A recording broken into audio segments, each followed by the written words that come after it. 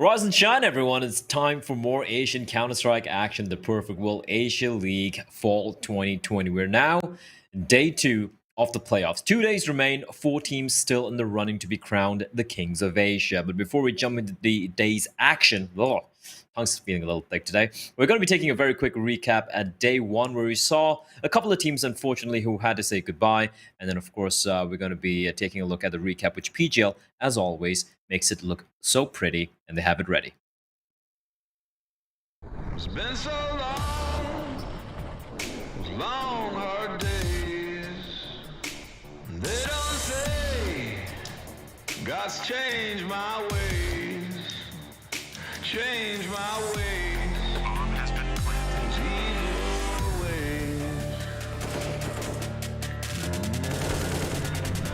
But I can't hide.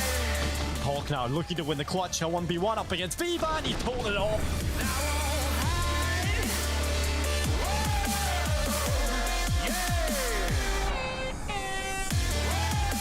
Techno has shut down everybody, and he's going to try and finish the job. What a play. Okay. What a beast.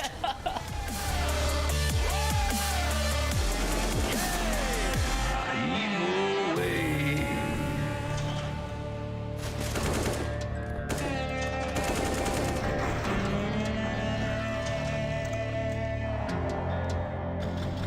But I found out their hate grow cold. The God rise up and damn my soul. We've got Bottle here on the Deagle, and all picked up for Bottle, and he's going to take the kill. My way, I ain't changed, so I won't hide.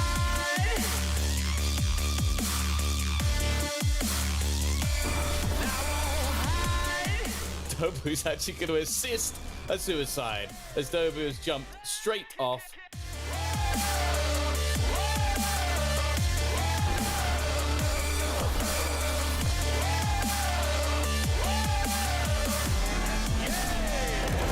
They look away from the flash though, and they all line up for Derek. He's going to get a triple kill from there. That's unbelievable. Make that the 4th.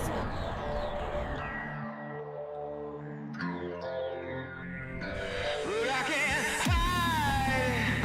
Whoa. And I won't hide. Urkus though, maybe just wanted the frag movie highlight. Oh my He God. managed to get 4 kills. What a huge play from Urkus.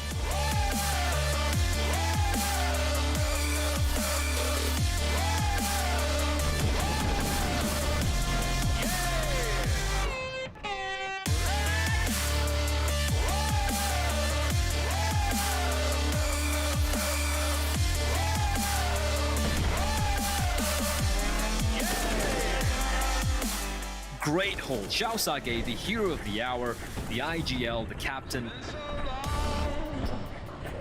Long hard days. They don't say God's changed my ways, changed my ways. Destroy, good double kill. Another kill. That's 3 into the round on the AWP. But I can't hide.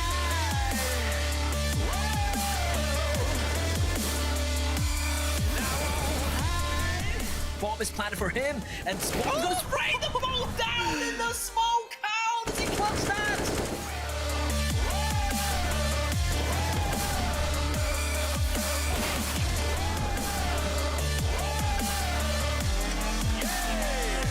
Evil ways.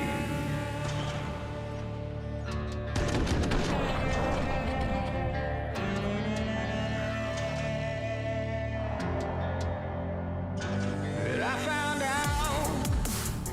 Tanking! Lines up a collateral, finds both Fever and Bottle. The timing couldn't have been better.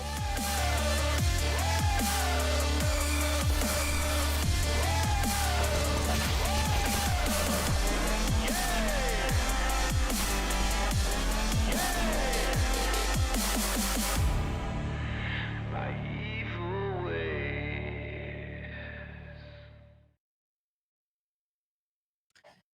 As brilliant as all the replay packages which PGL make are, I'm kind of happy they didn't show the 1v5 flying clutch ace ninja defuse, because that would have broken me again. Joining me as usual are going to be these three wonderful gentlemen. We got Mitch, we got Dinko, and of course we have Tom.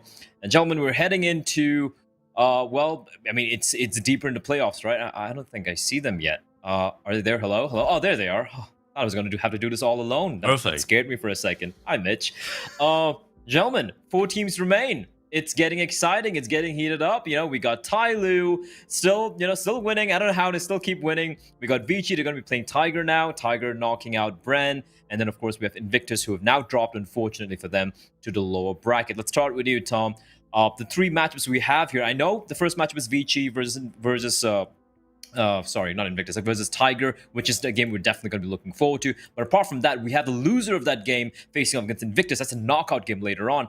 And then the closing game of the day, it's going to be Tyloo versus the winner. So we have like guaranteed 3 fantastic best of 3s for us. Well, yeah, we basically have showstoppers all the way through. Like, these are the best teams that we have left within the region. It's the 4 teams we ultimately expected to be going through to the finals of the playoff stage. The interesting thing is who's going to be there, who's going to be the one to face off against Tyloo later on, who's going to match up against them in the final, and whether or not someone can topple them once more. And the only team who's been able to do that so far has been Invictus, who lost yesterday. So whether or not they'll be able to bounce all the way back, or if it's going to be someone like Vici to have their 16th attempt, 17th, I don't know, I've lost count, but 14th, like I think. 14th, Still a big number. I'm a little bit over the top, but you know. It's still a big number. It's still a very big number. Maybe one day. Maybe it's this weekend. Vici is going to be able to break the curse. Let's take a look. Let's go Jam Young. He's our favorite player. But let's not lie. He is indeed our favorite player, unlike Mitch's favorite player, Dan King. Let's take a look at the bracket as it is right now. It is a double elimination bracket. We've had 6 teams qualifying from the group stage. Unfortunately, Checkmate and Bren, they lost their opening matchups to Invictus and Tiger pretty convincingly, 2-0s all the way through.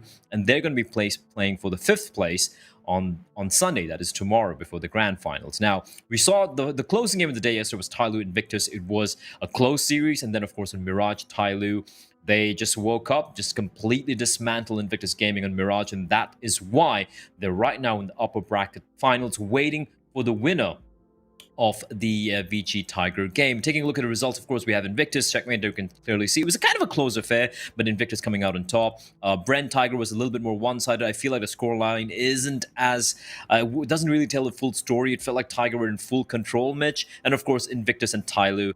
That was a game of Counter-Strike. Let's put it that way. It was a game that happened, and thankfully you gents were casting it, so I didn't have to lose my mind too much in the backlines. But I have to say, you know, Tyloo obviously making it straight through. We're probably getting the Tyloo Vici matchup again. I'm really excited for that one. I think that in current form, there is really a chance that Vici managed to take them. I guess that the thing is, do they have that mystical 5th gear, or are we giving them too much respect? Because throughout the group stages, they looked weak. In their game versus Invictus, they looked weak. So, until map 3. Do they? Well, exactly, right? That's the thing. They just turned up then on the 3rd map. We've seen this throughout the group stages as well, right? They give 1 map over, 3rd map comes in, they're like, I've got an appointment. Let's go. Let's make it snappy. And they slap on through it. And it's really this situation that it's so repetitive that you see them lose a map, and that's normally where you sell the, oh, now they're in trouble. And then we're kind of like, just let's wait for the next map and see what happens. And then they come in and just start slapping everyone around. Yeah, especially if someone like Danking, you know, just no respect whatsoever, just laying down a smackdown at times. He can be frustrating to watch, but boy, oh boy, the guy does drop them numbers. We're going to be taking a look at today's schedule. Yeah, big numbers, bitch. Let's take a look at today's schedule, of course, like we mentioned earlier. Dinko, Tiger, Vici, right? Then, of course, we have Invictus playing an elimination game. So everything on the line here for Invictus and the team they play against, which is going to be either Tiger or Vici, the loser of the first game. And then at the end of the day, we have Tyloo facing off against the winner of the first matchup in the upper bracket finals. Let's talk a bit about this Tiger Vici game, Danko. I mean, Tiger, we saw the interviews, we saw Urcast, we saw Dobu talking about, yeah, we want to reach the finals, we want to beat Tyloo, we want to beat Tiger, sorry, we want to beat Vici. And now, here we are, they're playing against Vici.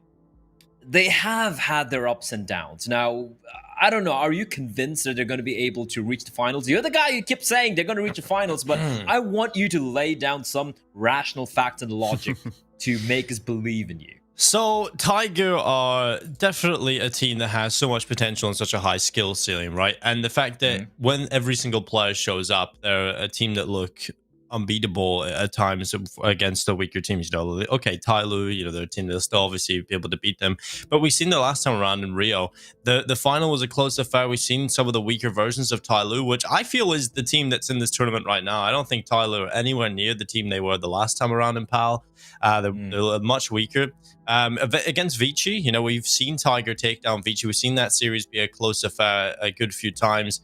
And Tiger are a team I just feel like have a little bit more about them than Vici. I think Vici are a bit weak in the mind. I think in the matches that matter, they sometimes choke it away, especially against Tyloo.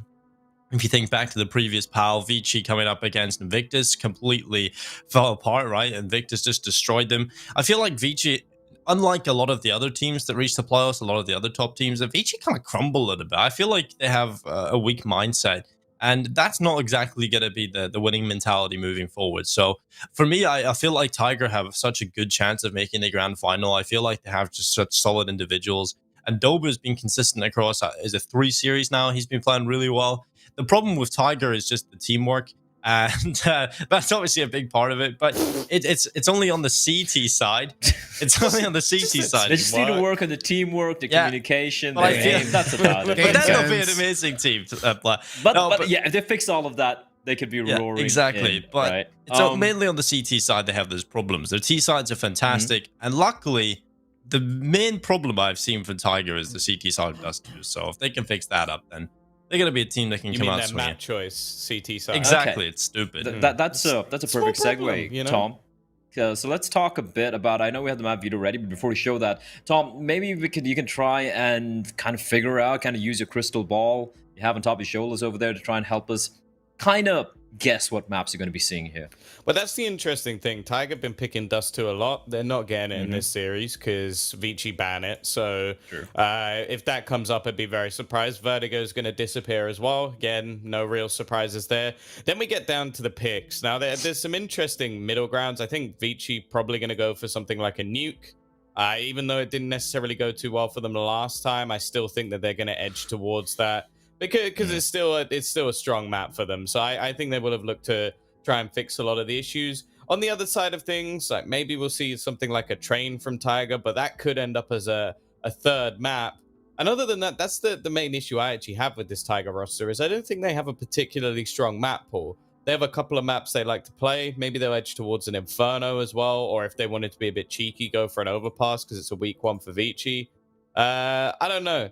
I think that's where I'm actually going to be more interested in is what Tiger are actually going to pick now that Dust 2 has been removed.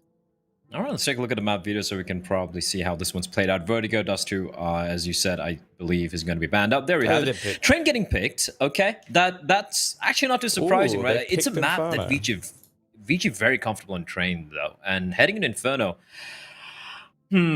Mitch, do you think maybe a Mirage pick would have made more sense for Vici? Because they have looked pretty fantastic off late in Mirage. They seem to have figured out how to use Kaze. Well, true, right? I think Inferno as a pick definitely surprises me. It's a little bit from left field because it's not like it's a map that Tiger can't play. And I think leaning into something like a Mirage where Tiger have been weak would have made a lot of sense. So yeah, I agree with you. That could have been a really solid pick for them. Obviously, when it comes down to the third map, well, see, even then, Nuke would have also made a lot more sense. It's a map, I think it is their first pick usually, and a map that they had open here, one where they, I think, arguably look a lot better than Tiger. Certainly when they'd be on their T side, they'd be able to rack up a lot of rounds. And so it's a kind of odd veto. And then the fact that Tiger decides to remove Overpass coming into the final stages, leaving Nuke in for Vici, is again kind of a head scratcher. Now, okay, it's a map that Tiger can play, so maybe they're just looking at their own gameplay and saying, "Hey, last time and we can do that." Overpass last time, so I guess that's probably why. Yeah, fair enough. Then 16-8 as well. It's but it's a map where they do traditionally just keep getting banged out by Tyloo, right? Yeah. Yeah, well, true, I suppose. I like the reality is the way the veto's gone down, the way the veto could have went down would have maybe looked a little bit better for Tiger, but I'm presuming they've got something behind the scenes that they're a little bit more comfortable with. I think this video is Vito's fine for Tiger, to be honest. They last time around they played Inferno against Vici, which was a while ago. Tiger haven't really played much outside of the RMR events. They beat Vici 16-7 on Inferno. Last time around in the recent match, they beat them 16-11 on Train. So like these first two maps are pretty good for Tiger. I feel like these are good for them. And if Vici don't come out swinging, if they don't come out looking solid straight off the gate, I feel like Tiger could take them down in the first two maps here. I honestly think so. Okay, I feel like one thing which we haven't mentioned when it comes to Vici, Tom, is we talk about Tyloo having their playoffs mode, right? Like playoffs, Tyloo is a team where they just beat everyone. I feel like Vici have that mode as well. They only seem to lose to Tyloo, unfortunately. And yes, last time they did lose to Invictus, but you weren't part of the summer pal, Tom. But I'm sure Mitch and Dinko can remember that was a very, very whack map Veto coming in from Vici, which Invictus just punished them for. But you can't take that away. Like, playoffs Vici is someone who can be very dangerous, as good as Tyloo almost. Well, there's a reason that we have that same grand final almost every single time. Like, if they were bad in the playoffs, they wouldn't get there. So I think, obviously, we're going to look at this and go, the expected final is going to be Vici Tyloo. It always is. But even like with Dinko, the point in his predictions bold is because that's always the final. That's why it's an interesting prediction and not just him predicting a team that previously won one of the RMR events, because it's always Vici Tyloo every single time. So obviously within these last couple of tournaments, it's not been, and that's why it's been a bit of a shock. Maybe within the sort of major circuit, Vici is starting to have a few issues a little bit. But if you look at their AWPer, their star player, even their in-game leader, you would say they've got the best three probably within the whole scene. So if they don't make it to the final, something has to change, because that would be unacceptable. I just want to touch on Tiger's win in Road to Rio and how we can read into that a little bit too much sometimes. If you look at how it played out, the format was so favorable to Tiger. It was two groups, and Tiger had Lucid Dream, Beyond, and Vici in their group. They lost to Vici, went through as the second seed out of the group, and played D13 in the semi-final, and then beat them 2-0, and then played Tyloo in a close affair in the final and 1-1. So they avoided Vici and made the final against Tyloo. So it was a far easier tournament than this one. There wasn't as many games you had to play. The playoffs wasn't as contrived. So it feels like coming into this is much more of a deep format where you really find out who the better teams are. And my biggest issue for Vici is they get mental blocks against teams, and they haven't beat Tiger since Road to Rio. There's been 3 series where they just haven't beat them. So if this continues to build up, they're going to be a bit of a black mark on the Vici roster. All right, let's take a seat. Let's see if that doesn't really take place here. Of course, we do have the players almost about to go live very quickly. So, Tom, let's not waste much time here. Vici, Tiger, who are you going with? I'm going Vici. Like, I think that we're going to see the battle of the Titans in the upper bracket and then in the final again. All right, Mitch. Yeah, I'm hoping for 3 maps in this one. Train's solid map for them. Inferno looks decent for Tiger. I mean, Train's the only place we actually see Vici take down Tyloo. So, good opportunity, certainly. I can see Vici taking the 2-1. Okay. And Dinko, I'm saying you're just going to be going with Tiger. I feel like Tiger have to win 2-0 though, because if they go for your predictions to come true of them reaching the finals, fair. Exactly. But they have to take Train and Inferno. I feel like they got to win it 2-0. Okay, all right, that's pretty brave. Let me ask my my friendly neighborhood Grenade. What do you think, Grenade Chan? What's that? Boom. Vici. Oh, okay. I mean, it is made in China, so I guess he would be supporting China after all. I don't really know why. What's wrong with you? Calm. Dark jokes this early in the morning. But I do believe we have almost everyone in the server right now. Again, reminding all of viewers, Vici, I'm taking a very quick look at the results I've had so far this year. They placed second because they reached the finals. They placed second in DreamHack Master Spring, Pro League 12, the Asia qualifiers. They placed second in DreamHack Open Summer. They placed second in ESL 1 Cologne Asia. They placed second in ESL Pro League, but they haven't placed second. None of which had Tiger in the it. RMRs. Fair point, Dinko. Fair point. Now, is Dinko going to be left smiling at the end of this game? Not. We're going to be finding out. Probably not, though. We will be jumping into the game. So, Tom, Mitch, have fun with this one, gentlemen. Thank you, gents. Well, Tom, so we've got some interesting predictions. We're swinging differently. Finally, we're seeing the desk be split for something other than bravado, and I'm happy about that. I can definitely see Dinko's perspective of Tiger taking this. The possibilities are there. As I said, Train's an amazing map for Vici. They smashed Tyloo on it, which is the only place I think they consistently beat them. Their only losses are to Beyond and Tiger, though, most recently, as Dinko was saying. So, look, although it's a fantastic map for them, Tiger did manage to beat them last time they played here. So decent chance definitely for the 2-0. I personally think Vici will bounce back from that previous lump they were in, but that's what we're here for, right? That little bit of a debate, a little bit of a gamble, I suppose, on this game. It's all we're allowed to do. Well, I think the big thing for me is like whether or not, like, do I realistically think that they'll lose both of their best maps again in a series? Like, I feel like that's one of those things that I just can't really believe in. Like, especially with how consistent Vici are at being like that second place team in the tournament. Sure, they lose some silly matches, like literally a few days ago, losing to Team Wings Up.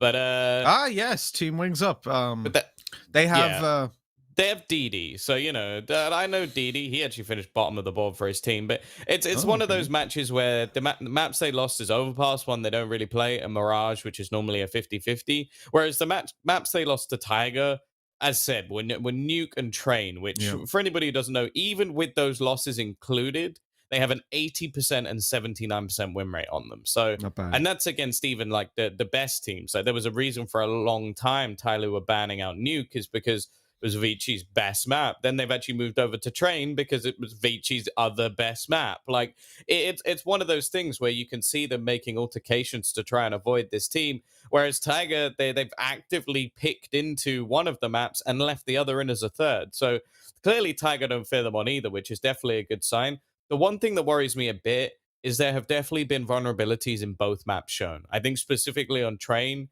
it's a broken record at this point, but they are severely reliant on Urkes. Like his B site hold, I've not been overly impressed with it. Like it's not bad, but it revolves around him getting a multi-frag. And considering that is statistically the most retakeable site in the game, if he needs to get more than one kill for you to be able to retake it, that means you don't have a very good retake.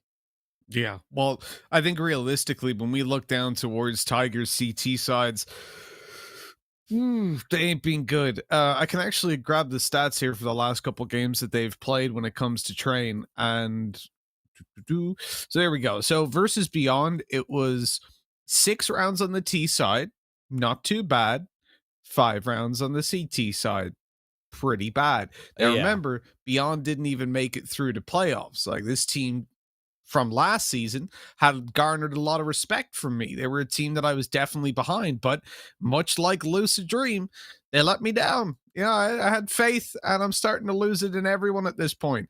But then you go back to the Vici game and their CT side featured 11 rounds versus Invictus 7, which obviously with it being the game ended then, but it was 7-5. It was a tight CT side. Only the fact that they'd built up 9 on the T had given them that much of a leap ahead. I think we've seen not so much on Train actually as I look through the previous games when New Happy, I don't know who they are, Bran after Beyond. They've been okay at best CT side. But versus Beyond, they were terrible. So they definitely need to overcome that.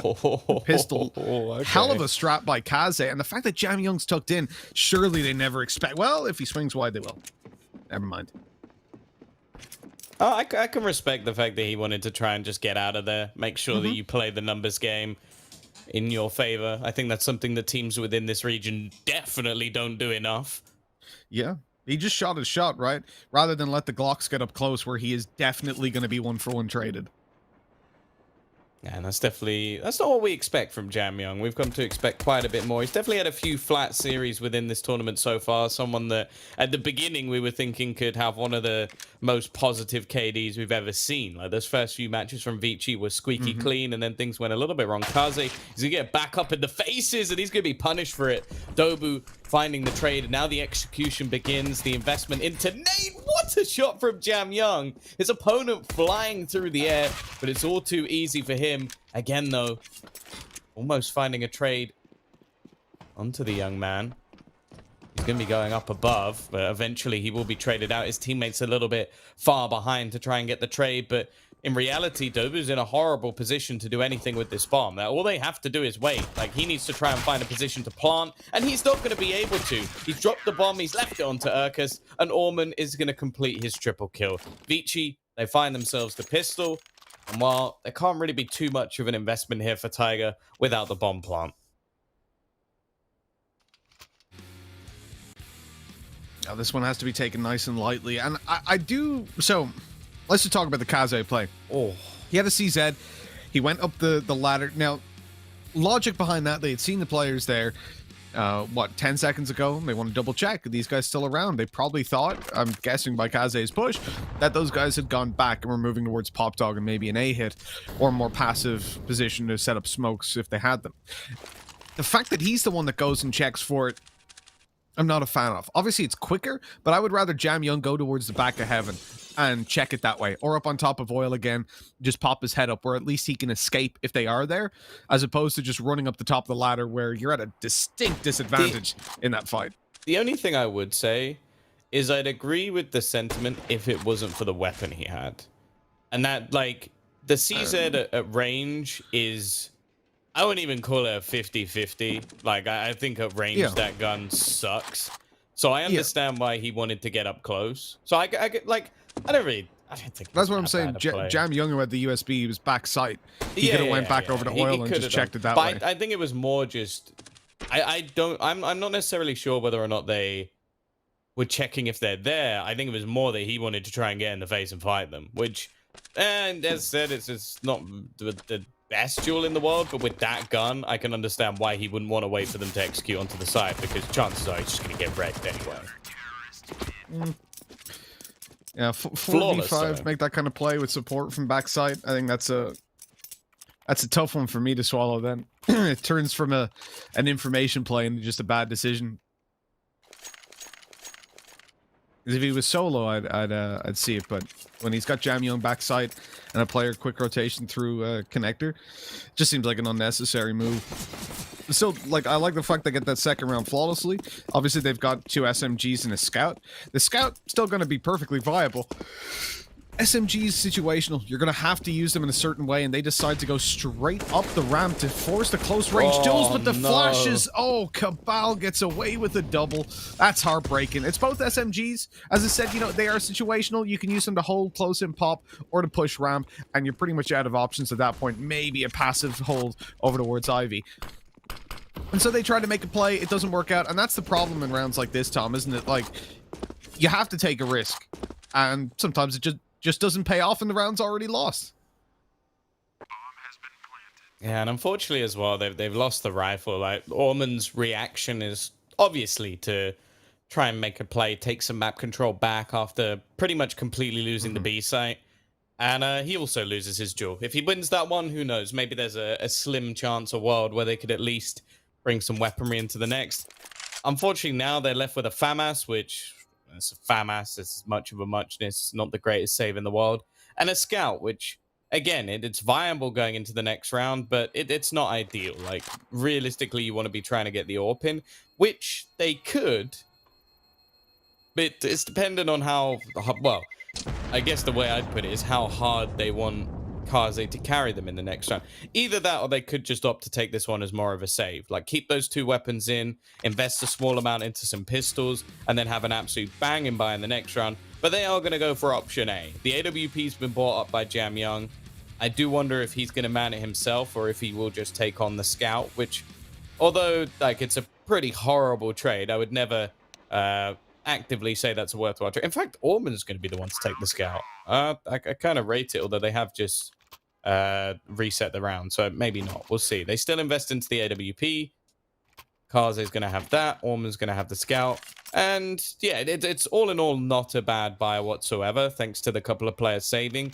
And now that Kaze's got an AWP, this is where things do get a little bit tough, because that's the one thing we haven't really spoken about too much. I've mentioned it a fair few times. I think 9 is a decent AWPer.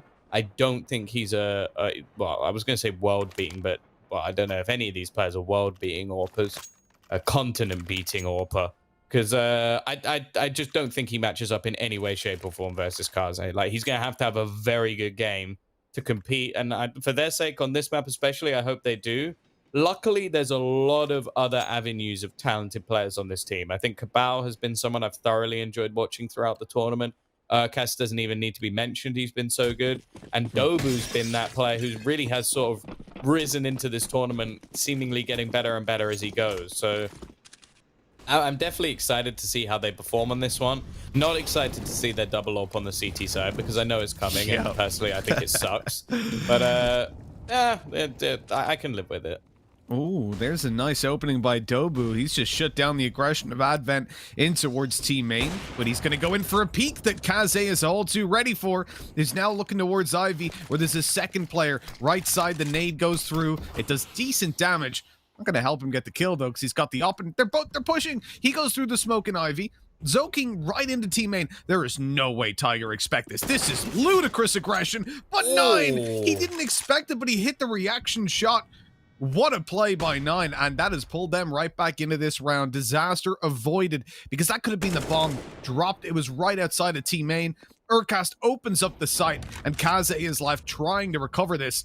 He manages to drop Urcast, but the bomb's still making its way onto that bomb site. It's about to be planted. Jam Young wants to play around that smoke and punish him, but as he jumps up on top, Cabal is all too ready.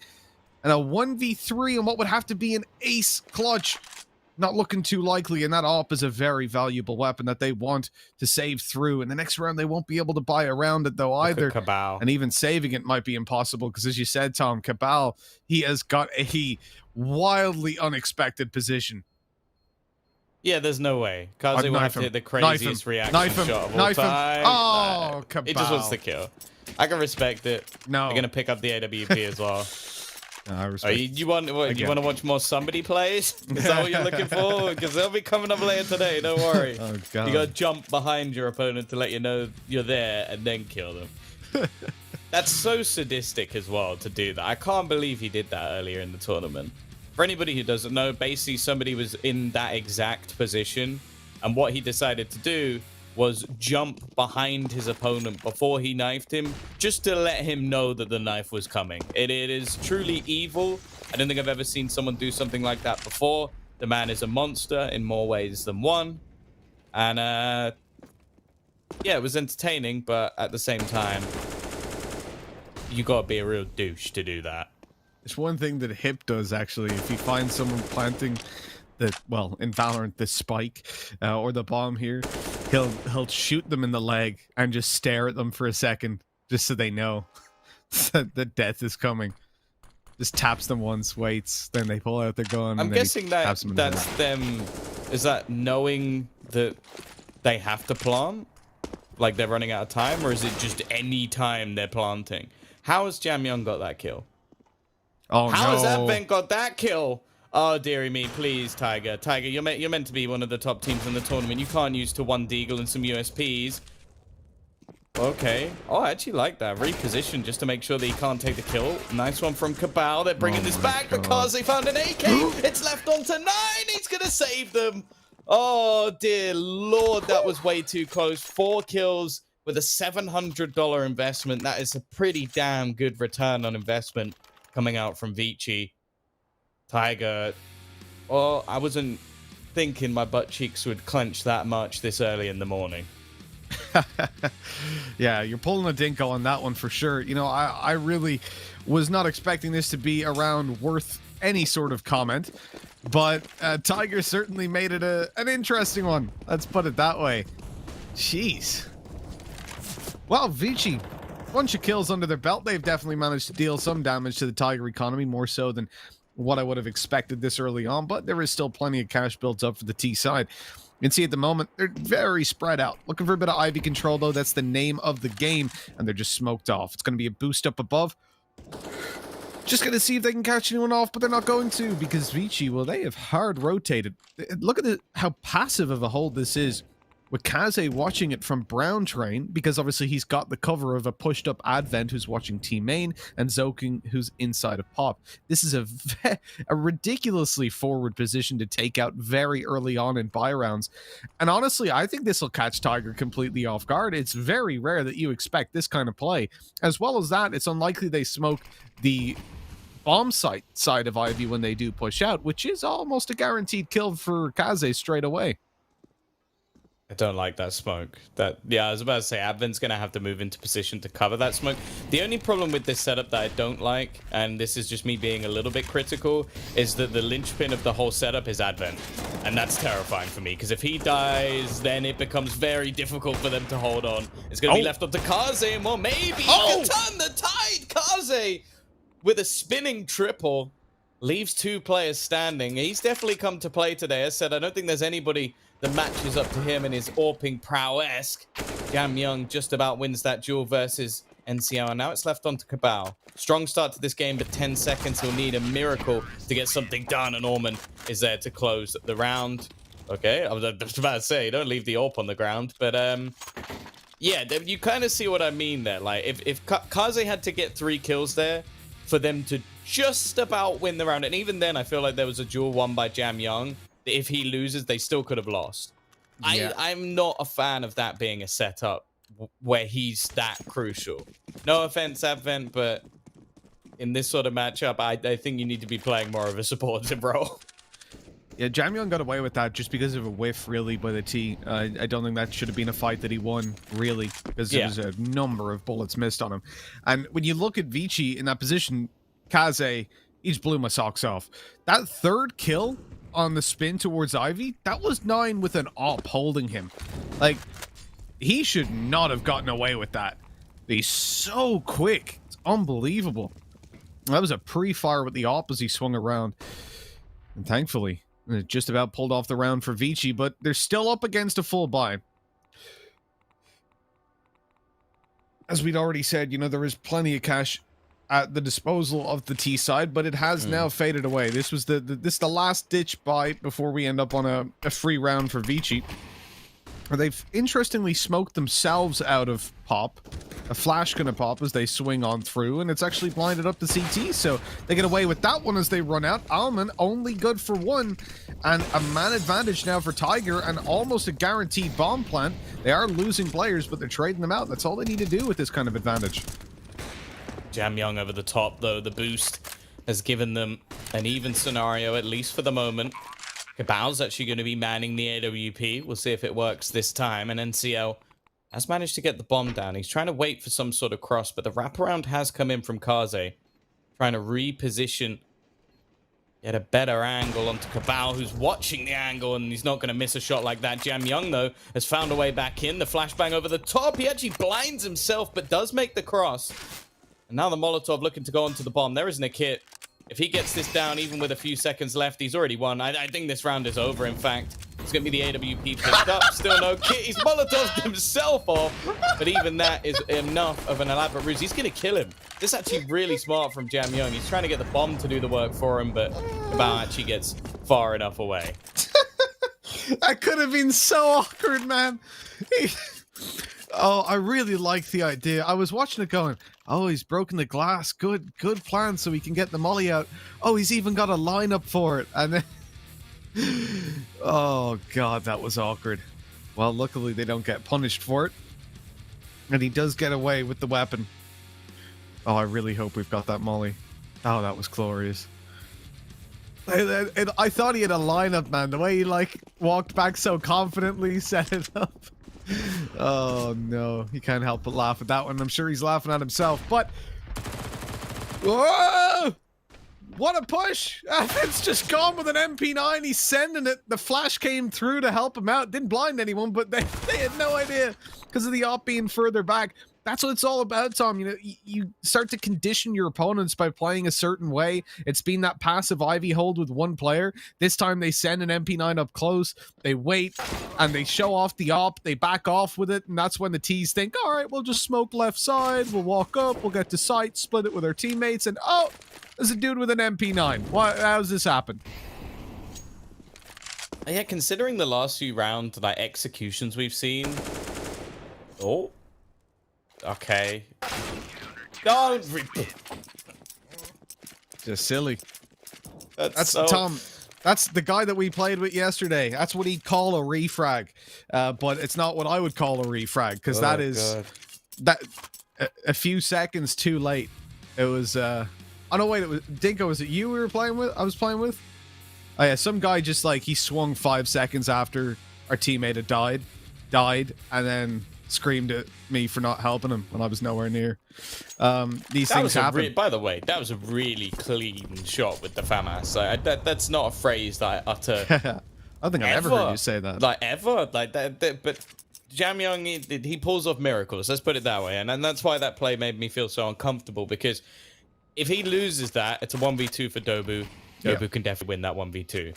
Now, unfortunately, because they lost to what was basically an MP9, a 5.7, sure there was an AWP in the mix, and obviously the FAMAS as well. Yeah. It has destroyed the economy of Tiger, and they're about to try and put some pressure onto Jamyang. He is somewhat alone. There's a player around the connector, but Jamyang pretty good in these sort of positions. Cabal, though, has been able to overwhelm him. The Incendiary are going to go down to try and stop them on the cross, but they've already made it past. Molotov, well, it doesn't really deny them, but it at least slows down the rotation, and Dobu is going to try and make a bit more of an aggressive play. This is how you need to play this. We know how retakeable this site can be. There is, of course, a couple of kits available, but there's also a double AWP. Zoking, he's actually just going to sneak into the crosshair of Cabal, and now Dobu has a huge job to do as Zoking's just started this retake all on his own. The rest of the team a little bit far behind. That was flawless from Vici. I thought they'd retake it, but I didn't think it would be that clean. Didn't look all too likely, did it? That they would get away with it in such a squeaky clean manner, but they've managed to pull it across the line. 5-4. The Tiger, you know, obviously not a great round considering the fact that they're left with nothing.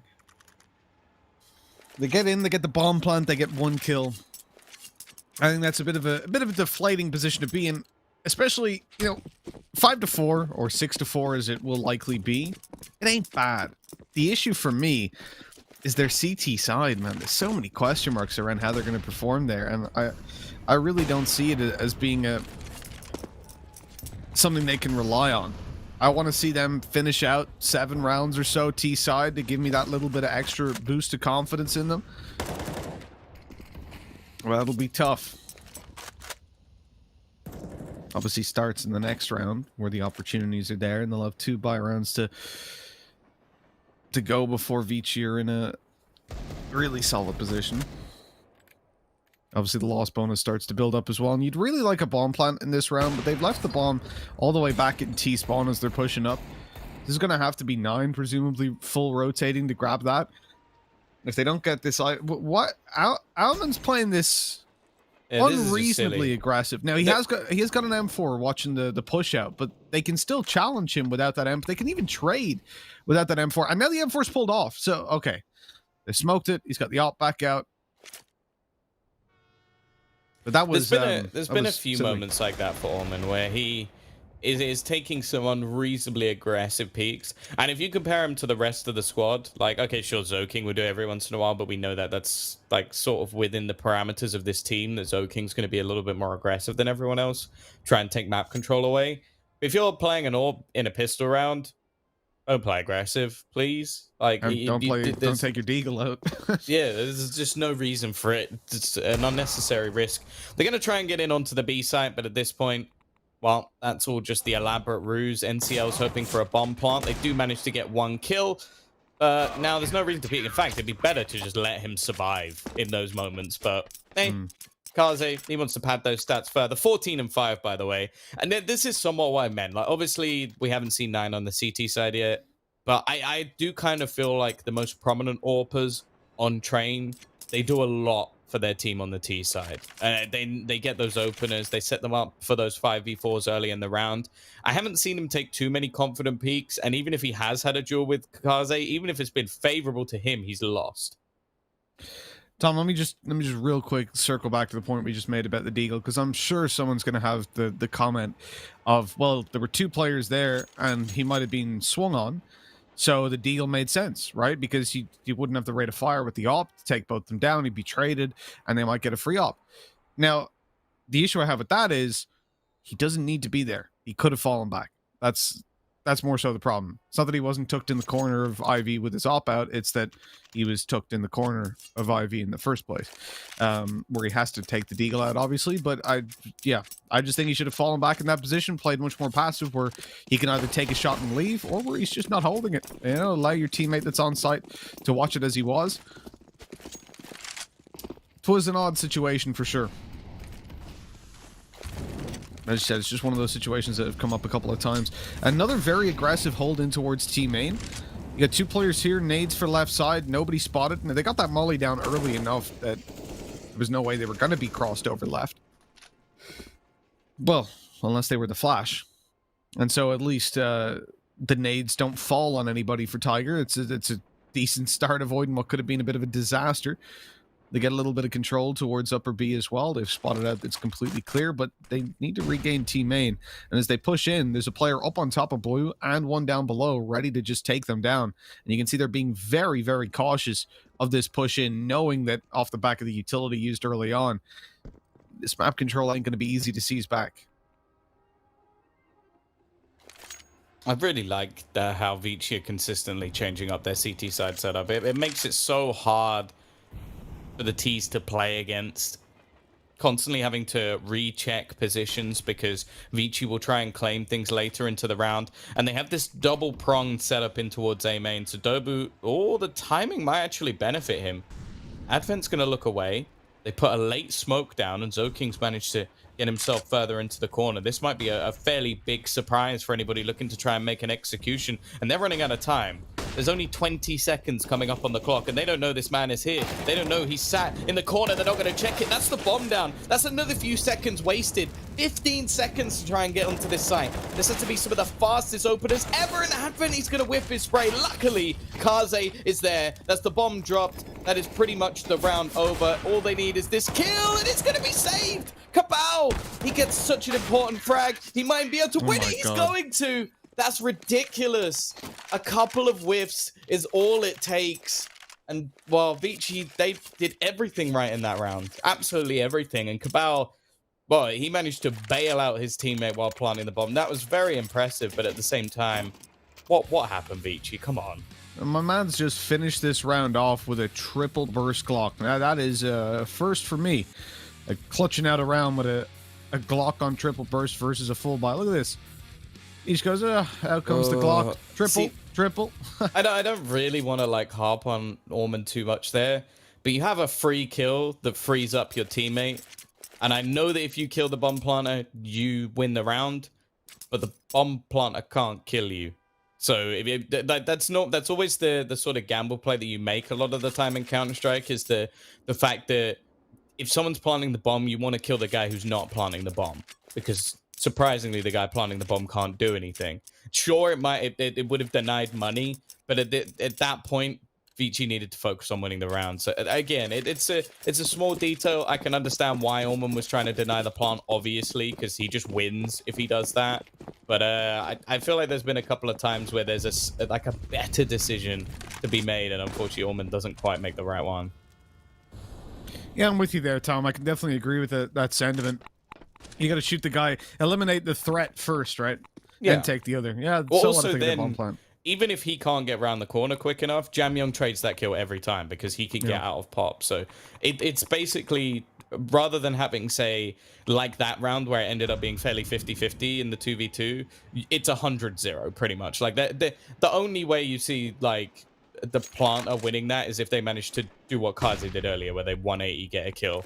Nonetheless, there's still money for the CT side. That was the chance to really put the pain onto their opponents. As we've already said, like, Tiger's CT side hasn't been overly impressive, so it's definitely not a death sentence that we're seeing so many T rounds come up for Tiger, but it could be a much better situation for Vici, and you don't want to be in a spot where you rely too heavily on the pistol round.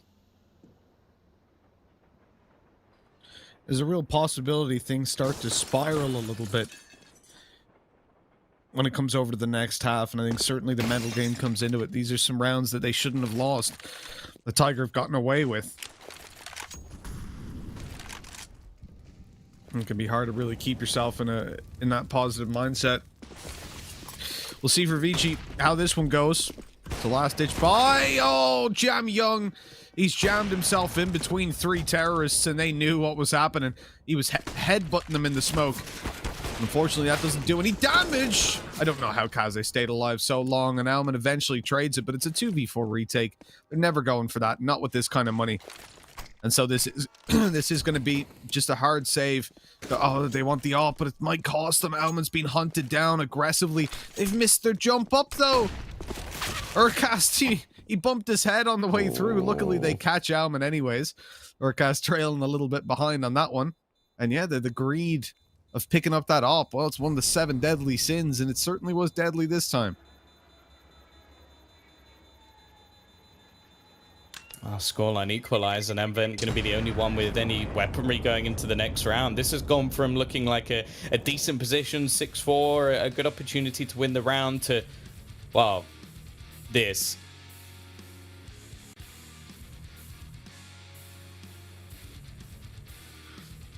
That's just an upsetting round, isn't it? Oh, Dinko just texting us there. Tiger got 11 rounds CT side. We already touched on this, Dinko. God damn it. Their game versus Vici was good. Their other games, like the most recent one versus Beyond, was shocking. And a really, really bad CT side there. We've seen it before. I think Beyond in particular seemed to just exploit them when it comes to T side, which is odd of all the teams to be losing to. But I do think that previous time we saw Vici play Tiger, to me, I was happy to come into this series and say, well, it was a hiccup bump in the road. You know, they definitely weren't on form that day.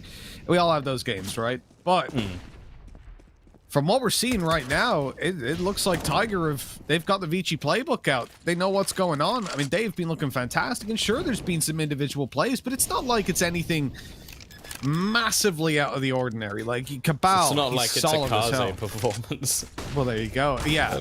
Like, the reality is, we're seeing some serious problems for the Vici side. Definitely when it comes down to even holding their own individually versus this team. And I'm worried, Tom, because I said 7 rounds is where I wanted to see Tiger by the end of the half. Well, they're looking like they might do one better. And as Dinko was pointing out, and as we said towards the start of this game, last time, as much as we'll harp on the Tiger CT side versus Beyond most recently, obviously it's a little bit of recency bias when we look at that game, because last time they played Vici, they got 11 rounds. And although on some of the other maps, their CT side is definitely still a massive problem for them, I don't think it's been as consistently an issue when it comes to train.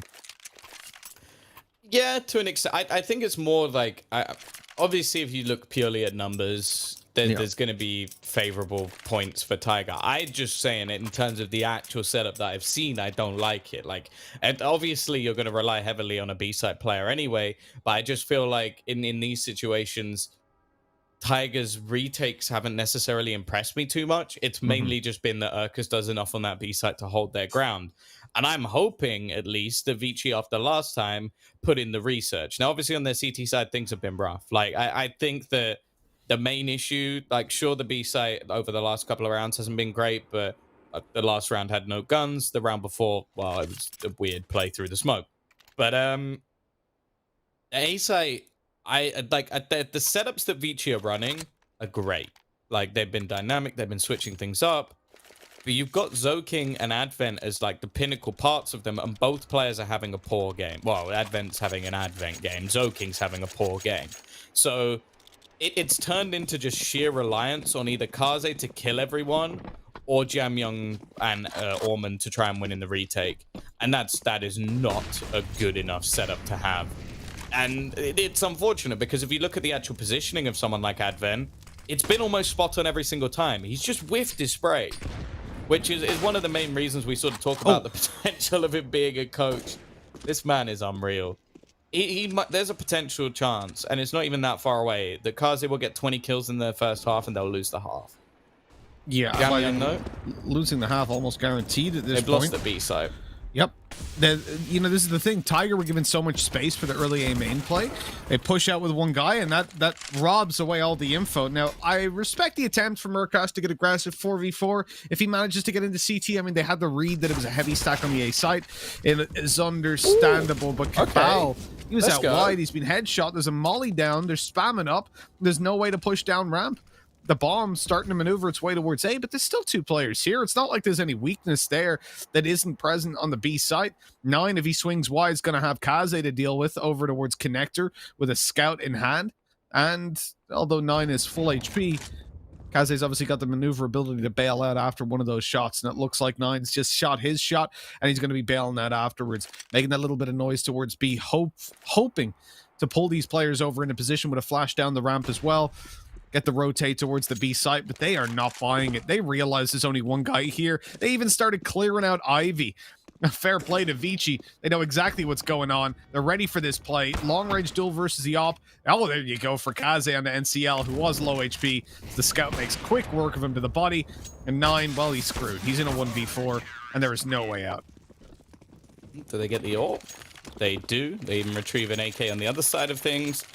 Really good round from Vici. Again, though, like, do you know what? This is something I never thought would happen. Like, you know, there's those times where you sort of mention a player, they're not really performing, they're not doing that well, and then they come back.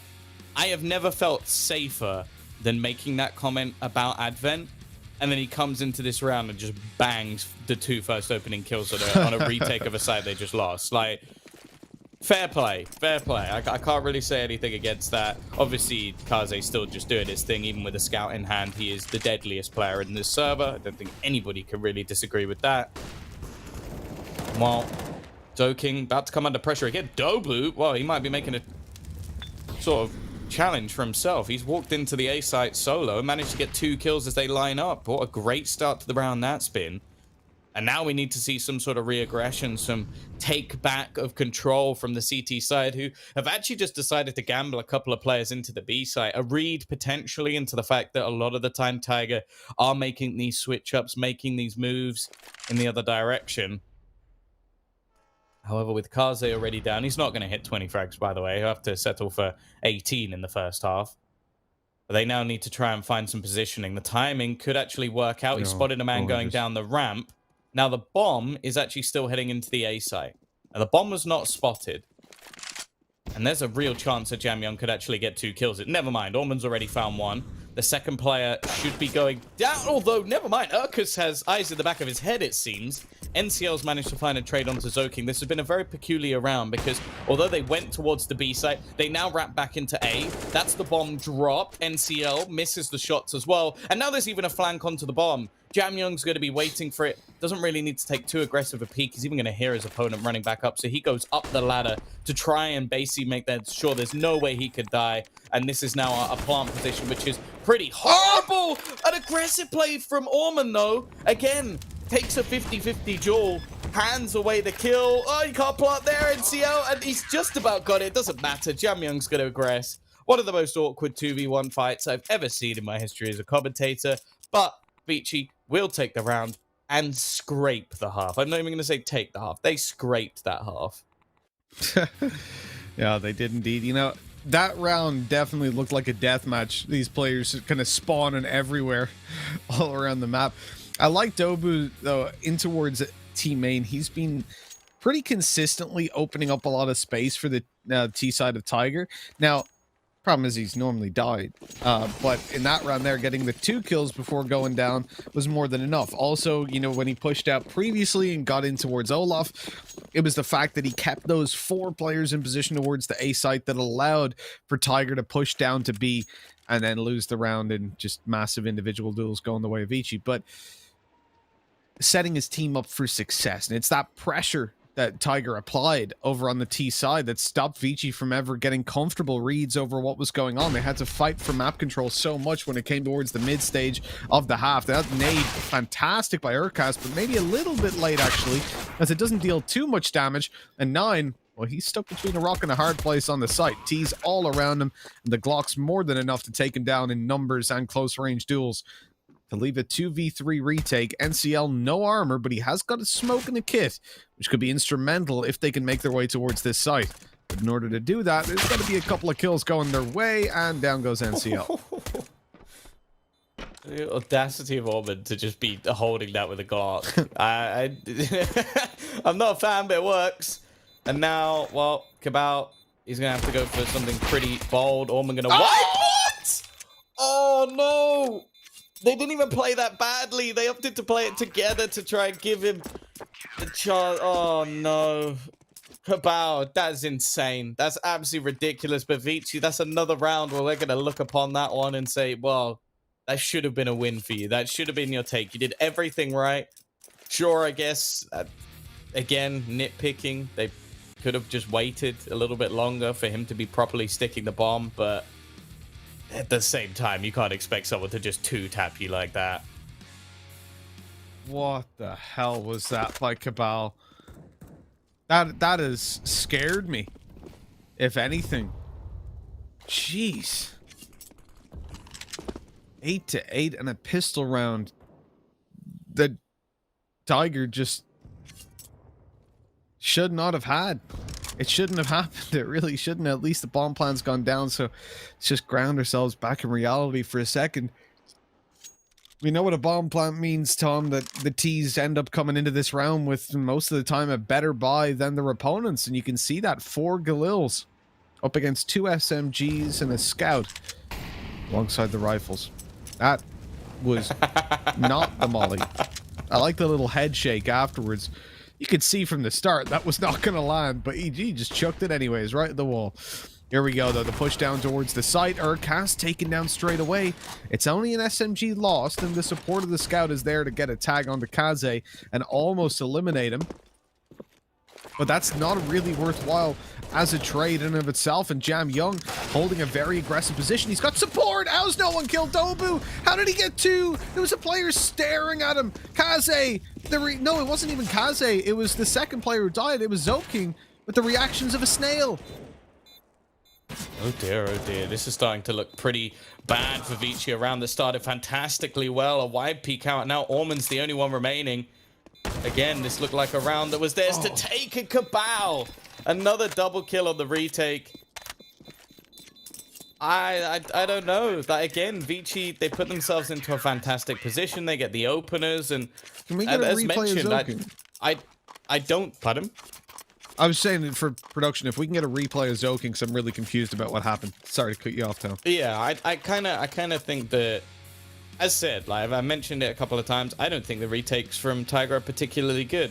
At the same time, I don't really understand how they managed to lose this round. Like it's silly. Zoking. That's how they lost this. Zoking. Like, so he is in the position where he has to cover Jam Young. Jam Young is close on train. They have an SMG and players close on train. Plenty. You say? Well, close on the train up in Connector. And Zoking is literally his one job is to watch the left side for Jam Young. And I thought that Zoking might have been looking away for a second. Maybe he looked at heaven. But in the replay from Kaze's perspective, I can see he was still holding that angle. And he whiffed like crazy. Yeah, he whiffed. Like completely to the point that Kaze, when Jam Young's like, he's pushed me. Kaze then peeks out at Grey Train and kills the dude while Zoking is still spraying at him. Is this going to be the third round in a row where Arcus goes down instantly? He manages to survive this time. It is. Like this is sort of what I talk about when it comes to him and the B site. Like, he is having a bad game. Their B site has been lost 3 rounds in a row, and it's been very, very easy for Vici to take. Attempt 3 of holding on for a retake. They failed in the pistol. They failed somehow in the second round, but this one seems to be going a little bit better. Zoking managing to land his shots, and now it's all on to 9. They don't need to face him. They don't need to fight him. There's only 15 seconds left on the clock. He may have a kit, but this round is already over. It's done. They've managed to finally get one over the line. It looks like Ormond is still going to be attempting to have a little bit of a cheeky peek in his direction, but Vici have managed to break it. And I am starting to get scared for Tiger. Mitch, Urkus has 4 kills. Well, yeah, Urkas ain't having a great game. We've seen it before, though. This means they win. Well, you say not having a great game. I would say he's having his worst game. Every time that Urcast is down the bottom of the scoreboard, though, they win. Every time he's on top, they lose. So maybe he's just taking one for the team. What I will say is that this economy system is bullshit. Like, Oh, yeah. explain to me how this is fair. That Vici, Rush B, get a bomb plant pistol round. They lose. Then they come in with better weapons. They lose, but they get a bomb plant. So then they can buy up again and Rush B and still have a favorable fight.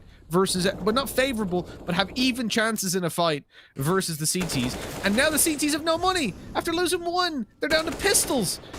Vici haven't had to take pistols. They lost 2 rounds in a row. And To be fair, they did have 2 rifles, but one of them has just decided to push A True, main. yeah, but like they've 2 rifles, a scout, and 2 deagles with Yeah, it's no definitely not utility. balanced. It's just bullshit. Like there's no, it's unreasonable that you're given that much of an advantage. Hey, but one sec. We have Tyloo coming up later in the day. Can you not use up all of our like allowance of swear words in this game, please? Like there is true. plenty more to come. I'm just cutting Blair's Blair off. also casting next, and you know he likes to go off the rails every once in a while. So just said excuse you my said French, 2 in but the c'est la space of a merde. minute. It's just Here we it's go. crazy. Urkus, he's managed to get his 5th kill of the game. He might actually be able to. Oh. Just throw the smoke right next to Zoking.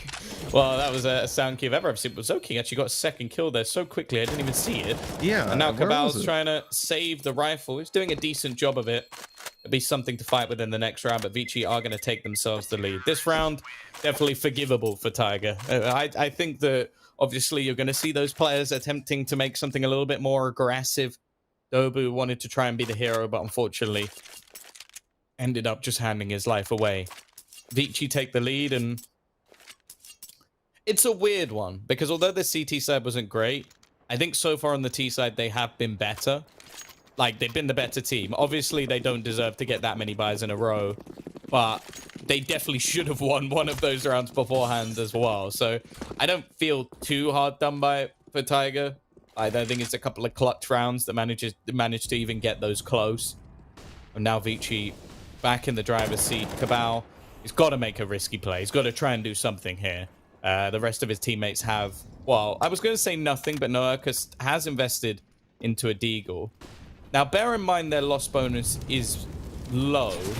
I actually don't even like that investment. Like, you're the B-side player. I want to see you have an incendiary in the next round, 100%. I don't think it's even viable, even slightly, to not have a full belt of utility if you're the solo B player. So, I'm hoping he has enough. We'll see. Maybe he's done the calculations in his head, and I'm a little bit off. I'm not going to claim to be a master mathematician like Mitch, man. Wow, that was a lot of alliteration. That was beautiful. There we go. But yeah, I don't like that extra investment. I think he almost needed to get a kill, and you can see Vici starting to gain some confidence back. Like a few more aggressive peaks that, although not necessarily needed, are ones that would definitely like buff the stats a little bit and get everybody feeling more confident. And the thing is, like, there were going into the second half, there were definitely worries for both teams. Number one, Urkus not playing well and being a solo site defender. That's terrifying. But it's obvious that he could turn it around. Number two, Zoking being the entry fragger and having a very poor game. Started this half off as bad as it can be, has now come back and started getting some really impactful entry kills. Obviously, on the other side of things as well, is that 9 has been okay. He needs to be better than that. He needs to be better than okay. Now, Urkus, I want you to take note, Mitch. He has every single nade except one. The one that you need to solo B, would it be Tone? Yes. A Molotov. I know that, like, I don't want to sit here and say that, oh, there's absolutely no way he can now win this. Of course, it's like a minor detail, but Yeah, it's a medium detail. I wouldn't say it's minor. I wouldn't say it's major. But that's why he's got a second player here, Cabal, who has got a molly to play with, who I presume is going to take on a solo B role if they do need to rotate over towards the A site. But they've gone for a very aggressive stance on A as well, I think, in order to avoid that, so they can keep this two-man setup. That's why they've got NCL pushed all the way up in Pop. He should be safe from that molly. He's chucked it in anyways. It's a nice little smoke. Stops them dropping down because you can see their feet. That's Pop Dog at least for 30 seconds under their control. They've got T main being watched. They've got Ivy relatively passive. but enough that the players can't be peeked from it. And it really just comes down to this B-hold, and that is what's going to be tested by Vici. 4 players ready to burst on out. They've got a Lurk and Alman, who's starting to move towards Ivy, and I want to see him move a little bit more. Because if he is going to Lurk, if he's going to play that, yeah, okay. I thought he was going to push Ivy at this stage or try to come up behind them, and it just seems way too late to make that kind of a play. Instead, he is just going to hold in position. Is he smoking off connector? Are they selling a fake on 40 seconds? No, he's not chucked it. I'm confused about what Alman's doing right now, Tom. I think they were about to execute, and then a smoke fell. So I think they're going to be waiting a little bit longer. He's going to try and sell a small fake. But that's all the utility gone for the CT side. So it is now going to be the full-on execution. I like the fact that Vici are pushing down on this wound. They're rubbing salt into it. It's not been a good hold on B so far. And although because he plays as far back as possible, he still is the guy to get entry frag. Jam Young, this is perfect though. He's going to end up with 2. A little bit of luck that goes a long way. And that's going to leave Cabal alone. He's done a great job of holding this site so far, but he needs to do more. 30 seconds for them to make this work. Jam Young falls. Cabal, he's trying to do it all on his lonesome, and now it's all on to Dobu. His teammate has set him up for the dunk. He needs to now slam it into the net. Advent goes down. Orman now the only man left, and there is a kit available, but I think he's realized this has to be the kill. The defusal is being stuck, and Orman is going to peek straight through the smoke. It's another round where the bomb goes down. It's another round where Urkis gets entried, and well, it's another round for Vici. Very well handled in that 1 versus 1. Alman pushing out around the smoke rather than just staying passive. I think that's ridiculous. Just even seeing it back. I was ready for it, but I wasn't ready for it, you know. That push around the smoke though was preemptive before the defuse was even tapped, just so he didn't have to make the kind of a wide swing last second and potentially lose to a ninja. Steps. But exactly, that's what I mean, right? So he didn't have to just run, because he would have had to run through the whole smoke because it was quite a shallow smoke. So I like that. Solid play. Preemptive moves, and there we go, 12-9 with just pistols in hand. Tiger, they're not oh, that's a great flash. Fantastic. And it's what you need in a round like this, Tom. You don't want to just be swinging out and trying to take aim duels, because as much as I'm sure you're capable of winning them, there's no point in taking the risks up against those pistols up close. You don't want to give them any sort of room to play with. Well, jeez, Zoking's giving them no room to play with at all. I want to point out that I'm pretty sure, so we had Advent at the bottom of the board, or near the bottom of the board. I think he was 5 and 7. I'm fairly certain, and you can correct me if I'm wrong. I think Zoking was 4 and 10. I think he was something along those lines. Like, he was having a really bad game. He's 18 and 16. Wow. That's a ridiculous turnaround. And I think that's one of the main reasons for their comeback. Obviously, Kaze he's gone from 18 kills to 23 kills. That's fine.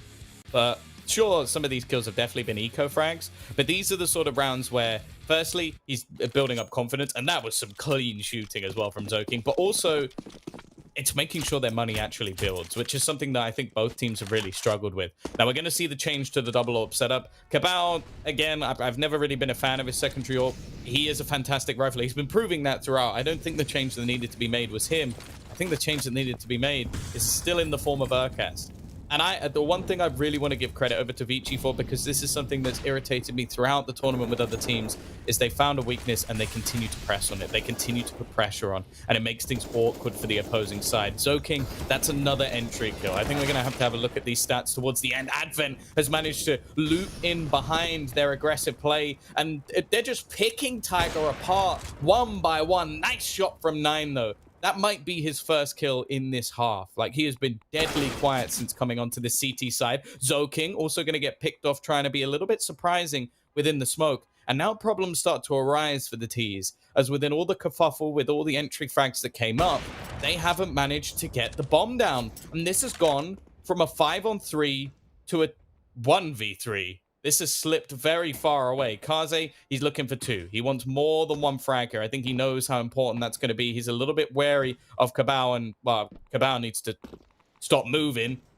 I've never seen anybody move this much in any match in my entire life. Like, I don't think getting this kill is going to be easy, and Kaze eventually gets caught off. Great round from 9. Weird round from Cabal. But ultimately, they win it. Yeah, it was all by Cabal. He's had too much energy drinks. Like Maui Snake, apparently. He's had way too much. The 13-10. Tiger, well, they're giving themselves a chance to get back in with that round win. I have to say, for Vici, I'm surprised that Zoking has bounced back to the extent that he did. Like, earlier on, there was a fight in which an SMG peeked and killed his teammate while he was shooting at that SMG, who then turned and killed him before being eventually traded out. Like, that shouldn't happen. Like, you've got a buffer of a whole player before that guy's shooting at you. And also, it was an SMG. But, and on the angle he was holding. Like, it was the most ridiculous fight I've ever seen. The kind of whiff I'd expect from me, or Dinko. But, I have to say, you know, the comeback is phenomenal. I think it's a point that we could quickly touch on about why Urcast is still holding solo B, or was in some of these rounds, like the previous, even though he's definitely not having the best of games. And I think you don't want to affect the mentality of a player, you know, just because they've had, I think they don't look at it as you're having a bad game, it's you've had bad rounds. But, you know, you trust the player, you believe in them, so you're not going to go, hey, you know, drop me the weapons, or oh, don't play, so I'll play solo B instead because you're trash. You know, you want them to feel like they can make that comeback, and you know, certainly you see with Zoking, if they started to put him in a different role, like this dude started entry fragging when he had, as you were saying, what, 4 for 14 or something, like he was doing terribly, and they were like, yeah, go on entry, mate. Like, you got to give them the confidence, you got to prop them up. That's exactly what Vici have done. It's working out well for them in this round, though. They're at a man disadvantage. 9 trading back. Dobu, he's gotten away with murder. He's got 1. The cover's there from NCL. Beautiful play off each other.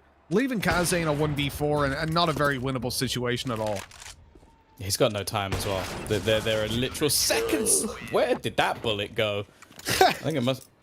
I guess because he was moving. That's the only... I'm just gonna... He was moving. That's why he missed. I don't want to think about what happened there. 13-11 though. Tiger, it took them quite a long time. It does actually seem like the Orps have made their setup slightly more dynamic. A great opening pick here from Cabal. And, well, the cleanup crew making things work a little bit better. We've also seen 9 over the last few rounds. Pick up, I think, 4 kills. So he's definitely had a bit of a turnaround as well. Things are looking up for Tiger.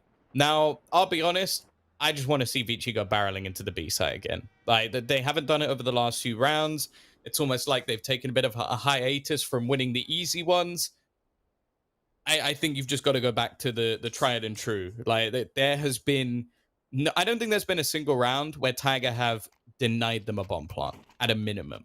Like, I think every single round they've got a bomb plant and an entry and an after plant position that they should have won if they go B. So... even though it's only pistols and this should be a very easy round, I would still like to see them do that just for the bomb plant. That's some extra money made. It gets you an after plant position. It makes things a little bit more awkward for your opponents. And as said, like, as of right now, in terms of success rate, it is damn high on the B site. And on the A site over the last couple of rounds, they've struggled a bit.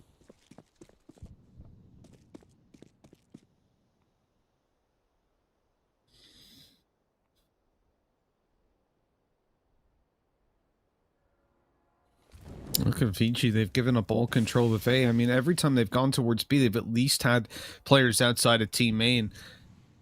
But what's...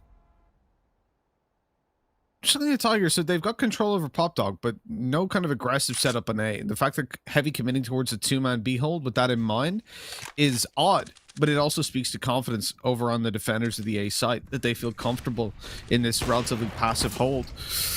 Dobu's whiffed on the way down. The flash just about threw him off. 9's able to pick up 1 at least, though. That's the start they needed with Pop Dog control taken out of the hands of the T's. Out comes the Deagle. Jam Young, he hasn't hit the second. What? How's he gotten away with that? A second shot to Urcast as well to put him on 7 HP. And this is winnable, especially with Advent making this sneaky play inside the smoke. I think they expect it. They started spamming a few bullets through. Are they going to check? No. Oh, dear. Oh, dear. A free kill for the first. Time is ticking. They're running out of it. Doesn't manage to get the second. There's 13 seconds remaining. Kaze needs to try and survive. He's not going to be able to. And they do have a kit available for the defuse. This B site is rough, Mitch. They are getting through by the skin of their teeth. And that is a lot of damage done in the last round. Obviously, the money's not bad for Tiger. They're still in a position where they can drop over the orbs. They can get everything they need into this next round. Although I believe they actually had to rebuy one of them, so that's going to be a fair bit dumb. But this is just...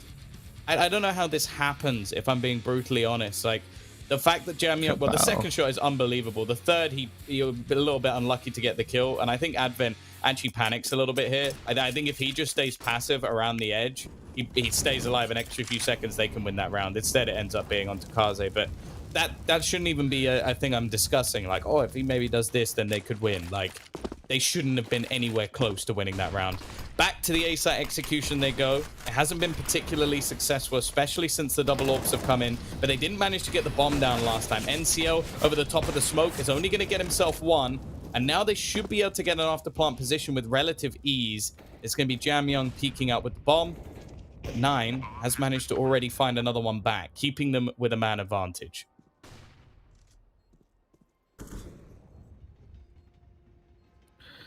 Well, Cabal, he might have had that whiff in the previous round, but now he's got that secondary op, Tom, that you love to see. You can see they're just smashing him out in this post-plan Advent. Not the player you expect to make a 1v4 clutch happen, is he? But he ain't gonna do it. So it's all good. We're in reality. 13-13. And that's CT side from Tiger, the thing that we warned about, the thing we said might be shaky. Well, it's definitely looking good over the last couple rounds. Sure, a lot of them have been close when you look up against the pistols and the faster beat plays, but the post plans haven't been there to close out the rounds. And you now look at a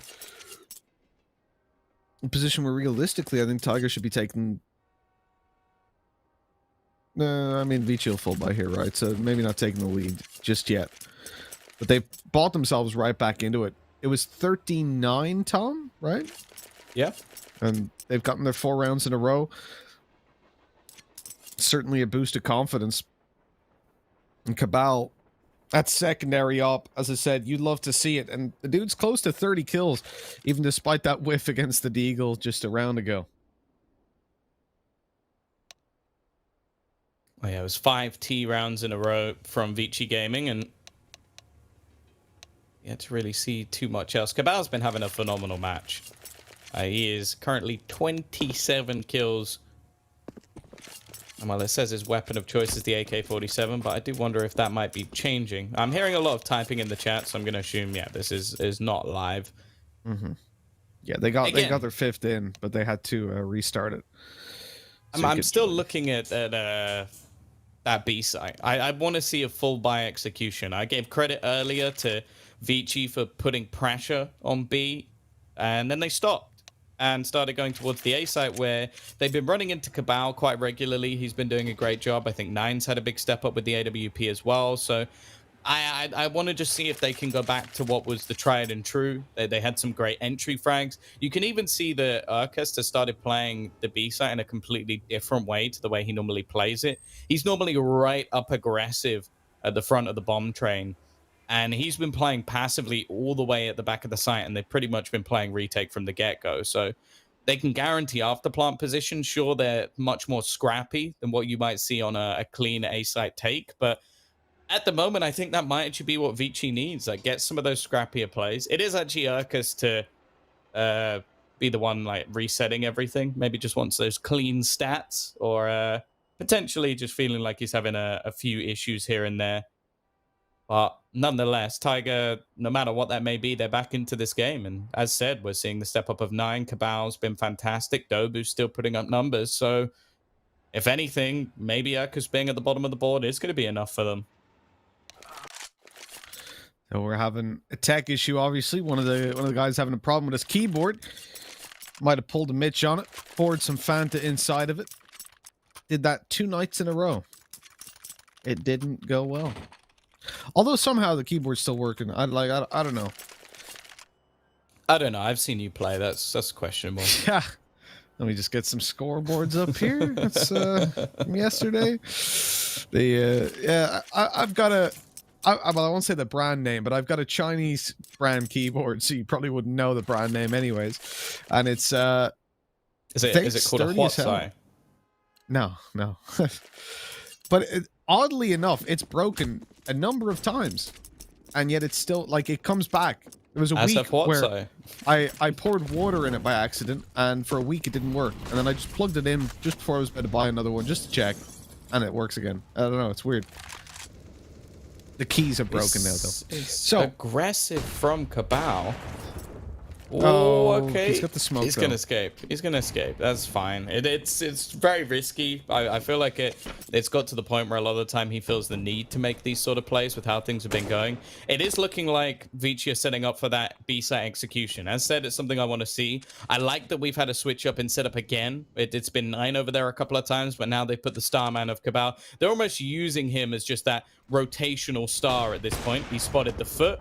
And, I don't know how he's managed to miss that. Again, they're going to get the cross into the site. Urkus, can he hold the line this time? He will. I think that's the first time we've seen him not get instantly entry fragged. Jamyong's going to get aggressive around the smoke. They're still yet to get the bomb down, maybe hoping that he can pull off a miracle. And whoa, straight through. It's going to be 9 going down. He takes a lot of damage, though, and that's the only frag they've managed to find. They managed to get the bomb down. Advent has found one, but it's left onto him and Kaze to pull off a miraculous display. And I don't think it's happening. They lost too many players on the entry, and well, it's finally happened. Tiger have managed to hold the B site and hold it relatively clean. Kaze's even pulling back, going for the save. Yeah, Urcast finding that opening kill. Even goes on to deal more damage in the round, and I think that's a big turnaround for them. My man of Urcast, well, I almost booked a flight back to Australia yesterday for, well, he's got himself 9 kills. While Cabal is about to breach 30. As you said, it's been an underwhelming performance for the solo B player, but that doesn't mean you swap him out of position. It's all about the mental game. You got to believe in your players, and for Tiger, you see they do.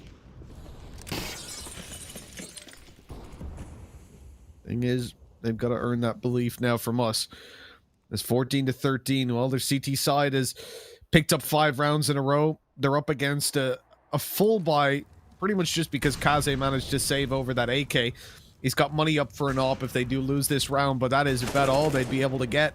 And that's not a good start. Zoking trying to entry in towards A, caught behind the molly, and NCL just deals with him so quickly.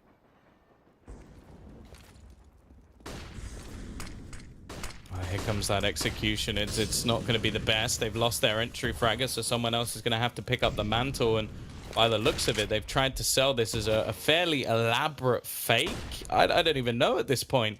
One man heading over to B. They've used up all of their utility, Mitch, for this. And they're way too slow.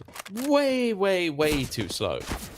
It has at least managed to get Jamyong out, but he should be dead here. I don't really know how he's managed to get this far, and he's going to get a kill onto Urkus. What's going on? How is that not traded? How has Jamyong managed to get that entry kill?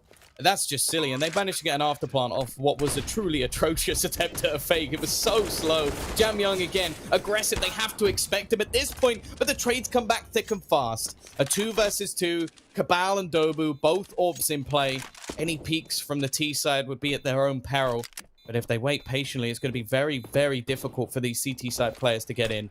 20 seconds left on the clock, but they are playing individually. Sometimes that's enough. Kaze is going to get the initial kill, and now it's left onto Advent. He's going to go for a face, but does he need to peek all the way out? And he's going to lose the round because of it. I guess he couldn't see the bomb at all, and Dobu clutches the round. 15 for Tiger. It's not quite enough for Vici. Again, that's another clutch situation that's gone in their opponent's favor. Tiger looking like they're going to get it over the line. It's been a ridiculously close map, though, Mitch. I feel like this could have gone either way at any moment. Why did they plant where they did? I would forgive it if they didn't have heaven control, had they just have pushed ramp, but they did have heaven control. I guess it's for where Jamyong was, but that seems a bit audacious. Yeah, it's quite short-sighted as well. Like, they're obviously going to retake through him, so if they do get to the bomb, well, he will already have killed them, or he'll be dead, in which case planting for him is quite irrelevant. Oh, those nades. Zoking, the entry fragger, as he has been on the T side, has been fragged up by 2 grenades and fragged up by NCL afterwards. But the trade is there. That's all he's needed for. Unfortunately, Advent then goes down right away, and despite Dobu's low HP, the man does survive to potentially be a bit of a snake swinging in towards Olaf to do some damage. The bomb makes it to site, but here's... Well, Dobu's actually being dropped, so they'll get that plant down. He tried to move out of the back trains, and instead, the bullets were just waiting for him. Oh. Orman being a little bit cheeky there. Molotov's actually really well placed. That forces out one, but Chamyong still wins the battle. That is unlike Urkest. And I think that's pretty much this whole performance from him so far today. Nice shot from Kaze. He's not going to miss those. And 9, he actually has no choice but to save Mitch. Their money's really bad. I think that's a testament to how close this has been. Bear in mind, this has now been 6 rounds in a row for the CT side, and they cannot buy off the back of their first loss. Well, they will have to, but they can't get a good buy. But even though they can't get a goodbye, if they win this round, they might be able to say goodbye to Vici on this map at least. It'll be 16-14, one final chance to avoid an overtime now for Tiger. There is no way that they're going to be going down to an eco. They've got their op in play, and what else will they go for alongside it is the question. An AUG on Dobu. But then it gets down towards the bottom of the barrel, Tom. It starts to fall off pretty quickly. You know, you're looking at those 2 players. Oh, they've got armor, they've got weapons, they've got utility, and then the rest of the team. Well, we even need a kit. Someone's going to have to take that one on the chin. Looks like it'll probably be NCL. And yeah, he affords a full utility belt. I think they pulled the calculators out for that one just to make sure. They got the SMG, the armor alongside. Missing head, or Kevlar, or head armor, sorry. The helmet. There we go. Third time lucky. It's not the biggest deal because obviously you're against AKs, you're against an op. So I'm surprised it's even been invested into for the likes of Cabal. Let's go, Cabal. He's going to get one. He's found Jamyong as well. And he didn't even... Oh, I thought he was going to escape. I thought that was going to be one of the... you needed the Mission Impossible theme or something playing during that one. That was a really nice attempt. Because this is cheeky. It's such a common spot. It's such a common spot. But even still, he's going to manage to get a kill. There was a temptation to just barrel into the side. But look at the trades. The trades so far have been more than valuable. That's a pistol down for a rifle and an XM down for a rifle. Now, obviously, the XM is actually... That's a pretty bad trade. But sarcasm for anybody who isn't fluent. But other than that, they've managed to get an AWP v AWP. You got the AUG on the other side, and then it's only really NCL's SMG that becomes a weakness here. Orman, though, has managed to gain quite a lot of ground. If the timing's right, he could get a free kill, but it seems like 9 has managed to get into a fairly aggressive position, and this could be so valuable. They're looking to try and make their way out pop. Again, it's going to be crucial. He's actually going to go peeking in. The timing is perfect. No trade available as well. He'll keep the man advantage in their favor for now. Orman is going to try and sneak his way out of Ivy. With the smoke going down, there's not really that much of an opportunity for a trade. They're looking to try and find some sort of clearance elsewhere, and they're being flanked in from NCL, who's going to be looking to try and come down the ladder from Pop. Kaze is looking in the wrong direction, but he just about manages to walk away in time. This is everything, and the push comes in from behind. The SMG spamming away. There's only 9 seconds left. They've done it, Mitch. The janky buy, the dodgy buy is going to take it over the line for Tiger. This is a scrape, to say the least, as they just about make it over the line. But it is going to be the victory for the Mongolians on their map choice. Gotta give props, you know, realistically, we came in, we said that Tiger versus Beyond, their CT side was shocking, and it could have been a once-off that Vici managed to have a poor T side against Tiger. It could have been a bit of a slippery slope to go down, but Tiger in the end, well, their train has consistently seen them recover from what I think on the next map is going to be a pretty atrocious CT side, certainly based on what we've seen. However, here they do it, they pull it off, and Tom, I'm impressed. I really am by what they've been able to bring to the table here. Vici were a little bit shaky, but luckily we don't have to break this one down fully because we have got the beautiful Bleh and the wonderful Dinko looking very refreshed after that little bit of a break. Boys, what do we think of that game? I mean, 16-14, it was close all the way through, but Tiger, those last couple rounds, it was impressive. Look, the win condition is Urcast bottom fragging. Tiger's gonna win. It's a tale as old as time. It was foretold in the old Etsy scrolls or whatever, and there you have it. They somehow clinch it. I gotta say though, I felt like Vici, they had the right idea. I don't know. Look, it's very hard to really gauge, right? They were getting a lot of success in a bomb site, but it was because Urcast was just getting out-dueled every single time, which, Dingo, let's be real, that rarely happens. Yeah, that was a big underperformance from Urcast on the This CT round. side, but I want to talk about something Tom mentioned was the fact that they didn't really try it when they had the full rifle rounds. They didn't go for the full executes in. And when they get down to the B-bomb site, their post plans were so awful, right? There's some retakes that Tiger should just not be winning. I mean, Tiger don't come into it with a thought-out retake attempt. It just is Vici giving it up. So I want to bring it back to the first half, though, and how Vici sucked on the CT side. I hate their outside hold. I think it's terrible. Advent having so much onus, like so much pressure on Advent to actually do something is just ridiculous. Kaze's actually put in one of the worst spots I could imagine, right? Because he's exposed from Pop Dog, he's exposed from T-Con and Ivy. Luckily, Kaze's a god and is able to shut down 3 players from there.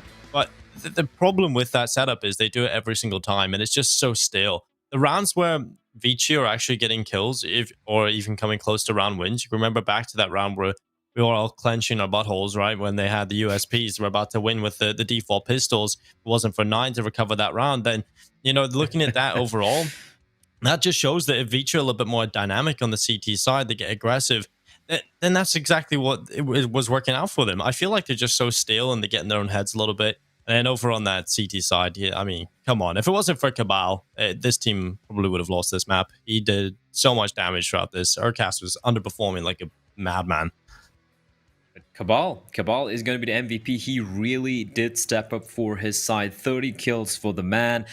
And yeah, it was something I wasn't a big fan of. And this is one thing which struck me, Mitch. Like, we saw some really good rounds. We saw some huge individual plays. We saw some failures as well.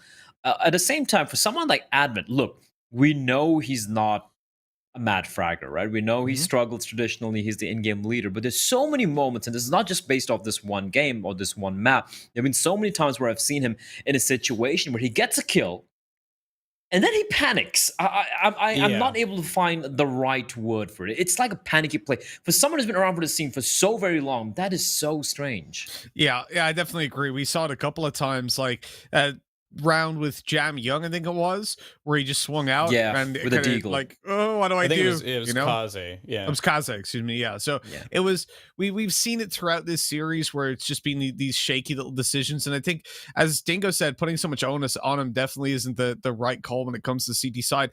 Still, though, I think we saw a lot from Vici having to be, in the first 7 or 8 rounds, a fairly dynamic setup on the CT side. They were mixing things up. And then it just cooled down. And I ended up in this position where Tiger all of a sudden got their hands on the wheel. They started to look a little bit more in control coming into their CT side, then smacking them out after a streak of losses. And I think it's demotivating if you're Vici, because this was the map where I said that they had the chance. Why I believe in the 2-1 for Vici, because you see them consistently beat pretty much every team they play. Okay, versus Beyond, they didn't win. Versus Tiger as well, but they've beaten Tai Lu 2 out of 2 times that they've played here. In fact, the second one even more convincing than the first, 16-10.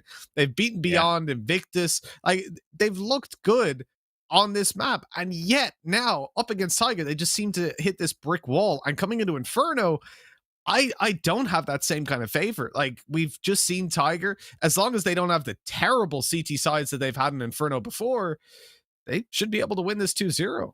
I'm interested to see which side Tiger pick at the start going into this one. Obviously, it's a Vici's map pick, so they'll get to choose where they start. I would actually want Tiger to get off to a good start on the T side and get as many rounds under their belt as possible. They did that the last time they played Inferno against Vici. Yes, a couple of months ago at the previous PAL, but they posted 12 rounds out of the attacking side. So I feel like they should probably go for the T side there just to get off to a good start.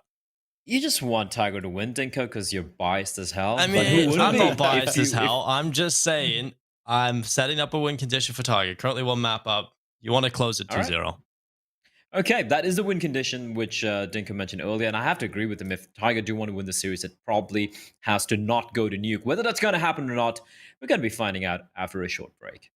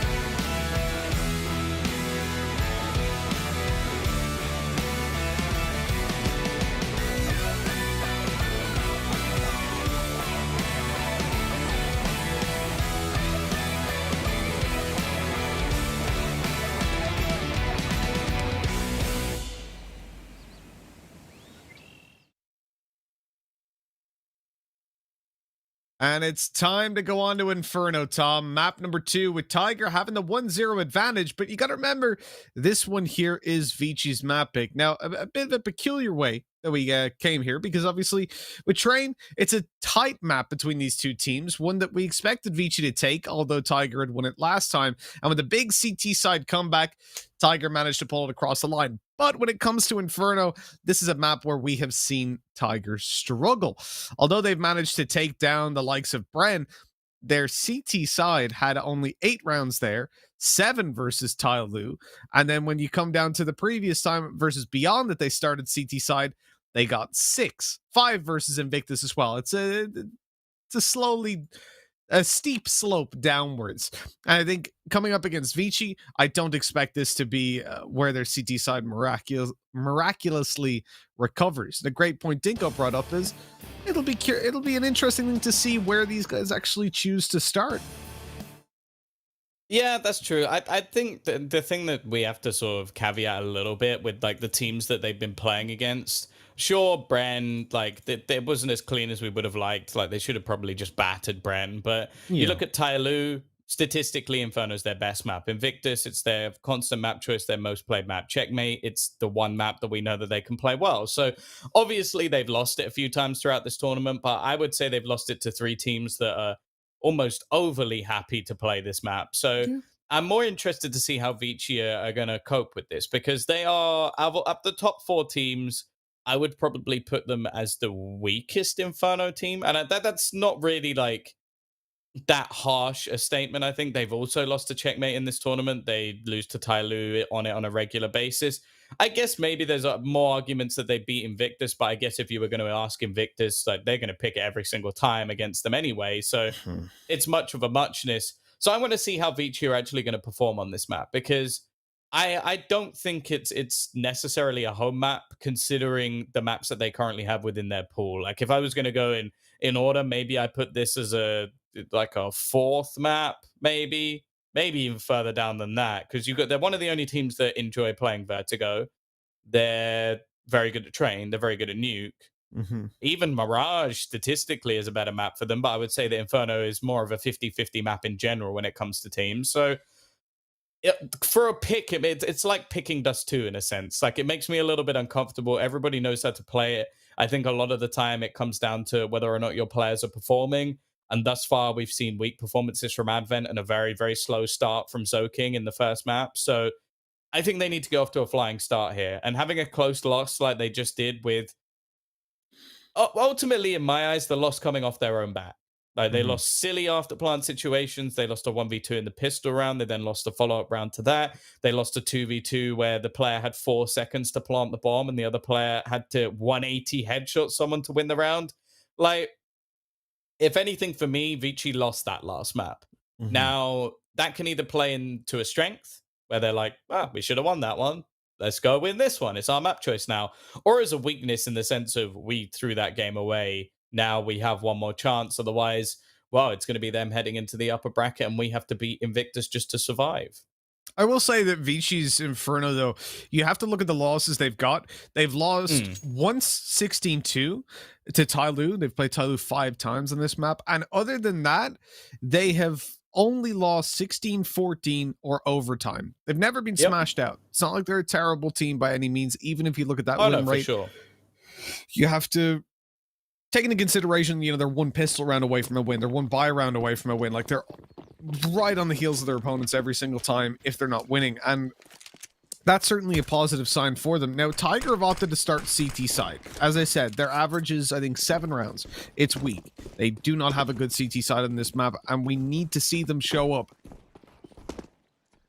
Well, I think I wanted to see the T side start for Tiger. Tiger didn't listen to their biggest fan in this situation. Oking's going to get the entry and then shoot at a wall for a little bit. He doesn't like the plant pots, it seems, as there was nobody actually in that corner. But nonetheless, with the 4-man B stack in the initial stages, this is not going to be an easy retake. Now, this was something planned by Tiger. We've seen them go in with a hell of a lot of utility in these sort of rounds. And in fact, last time we saw them play this map, they went for an incendiary to try and go for a retake. This time, the nades are a little bit different. So this was all part of the plan. Dobu, he's managed to get quite far, but Jamyoung's coming in behind him. An instant trade for the initial pick, but Nine has already found another. The main problem is the time. They've got to get on this defusal, and now they need to deny it, and Jamyoung is just about going to be able to. Great pistol round from Vici. They're not going to let Tiger get up to any of their tricks again after what was an unfortunate pistol loss in the last map. And while now the CT side wouldn't be overly surprised to see them force here. I wouldn't be too surprised. Yeah, I do like Tiger starting on the CT side. I feel like this is, you sort of take your worst half on the chin, and if you can at least get off to a good start, because I think a lot of teams, when it comes to, not really Inferno, but you look at like a Mirage, Dust 2, they'll start T side. Excuse me.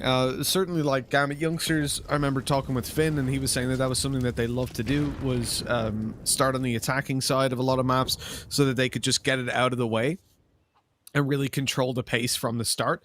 As you said, like, if you get a good T side on a lot of these maps, you've already won the game, because you set the tone early on, and I think that's something that some teams will want to do. Now, for Tiger starting CT, I don't know if it's I don't know which one it is. Are they playing safe? Or in their minds, are they taking their worst half off the bat and just dealing with it? I like the decision here to save, but I think more so, if they didn't, they would be stupid. Retaking B with a Mag 7, it speaks for itself. Yeah, it's something I've always been interested in. It's like, I feel like side starts as something that we talk about a lot as commentators, and I feel like there's a hell of a lot of teams that don't consider it at all. Yeah. Like, it's one of those things where we're like, oh, I wonder if the reason that they started the CT side was because, and they just went, should we go CT, boys? And they go, yeah, let's go CT. Like, it's not something that, I think there's always the thing of like, oh, you have to play both halves. Like, yeah, sure, there's importance of getting off to a good start. The other thing as well is, I think one of the great successes almost of starting on the T side, especially in a first map, is if you go in a little bit cold. Normally, most maps within the pool are fairly CT-sided. So if you go in a bit cold, or maybe your opponent does, you can scrape out a few rounds that you wouldn't normally get. Then you go into the CT side, and you're already warmed up. I think that's one of the only real questions. But other than that, doesn't matter that much. Like, sure, on specific maps, you can be very bogged down by the end of the first half if you just get banged out. But realistically, this is Inferno. This is a map that has been played since the dawn of time. In fact, I'm pretty sure this map is older than Dinko, so, you know, that says it all. So, realistically, both these teams should be able to play both sides of the map. This map's 15 years old? Oh, it is Inferno. Inferno. Age? Yes. It's gonna give you like Dante's Inferno. First appearance in Counter-Strike 1.1. Does it give a date? No. No, it doesn't. Look up Counter-Strike 1.1 release date then. Oh god, this is gonna send me down a rabbit hole, isn't it? Yep. Pretty much, you're gonna see pictures of Banks pop up. Yeah, when he was 35. 1.1 was 2001, the 13th of March, and then we go to Liquipedia. Go Dinko. This page does not exist. Oh, no, I'm kidding. September 2nd, 2000. So he's just older than the map Inferno. He's a year older.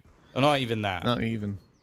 By the way, so I want to just touch on this because I didn't get a chance to say, Tiger obviously just been smashed out this round. But in the previous pistol round, He was 5 months old. I really like the strategy that we saw from them.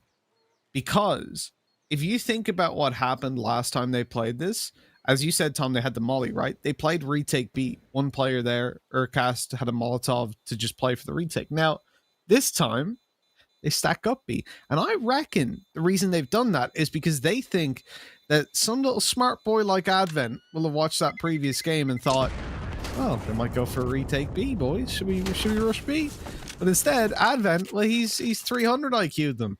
And he's gone for the A site, where I'm sure he watched the demo. I'm sure he watched that previous game, knowing that they were going to pick this map. And the fact that they picked this over Nuke.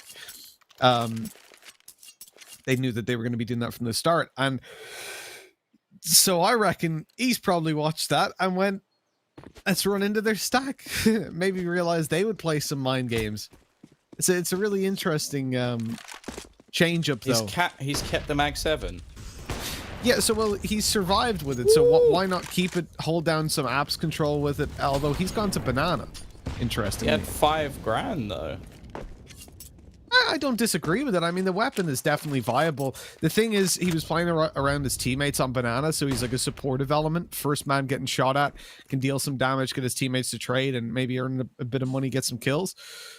Now he's rotating, though, and I think he has to get up to apps, and there's no way he plays from anywhere else. Yeah, I think for me, just personally, when it comes down to bonus rounds, I want you to just have the best buy you could possibly be, because if Vici win this round, they're set for like 3 or 4 rounds. Yeah, definitely. I think that the logic here, keeping the 2.6k when you've got a viable weapon, is that if they lose this, they just take one eco and they've got an off out. Yeah, of course. It does make sense, but I also do agree with you, Tom. I think for me personally, if I was coaching this team, I would probably say invest now. Just so you get that full buyout. You're all buying up at the same time, giving yourself the best chance to win the round and to stop Vici's economy taking off, as you said. But I can definitely, I wouldn't be overly critical at that point. Yeah, that's fair. Oh, they've tried to fake out the rotation. These smokes from Tiger have been absolutely flawless. They've held them for a very long time. There's still an incendiary for Urkus.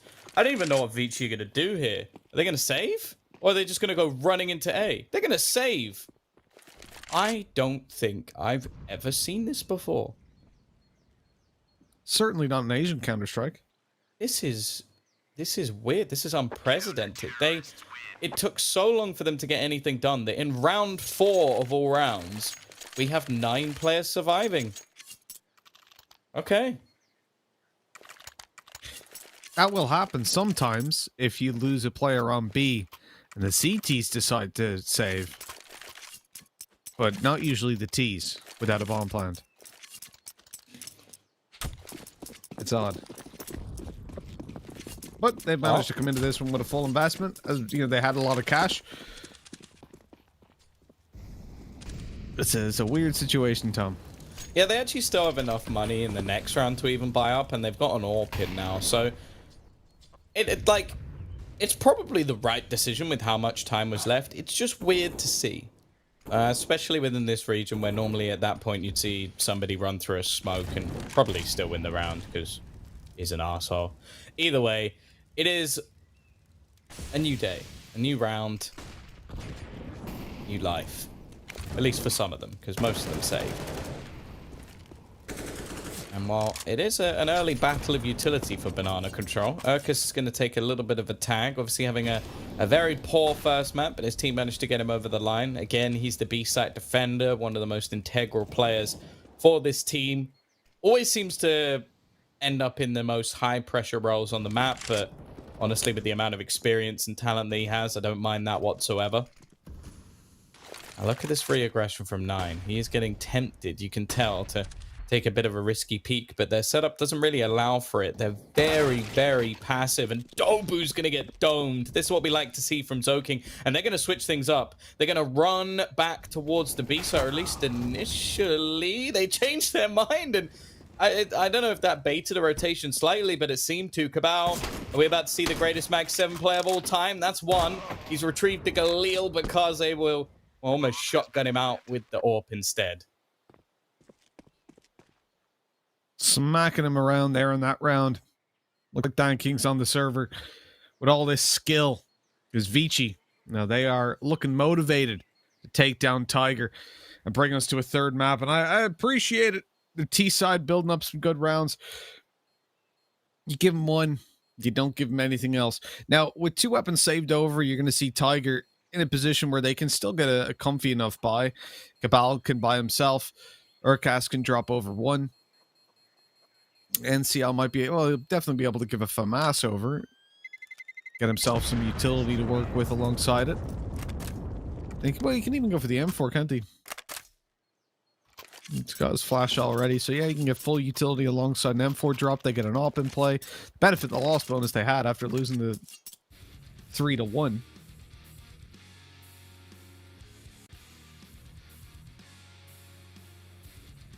And for Vici, as we said, you know, it is a good start to the T side. They've got their foundations built, but there's still some more work to be done. If they close this one out, though, they'll get a massive reward. I mean, at that point, the foundations are already built completely. You've got the walls up. All you're missing is the roof. Built right to the top. Well, the secondary AWP has been brought in, because we'll be banning this. It's one of the only maps that we really see him pulling up. The secondary AWP, Cabal and Dobu both pulling it in. Dobu's just been wrecked. That's 2 rounds in a row now that he's just been completely caught out by what was a bit of an unnecessary play. It seemed like he wanted to try and gain some apartments control with an incendiary. 9 tries to make the trade, but the shoulder peek is enough to bait him back. And you can see Urkust is already going to be forced off the angle. Now they're just completely splitting the defense apart. I like this from Vici. Just almost using very small amounts of utility to completely split this defense. And then they themselves, after taking banana control, are just going to walk their way back towards this A site. This is going to be a really tough hold from the side of Tiger.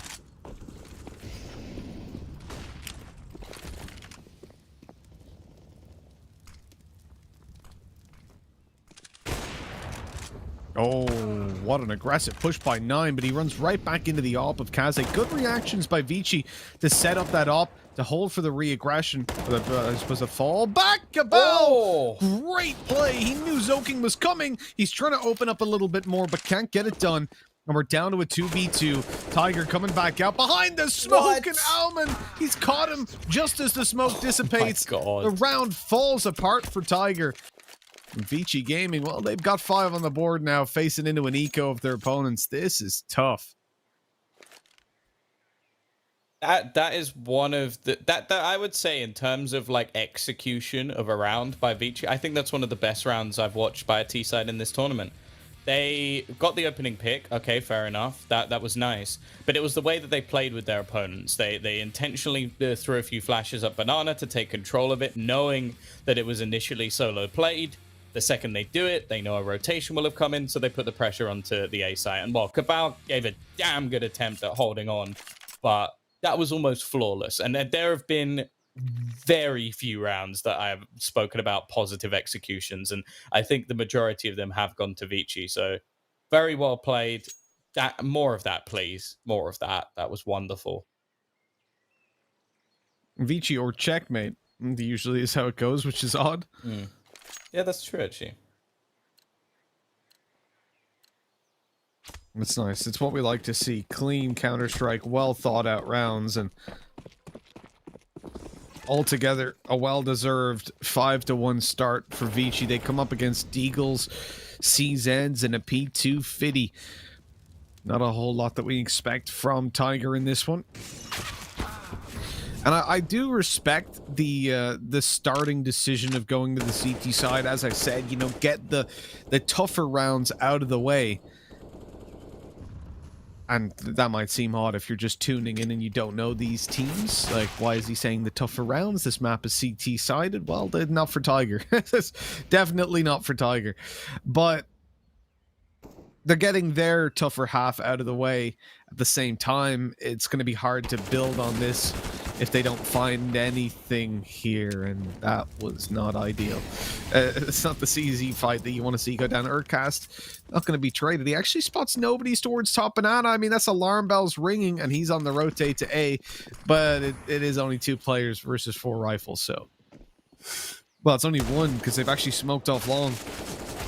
Even by the time Urkast gets here, it'll be too late. Dobu's good for a frag, but that's about all, and that's the end of the round. Okay, clean enough by Vici. They lose 2 players, but fairly inconsequential. I do like how decisive they are as well. Like, I don't think I think a lot of teams have beat themselves up with hesitation. Like, that they will make a decision to like go one way, then switch back, and then it causes for some pretty awkward rounds. Whereas Vici, it seems like whether it is Advent or maybe it's Zoking in these mid-round situations that's just making the call to switch things up. Whatever they decide, they go with it. And I think that's something that a lot of teams are missing at the moment. And, well, Vici got off to a flying start. Same time, though, they went 5-0 up on their T side of Train and then went on to lose, I think, 6 rounds in a row before a little bit of a back and forth to end up losing the map. So Tiger have come back from this before, but it's more the fashion of which Vici are doing this. It's almost like they're styling on their opponent. They are completely outplaying them at this point. And again, it's going to be another opener. 9 having a bit of a rough time. Just ended up being fairly decent in the last map, although slightly overshadowed by the opposing Orpa Kaze, who had a phenomenal first half. Nice re-aggression from Dobu, though. He's also had a rough start to this map, but that refrag could be very valuable. Again, though, it's this same little play. A singular flashbang is all it takes, and that's the B-side players fully falling back. They almost seem to be playing a little bit too scared for my liking, if anything. And they've rotated a player over off that alone. One flash, one little push. That's a defense split once again. The push going to be coming through Urkus. He's not been checked for, and NCL makes a play through the smoke. Even still, though, Urkus needs to survive a little bit longer. Even just the kills he's got will not be enough to win them the round, and Orman is actually going to end up getting the kill. The spray through the smoke is close, but he's safe enough, and it still ends up in a 2v2 situation. Now, Orman's going to start getting aggressive around the edge of the smoke. The Molotov will be used to help them back, and now Kaze's going to be waiting. This man in position with an AWP is, well, probably one of the scariest things to face off against within this region. With Orman alongside him, he may be low, but this could easily be enough. Utility being expended. Now it's left all on to Kaze, and he whiffs. He doesn't connect this shot. Dobu with the comeback. The retake king returns, and it will be a triple for him as they get their second round. Ooh, baby, it's a triple. And the second round, it's necessary. At this point, you would almost say Tiger need to win every round. I do think their T side, though, is pretty good here. I want to see them finish off on 7 or 8. 7 at a minimum. Anything barring that, and I mean, it's hard to imagine Vici giving them that much space. As we said, this is a map where Vici, at worst, seem to lose it in like 16-14 or overtime. And obviously, at best, they win it. With such a convincing start to the T side, there's a good chance that they come out on top on this one. Giving up all control down towards the bottom of Banana and middle, Vici are looking for heavy apartments control. But Tiger, well, they've felt confident enough now to leave themselves into a solo B hold, with the aggressive position being held by 9. And that is going to then leave Vici running into a stack. Yeah, we'll see if this one works out for them. This is a hold that almost has to be kept by the CTs. If they lose this one, then I truly will be worried for them. Zoking just went running straight through the smoke. None of his teammates are with him. He went in solo. Orman has still managed to find a trade, and actually this grants them arch control. Now, if they spot nobody around this angle, they can still fall back and fall out of this round. They don't have to make an aggressive play into it. And without spotting any rotations, I do wonder if there will be a slight hesitation to try and fall back. Still, though, they've expended an awful lot of utility here. Dobu re-aggresses to at least try and find some information. And now the push begins once again. A second attempt at the same take. The crossfire's still there, but they slaughter them. That was 3 kills in less than a second. Vici, they destroy the stack. It was a 4-man wait versus 4 players. And they managed to make it look easy. 9, no choice but to save. Mitch, this is now scary. It certainly is, Tom. I mean, this was a round that Tiger needed, as you said. And with them losing this, the prospect of a good half is starting to seem pretty bleak. Good map pick by Vici overall, as we knew it would be.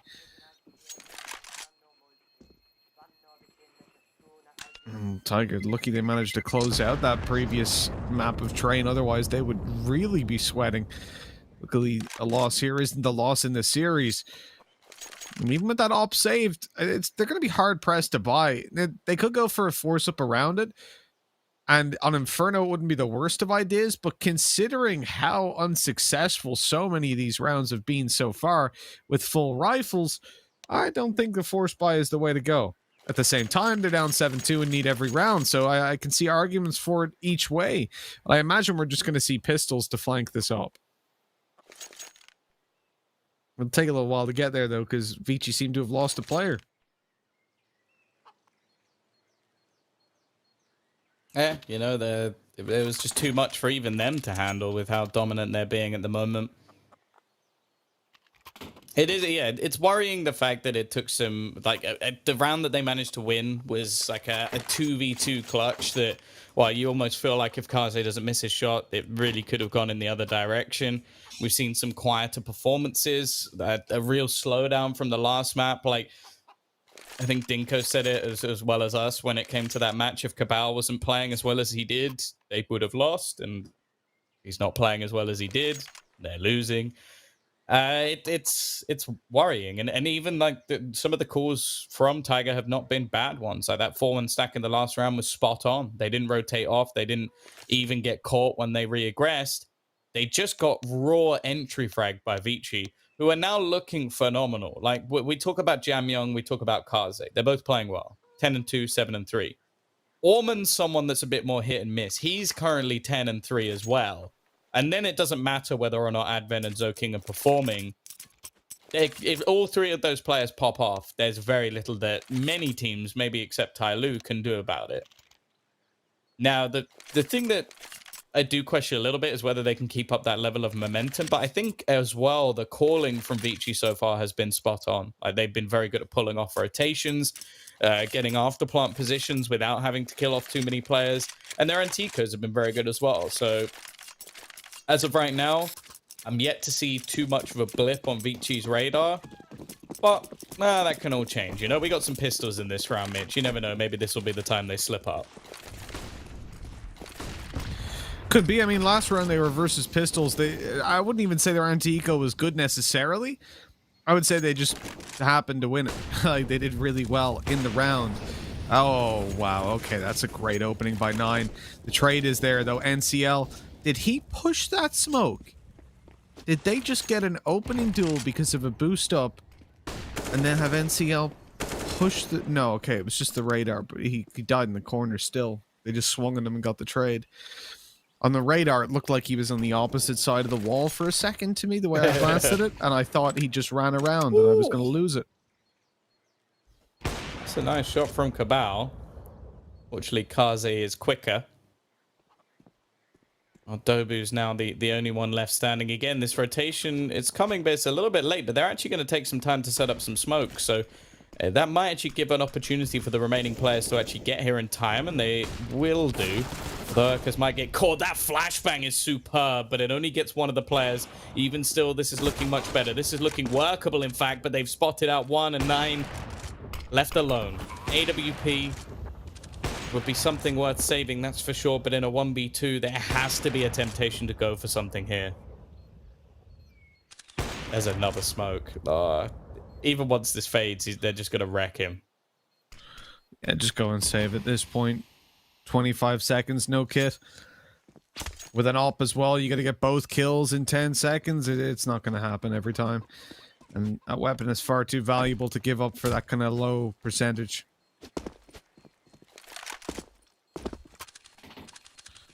I agree with the play, but it sucks that they can't get the round win after all that work. At least the op will be saved over. And we'll reach 8 for Vici. They've won their T side already.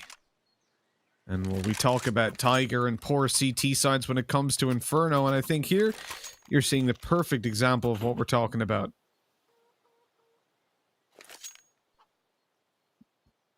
Yeah, I'll be honest. I think that's one of the things we have to talk about in Tiger as a whole, is that they don't have particularly good CT sides. I think their T sides a lot of the time can be buffed by some fantastic individual play by players like Urkist and, of course, Cabal.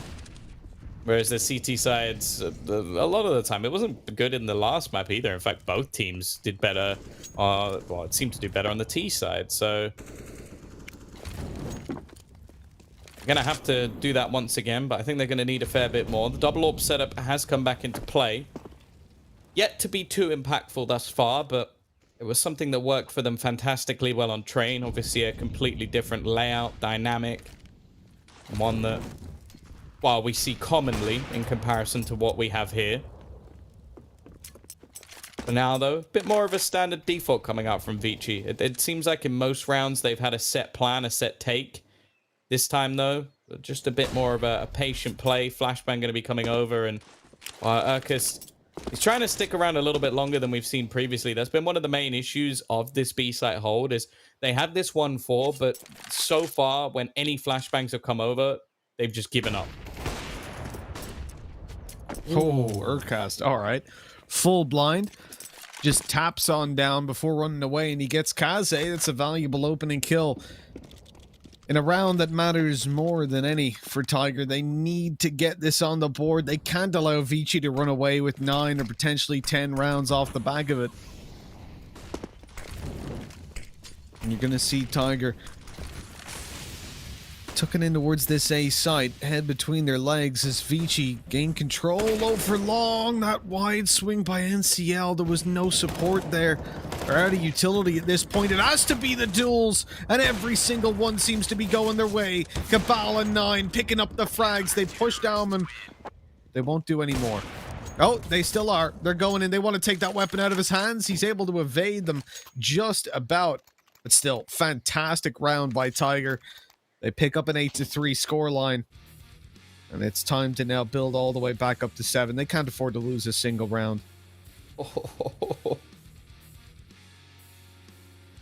A bit of a looser one, it has to be said, from Vici. I sort of mentioned at the beginning of the round that a lot of their other ones were fairly controlled. That one involved running through a smoke at the end. It's like they accidentally opened up the wrong strat book and read that one out of Tai Lu's. Fortunately, that strat book can only be read properly if you are a member of Tai Lu. Otherwise, I imagine it's sort of like the diary in Harry Potter with invisible ink. Like it's just their whole strat book's blank, and it's actually just that, you know, Dan King has a special pen. Yeah, they're all about aggression over on Tai Lu. Practice as you mean to play, they say. For Vici, see a lot of control given up in these early stages. Banana and top mid have gone the way of Vici. Sure, they've taken it with a few nades, but I want to see how Tiger are actually going to react to this, because the rounds where they've allowed Vici to execute onto them are the ones that have gone very badly wrong. Yeah. They need to pull something back, and they look at the space that's just being granted now. The CT split possible, that op of 9, he doesn't get a thing. He had a couple opportunities there, but he misses them. And now those B players are screwed. Oh, nice shot. Oh, I love that. He was waiting for a fight, ducking, weaving, but they've gone in the other direction. Urkus is giving this a damn good go. NCL is going to be able to drop 1. They've at least put this into a 2v3 situation. The spam coming through is still going to end up, again, with a decent position, and 9 lands the shot as 1 fades away. It's left all onto Zoking, and he's not going to be able to get anything done. A good resurgence again from Tiger. It's taken them some time, a bit longer, in fact, than what we saw on Train. But they have managed to get themselves another round victory. Of course, the money for Vici is absolutely fine. They've still got plenty in the bank, especially with the bomb going down. But nonetheless, or at least seeing a slight change in the wins, especially with how much control, as said. To win that round did rely on some pretty impressive plays. Like this shot from Urkus was sick. Like obviously, with the smoke going down, realistically, they could have just walked out Mitch. If he doesn't jump off the banister there, like that is all too easy for them to just get back in. But you know, it was still a nice shot.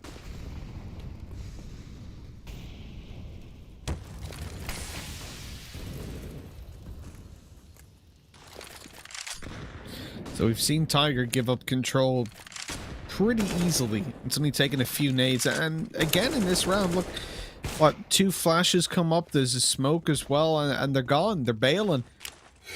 Leaving Banana control, which has been somewhere that we've seen them post up with that solo play by Urcast, for example, given the ability to rotate into the A site, and although some of those rounds weren't successful even despite the info, this time they'll have the two-man stack towards the B site, and CL catches Jam Young before the smoke even bloomed. He was crossing, hoping the flash would keep him safe, but he was wrong. And oh, we know the shot that Urcast is going to be going for. Not many more shots he'll go for from this position. He's trying to catch them going into dark. That no-scope, sadly, not going to hit. Really rolling the dice on that one. The idea here to wait for his teammates to push in together. He's just going to... Oh, he's missed the shot. Well, time is ticking. They've got lots of utility, so no real excuse as to why they shouldn't get back into this round. Going to come down to some pretty impressive plays from the T side, and there are none of them. The retake king strikes again. Dobu with a double. And well, Orman, yeah, thank you very much. I'm going to keep my gun. And that will actually be enough to get them a buy in the next round. So it's the right decision. But yeah, that was really clean from Tiger. Holding onto utility for the after plant, making sure they get that opener once again. And they're grinding them out. They're getting through them. It's now, what, 3 in a row? This is what it's all about, Tom, right? You just got to build those rounds up, as you said. 3 in a row now, I do believe. They were 8-2 down, now 8-5. They can't afford to lose these final rounds. As you said, Vici can afford to get a buy in this one. And for Tiger, I like this aggressive stance they're taking. It's definitely gotten Zoking off guard, but Kaze, well, he was on bottom mid, ready to swing and take the kill. That's not a loss they can deal with. They're going to need to look to pull something back. They've rotated to the A site and the passive B hold. Well, it is passive. Dobu. He tried to transfer onto the smoke. Cabal's up close. They know he is, but he's gotten one through the smoke. That was nasty. They have no idea about Jam Young. And the trade just about comes through to keep this into a 1v2. Round is an absolute mess. Oh, that's the stupidest play we've seen in a long time from anyone on Tiger. I have absolutely no idea why Cabal thought that was a good idea, and now it comes down to a 1 versus 1. You've given Kaze an opener, and I can't think of a worse thing you could possibly do in this server right now. The man is 12 kills. The only man above him, I believe, is Orman, and 9 has to try and put him down. He's not going to be able to. Cabal, fantastic to a point. 3 kills for him in the round. But ultimately, he's also the reason they lost it. Gotta say, Cabal throwing better than Tom Brady on that one. That was ridiculous. Like, the logic behind pushing through that smoke, I think it's like that that internet sensation, the video that people have been doing where they just run. I don't know if you've seen it, Tom. They run and just jump into lockers. You seen that? Just do like a starfish and jump onto a wall, which obviously hurts a lot. Just doesn't make a lot of sense. It's a bit random, but sometimes people do it, and that's what Cabal's just done. He's looking to be the new quarterback.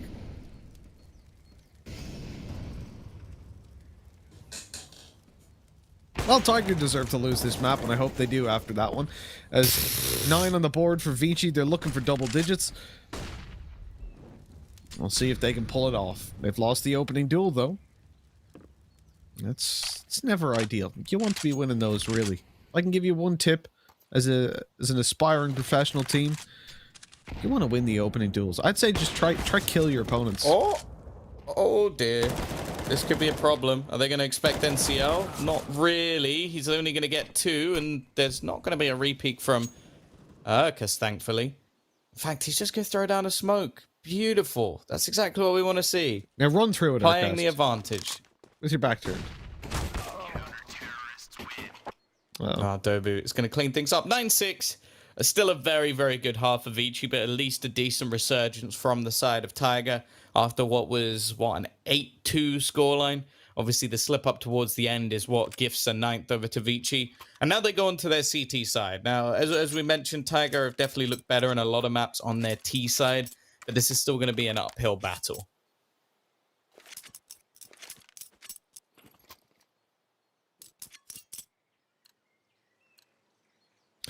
Sorry, Tom.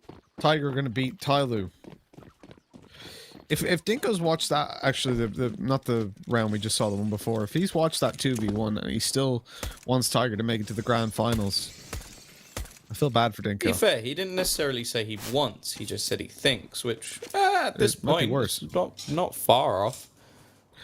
Yeah, look, they played really well in the previous map. It's some shaky decision making. I suppose Cabal's just got the confidence of the 30 kills in the previous map, but it is silly to let that take over. Oh, Kaze he's doesn't have enough gonna ammo for stay? this. I mean, he only can get Okay. one in that position. That's not bad. The fact that he got it is the lucky thing, really. Lucky, or maybe he's just Kaze. A lucky thing. It's just I'm going with he's just Kaze as my option. You're wrong. The man does that regularly and seems to get a lot of success out of it. Now there is going to be a rotation of a second player, still an advantage. Zoking's got the ultimate raid boss. He's been dropped some Julies. Last time I think we saw him do this was on Nuke, and he managed to get a double kill with it. So I am excited, but at the same time, very much ready to be disappointed, especially now that Jamyoung has been spotted. Now, he's seen his opponents. There are nades flying over, and no one from Vici has rotated, not even made a step in this direction. That is a pretty bold play, especially when you don't have a kit. They're going to go through. That flashbang was fantastic. Advent trying to rotate in her because he's going to go through the other smoke as well. Oh, it's not pretty, but it gets the job done. And yeah, I've given a lot of credit to Vici for their rotations, their setups, and their plays. That is not one of them. Because I can't imagine Jamyoung was doing anything less than screaming for help. And no one moved. It's odd, isn't it? Like, I'm hearing a lot of noise on B. They're coming up. They flashed over. They just chilling. Respect it. That flash from Urkus, though, to send the player through the smoke was so sick. I really like that as a play, because that's one of the things, if you play that in a 4 versus 3 situation, I don't have a lot of faith of you being able to win it, other than maybe on time. But the fact that they instantly turn it back into their favor, that was superb. Kaze, obviously, again, doing Kaze things. Probably shouldn't have even managed to get 2 in that situation, but, you know, this was the moment. Great flash, then they fight it together. Risky going through the edge of the smoke, but it was more to help out his teammates, and I'm not going to frown upon anybody for trying to work as a team. I think we've done the opposite for the majority of this tournament. And that's frown upon people for not working as a team, for anybody wondering. Yeah. Nice nade to start, because got to be careful. There's a lot of players around Banana, in fact. 4 of them. Nade's going to go over the top in return, but they'll do too much damage. Ultimately, the CT side have gone for almost a complete gamble. This is something that I love to see. So what they've decided to do here is they've completely switched up the players that have utility. So initially, you had multiple players with HEs and a couple of smokes. So you switch up completely, and then you have new players that still have their smokes and can delay here instead. It's not something I think you see enough with utility investments, and it's going to make things a little bit awkward for Tiger no matter what direction they go in.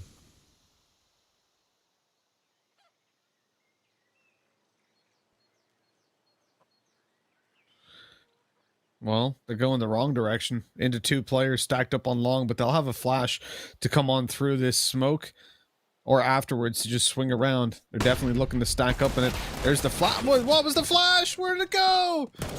They've flashed nothing. It's landed either behind. I don't think it was even behind them. I think that was above the roof.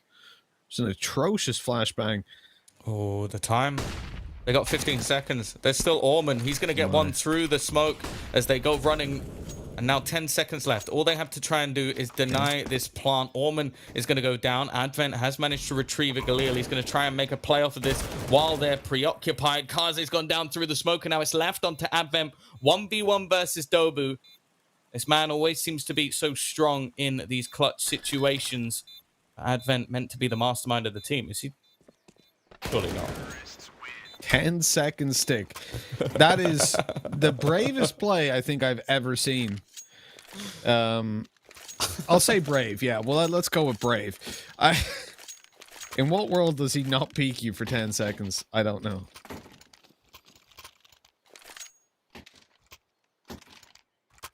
I thought he was going to, like, bait it out or something, but, you know, whatever. I guess it was a round that they were never really expecting to win.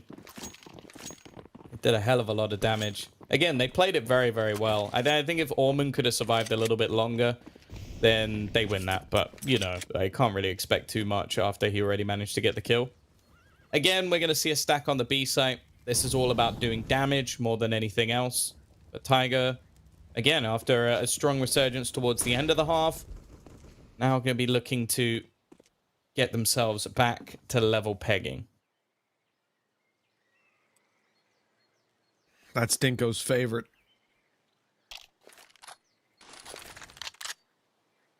When teams are tied up, I mean, 9-9 or 10-10, because it makes for a tight game. He loves a bit of level pegging. Really excites the game. There we go. The SMGs farming some money, getting some cash. It's only one for NCL. I like the push through the smoke by Alman. It's a brave play, not one that pays off tenfold, but at least the one kill comes in. And there you go. Dinko gets his level pegging in the end. As always. Well then. Not always. I suppose sometimes there's one-sided games.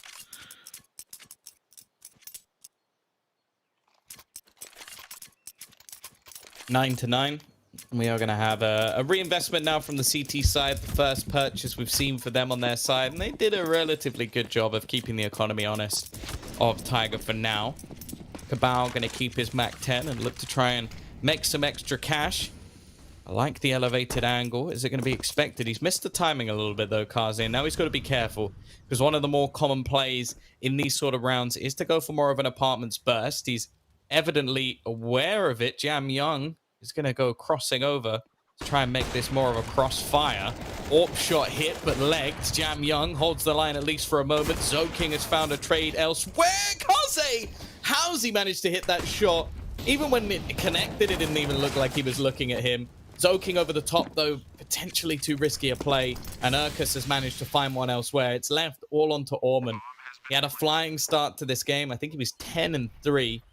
He's definitely slowed down a little bit, but this would be one hell of a clutch to win, one that his team desperately need. It's Urkus. Oh, that was the freebie. That was the one he should have taken. Now Molotov's going to be expended into the site. He doesn't have a kit, burning down to at least lower HP, but he connects the shot onto the first. Urkus going to try and catch him while reloading, and does just that. Again, close, but not quite enough for Vici.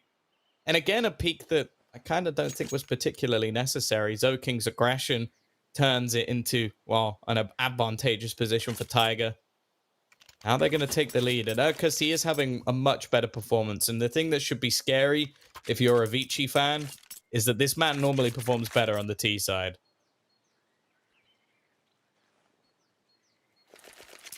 You know, it was close, but no cigar.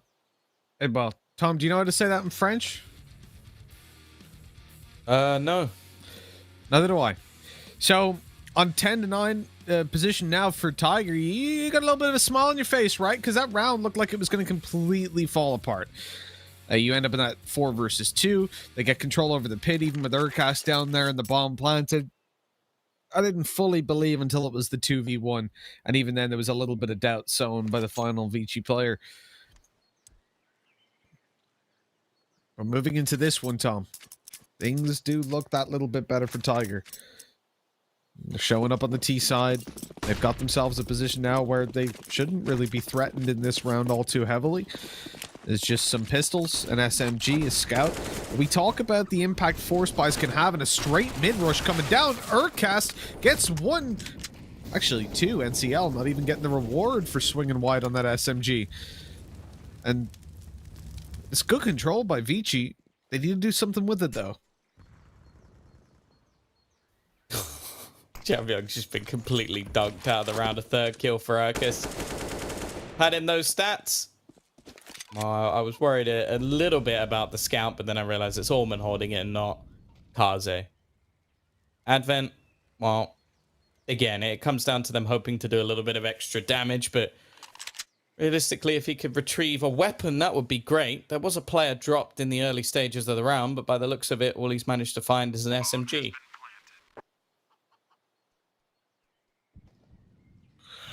Yeah, unfortunately, that is all he has to work with. The weapon that they lost on NCL was a MAC-10 as well, so nothing really to retrieve.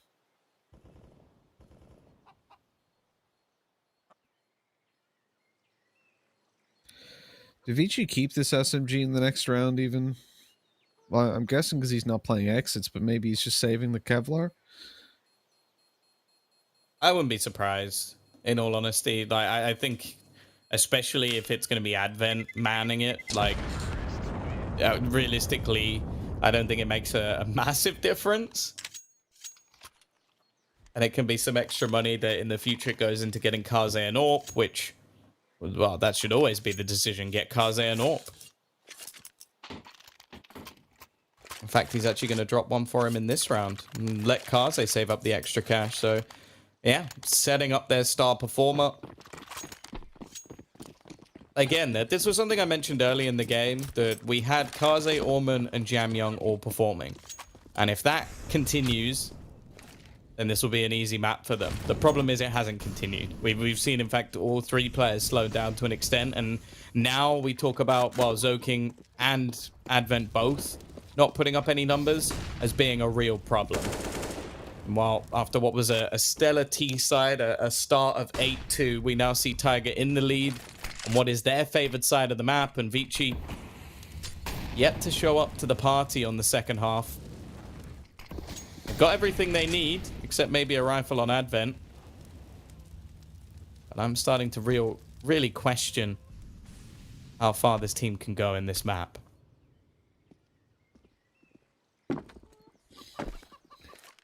So one thing about Tiger, okay, they've made a couple of mistakes, but they've tightened it up ever since.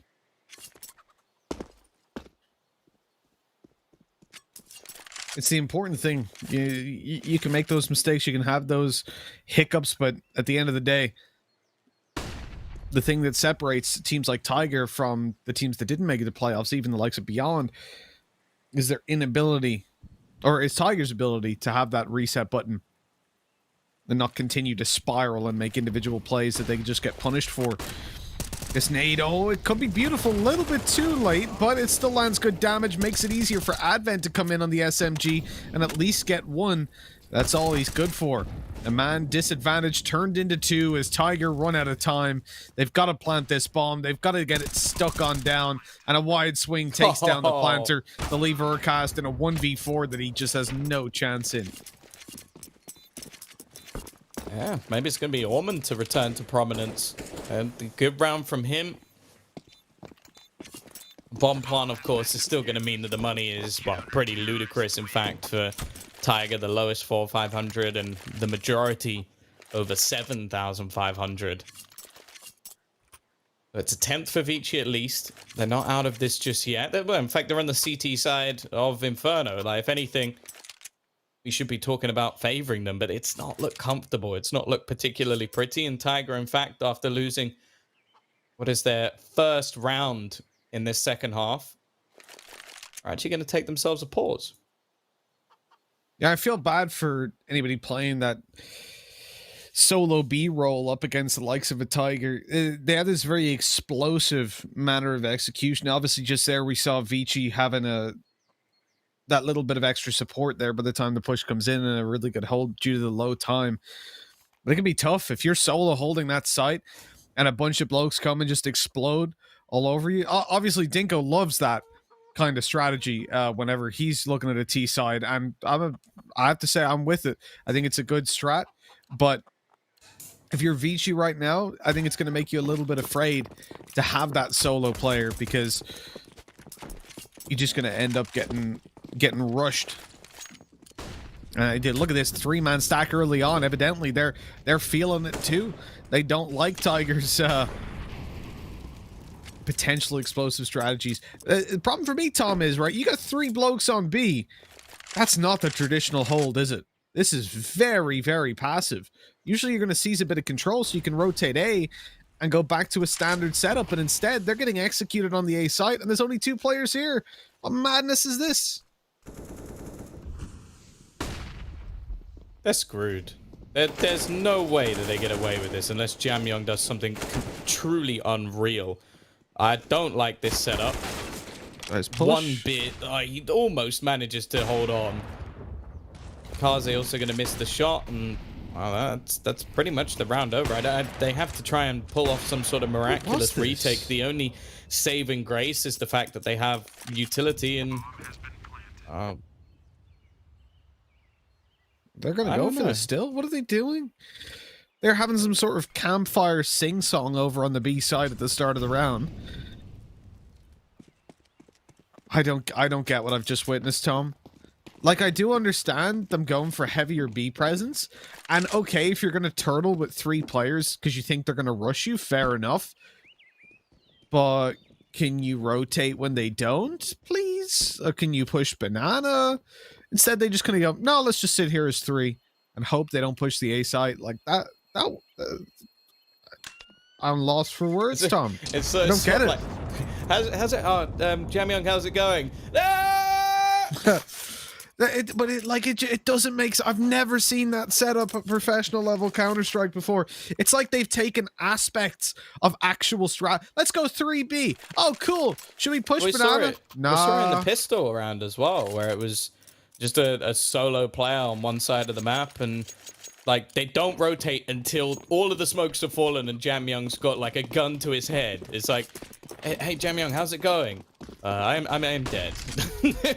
I'm dead. We should probably come help you then, shouldn't we? It's like, yeah. It's a bit late. Zone kick, please. Oh god. Well, Kaze got the kill in the end. Great trade. I don't know what's going on anymore, honestly, Tom. I give up. This is I think one of the worst performances we've seen from Zoking. Like the CT sides of both maps have been awful, but also now his T side of this map wasn't great either. Luckily, you did have that trifecta of death that managed to drag them through a couple of rounds, but it seems like the plays he's making are becoming more and more audacious. Like, even if you look at the way they held that 3-2 split, like, normally if you have only 2 players on a site, you both play pit. He did not. I don't understand, like, anything about that setup. But we move on. We get into a new round. And, well, this one, if we're being honest, is currently being won by Vici. They've gone for the setup involving Kaze now maneuvering himself over to the other side of the map.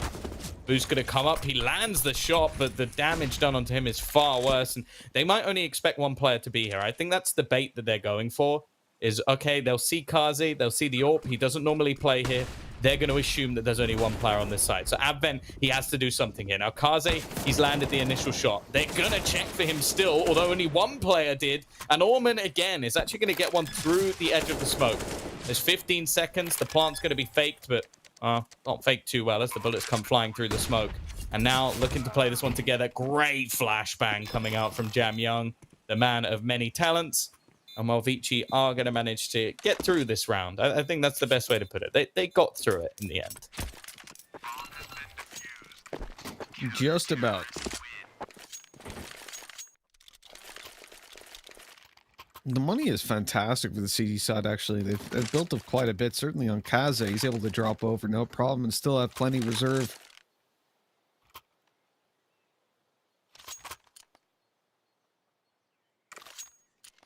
Same can pretty much be said for Tiger, though. And Vici run into a full buy this round, possibly next as well. We're seeing Tiger start to experiment a little bit, try to find their feet, figure out what they can do to combat Vici. And this time they're going to push banana with 2 players. Vici really confused me. It's a nice nade, a little bit of damage, a little bit of a tickle to Urcast. He's giggling to himself on the bottom of banana. They've come for an aggressive stance. The smoke that's gone to Kara has pushed them out of banana, and they completely leave it. I don't get this team. I don't get what they're doing. A lot of the time, it's like they come in with the intention of holding aggressive banana control, 1 smoke, and they just run back to site, like hightail it. and they're going to play for very slow rotations. I do like Jam Youngs. This is something we haven't seen, like Flying, for example, be able to do, which is avoid those nades in towards the pit. And he occupies the position now that it's already been double naded, so he knows he's pretty safe. I'm pretty sure there was like 4 nades. I think the whole squad tried to nade. There were a lot of nades because they threw one from apartments and then a couple I think came from 2 short minimum. Yeah. Short as well. So yeah, I think there was a lot of nades thrown into that corner and he just watched them all fly past. So and he knows that there's no way they can have any more. They have a couple of Molotovs. And he doesn't have a smoke, so he might actually fall to the initial way that that's normally cleared. Zoking, though, he's finally awoken. A double opener for them in this round. Going to be sat on the site. 20 seconds left for the Tees to try and make a move. He eventually falls, but they have not cleared Jam Young. He is still at the back of the site. Kaze in a crossfire with him.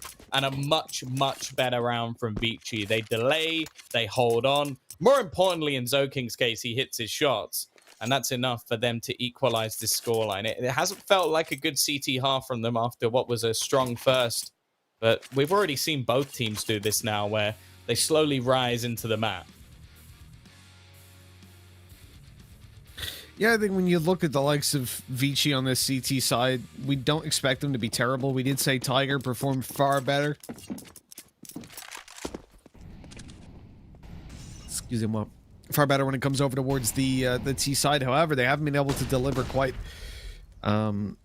enough as of yet. They got that little bit of a lead, but it's been pulled back, and now they're on pistols.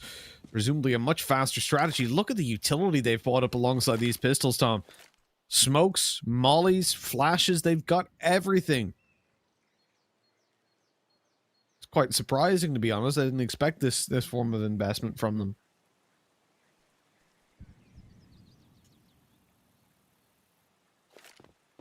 Let's see if they can make this one work. It's, again, a very passive hold. The initial smoke going to go down to try and delay them. Warman just looking to try and play anti-flash. Play anti-flash on top of the coffins, in fact. Use spam bullets going through, but it means he's probably going to have none left in the clip. And this leaves Advent with a pretty tough task holding on the site. Sat back in the corner. Orman is going to find one. Actually threw the smoke again. Advent, okay. This is not what we normally see from the IGL. And while 9 is going to try his best to hold on, but with 8 HP, about 30 seconds on the clock, he can hope to maybe take one more down. It's not going to happen. Great hold from the B-site players. Advent in particular doing a fantastic job. And Vici, they've got the lead back. That they do, Tom. They've got plenty of cash as well. Look at that, 9K on a lot of these players. I feel like Vici, their passive approach is working out. They were just up against the pistols in this round, though. I do want to see how they adapt.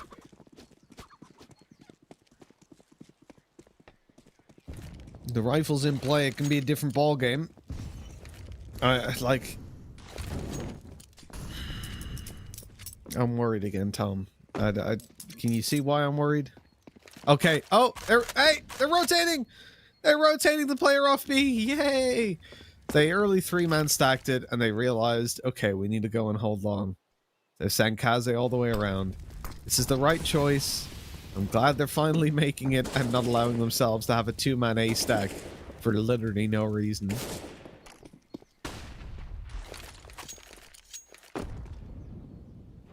Oh, I thought that nade was going to do a lot more. That's a bit disappointing. Now, they are going to be setting up Advent on the boost. Consistently, again, we see them switching up their CT side. Don't like this angle. Okay. Okay. That was pretty clean. You normally only ever see players actually boosted up onto that angle, so that was cool. I like that from Orman. He can do it all on his own. He don't need no man to support him. It could be the first time I've seen someone actually do that. Yeah, I don't think I've seen that before. I'm sure there'll be someone on Reddit like, I went down to 17 times. But I don't care. I care about me. NCL. He's going to find the opener, Orman, at the back of the site. He's having a great game. And that is a couple of impact kills that might have just changed the round. Utility now looking fairly bare as Kaze comes rotating in. There is a Molotov. If I was going to place that anywhere, it'd probably be there. Okay, 9. This is very aggressive. He's been spotted as well. And Jam Young doesn't like to be pushed. Kaze is going to pick off another. And Kaze gets the second. An aggressive play attempted, completely failed, and Vici are going to get their 14th.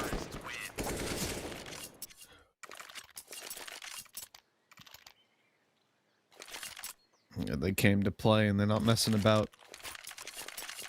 It's a big feels bad, really.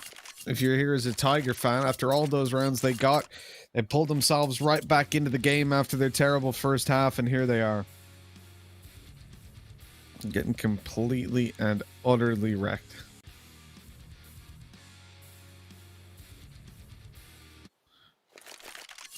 You know, even with a round like that, they push into the B side, they get controlled, they get a plant. It ends up with 3 players alive for the Vici side, which is just unacceptable. It's too many. And at this point, coming back into it's not just about the amount of rounds they're down. It's about the fact that they're not going to win a round and have an eco afterwards. In fact, Vici can buy for another 2 rounds after this before we see any sort of impact onto their economy. And that's a scary thought, Tom, considering they're 14-12.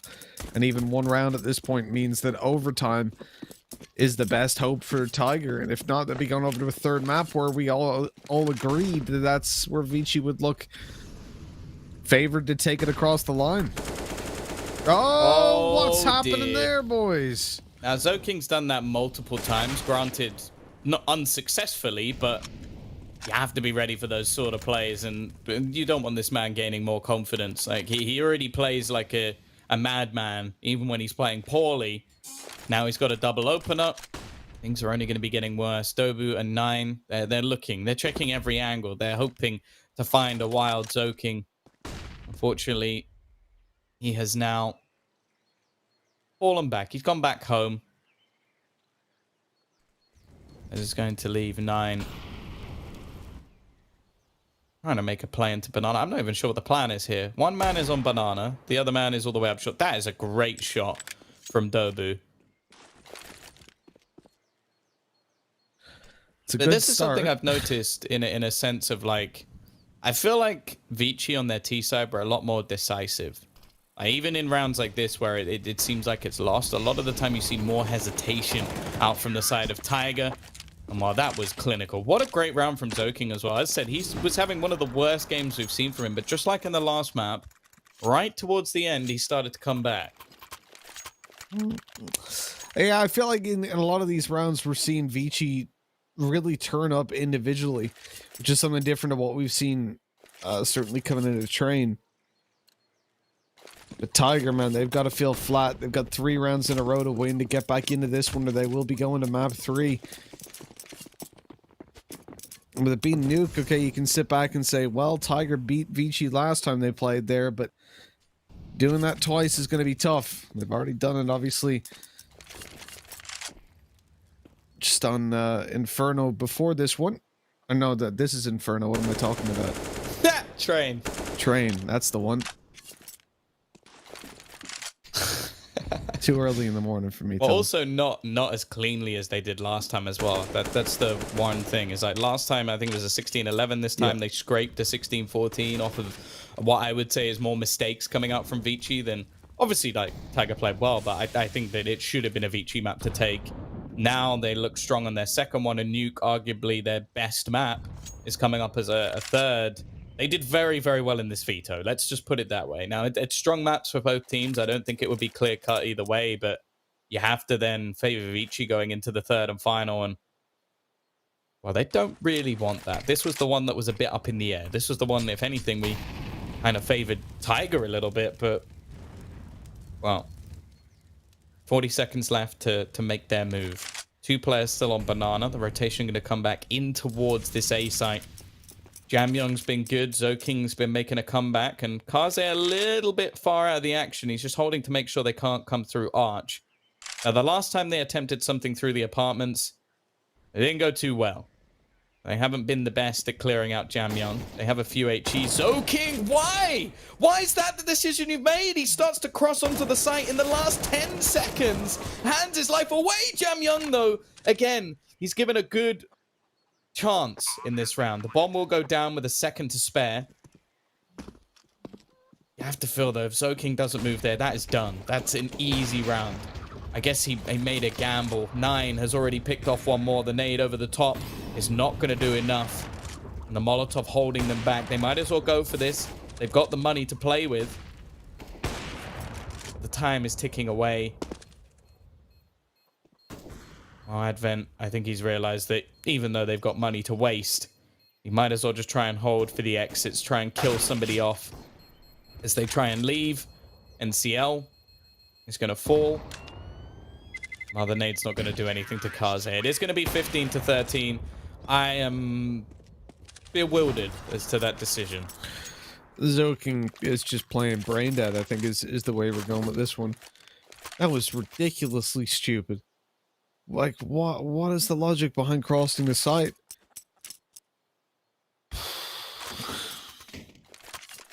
I don't know. I do not know.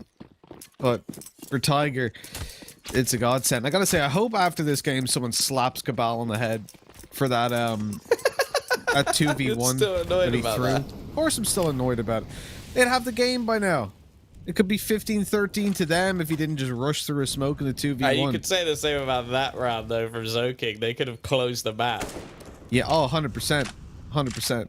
But they would have. I don't even want to say could have. They would have. There was 5 seconds on the clock when they got that, well, 4, if anything, when they got that bomb down. Thanks to Jam Young. If he had a teammate with him, that was over. It's like he's jumped on a grenade for his team, but he's the one that not only threw the grenade, but he made the grenade. He knew exactly what it was and how it worked. He pulled the pin and he dropped it on the floor and went, oh no, and then jumped on it.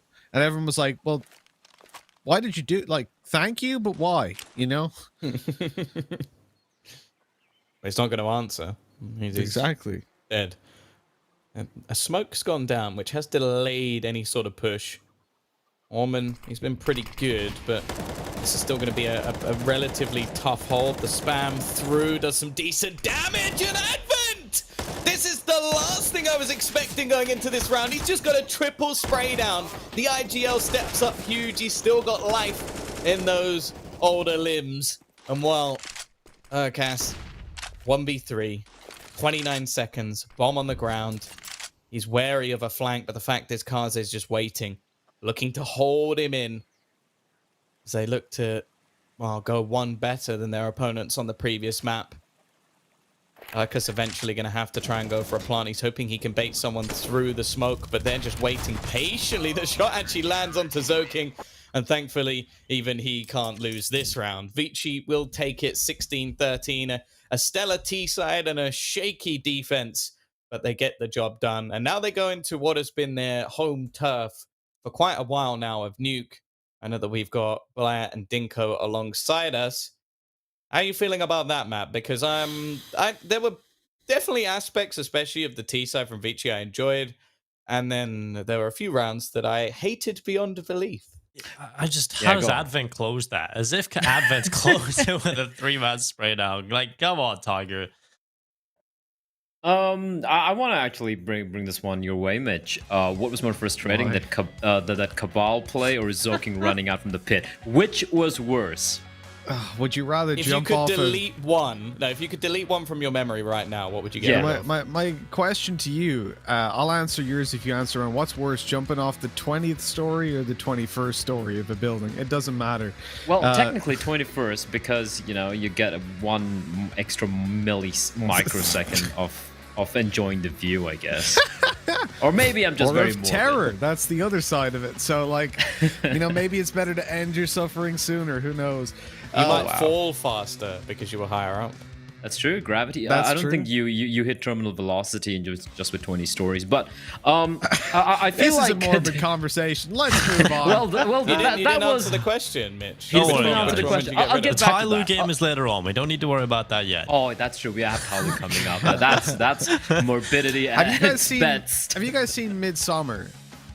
No, I've heard a lot about it though. All right. Well, I won't spoil it then, I guess. But I just feel like we need to. Well, it's not a spoiler. There's a part in it where they share each other's pain, right? So like one girl is crying and they all start like emulating her cries. So basically, our death feel segments. like that's what our death segment needs to be. Just we come back and I'm just like and we all start just screaming, crying it's like, together. All right, well that's group therapy done. Let's go to the next map. Because sometimes, like, this was actually quite good. I didn't have that many problems with the game overall. I mean, look, we're blessed with the games we've gotten in the playoff stages compared to some of the group games. But when it comes down to the Cabal 2v1 just complete throw, like, I watch American football and I've never seen someone throw that hard.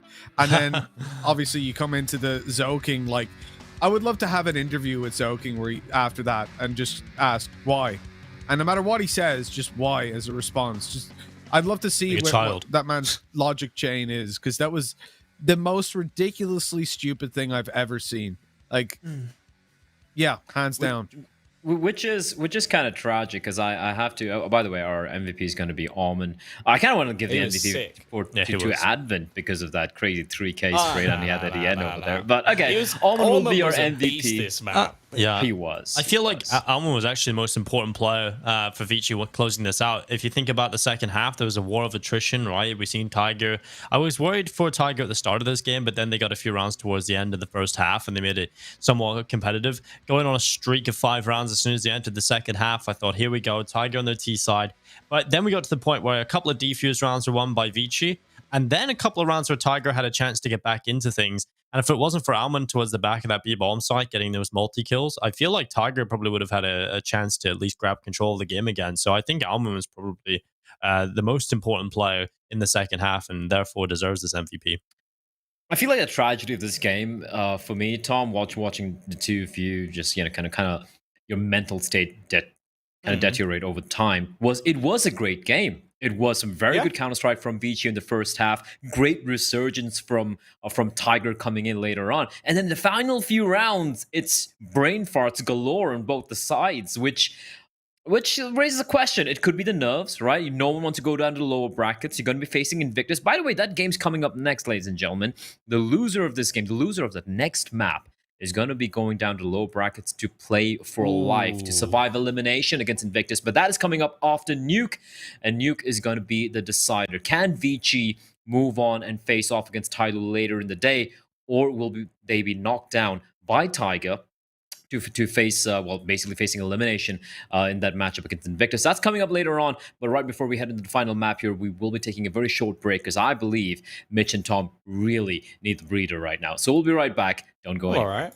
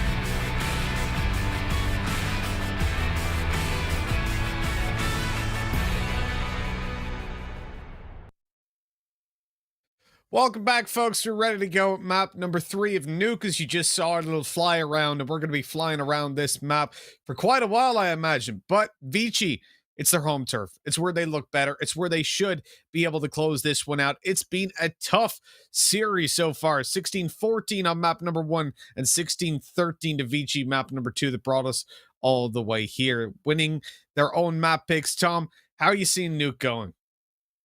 I think this is going to just go down to the wire as the last two have. Like you have to look at like some of the recent results. Like Tiger managed to absolutely smash Tyloo on this map, which hey, Tyloo don't really play it, so fair enough.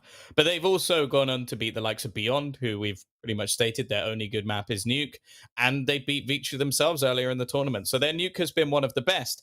Then again, they lost to D13 yesterday, 16-5. So, you know, or not yesterday, a few days ago. But it doesn't make sense sometimes. Especially they seem to have real struggles with domestic matchups. So they lost to Checkmate, obviously losing to D13. And not in this tournament, of course, but still very questionable results.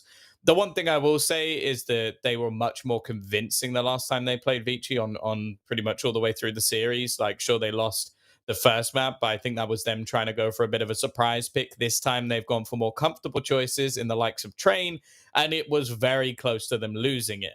Now, going into Nuke, this is a map that arguably should be slightly worse for them than Train, and they've got to perform to a very high level.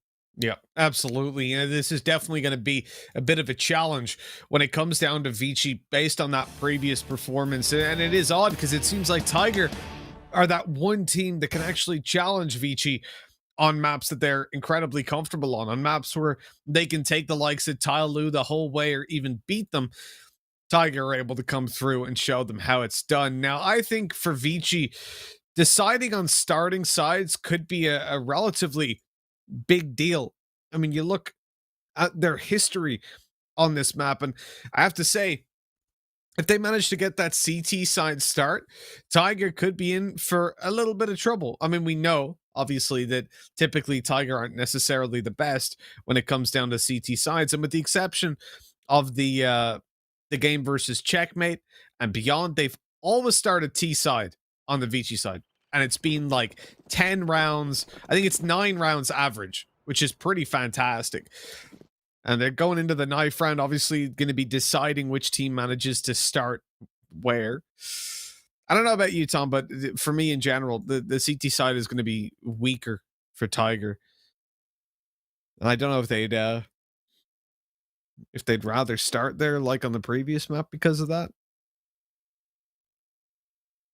Who knows? We'll have to wait and see. I imagine any team winning the knife round on this map is going to choose CT side. Like I feel like no matter like your tactics or the level of depth, I can't specifically think of any team that would opt to choose T side. Maybe Astralis when they were in like their golden era, because they would almost put the fear of God into their opponents that they could win that many rounds on the T side.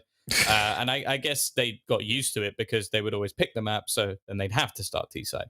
But other than that, I don't really know where you do it. Like, it is a heavily favored side of the map. It's not the most, as we've seen with Train, but it's definitely up there nowadays. And I think especially in this region with the amount of teams that don't specifically know how to play too well on this map, if you can just slam them out in the first half, then that's pretty much game over. But Tiger, they've got that CT side start. Vici are going to have to do it on the T side once again. They invest into double Molotovs in the early stages of this one. And by the looks of it, they're just going to burst straight down ramp, something they do quite regularly. Nice start for Cabal. Zoking is going to double entry. This time the Molotov used to hold, but Jam Young, he's just slaughtered them, leaving Dobu as the last man standing. Now, I've sort of anointed this man the retake king. This would be one hell of a task. That it certainly would. What an entry by Vici. Now they've got that site, they've got the 3v1, and they know exactly where he is. There's no way he gets away with this. Absolutely none. They're taking fights one at a time. Please tuck away. Please play the crossfires, Jam Young, you lunatic. But it's worked out. Can't really criticize it too much. Tiger had a really interesting setup. So 2 players tucked up close on ramp 1 peak. They were ready. Like, the fact that Vici expected that, I don't know if they've done massive amounts of research, but that is Fair play. You check your corners. It's the famous Yeah. line by Captain Price. I want to say, though, just on the T side, quickly highlight, like, when they did start on T side, they got 7 rounds versus Watsai and 11 versus Tai Lu. So I think for Tiger, their T side is definitely solid from what we've seen. I think getting off to a solid start on their T side for Vici is very important. Yeah, at the same time, Tai Lu don't play this map. Yeah. So and like I don't want to give too much over to that, especially with like Checkmate. We've spoken about how sure they as well managed to beat Vici, which was incredible, something we never expected, but they have not got many maps on record on this map at all. So there is no research teams could have done. I think that we've seen a lot more preparation go into this map from Vici after the loss. And the same on Train. They looked very, very good. It was just a few critical mistakes and afterplants that lost them that map. The other thing is what I will say is I think that Tiger, like just going back to that pistol round, I think they've done some preparation of their own because they sent a couple of players towards the ramp, and that is a very common pistol strategy for Vici. It's something they do quite regularly. So they were prepared. Unfortunately, Vici, well, I say unfortunately, they did their job. They did what they needed to do. Quick push in, the MP9 retrieved, and the same fate met Dobu. Gonna manage to get one. He's confused as to where the second player has actually disappeared to. Bomb's gonna be retrieved. Zoking is desperately low, and somehow none of those bullets connect onto him. So they'll keep all the rifles going forward, get their 2-0, and now probably not gonna be much, if any, of an investment from Tiger, as they want to wait for their purchase.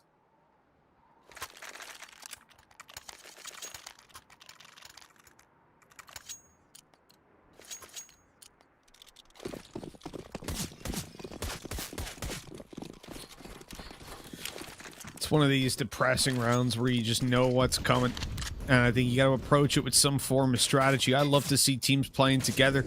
I love to see nades bought up in rounds like this as well, especially for outside. They can do a lot of damage, and we'll see a lot of teams, especially the likes of Astralis. They're one of the most impressive things for me a few months back when I was analyzing Astralis for a team was how they vary their outside nades. It's a very small detail, but you'll see massive, and I think it's an Astralis thing in general. You look at their Inferno as well. The amount of damage these guys do with utility is insane.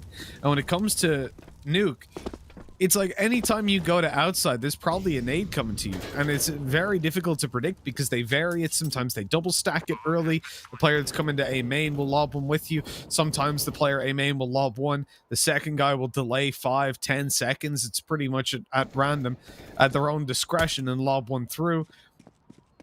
They rotate a player in off the side if things are going slower. Chuck one in, why not? Like, it's...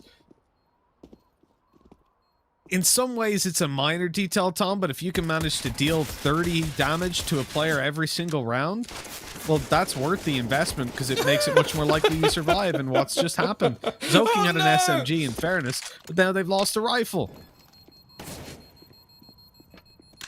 Oh, I like that from Nine. He's trying to bait them in to the bomb. It's something I don't remember that being overly successful too many times. I remember Flusher doing it once and getting a multi-frag on multiple different players. I'm not sure, but like that Zoking battle was one of the most awkward things I've ever seen. He's been whiffing like crazy today. I mean, that play on Train earlier where he got, I think it was Jam Young? Yeah, it was. Jam Young killed and then himself by an SMG when they both had Galils. It's like, come on, bro. And then somehow in the second half of each game, he just manages to recover it. It's crazy. It's like he plugs in a different mouse. Or doubles his DPI or something for the first half. And then he's like, alright, let's play. If the second half is him with less DPI, I'm terrified of what the idea of more is about. AZ, they had no idea. They had absolutely no idea that Orman had managed to get down vent that fast. He goes retreating into the site and is pushed into the hands of his opponent. Nice take from Vici, but a fairly basic one. And they've got an afterplant position with no real hope of Tiger actually coming back into this round. That is, well, one of the fastest B takes I think I've seen in a long, long time. It took one kill in about 25 seconds, and that's it. That's round over. There's nothing they can do.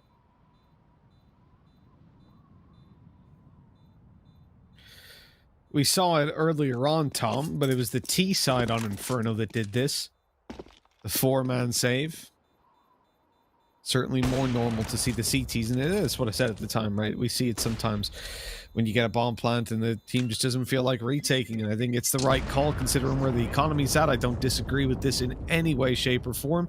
The only downside is those rounds are now building up in favor of Vici, and we know that typically the CT sides aren't amazing for Tiger. I want to see them get in the board. I want to see them do it soon. And this round right here, well, it's the perfect time to get it done. They've gone for a double op setup.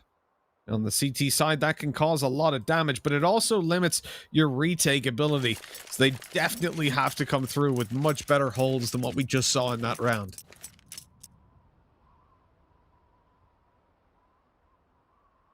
Oh.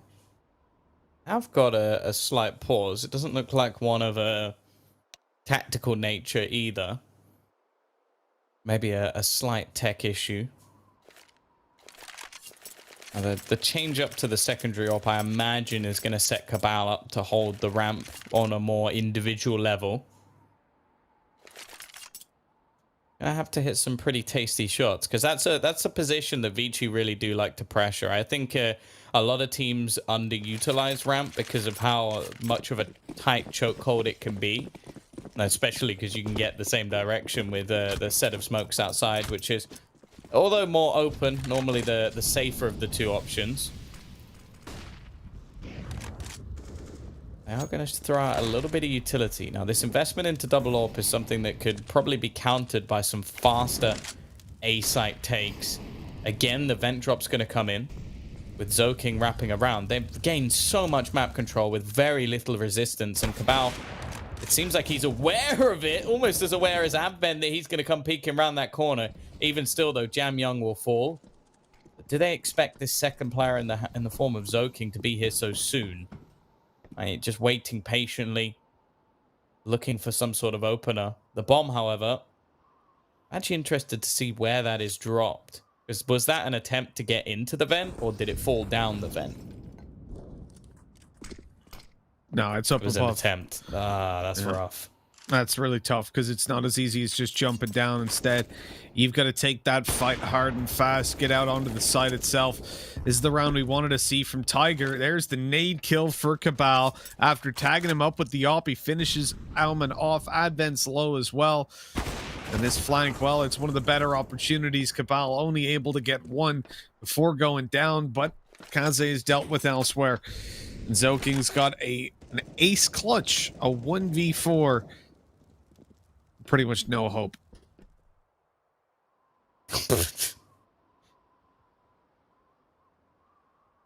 Honestly, I think if anybody was going to be able to pull off like a 360 no-scope, it would be this man. It's just one move of the mouse. That's the funny thing for people who don't know, that he doesn't actually have like crazy high sense. He just moves his arm like miles. Like it's actually ridiculous. It's like his mouse is alive and he's having to battle with it while he's playing the game. Like it is truly a sight to see. It's a shame that many people won't get to witness this for a while, not only because there are no LAN events, but normally because Vici aren't the ones to qualify. But yeah, it's something that whenever you see him play at a LAN event, you're like, that can't be a real thing. But it is. And oh, for that, he's a pretty good player. But then again, you do have some of the best players in the world that have some weird settings or sensitivities. Woxic, for example, very high sensitivity. That's why you see some of those crazy flicks. Zoking, though, looking to lead the charge, but it has not gone well. The fast upper take couldn't have gone worse, you could say, as it is now left onto Kaze for a 1v5 ace. Maybe he can do it. No, I don't think he can. Not with an op, especially. These guys need to peek him one at a time and give him all the opportunities. And also, one by one peek does come in for Doe, but at least he manages to connect the kill, closing out the round and ending them on a 4-2 scoreline, keeping things real for Tiger. The possibilities are tangible. They can still get a buy over on the T side, but That's the least of their concerns based on how these last 2 rounds have gone. There's a lot of work to be done. And I look, we can't be overly critical of a faster A play. These things happen. Sometimes they don't quite go according to plan. But I can respect the attempt to try and overwhelm Tiger and catch them off guard. But their players, steadfast, easily sprayed them down.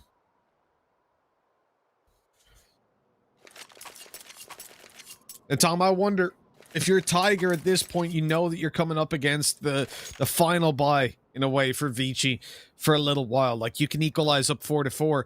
Is this where, with the single lob setup, they start to turtle a little bit more and give that space to Vici? Or are we going to see a confident Tiger come out and start to see some map control? I'm particularly interested in how they control outside.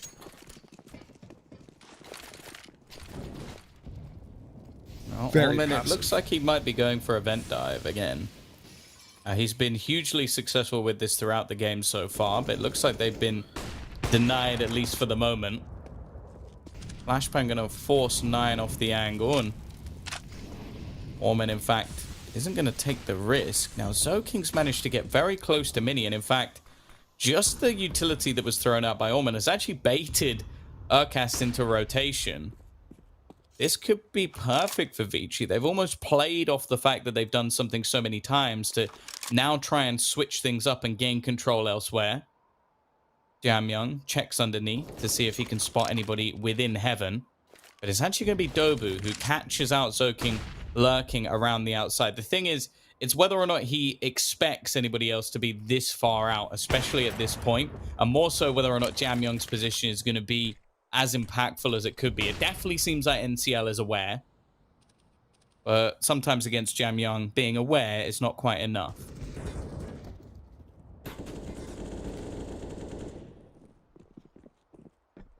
The NCL, he's got the position for sure, but he's whiffed completely and utterly whiffed, Tom.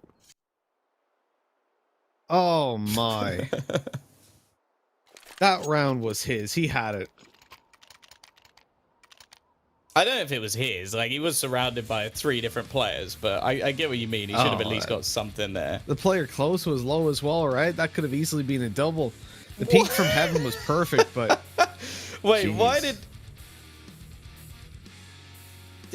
Oh, wait, it's 9... Yeah, no, Jamyoung hadn't done anything yet. I was thinking, like, was that after he got killed? But it wasn't. Kaze, it's going to open things up. Urkist is down and out once again. He's having another poor start to another map, which is has been a huge problem for them. And, well, it's a 3-man vent dive. All the way down they go, and the B site will be under their control. They've tried to set up the door opening to give some space. They're wary of Cabal's rotation, but this time he's not going to be facing into the B site. And I think Jamyoung's actually a little bit confused as to how there's nobody here. It is going to be a 4v4 retake. The question is, Mitch, do they even attempt it on the CT side? They didn't last time. Honestly, I don't think so. And, okay, they're making the right call. They're falling back. 4v4, again, you're in this position where you've got 15 seconds max to get in there and really get your teeth into it. It's not worth it. There's so many angles to check, and they had a very two-dimensional push into it. Oh, man, this is a hard pill to swallow. If you're Tiger, you know, it was looking like this series could definitely be yours.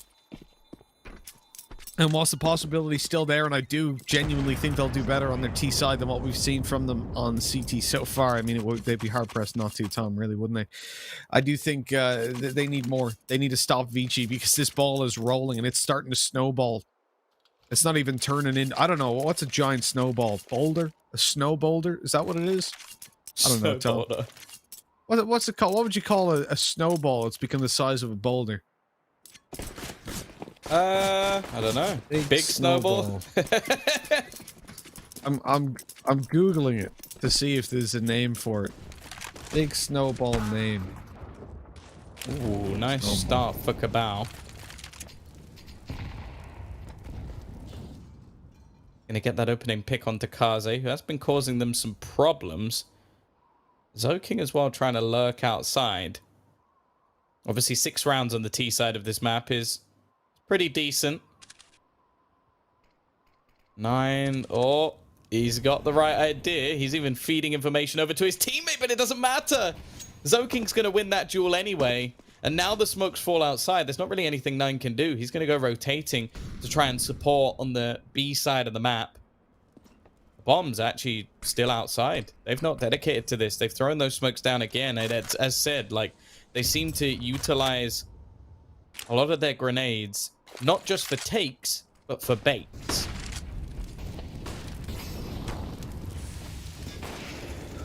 Looks like it's just called a snowball, Tom. At Advent, he's taken down 9 to start this one off. We'll see if a little bit more can be done. Cabal and Dobu, well, they're pulling it right on back to man advantage for Tiger. The bomb down in the open. Great flash.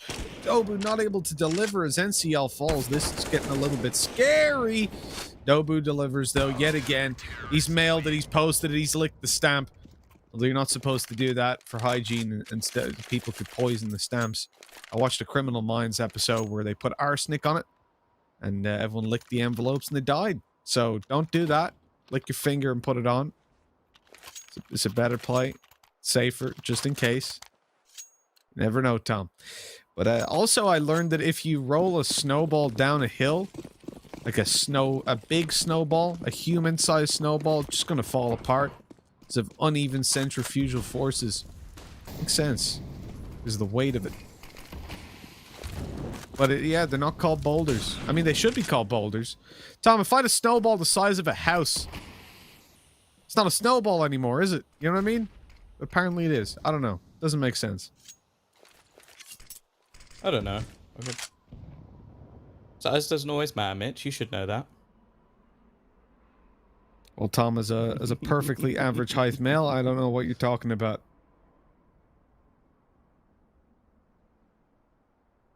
Definitely does matter if you want to, you know, get through a doorway without having to crouch. No problem. Banks always has to crouch because he's freakishly reach something tall. off a high shelf. But either way, we are going to have the push coming in. Advent has started things off with a pick onto NCL9 with a nice trade. Are they going to check for Dobu? Orman does. And that now leaves this defense down to the Orpa up above, a teammate alongside him. And well, I was going to add Urkus, but he doesn't last long at all. It is falling apart. It seems like the rounds are few and far between, and that's the worst thing you can have on the CT side, especially with everyone dropping. The money is still there for now, but Vici are really strutting their stuff over on the T side. It's been incredible so far, and they've already got 7 rounds.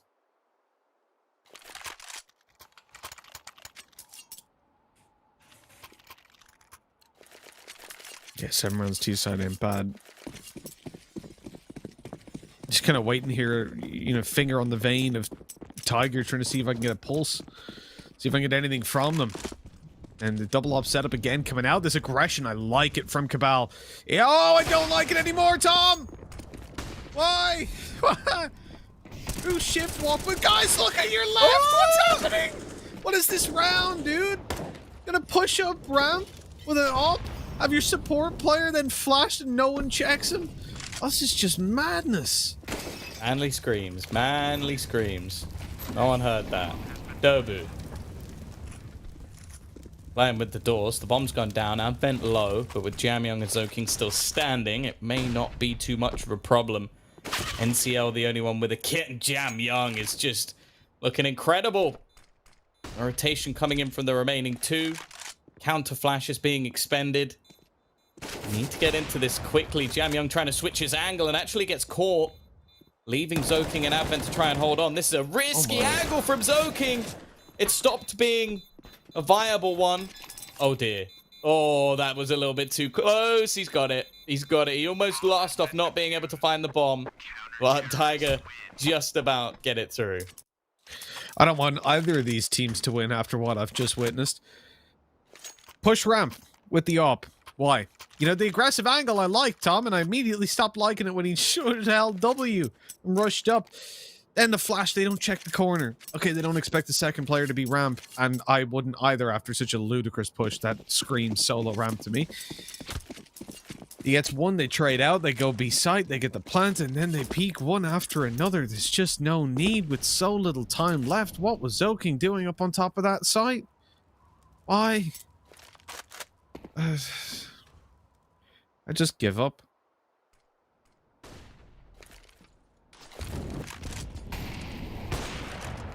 It's a 9. Okay, it's a good opening by 9. I can appreciate that.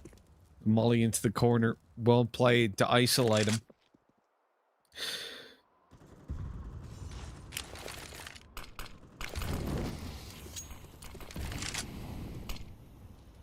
Seven 4, man. There's work to be done for Tiger, but that previous round was a lifeline.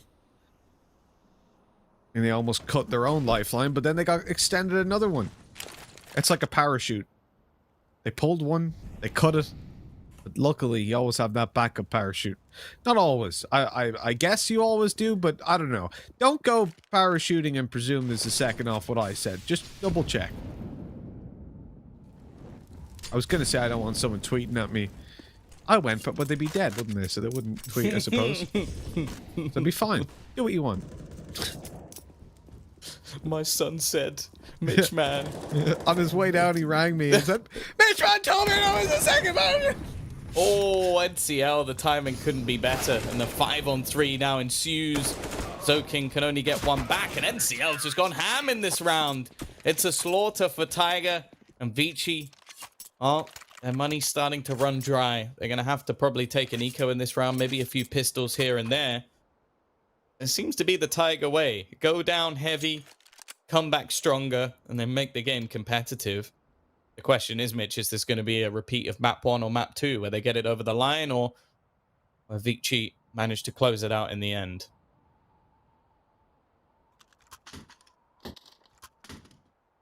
I think Vici are going to be kicking themselves in the face if this is ending up going Tiger's way.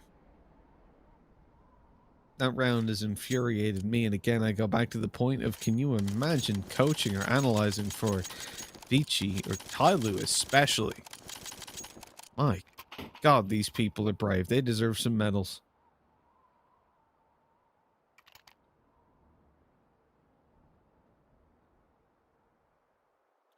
And it's such a juvenile thing as well, Tom, to treat a round like that. Like, the only excuse I have for Zoking playing on top of the site, because, listen, he's not an idiot. He knows that's a bad position. It's not like he sat there going, wait, what do you mean I shouldn't be stood on top of the site where I can be shot from everywhere and my teammate can't have a crossfire with me with so little time? What do you mean that's a bad play? I don't get it. He understands. But he chose to do that out of sheer confidence. Fact that they'd already won the round. If anything, he was a bit of bravado, saying come and get me. He was looking for some extra kills, and it's just such a childish thing to lose a round because of that sort of just silliness, where you approach it in a manner of, well, we've already won, you know. And even if you don't win that round, oh, we're so far ahead in the game, it's easy. Because that's how you end up losing games that you should win, and I think Vici, Tyloo, Tiger, they should know that very well by now.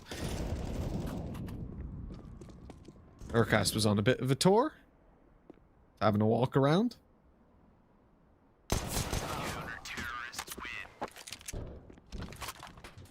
Well, Tiger have built up their reserves a little bit here, Mitch. They may need it going into this next round, although it's not actually that much money for Vici. You have to bear in mind they did buy down a little bit in the last round, and because of that, they're going to suffer what is the Galils. No AWP either for Kaze. In fact, he's even going to drop down to a Galil just to make sure they can afford the extra utility. This is not the prettiest of buys to what could be the difference between a 9-6 fairly comfortable T-side to, well, losing the half. See whether or not they can get this one over the line. The buy on the CT side, definitely a better one. There have been some criminal underperformers. Oh, because there's one of them. It seems like Zoking almost wanted to hand him that kill with the initial whiff, but it doesn't matter. He's found the kills nonetheless. Is in fact Zoking and Advent to find initial kills. And again, they've just disappeared. They've gone, see you later. Down the vent we go. We're going to head onto the B site. Well, they've biggity bailed and hopefully won the round.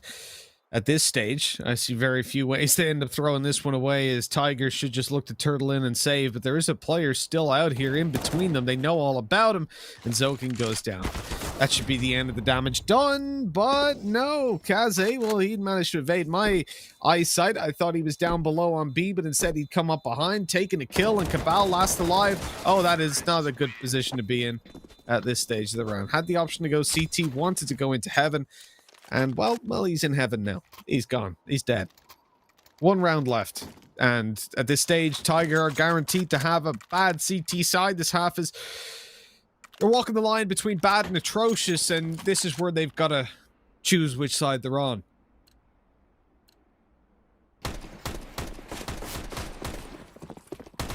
Although, it's not a strict choice. You know, Vici trying to push him. Gonna do those things like the sumo wrestling on a sports day. I think that was you and the gym teacher, right? Yeah. Special like Special weekend wrestling. sumo. They don't. Okay, I've not carried this. They don't on. wear any clothes. These sumos. No. Here we go. Dobu. He's gonna get the opener. It's Jam Young to trade. The ramp has been somewhere they like to pressure quite regularly.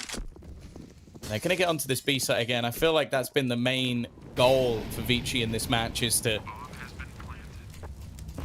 get on towards this B site. And unfortunately for Tiger, there haven't been too many successful retakes. We'll see if they can manage one here. Flashbang out, Zoking, fantastic shot. He's had a much better game, it has to be said. And they are slaughtering them as they attempt to retake. 9! What are you doing, Jamyang? Did you just go for a knife kill? No, he was trying to run with his, I think, knife or pistolet. He was swapping weapons. Didn't react in time with the player being there. There's a chance now. There's a real chance. 10 seconds, though, and no, he doesn't have a kit. It doesn't matter. Advent will close the round. He finishes positive as well. And Vici, they've done it again, Mitch. 9 rounds on the T side. Looking very good indeed. Yeah, definitely. I have to say, it was quite odd, though. It was like sumo wrestling with WWE rules, because instead of trying to push you out of the ring, you had to get on top and pin the other one down. I found it weird that the uniform was just a thong, but... Stop! For God's sake. I was also mud fighting, like oiled up, you know? Only me. But 9-6. Jesus. There's a line in the sand, and you have wow. You're going through it. No, we did it on the field. It was just a circle, not a line. Oh no! They haven't checked Orman. Oh no! How's he managed to get away with that? He's even going to escape back out the door. They have got the after-plant position, but they need to clear him, and Dobu will, thankfully. He's actually going to drop down the vent. That is an interesting decision. The bomb is down. Molotov out to clear. Did he go back? Oh, maybe he went back to pick up the Molotov? I don't know. Maybe it dropped. I'm not sure. Either way, he is back up with the rest of the team. There isn't really a chance for Vici to get back into this round. Kaze does manage a quick pick. They need to be getting on this bomb, and they need to be getting on it now. There's only 13 seconds left. Jam Young, he's found another one. Oh, I don't think they've got it. I think it's going to be unbelievably close. The numbers are going too fast for me to even see. Oh my God. What? I'm not going to lie to you, Mitch. I didn't believe up until the point where he defused it. Until it said the bomb has been defused, I didn't believe they could win that round. How have Tiger lost that? That was a 3v4 retake in 20 seconds. And not even that. If anything, it was 10 seconds, because they needed a 10-second defuse. Here we go. 12. Look, there's 12 seconds 10. here. How? Oh, that was to the dot, to the millisecond. We talk about Vici as the most well-drilled team, well-oiled machine, and these guys, well, they've got everything on a retake planned down to the last millisecond. They knew what was happening. Some Doctor Strange plays. Probably the most demotivating way to lose a round, I have to say. Tiger, because they will have been sad there. Remember, they don't even get the numbers. Not that the numbers helped us there, Tom, but they don't get the numbers. So they're just going to be sat there like, oh, no, we've got it. They don't have it. Oh, we've won. And then nothing blows up. Well, that's an interesting angle to face from. I guess he's just trying to mix it up so Cabal didn't headshot him on the predictable angle, but instead he has been absolutely smacked. Nice shot by Cabal, good opening, as ramp is now theirs. They've got the map control that they want. As per usual, you know, the T side comes in with a better buy than the CTs, even though both have fully invested and the CTs won the previous round, because why not? Really is like flogging a dead horse at this point, but I can't believe someone actually designed this economy system. Oh, it's not good for Zoking. Losing that battle might just be the defining factor of the round. The remaining players all with rifles. Bringing it into the next one could be a viable idea. Looks like they're still going for this one, though. Oh, Advent just about gets away with that one. It's almost an even playing field here. Orman's caught one more. And now 9, he has to go pretty big. Orman goes jumping into the angle. He's left low on HP, and Kaze's going to close it out. We may not like this economy system, but Vici have managed to get through it this time. However, well, you know why I said this time, don't you, Mitch? Why is that, Tom? Because they got another bomb plant, and that means that they can buy again. But Tom, that wouldn't make sense for a competitive FPS game. I mean, surely you're wrong about that. Because it's not like a patch would ever come out for this game, which, you know, doesn't make sense. Welcome to the Wild West. Get some revolvers out. Oh, they didn't buy. Yeah. Interesting. They could have got out Galils and they would have been in a decent shape. Some of them could have got AKs. NCL had enough, I'm pretty sure, for an AK. Yeah, he did. So, yeah, I don't know. Personally, at this scoreline, I'd quite like to have seen them do it, but I can understand. You want to make sure that your economy gets built up. You want to actually have a good run of rounds rather than just trying to upset them when your opponents will have a better buy, just about. We'll see. If they could do some decent damage in this round, then it's worth it. They've thrown a single deep smoke in. This is just going to allow them to cross off the back of the flashbangs. The smoke itself is not particularly good, if I'm being brutally honest, but it's the flashbangs they throw alongside it that make that viable. Gamyong, almost an easy kill to start. It's starting to get a little bit uncomfortable, though, and eventually they swing together, and that's going to be the opener. That should be a rifle retrieved as well for the T side, and back into a retake setup once again. Maybe they didn't invest, Mitch, because they might be able to win it without.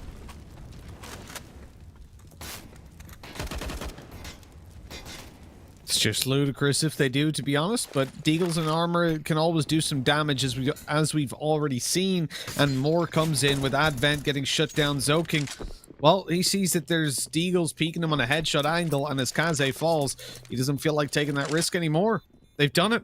They've won with Deagles and armor, and they might even be able to take some more of these weapons away. Alman covering the retreat of Zoking, and they should just be running away at this point. The bomb's about to explode, but they've lost Alman. And Zoking's being hunted down as well. The pistols.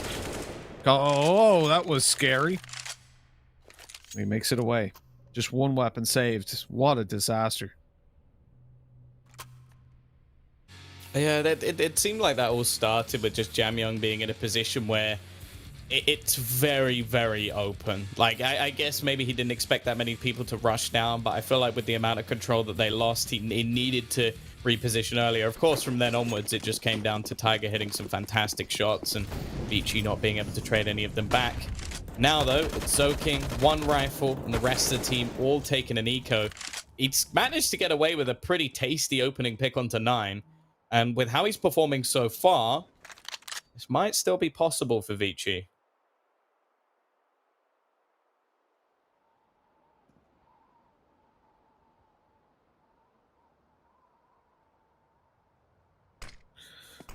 The possibilities for Vici in a round like this aren't...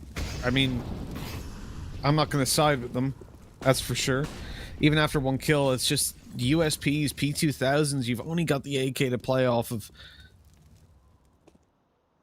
They need to do so much. Well, they've picked up an AUG at least, but Alman falls almost immediately. Oh, the shoulder spotted. King getting the kill eventually. He's going to be pushed on, but has a chance to maybe make this a little better. What a shot on the Urcast. Gorgeous work for V2. And now, all of a sudden, they are looking like they're going to take it across the line. At least Tiger won it with armor and deagles, but Vici, they've just ecoed them. Well, you say they. I think they is an overstatement. King has just wrecked them. That one saved AK has been superb. Sure, there was a kill elsewhere. He finally gets put down, but weaponry's been retrieved. There's 20 seconds left. If they play this together, there should be absolutely no chance, especially as he has to go and get the bomb. Cabal, though, gets one, but there is the trade almost instantly. Fantastic round from King, and someone, as we've sort of mentioned, up until this map, he's had one good half out of 4, and that was the T side of Train, which they lost. He was flat on the CT side of both the last 2 maps, and well, even on Inferno, even though they won it, it wasn't a particularly good map from him, in fact making some of the most catastrophic mistakes we saw that map. This round though, superb, and on this map in general, he has been fantastic.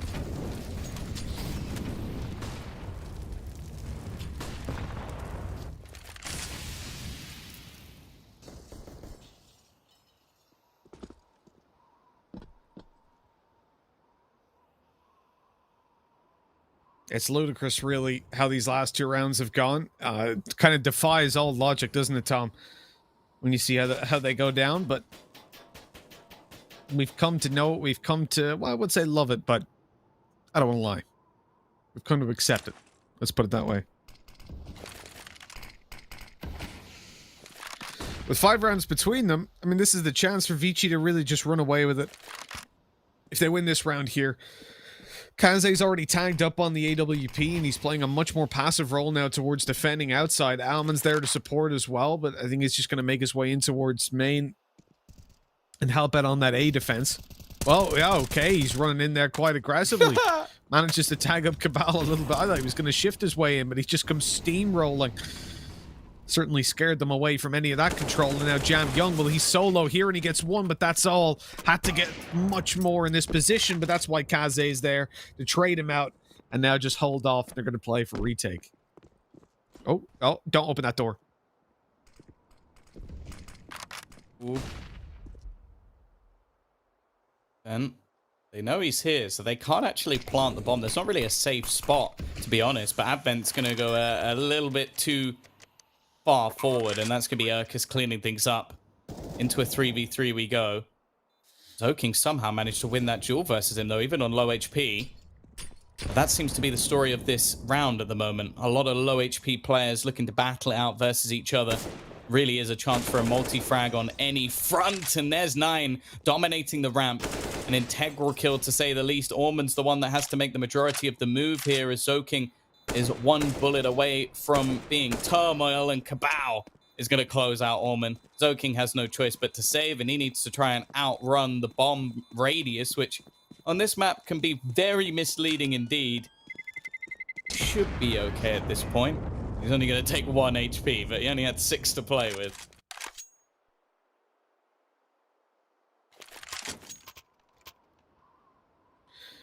We just got a text in from Dinko, by the way, Tombiz. He says that in his new chair, you know, he got a new chair.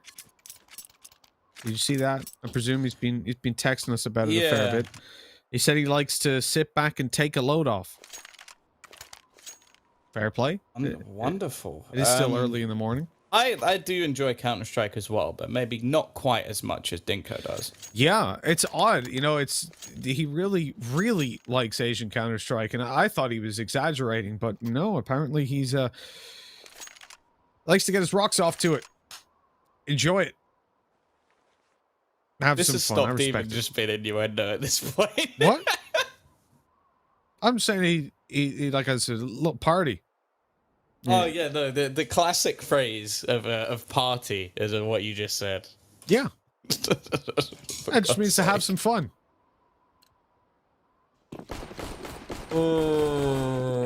Moving swiftly as can be. This yeah, that's what Dingo does. Force Spy coming out from the CT side. Shut up, Mitch. Is not the best. It's actually Jamyang on a glass cannon or Kaze with his trusty scout in hand. It's only Zoking with a rifle, but that was enough last time. Orman, he's going for a little bit of a spam through the smoke, but they've taken out side control. And it seems like both teams have worked out that the weaknesses lie on the B site. We haven't seen any particularly good holds, any particularly good retakes either. That was the main trouble for Tiger, and Vici looking like they might just follow suit. Now Jamyang trying to hold the ramp. Orman's managed to dodge the Molotov and... Oh, no, the timing! He just about gets away with it. He's dead, though. 9, so quick to make that trade. He didn't have a retreat option as well due to the Molotov. Jamyang trying to hold with the AWP, but it's a missed shot. They're going to need to clear him before any safe bomb plant can come in. And actually, a lot of players are going to rotate over to the window. Looks like they're going to try and pressure him off. Utility being expended. This is such a ballsy play. This is such a risk. And whoa, it bites him. Falls straight back into his opponent's favor. And now they're going to go swinging back up to the A site. Seems like a good call. Well, it looks like the CT's maybe a little bit confused.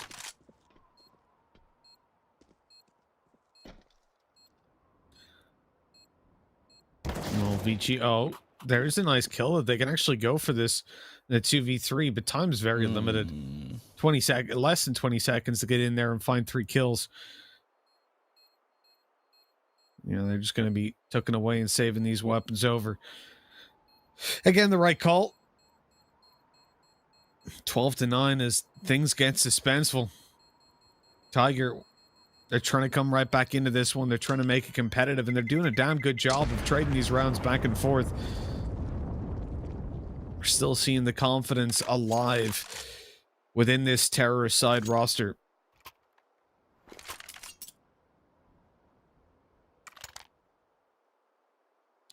And with the players they've survived on, the cash flow is decent. Can't say the same for the CT side, and alongside that AWP and M4, I expect to see just the eco. But that hasn't stopped them before, Tom, has it? They did it with just 1 AK. Now they've got an AWP to back up a rifle. There's some serious opportunities here for the CT side based on what we've seen. It's going to be an outside push, and they should be able to cleanly make it down the... Yeah, down through secret. No problem. Yeah, Kaze will actually be in position, though. They've started to become aware of these faster B plays. If any man could take over a round, it'd probably be this one, but with a whiff shot to start, it's not looking fantastic. They managed to get a few pistols into play as well, but I think the T's have realized that this has been a hefty rotation. And knowing that there's only 2 guns currently in play, they're going to try and avoid that AWP. Orman in a very good spot. Now, there's a small chance he gets a kill, but Urkus not going to give him the time of day. They've now started to catch out players from behind. The only real worry is this position currently being held by Zoking, and he goes through very aggressively. A lot of damage done, but only 1 kill to his name. And Kaze, I think, quickly realizes that this becomes a save. Another round for Tiger. A few shaky situations, but it will be a 10th nonetheless.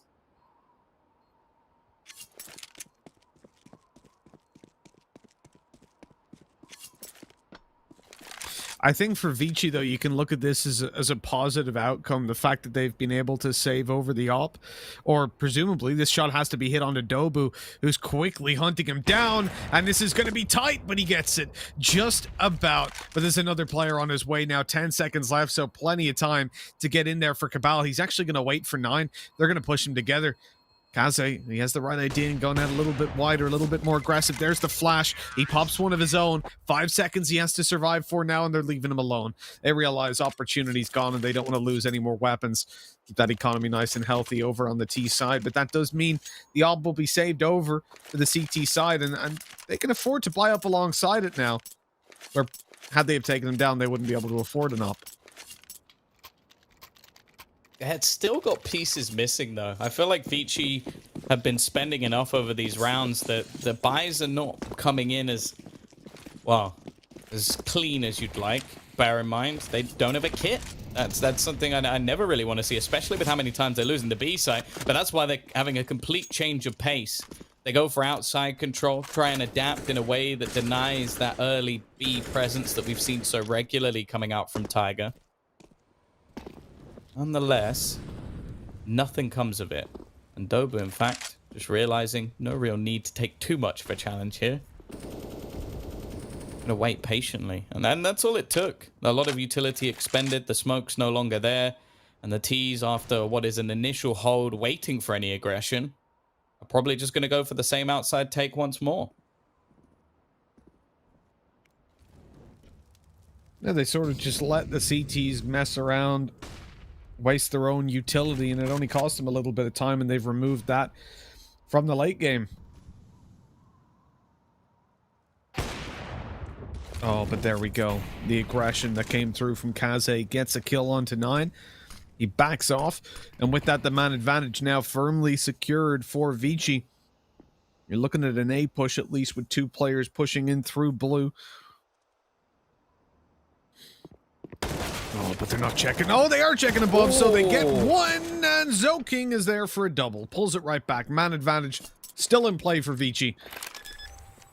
The bomb will go down, and this is where Tiger could be able to turn the tides. Oh, the prophecy of Urkas bottom fragging is in play. Means this should be Tiger's game to take.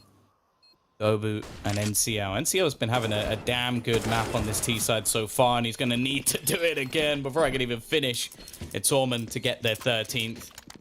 3 players surviving as well for Vici means that their money is at least going to be built a little bit, but with the amount of utility needed to rebuy,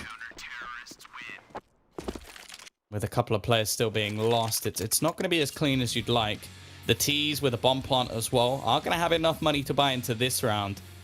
But this is what I like to see. Like, it was much more dynamic in this round for Vici. I think that was the problem, that they were falling back into these standard defaults, and because of that, the T's were able to gain a lot of control outside.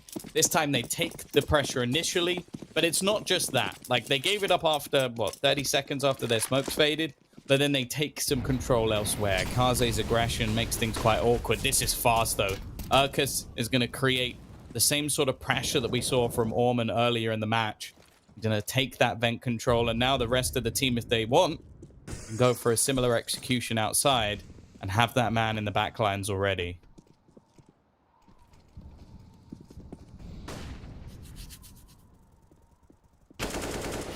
There we go. Oh, Jam Young, he misses the shot, just catches NCL on the fade back. He's known to be towards the default position. Goes up in the rafters to try and get himself a little bit more to play off of, so he can't just be spammed down up on top.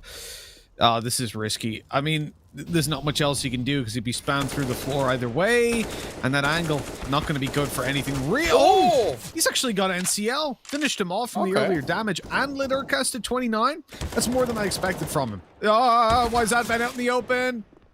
He dinked another player. Like, it may seem like a silly trade, but he actually does far more damage than you might expect. Like, he dinked up Urkas and then got a kill.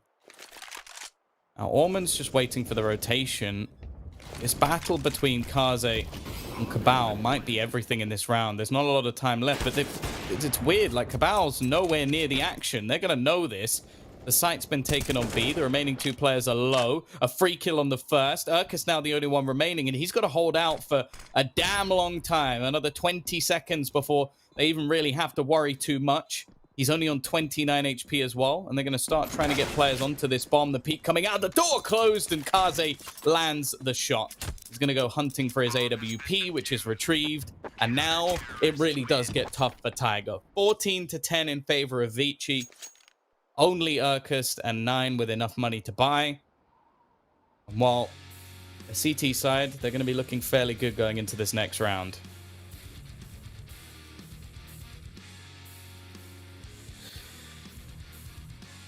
Oh, I didn't realize he was also the one closing the door. What's faster, Kaze or the doors? In this case, it's Kaze. Dear Lord. It's like in a movie. You know, when you're running, you slide onto the door at the last minute as they're shooting. Does that with a bullet. More impressive, I suppose. There'll be a very short Indiana Jones if it's like him about to get under the door and then he gets shot by the boulder.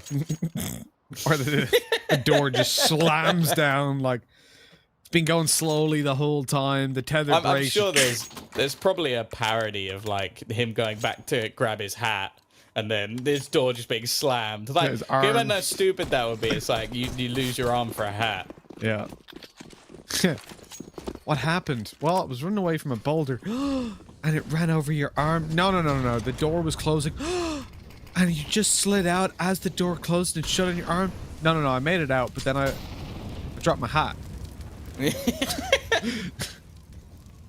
The beauty of cinema. That's why you don't think too much about it. Oh, pistols. Orman. We've seen this smoke used many a time. In fact, I believe, was it Urkus who was using it quite a lot? I feel it was. Maybe I've made that one up. I feel like Orman's going to get owned here. The timing. Oh, even he's starting to maybe question things a little bit. Oh, they don't really have much utility. They've invested. Oh, no! He's just gone running out. They've not reacted. Oh, my goodness. This is making me so uncomfortable.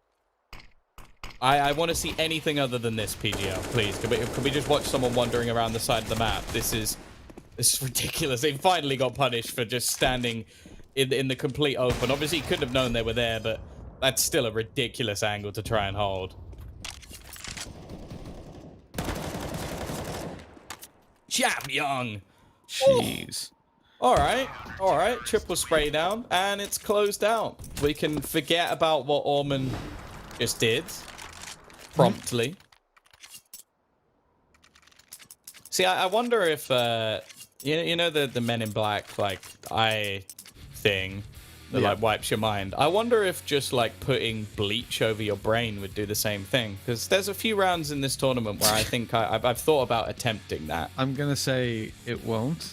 Don't try that. Well, it might wipe your memory for good. Stops the past and stops the future. Freezes time. This is why I am not a scientist. Although that idea is just about as crazy as some of the stuff that Trump says. So, you know. That's true.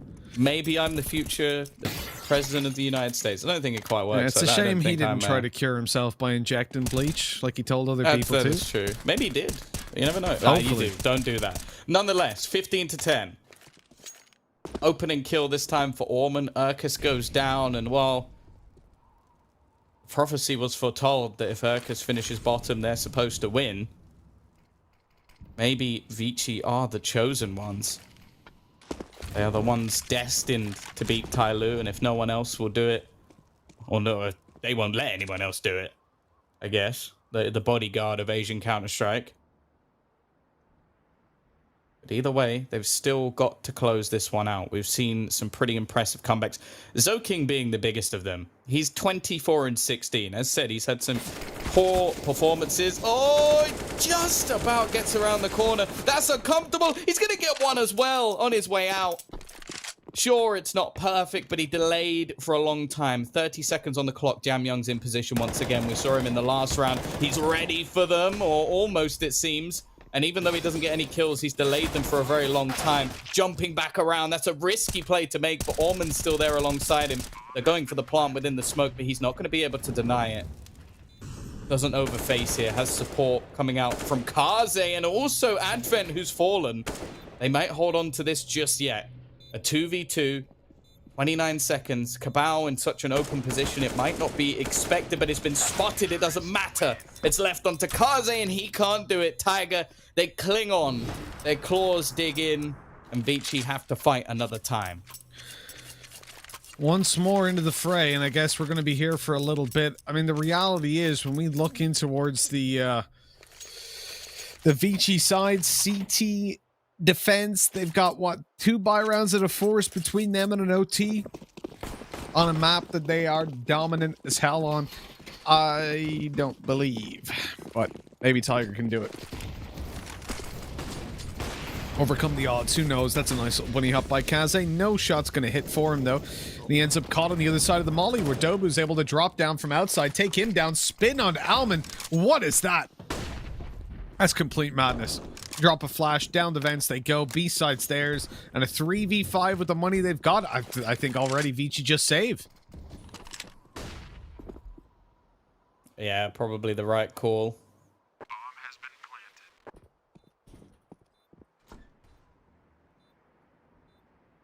Advent, though, he might get a slight upgrade here. Doesn't look like he's going to find anybody, and the remaining players seemingly just going to exit the site. So King will be able to kill off one. That's actually an AWP for Advent. That's a huge upgrade. I don't know if they're going to keep all of their weaponry. Zoking walking with his knife out. Unfortunately, it's not going to be the great escape for him. I guess in the end, it still ends up as an upgrade. Oh no! Augustus found him! The game of hide and seek, but with a much more depressing end for Advent. That's a good cleanup from the side of Tiger as well. They drop a couple of extra weapons, make things all the more costly. And as you mentioned, the CT side can't really invest anything into this round at all.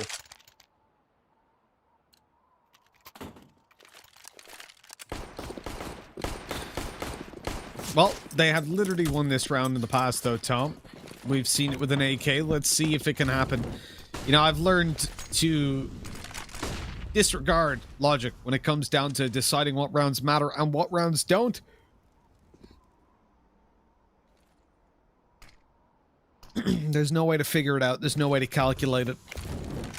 Even with the USPs, the team can win the round. And the M4, that was going to be mollied out of secret. Molly just starting to fade now. The push out through the smoke, not getting them anything. But here's Jam Young coming up behind. He's been ticked by the molly. They heard him, and so he's bailing back. That's unfortunate. An opportunity there for Kaze to maybe find a kill. I think the best hope here is for Jam Young to save. The thing is, I doubt they even let him save. They'll probably go and aggressively hunt him down to take that weapon out of his hands. So someone's just walked past Kaze. NCL's like very far behind him. Jam Young is going to get one. Second not quite going to come his way. Okay, Kaze. That's an AWP. Oh no, that's a big whiff. That is a big whiff. Oh, thank God for Cabal.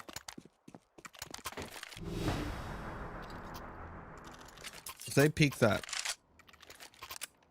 if they actually swung in and he got the kill with the AWP and won the round. He got enough kills to get a glass cannon AWP. Yeah. Those P2K shots could be everything. Have to wait and see. 15-13. This is crunch time. Vici have definitely looked like the better squad, but this is the thing with Tiger. They're never out of these matches. I think they're definitely the most resilient squad that we've seen throughout this entire tournament. We've seen them go down in pretty much every single map we've played in this series, and they managed to strike back at the perfect moment. Arze facing off against 9. Hoping there's going to be a flash or something here. A dry peek. It's not a battle I'd expect him to win. Flashbang over, avoided, but now Kaze can't really afford to take too much of a challenge here. Just going to sit on a more passive angle and wait. No, he's not. No, he's not. No, he's not. He's not. Of course not, Tom. And I don't know why you think you would. This is Kaze. This is Glass Cannon Kaze. You're a bit crazy if you think that they're going to be doing things by the book. They're like that rogue cop at the start of a movie.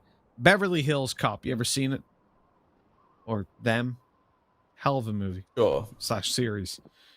The rogue cop doesn't do it by the book. Sometimes gets the job done. In the movie, always does, of course, but you know how it is. Oh, that's a nice little pincer by Vici. Time is on their side. 20 seconds left. Bomb has to be... Oh, they're pushing with the bomb. 9, you lunatic. He's gotten away with it for now. He's got 10 seconds. Moving up towards heaven. Has he got time to get out here? No, because Alvin's caught him. It's over. Yep, don't move. I respect it because that's basically it. It's GG'd. It's done for Vici. 16-13. They win map number 3. What a way to finish it. The indecision.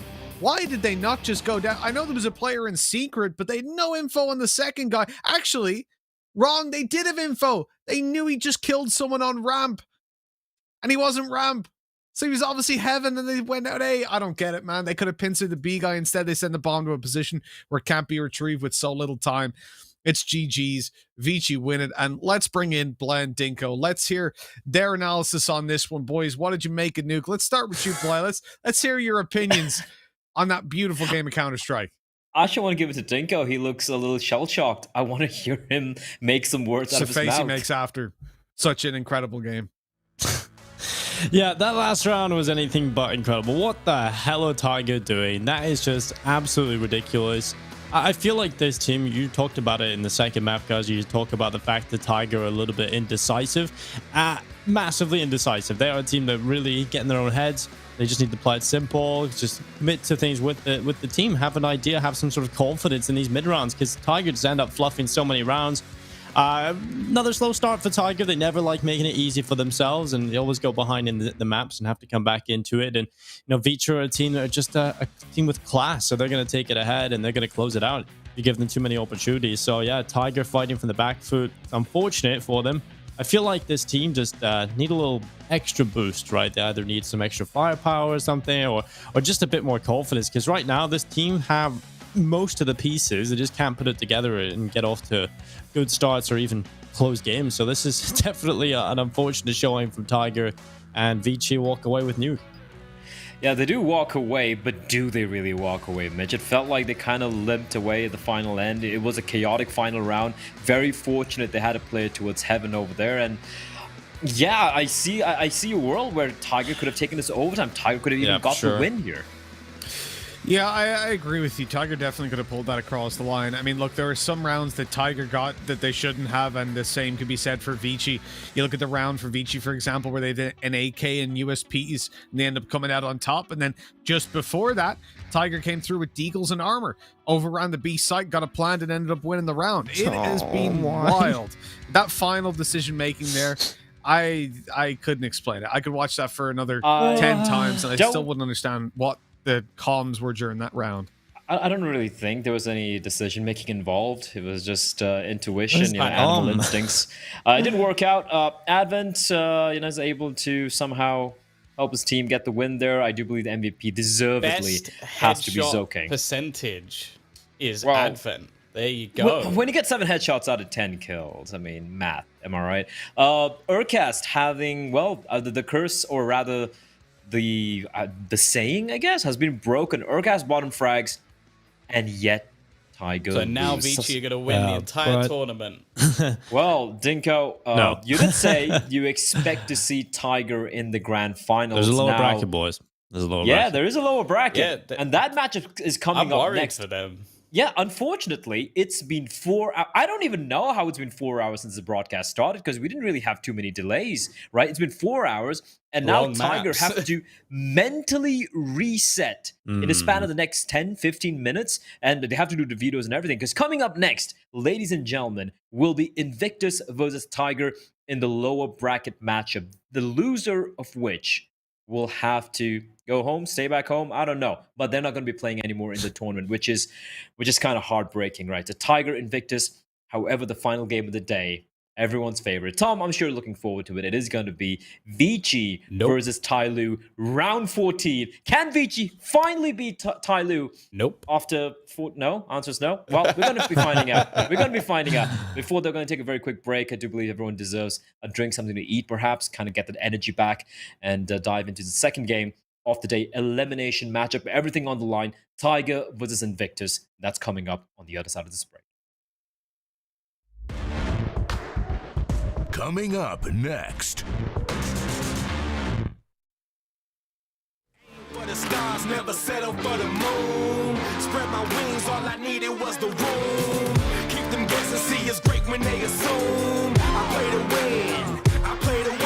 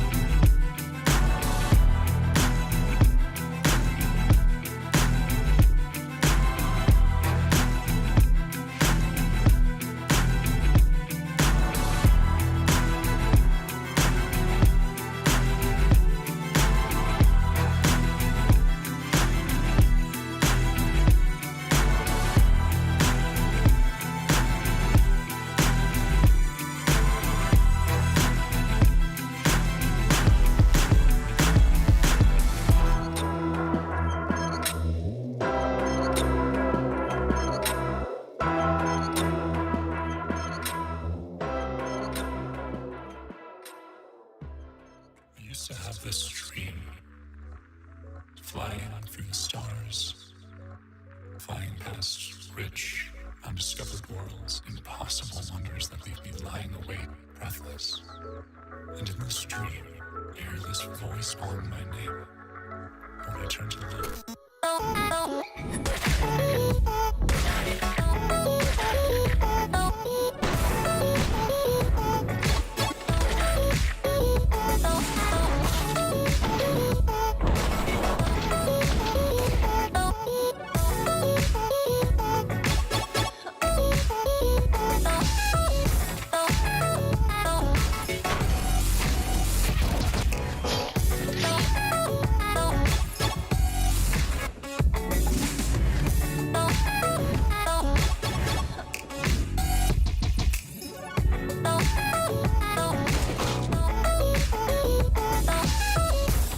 I used to have this dream.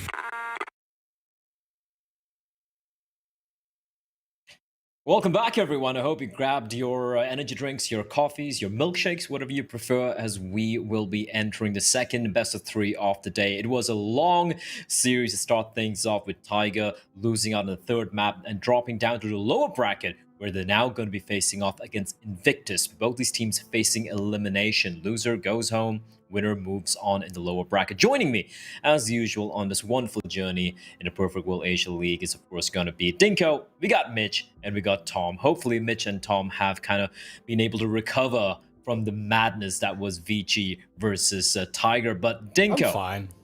you fine? You okay? Yeah, you're smiling. You're smiling. All right, to be honest. I know that you're going to suffer more in this match, so... You got Tyler Vici coming up, Tom. Enjoy the... I'm ready for that. overtimes. Easy Tyloo, no worries. All right, Dinko. Easy for anyone here? I don't know. Tiger, No. it's a long day, right? I mean, they're your boys, they're your homies. You got Urcast as well playing there. That loss must have been a little bit of a depressing affair, one might say. But they will be warmed up, and they're going to be facing against an Invictus who have been very hit or miss. Yeah, Invictus are hard to place, right? Because they lose against Whiteside, but they've got the win over Tiger. They got the win over Tyloo. They're beating the good teams, but they have definitely not looked brilliant, right? They still haven't looked like the top tier of themselves. So I think coming into this, you just got to take it with the Invictus that we know can play and just kind of look at that head-to-head as the playoffs. Yesterday against Tyloo, they had a close affair again. Couldn't quite get it over the line. But coming into this matchup, like you said, it's been an exhausting first series from Tiger. They haven't had much of a break coming into this next one either. So, mentally resetting is one thing. Also, just physically resetting, being able to come into this non-fatigued. I don't know. I think that might actually be a bit of a hindrance, as much as people can add the other side of things and say, oh, well, they're warmed up, they're ready to go, they have the...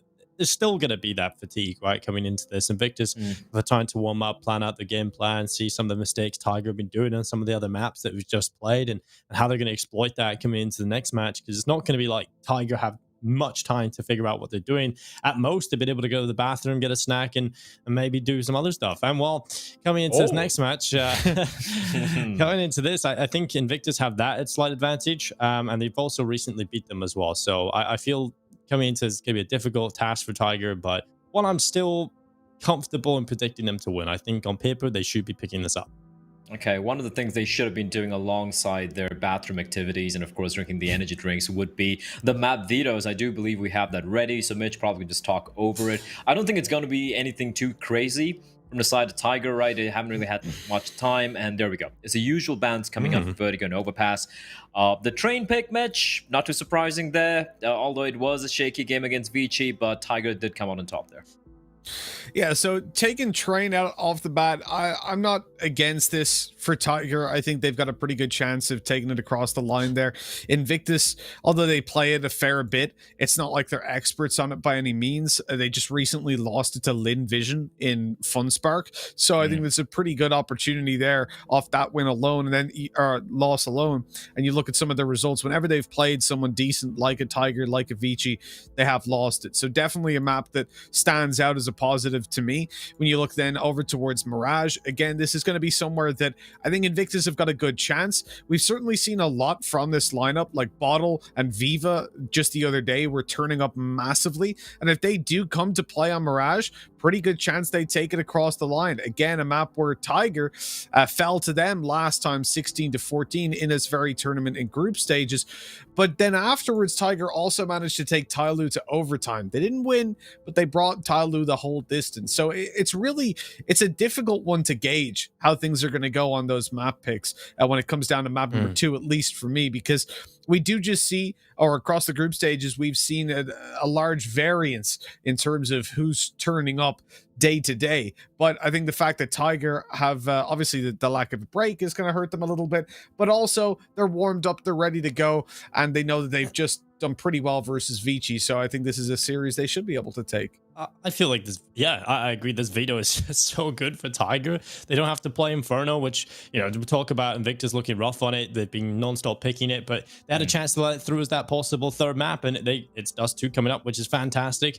And that's going to be Tiger loving this video. You got Train, you got Mirage, and Dust 2. They're 3 maps Tiger are very comfortable on. So, yeah, I think this video looks good for them.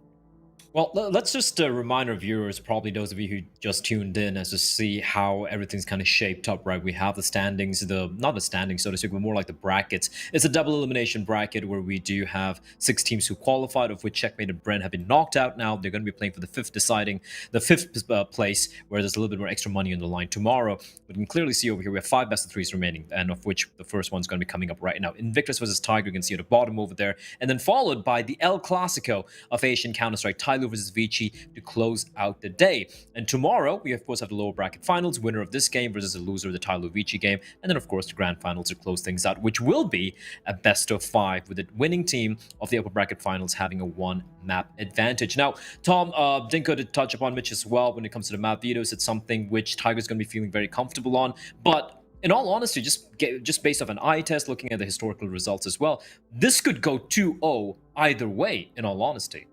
Oh yeah, for sure. I think that we've ended up as somewhat of a middle ground. Like, sure, Inferno's not come through, but I don't have much faith in Invictus's Inferno anyway. Like, I think it's very, very hit and miss, just like their Dust 2. So if anything, that being the last map is more of a 50-50. The other thing as well for me is not, so we talk about the long series and how that can be tiring, how it can be exhausting, or all of these things. You've just played 3 long maps against Vici. Now you have to come into another series with no break, playing against a team who couldn't play more opposite of Vici than any team in this tournament. They are not structured. They do not think about a lot of the plays they make. They're very aggressive. They're good with so much individual skill. There also isn't a man on their team that you can pressure. You don't have an Advin. You don't have a Zoking who's going to have a bad performance. You're like, the best case, I suppose, is maybe a Viva has a bad game, and then even then he's probably going to kill you with a Deagle at some point. So I think there's a lot that Tiger need to do coming into this series. Yes, they're the favorite. Yes, they're the team that should be taking this through if they want to even get the chance to face off against Vici again. Yes, I said Vici because we're not going to say or Tyloo. That's the only option they have. So realistically, it's going to be a long day. If they manage to do it, thoroughly impressed going through that many maps. And if they do it in 2-0, then sure, they deserve to be in the top 3 at least. I don't think it's going to be easy, though. I think Invictus are going to come out firing. I think they're going to catch them off guard. And I think we're in for a long one, lads. Yeah, it does seem like that, right? Of course, Tiger, the one thing going their way, which is kind of weird when I say it out loud, is that Urcas had 2 very quiet maps in the best of 3 series, something which we see so very rare. Yeah, that's true. If you're going to look at it like from an odds perspective, he should be stepping up now. This is when he's going to be shining. You can't expect to see Urcas be quiet for like 2 series in a row, especially with tournament life on the line. But I do believe we have the players in the server right now about to go live very quickly. So quick predictions, gentlemen. Mitch, we'll start with you. I'll take Tiger on this one. I feel confident they'll be able to take it across the line. And Invictus, they need Bottle, they need Viva to step it up if they're going to have any chance. And I just can't rely on that, unfortunately. I mean, I'm surprised you forgot to mention Flying with his famous 1v5 Deagle clutch ace post plant against Tyloo. I mean, that guy was definitely spectacular. All his doing, by the way. Definitely nothing to do with 100% all his doing. Tyloo played it perfectly, Dinko. I don't know what you're implying. But Dinko, I'm assuming you're going to go with Tiger as well. 2-0? 2-1? 2-1, He has I think. to. Yeah, of course I have to. I can't be making these decisions. But yeah, it's going to be 2-1. I think Invictus are individually good enough to take a map, but I think Tiger will edge out.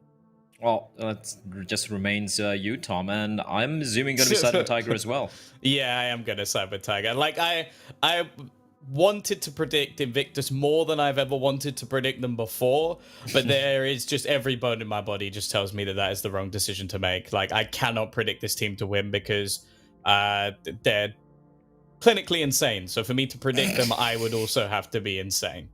Not quite there yet. Well, I have to probably side with my boy as well. It has to be Urkas. I feel like he's gonna just wake up and he's just gonna be smacking Get the fools dart out of ready, the server. Mitch.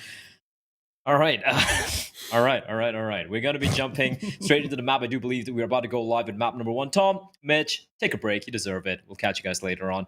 Dinko, here we go. Jumping in. Elimination game. Everything on the line. I feel it's going to be one of those games where we might be pulling our hair out like before even like the end of map 1.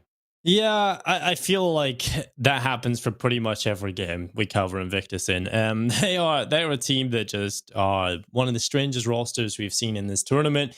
They just make some of the most questionable decisions, or they're involved on the server when it's happening. I think Tiger are just a better team overall than Invictus. But Invictus just have so many good individual players that they always find a way to make it uncomfortable for their opponents. But we get into things. It's Train coming right up. It's a map Invictus have been willing to play in the past. Yeah. One that I haven't really rated them on. Tiger should be taking this. They have a T-side coming up. Again, it's T-side. Let's see how many rounds they can get here. I feel like they have to get off to a good start. They've been fighting from behind. I feel like they have to get off to a good start. And NCL is going to do that exactly with the first kill. 9 following up. 3 kills. This is the perfect start. This is Sora started looking for a head straight towards the lower bomb side. That hole was very, very separated, I might say. Shaosage at least gets 1 in return. But bomb down. 4v2. I do believe they have a kit somewhere. I could be wrong. Destroyer's got a smoke, but he's got to make his way all the way towards the bomb. And Urkas is already on a flank. Dinko. He might even just go for the knife. No, he's not going to waste any time. And Shaosage is left alone. 1v3. The round's done. He's picked up a double. He's got to get the ace clutch. And 18 seconds left on the clock.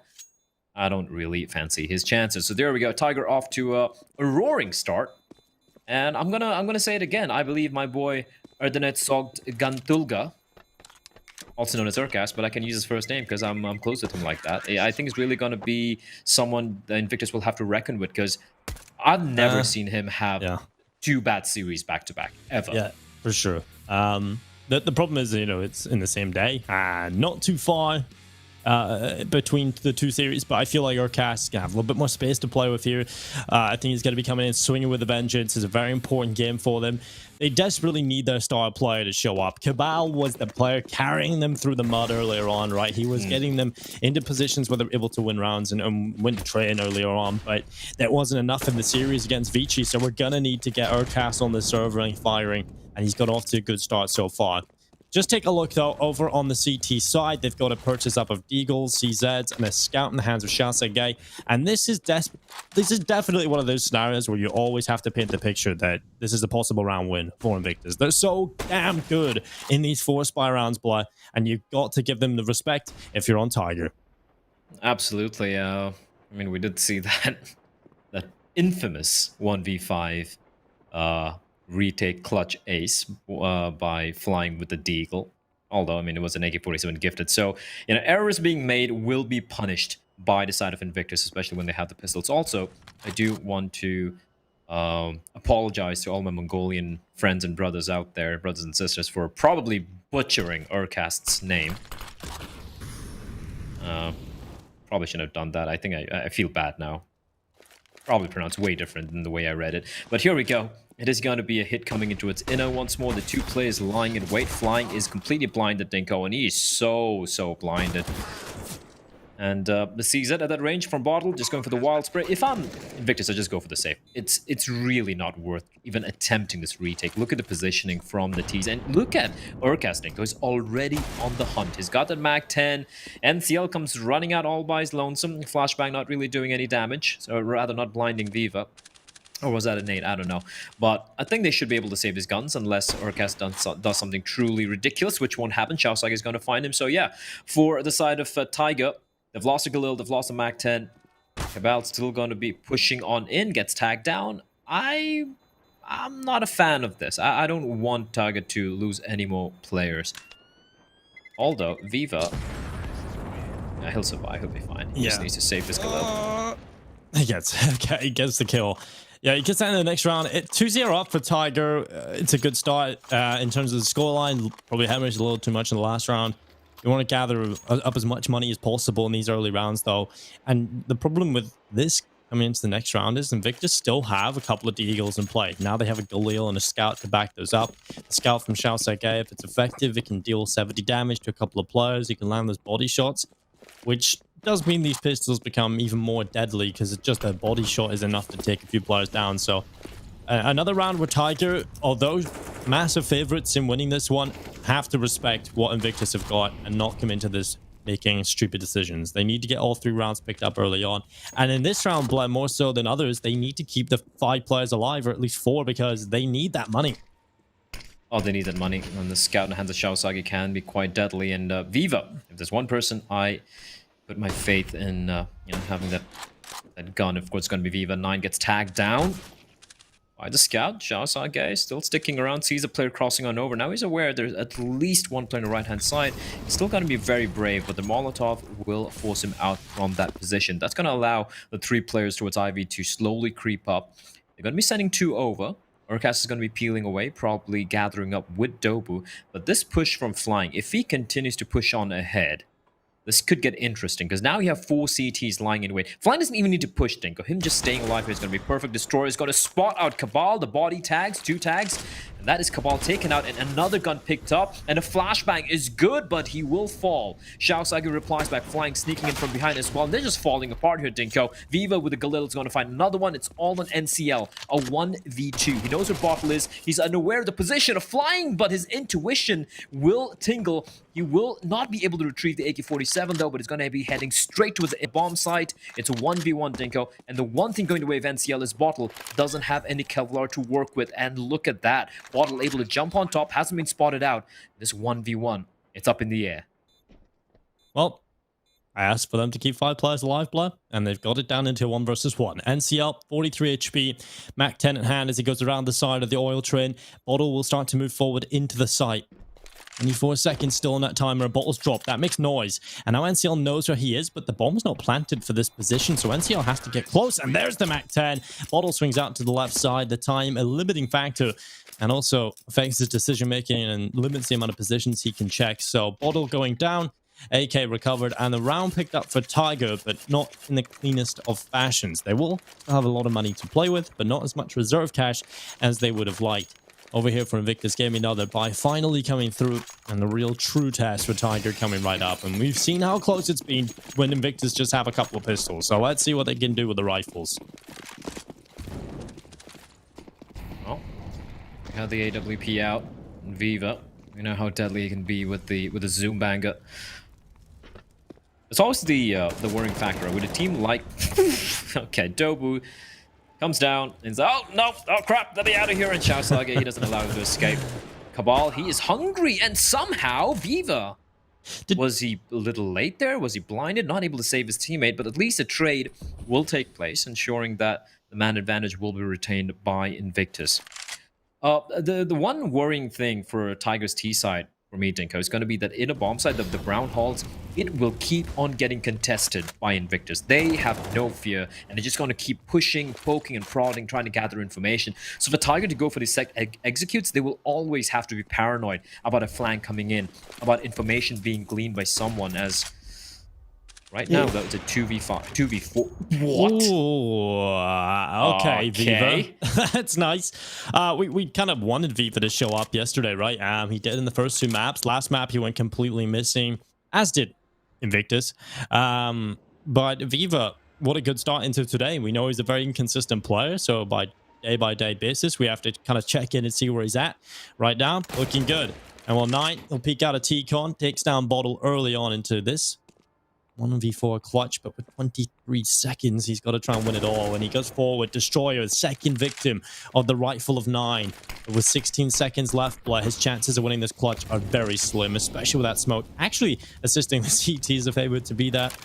But 9 has to commit now. He kind of runs onto the bomb site. There was always too many players to check that. And a nice try, but the round will go in favor of Invictus Gaming. Tiger.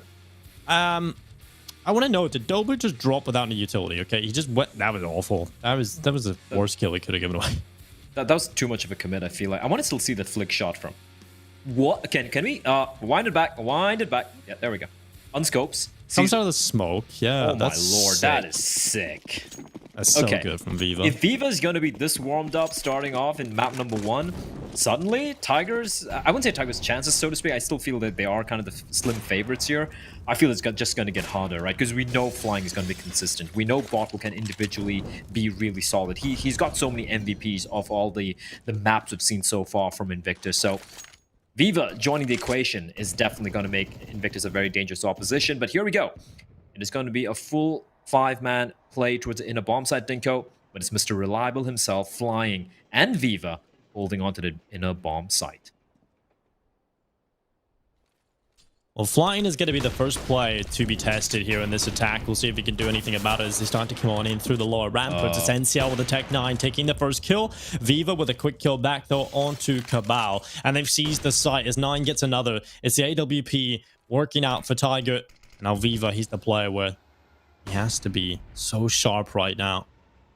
Take a few players down to deliver another chance, but 9 has continued to find kills. 6 and 2 right now. What a start he's having. Dobu just pushes up the side of the oil train, and Viva, not changing his position up, goes down, and Invictus, they lose around here very convincingly.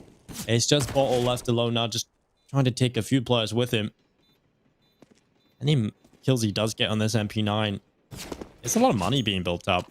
So, and a lot of damage as well when you consider how little money the T side have and they're buying some. Well, this is another big swing for Murcast. Bottle finally goes down to the rightful NCL. A round picked up though for Tiger that they had a very slim chance of winning, but they make it work just for that inner sight hit.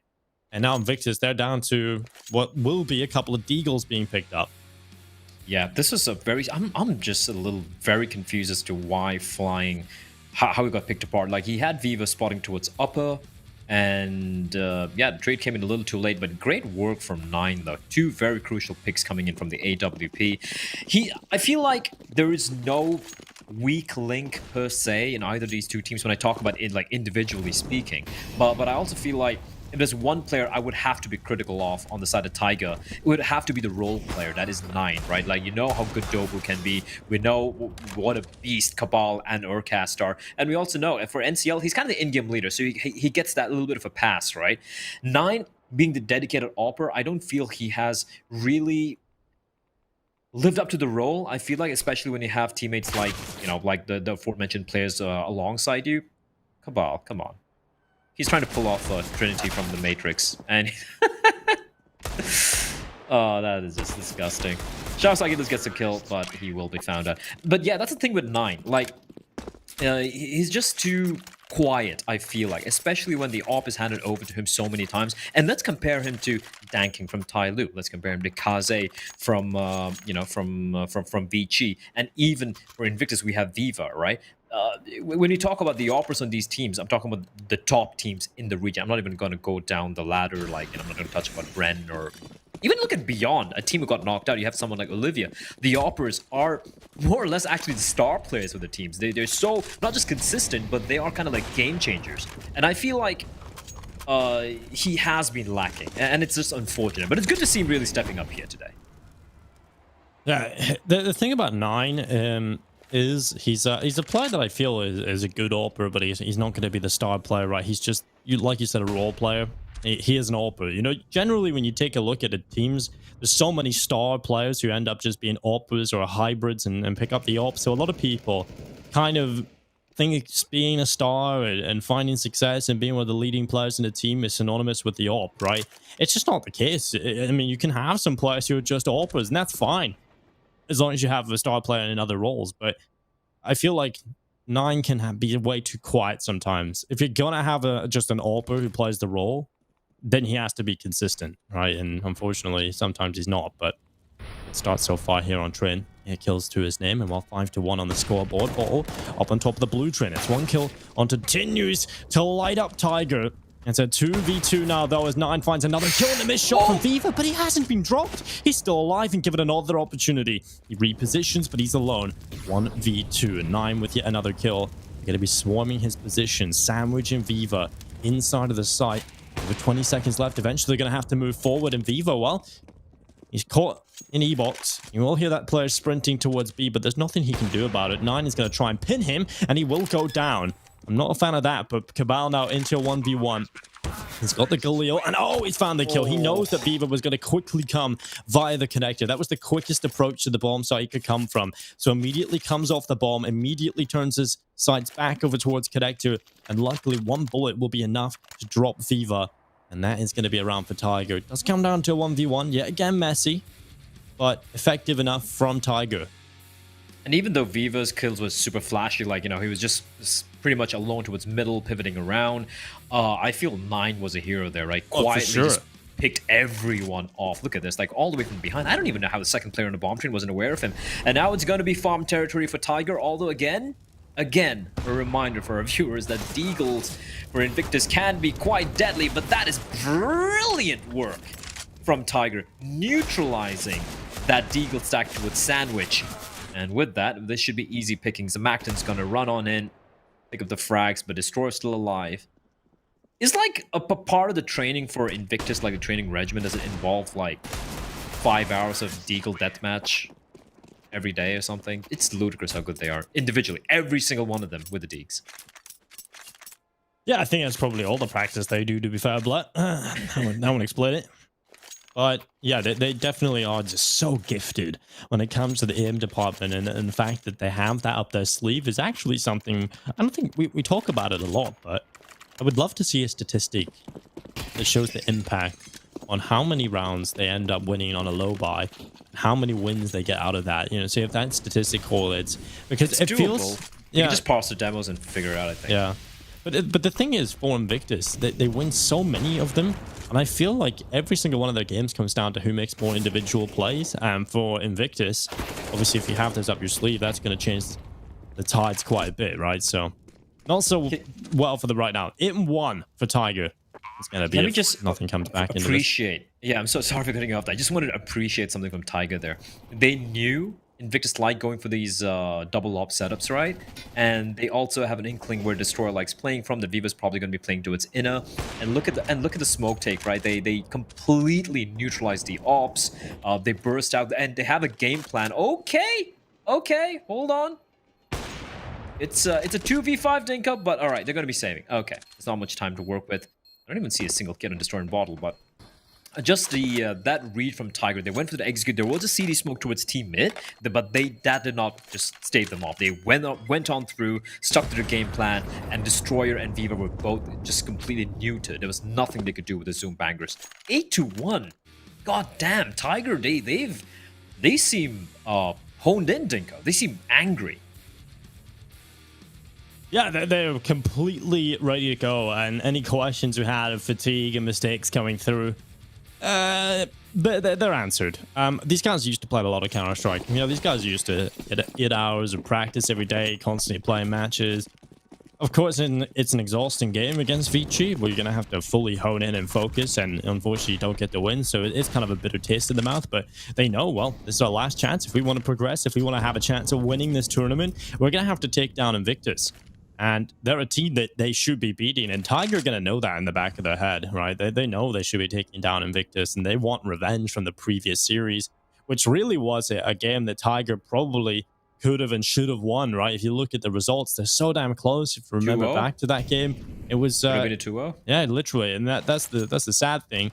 Invictus just got the edge of them, and I feel like it's the individual skill on Invictus is just so unpredictable and untamable. But look at this, 0-9 on Flying right now. He is having another bad day.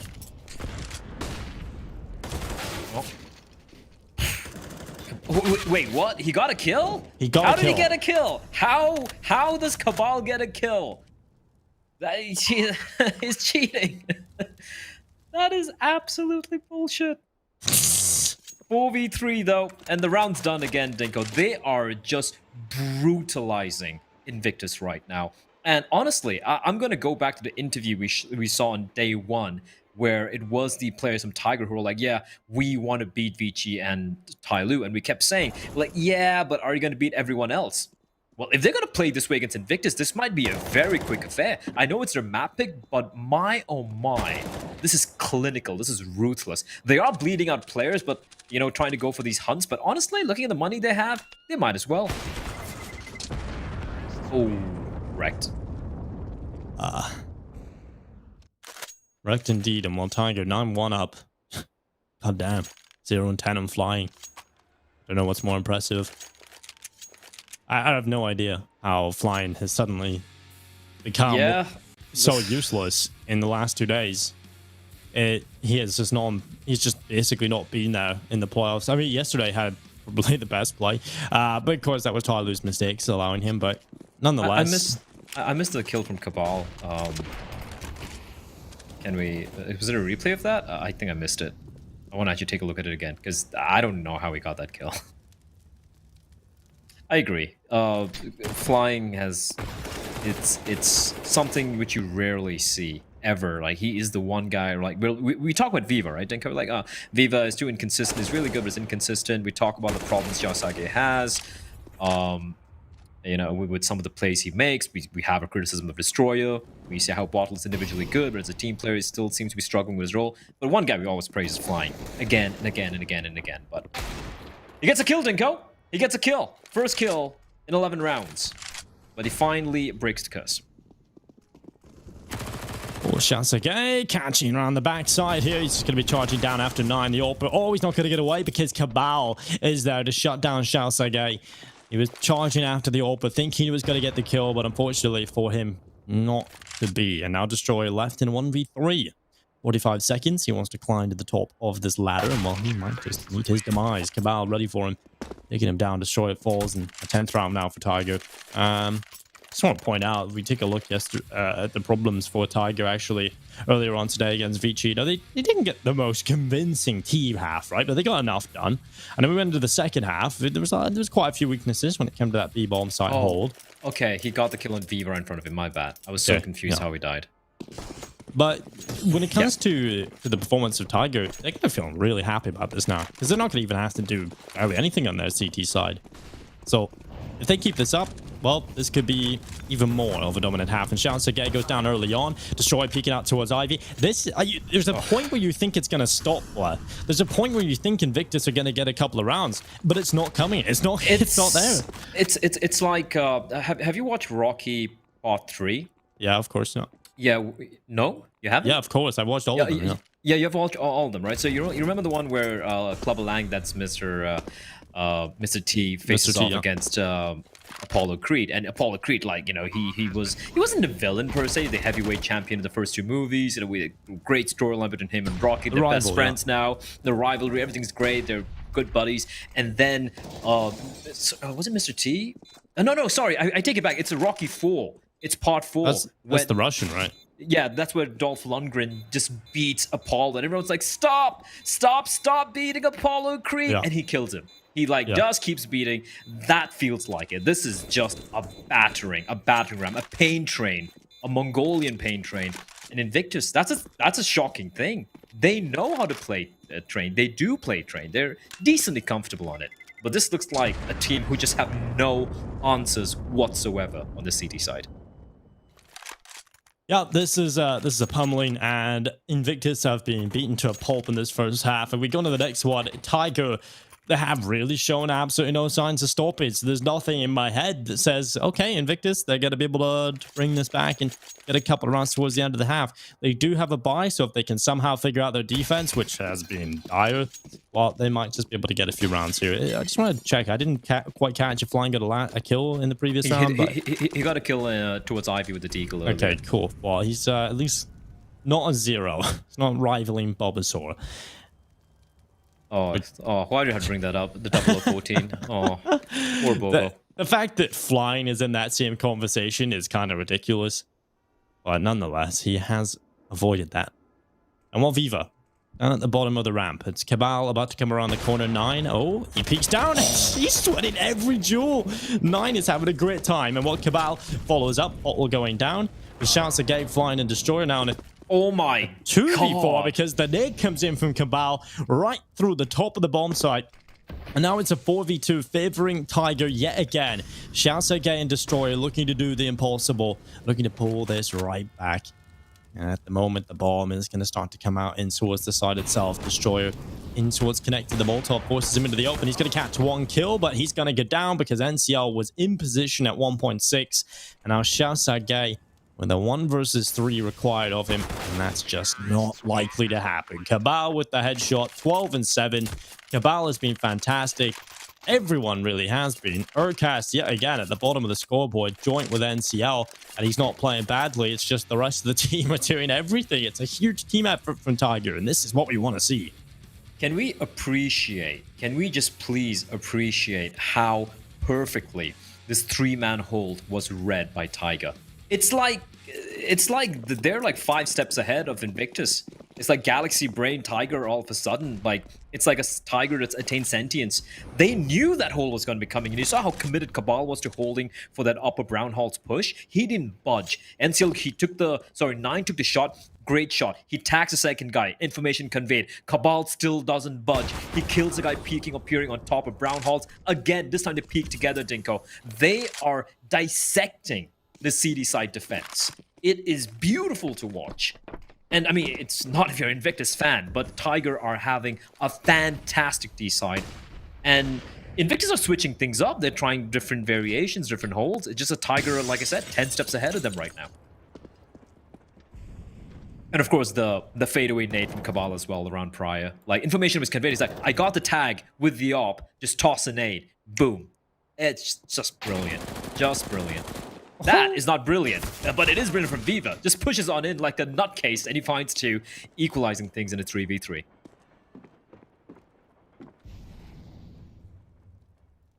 Well, NCL is up by the oil train. He's about to get caught out here by Shansuge, who takes him down, and that's NCL out of there. Now, a 2 versus 3 with a man advantage in play for the Invictus roster. And, well, if Urcast starting to move forward, ball smoked off, and he's not going to respect that. He pushes over, he uses it as cover. Now, looking for the spray, catches out Urcast. And Dobu in a 1v3. Finally, Invictus get another round. They've doubled their score to 2. I guess it's something. There we go. It's something. Insert meme. Yeah, it's if you look at, like, you know, the kills, many of the rounds were pretty close, right? And also, yeah, when they were saving, they were getting a lot of exit frags, which is why you see like Viva, Destroyer, Bottle. They're all just positive KD wise, but it's such a far cry from the scoreline. 12-2, Dinko. And T side as well. It's just phenomenal stuff from the Mongolians. And again, Dinko, the round they won, Viva running up, catching them off guard, going for the aggro, kind of almost YOLO-ish plays. He could have been taken down if there was someone holding the angle. Yeah. So, relying on plays like that to win rounds, yeah, you're gonna net a couple of rounds here and there, but it is 100% not sustainable. Definitely not. And Tiger gonna know that as well, right? So they come back into this round. That's not gonna hurt them. That's not gonna trip them up. They're gonna be having a good time. It's coming into the last round. They'll be looking for 13. All right, 12-2 out of T-Side train. They can just go to sleep now at this point. But gotta wake up into the second half. Make sure that they pummel Invictus further. They want to take them down and embarrass them as much as possible. 13 rounds on the T-side of train would be absolutely fantastic. And now here comes the push down in towards the bottom side. Dobu with the headshot of Viva immediately cutting open Shansage as well. Now flying 3 kills in the round. 4 picked up now in total in this half.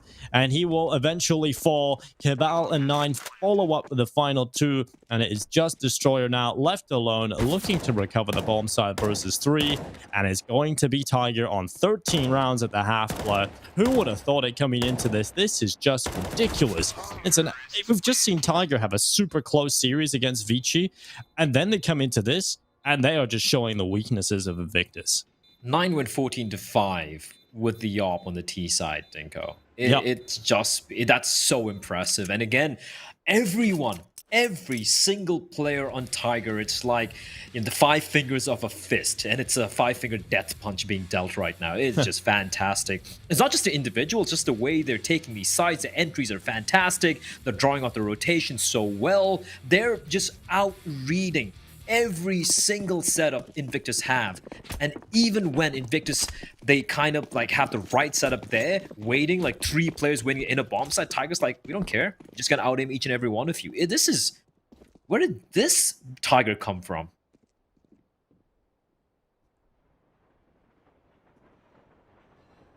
Matt, I have no idea.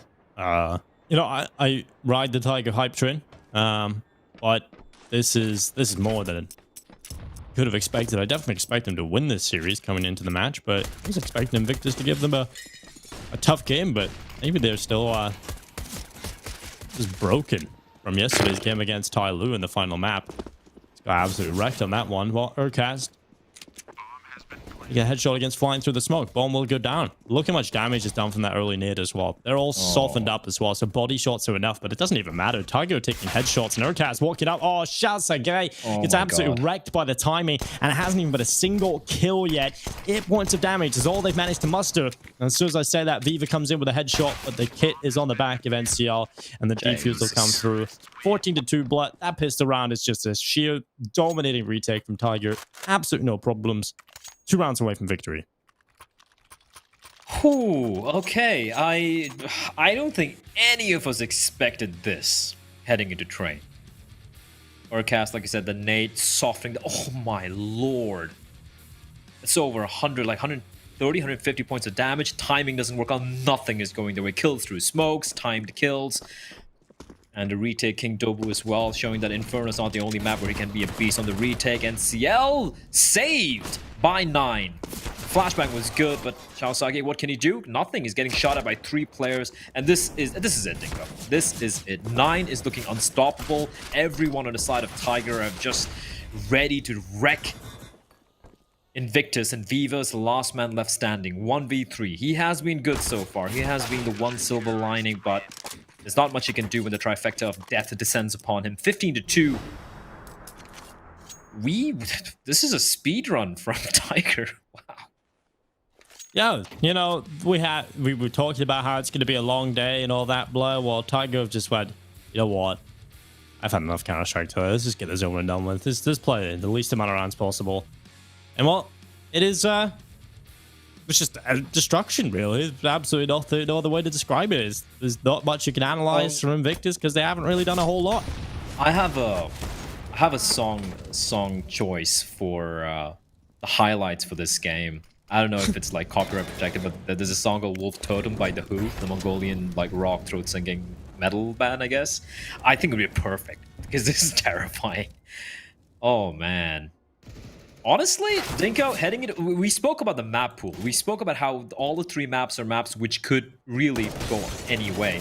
But looking at this, honestly, like Tiger, oh, they have mauled them alive, Invictus. Invictus, they're just bloody tattoos on the floor and needed to pick themselves up real quickly, Dinko, because map number 2 is going to be coming up very, very soon. Mitch, Tom, I hope they're back in time because I think they just went to grab themselves a drink. But oh, there. Welcome back, ladies and gentlemen. Hello and welcome back. We're about to go into Invictus versus Tiger after that first series has just finished. I'm hoping that Invictus will step up in the map of Train.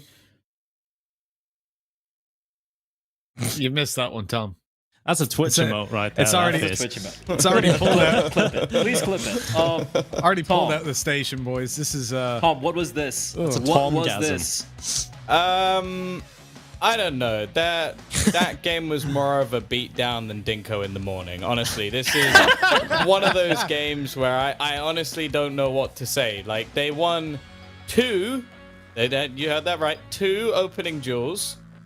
It was one of the worst performances we've seen from any team in this tournament, and obviously I don't know if Tiger just decided to let out all their rage at once, like after the last map, like they just got frustrated and just decided to punish Invictus for it. But I don't know, it sort of looks like when so like I sometimes play video games with my little cousins. Obviously I'm a fair bit better than them because they've sort of just started playing video games, or at least they had last time I saw them. It's been the whole of Corona now, so that was a while ago. But I would go easy on them because I was like, you know what, I don't want to just like give them a bad sense of video games. And then one of them would get cocky and go, you know what, this is just too easy, you're not even competing. And then I'd slam them into the ground. And that's Oh what my Tiger have done just God. now. They have Physically just or in the game? absolutely destroyed He them. In put the the video controller game, of down course. and just Maybe smashed both. their head into the desk. What What you you say say to to me? me? in a nice game of Mario Kart. But then my cousin will put the controller down and go, I don't want to play anymore. And I'm like, yeah, that's what you get for getting cocky. That's what I I smashed. think that's what has just happened here with Tiger. They gave a little bit of space last time. They went, okay, Invictus, let's have a nice, fun game of Mario Kart. And then they beat them. So now they've absolutely obliterated them. Yeah. Okay. Hope you I enjoyed love my the- analogy. This I has been love my the TED analogy. Talk. I'll be back after the break. I love the analogy there, but yes, that was a beatdown and a half. And the MVP, honestly, has to please. You know what? I want to give it to Tiger. 9. No, and Tiger as a team, they played fantastically. Yeah. I rarely said that in most of the Asian games I've ever casted, but that was an incredible showing from Tiger. And I want to give the MVP to 9. Has For to be sure. 9. Even Adobo got more kills, 17-5, AWPing on the T side, hitting almost every shot. A player who we sometimes Headshot bring up as kind of percentage the weren't weak great, link. though. That's just okay. All right, Tom. But we're gonna be heading into what's the next map? I don't even know what the next map is. What's Oh, the it next doesn't map, matter. guys? It doesn't. Mirage. Who cares? Who cares? okay. After a performance like that from Invictus, I couldn't care if it's a map that Tiger didn't even know was in the game. That was ridiculous. Let's Yeah, get how many some, times have we said that though?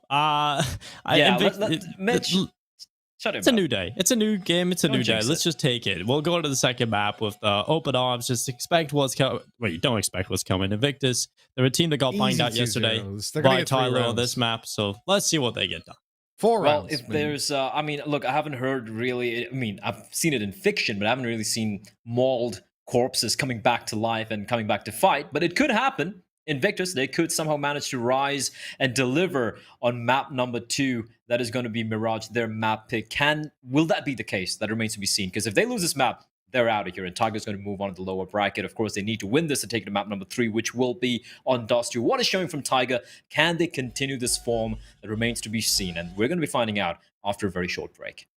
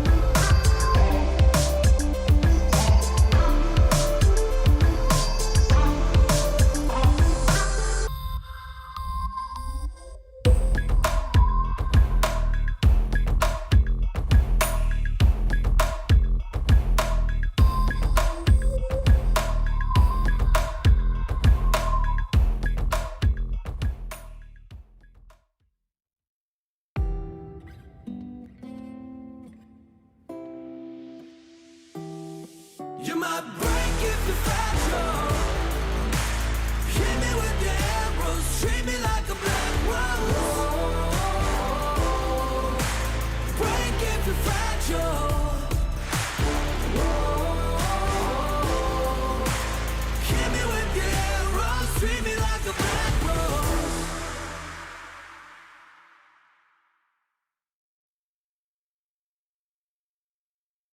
For Invictus, it was a bigger train wreck than that movie Cats. And, well, it's going to be really hard for them to really bounce back here. But it is their map pick, Dinko. It is Mirage, where, They got if banged out memory yesterday. serves me right, they got banged out by Tyloo as well yesterday. So, I don't know. I don't know what I'm getting into. Yeah, I want to just take a look at that result yesterday to find out the final score there. 16-4, 16-5. Okay, so they've won 6 rounds in 2 maps. That's not good. Invictus in the last 2 maps have won 6 Tyloo, rounds. though. So, you Yeah, know. and this one's Tiger. I mean, they come on, it's pretty ridiculous for Invictus. They haven't recovered from yesterday's battering from Tyloo in that 3rd map, and they haven't returned their shadow of themselves. And so heading into the 2nd map, this is the map they got absolutely banged out on yesterday. It's a map that they'll look to try and recover on. They obviously had enough confidence or figured out what went on yesterday to pick it again today. I think Tiger are a good team on this map. I don't think they're fantastic. I don't think it's one of the maps where they're the pioneers for the region on the map, but they're good enough. They can hold their own, and I feel just based on the individual performance coming out of train, well, this could be another performance quite similar to that. The problem I do have, though, Blair, which I kind of touched on slightly coming out of that, is not to expect or come into this fully expecting a big performance out of Tiger exactly like they played on train, because this team go missing from map to map, and it's so hard to really put a pin on it. But I will say they should be taking this away without too many rounds going against them. Okay.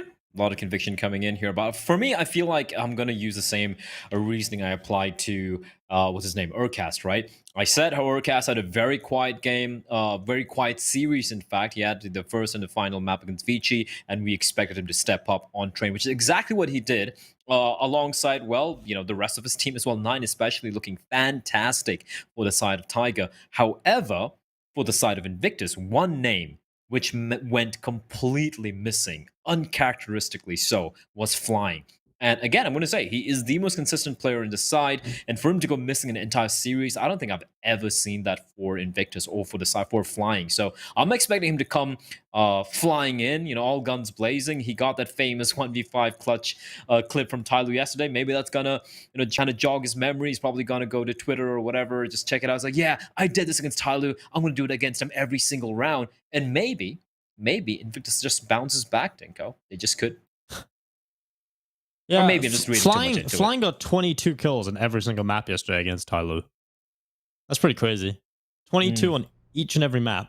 And also, okay, the 4 kills he got, they added that 1v5. That obviously put him up there. But that's pretty incredible. So 22 against Tyloo at every single map. You kind of hope that he can sort of replicate that here on Mirage today against Tiger. Like you said, huge quiet performance from yesterday in the previous map. But I feel like Flying's actually been pretty quiet in comparison across a couple of series in this tournament now, which is a little bit unfortunate. We're coming right into the pits round. It'll be Tiger starting on the CT side. This is where I love to watch Urcast. Over towards Connector, he's such a fun player to look at on the CT side. Well, let's see if that's going to be the case. The split coming in towards B is a 3-man stack tank. Oh, it's a slaughter. It is a slaughter. It's a shooting gallery. Everyone's dead. Bottle and Destroyer left alone, and Dobu's going to reposition himself, and it's all in Destroyer. 1v4. Well, he gets nothing done. NCL with a 3k, Dobu with 1, Cabal fault, but not before he gets a kill of his own, and that's I don't know if... I don't know. It's like Tiger seemed to know exactly what Invictus are up to every single round. We saw this on train. We saw the way they were hitting it in a bomb side, walking to three-man stacks and still shredding the pieces. And even over here, right? They have 3 players posted towards B, just out-dueling almost every single one. Tiger not just hitting their shots and out-dueling Invictus, but they're also... I don't know. They just seem to have the perfect read on whatever Invictus are up to, which is crazy, considering they wouldn't have had much time to kind of prepare for them.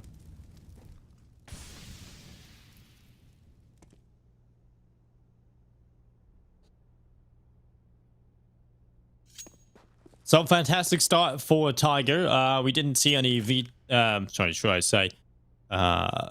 Invictus rounds. I got so confused. I said V, and then I was going to go Viva, and then Vici, and then I finally arrived at Invictus. But Viva, he's top middle, speaking of, and he has got himself such a strong position here somehow, and well, he will go down. Luckily, Cabal turns around, catches him out, and they're holding for a potential second player from that position. And now, while the push looking to come into the A bomb site, currently playing retake. You've got Dobu down into a CT spawn. He'll jump up, a bullet whizzes past his head, and this isn't looking fantastic for Invictus. They had opportunities, but unfortunately haven't been able to take any of those and capitalize upon them. And Tiger playing this to perfection. Well, it was looking perfect, but flying. Deagle in hand, trying to protect his teammate. Bomb gets planted. And now it's all on Xiao Sage. 1v3. Another beautiful headshot coming out from Xiao Sage. They made that expensive, Dinko. It was a 2v5. They get the bomb down and take away a couple of guns. They're going to be pretty decently happy with that because now, well, it's an eco anyway, so I guess, I don't know. They're still going to be happy. Yeah, my main problem with that is, like, how the hell has that even come that close? Like, how I just said within a second of me saying this is fantastic, Tiger playing this to perfection. They were playing it perfectly, right? They had a passive setup. They had everybody kind of sitting back and not going down to the pistols. Maybe the worst part about it, maybe that does scrape away some of that perfection, is they will concede a bomb plant doing that. But it felt like everything was going well. Somehow, some way. Couple of kills come in from Invictus, and they've got a buy. They've got AKs into this one, and they're going to be charging straight out towards middle. Shouts AK getting that early kill. They know Invictus or Tiger has been going for this mid control early on, being aggressive and taking a lot of risks really in towards mid early on. And while they capitalized upon that, Bottle takes the head of Dobu, and well, this is messy, but Tiger have recovered, and now it's into a 3v2. Equilibrium once again established thanks to Destroyer. I really would have liked 9 to take that fight. Actually, instead of just running away, he had an MP9. It was a close-range duel. The double peek comes in. Good recovery. Fantastic recovery coming in from NCL and Urcast over there. And along with a Molotov from 9. Information was conveyed by Dobu that one of the players was dinked down. He tosses in a Molotov. Even though he gets taken down, he gets a kill before that. And that was a very ballsy buy from Invictus. I don't blame them for it, but they had Dinko 1 smoke and 2 flashbangs. Along with the rifles they had no other utility, so they had to win those deals immediately. They got the first kill, catching Cabal off guard, but apart from that, it kind of fell flat. Good recovery from Tiger. But again, Dinko, they've been bleeding out a lot of players here, so the money's still in a very precarious state. And once more, Invictus have the Deagles coming out, although it's a bit of a half buy.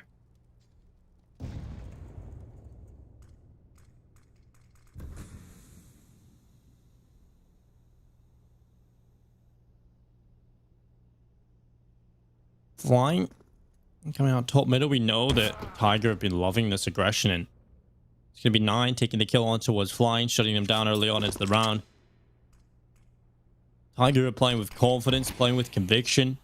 Against Vici, we talked about their lack of conviction and decisiveness. It just wasn't there. But here against Invictus, it's just been one idea, stick to it. And that's exactly what we like to see from this Tiger team. Now they're going to be charging into B.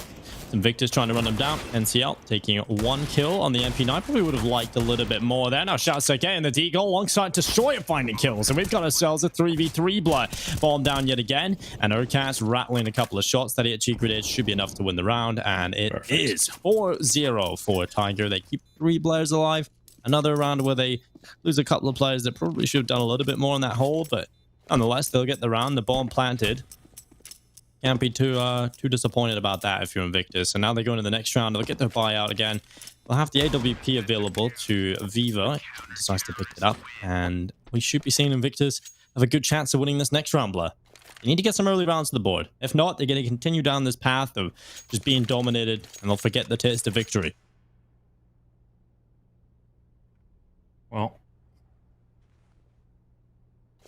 again, I'm still not very convinced yet for Tiger, right? This is different from what we saw in Train. On Train, it was just sheer, like a pain train, like I mentioned earlier. They were just looking unstoppable. Here, they're bleeding players out. They are losing quite a few players in some of these half bars against these Deagles, and that's always worrying. That's how Invictus kind of get back into the game, right? They're so very good when it comes to just bleeding out the economy, and then when they win a round, they break the money, and then they grind back into the game. That's something that Invictus are very notorious for. So that's something that we have to be very wary of.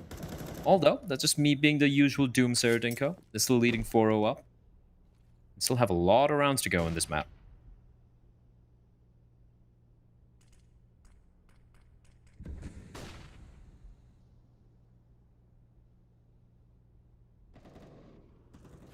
Ooh, Urcast. Comes down to the timing here, whether or not he'll be spotted out. And this player's via the underpass starting to come out with a top mid push as well.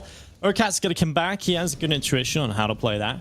And 9 instead extends from the ladder room, taking himself a kill on the Destroyer, who was down early on again.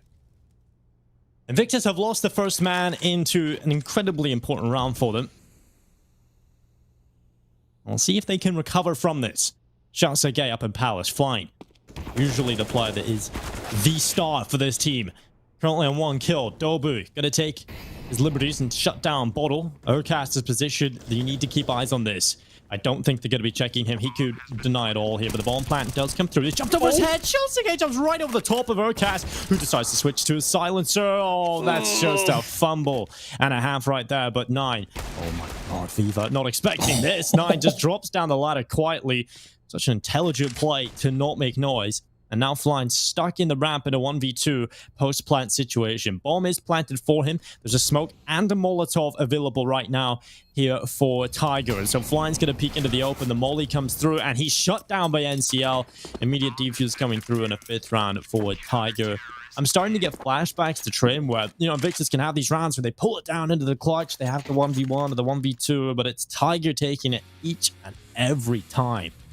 Yep. And that's look, I don't want to see this again. I just don't. Over the top of his head. Run. He actually hits his head, and then Urcast decides to start unscrewing his silencer. Listen, I feel it, all right? I have a malfunctioning right click, and every time I just slightly graze it, my silencer comes off. It's frustrating. But also, that's why you want to play with M4A4.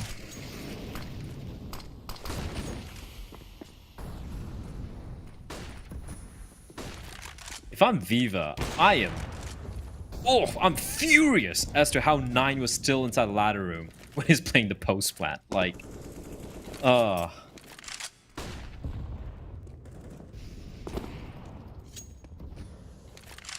9's continuing his reign of terror, Dinko. Oh my god, he's just, well, okay. He's just spinning around, taking kills at will. Is unstoppable, Dinko. It's terrifying, especially when you think of Mirage. It's a map where, you know, you kind of it's a map where we say it does heavily favor operas. You have a lot of freedom to roam around. We saw that on Train on the T side, which is much harder than a CD side of Mirage, and now he's popping off already, Dinko. And this round could maybe be perhaps the cleanest round we've seen from Tiger so far. And 9 is an animal. That it just is a 4K. What a beast. And the thing is, like we said on Train, the talking point around 9 has always been inconsistency, right? And that's the problem for a lot of teams. We never really say he's gonna be the star op. These kind of games, which he does have every now and then, but I don't think it's ever a series. But he does have a couple of maps here and there, Blah, where he does show up and he looks like a star opera. Like, he has these moments. And you can definitely understand as to why Tiger have him in this team. But I would love to see this be a consistent thing. Imagine if 9 was this good all of the time, Blah. Oh, that's the team we would be expecting to beat Tyler. That's the team we'd be expecting to beat Vici. Oh my lord, Urcast. Viva is so unfortunate, Dinko. His teammate peered out a second too late, and Urcast going to peek with the flash. Doesn't spot anyone. Is he going to make his escape? He will. Even tosses in a nade for a good measure. Does quite a bit of damage onto Flying, and Urcast doesn't take... He takes 3 points of damage. He's going to be very happy with the way that played out.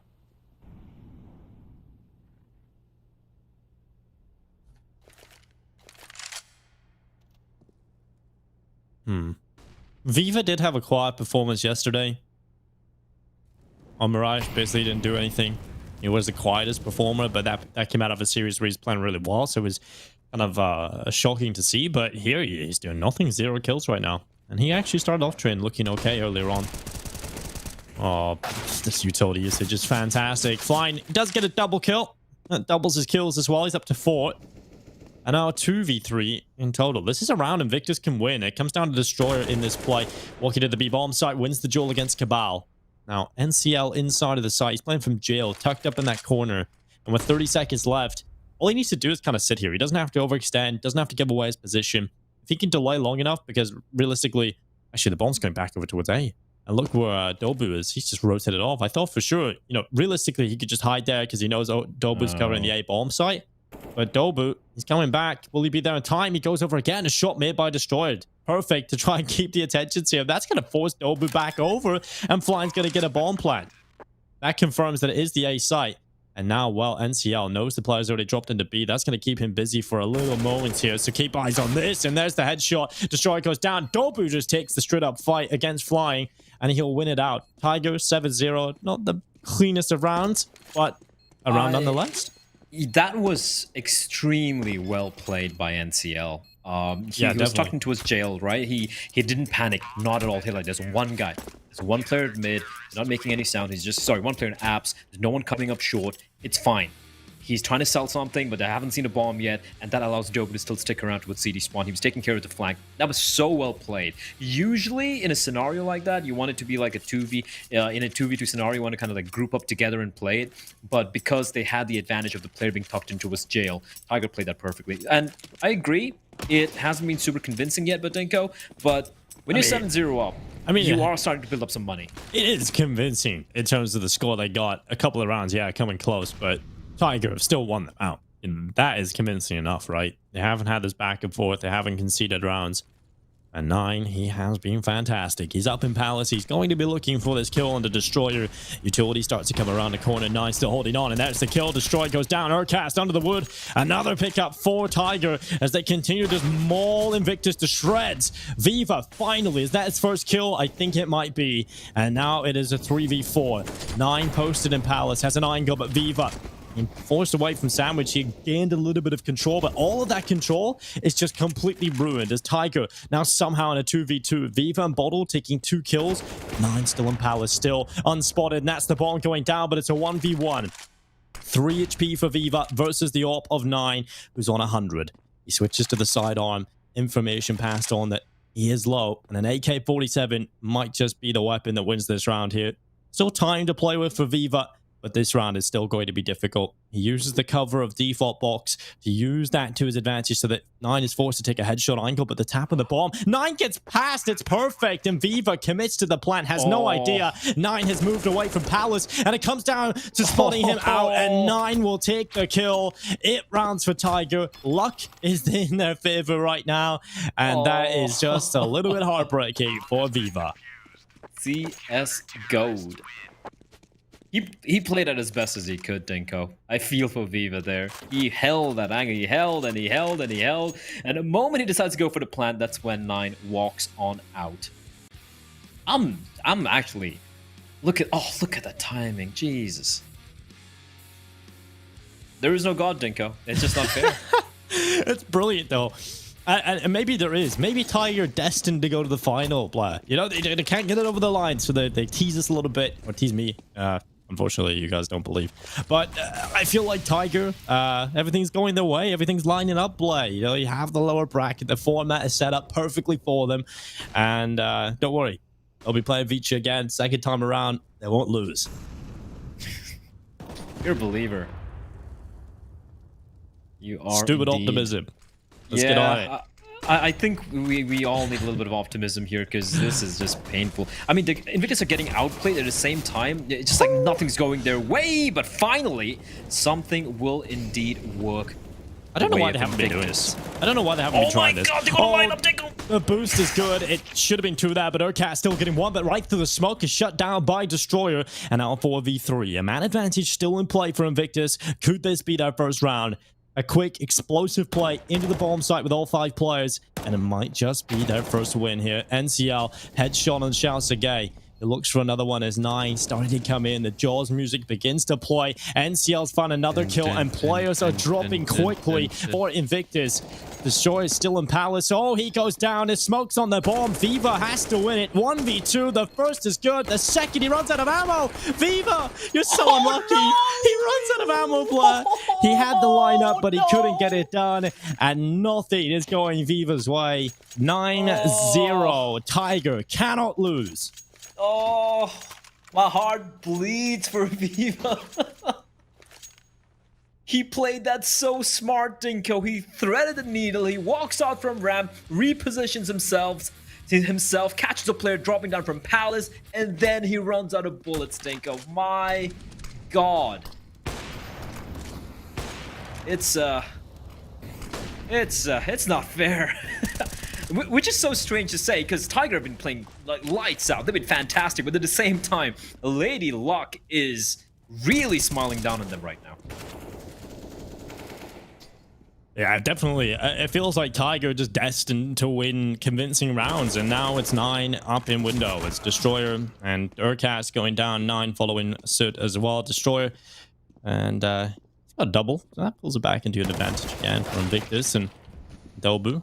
He'll get 1 before falling. Now it has to be a 1v2. Finally a chance again for Invictus. And when I say convincing rounds, I meant convincing scoreline, because these rounds have definitely not been convincing whatsoever. Now Cabal is left into a 1v2. I didn't notice, Blair, but the bomb is still in spawn. It has been picked up. Flying is going to start carrying that over, but all that does is give time for Cabal to get into a better position and hold this cross. He can hold it, but the timing, he's looked back. Because they've taken so long, he thinks they could have wrapped CT, and that is going to allow Flying to cross over to the bomb site. Finally, a bit of luck going in favor of Invictus, and Cabal thinks it's B. Oh, he's going to get a rude awakening. And now, the cross, he's been spotted, he's been tagged. They're both there, and now he starts to move forward. Switches to the AWP. Is this going to be... I don't know. I think you should just save this. Yeah. Yep. At this point, winning the 1v2, especially with them playing together, it's going to be really difficult. So he's picked up the AWP. He's going to concede the round. And look at the money for Tiger. 9 rounds in a row. And they are down to what will be a half buy. Might even see an eco coming out here. And I wouldn't really because blame they have them. an AWP, I'm assuming they're going to get a few pistols. Yeah, I guess. You know, especially with a 9-1 AWP, I can forgive them for just being a little bit more adventurous here. Cabal can drop a gun. Actually, yeah, you're right. You're 100% right. Cabal's going to drop a gun over. He's going to drop the AWP towards 9. Give it to 9. He's been fantastic. 9 can drop a FAMAS over towards NCL. Urcast is going to buy for himself, I think. So, a couple of M4s, an AWP. Is there another M4? Oh, make an MP9. Okay, that's not bad to buy at all. There's only going to be one player with the... There we go. 9 with the AWP. There we go. NCL with the CZ. He's going to be sticking alongside him, perhaps. But if they lose this round, Dinko, there is a very real chance of Invictus kind of coming back into this game. It still won't be pretty. It still won't be that convincing. But at this point, they're going to take any rounds they can find.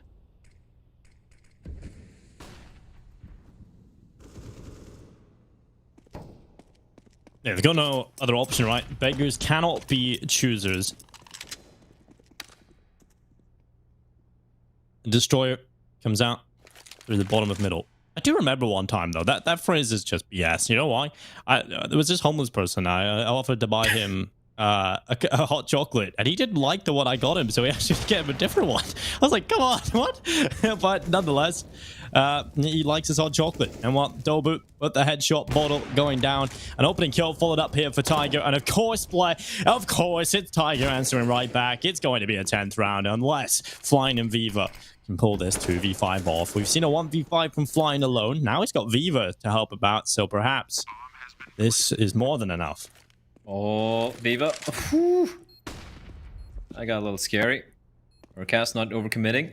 Again, bear in mind, 4v2. We've seen so many rounds where Invictus have been able to claw their way out from these unfavorable positions. Flying's going to come running, checking the angle, and Cabal's going to be tucked in. He finds a kill, and more importantly, Dinko, he's conveyed information where the final player is. Viva has to go for a wallbang. Smokes just ballooning everywhere. The double peek comes in. They've already been sticking the bomb, and you got to bear in mind, they don't even have a singular kit. And Tiger, they survived the scare. There was a very real possibility they're going to get their money was going to be broken, and that's Invictus trying to attempting to string a couple of rounds together to make it a little bit more of a competitive half. But Dobu and 9 being the hero of the hour, 10-1, and the woes of the Chinese side continue. Yeah, it's just unfortunate because, like you said, that was their perfect opportunity to get a couple of rounds to maybe claw this half back, maybe start to dream about a 5th round at the half, and now they're still sitting on 1. They come right back into it with a buy. They still have the AWP out for Viva. They have the AK-47s for the rest of the team. But winning this round... Oh, no, Viva! He heard the footsteps, right? Yeah, he had to. Maybe the flashbang or a nade or something. Maybe a sound cue blocked it, but Viva, not the best. That NCL just goes in, kills him, takes his AWP, and brings it back. Yeah, that mid-air acrobatics, like a little bit of like some fancy movement. Ooh, Weapons that's not being too far swapped off. around. That was close. But Yeah. is he aware? He's aware. He's so aware. He's so ready. And no, he doesn't. It doesn't matter. He goes down. Flying to Destroyer, taking 2 kills, and suddenly a man advantage back in play for Invictus. NCL, he'll go down. Bottle as well, finding the follow-up, and now it's Dobu in a 1v4. Stuck outside of CT spawn. 48 seconds left, of course. Bomb will go down now. Quickly making that time of 40, and Dobu will go down to flying. 2 rounds picked up for Invictus. I definitely feel like this scoreline is misleading, blah. There was a couple of rounds there in the first half, and when I say a couple, probably more than that. I'd say 4 to 5 rounds where it could have been Invictus picking them up, and they have been unlucky. They have obviously made the mistakes and been unconvincing themselves, or unconvincing, but at this point, it feels like they definitely are not the team that we seen a couple of series ago. They even look worse than that, than when we were sort of talking crap about them, because they've just fallen off completely here. But it's a quick play out towards the site. Dobu with the headshot on the MP9, flying quickly, finding the headshot back though. he needs backup real quick. Because just burning alive out in the open. Molotov, this player behind. Is he gonna get the kill? He's gonna get the kill. That is huge. Just the fact that he finds a kill is gonna make things a little bit more miserable. Look at Nine just pushing out like a lunatic. And he will get punished. He wanted to get that kill in the tiny little window of opportunity he had. But the window gets shut down, and Cabal's gonna be left alone. It was a force buy from Tiger. Shuts it down, and Invictus Dinko. It was looking very doom and gloom, but if they can put up 5 rounds here, they can put up 5 rounds. I see a possibility of them maybe not winning it, but at least kind of bringing it back. Kinda. We'll see. I think of these last 2 rounds, then obviously it's like It's a a much, Tiger much- fanboy. I'm just realistic at this point, blood. It's 10 rounds on the board for Tiger, and they just won the previous map 16-2. And the only rounds Invictus have come close in, or when they rushed, or win, should I say, are just kind of very simplistic rushes out the A ramp. I haven't really seen too much of them that's leading me to believe they're a solid enough team to pull this back, especially since this is their map pick. So, look, kind of rough right now. Dolby in the corner, he's going to go down, destroy, shouts again, taking the early kills. It's done. Nice clean round. They don't lose a single player. Go into the last round of the half. They'll be looking to grab a 5th round on the board. Tiger, well, they will be picking up an M4 immediately. They're not going to have the AWP, which has actually been a big part of their success across the 2 maps now in the hands of 9. But they will scrap together a rifle purchase nonetheless, heading into round number 15. Yeah, at least they have the buy. But for Invictus, it's a little bit of a late resurgence. But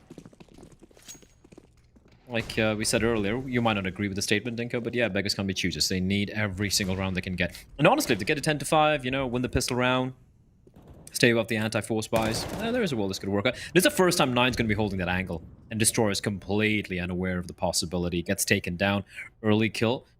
Now, Dobu being here in Shadow, I don't think he's going to be expected. He's got to find Shao Sage. 2 kills already, Dinko, and not a single trade. Nothing close to a trade. Is minute 20 seconds on the clock, and Invictus down 2 men. They're like just wondering, left scratching their heads. Okay, what do we do from here? They have got no map control. They've done nothing, and they've lost 2 players.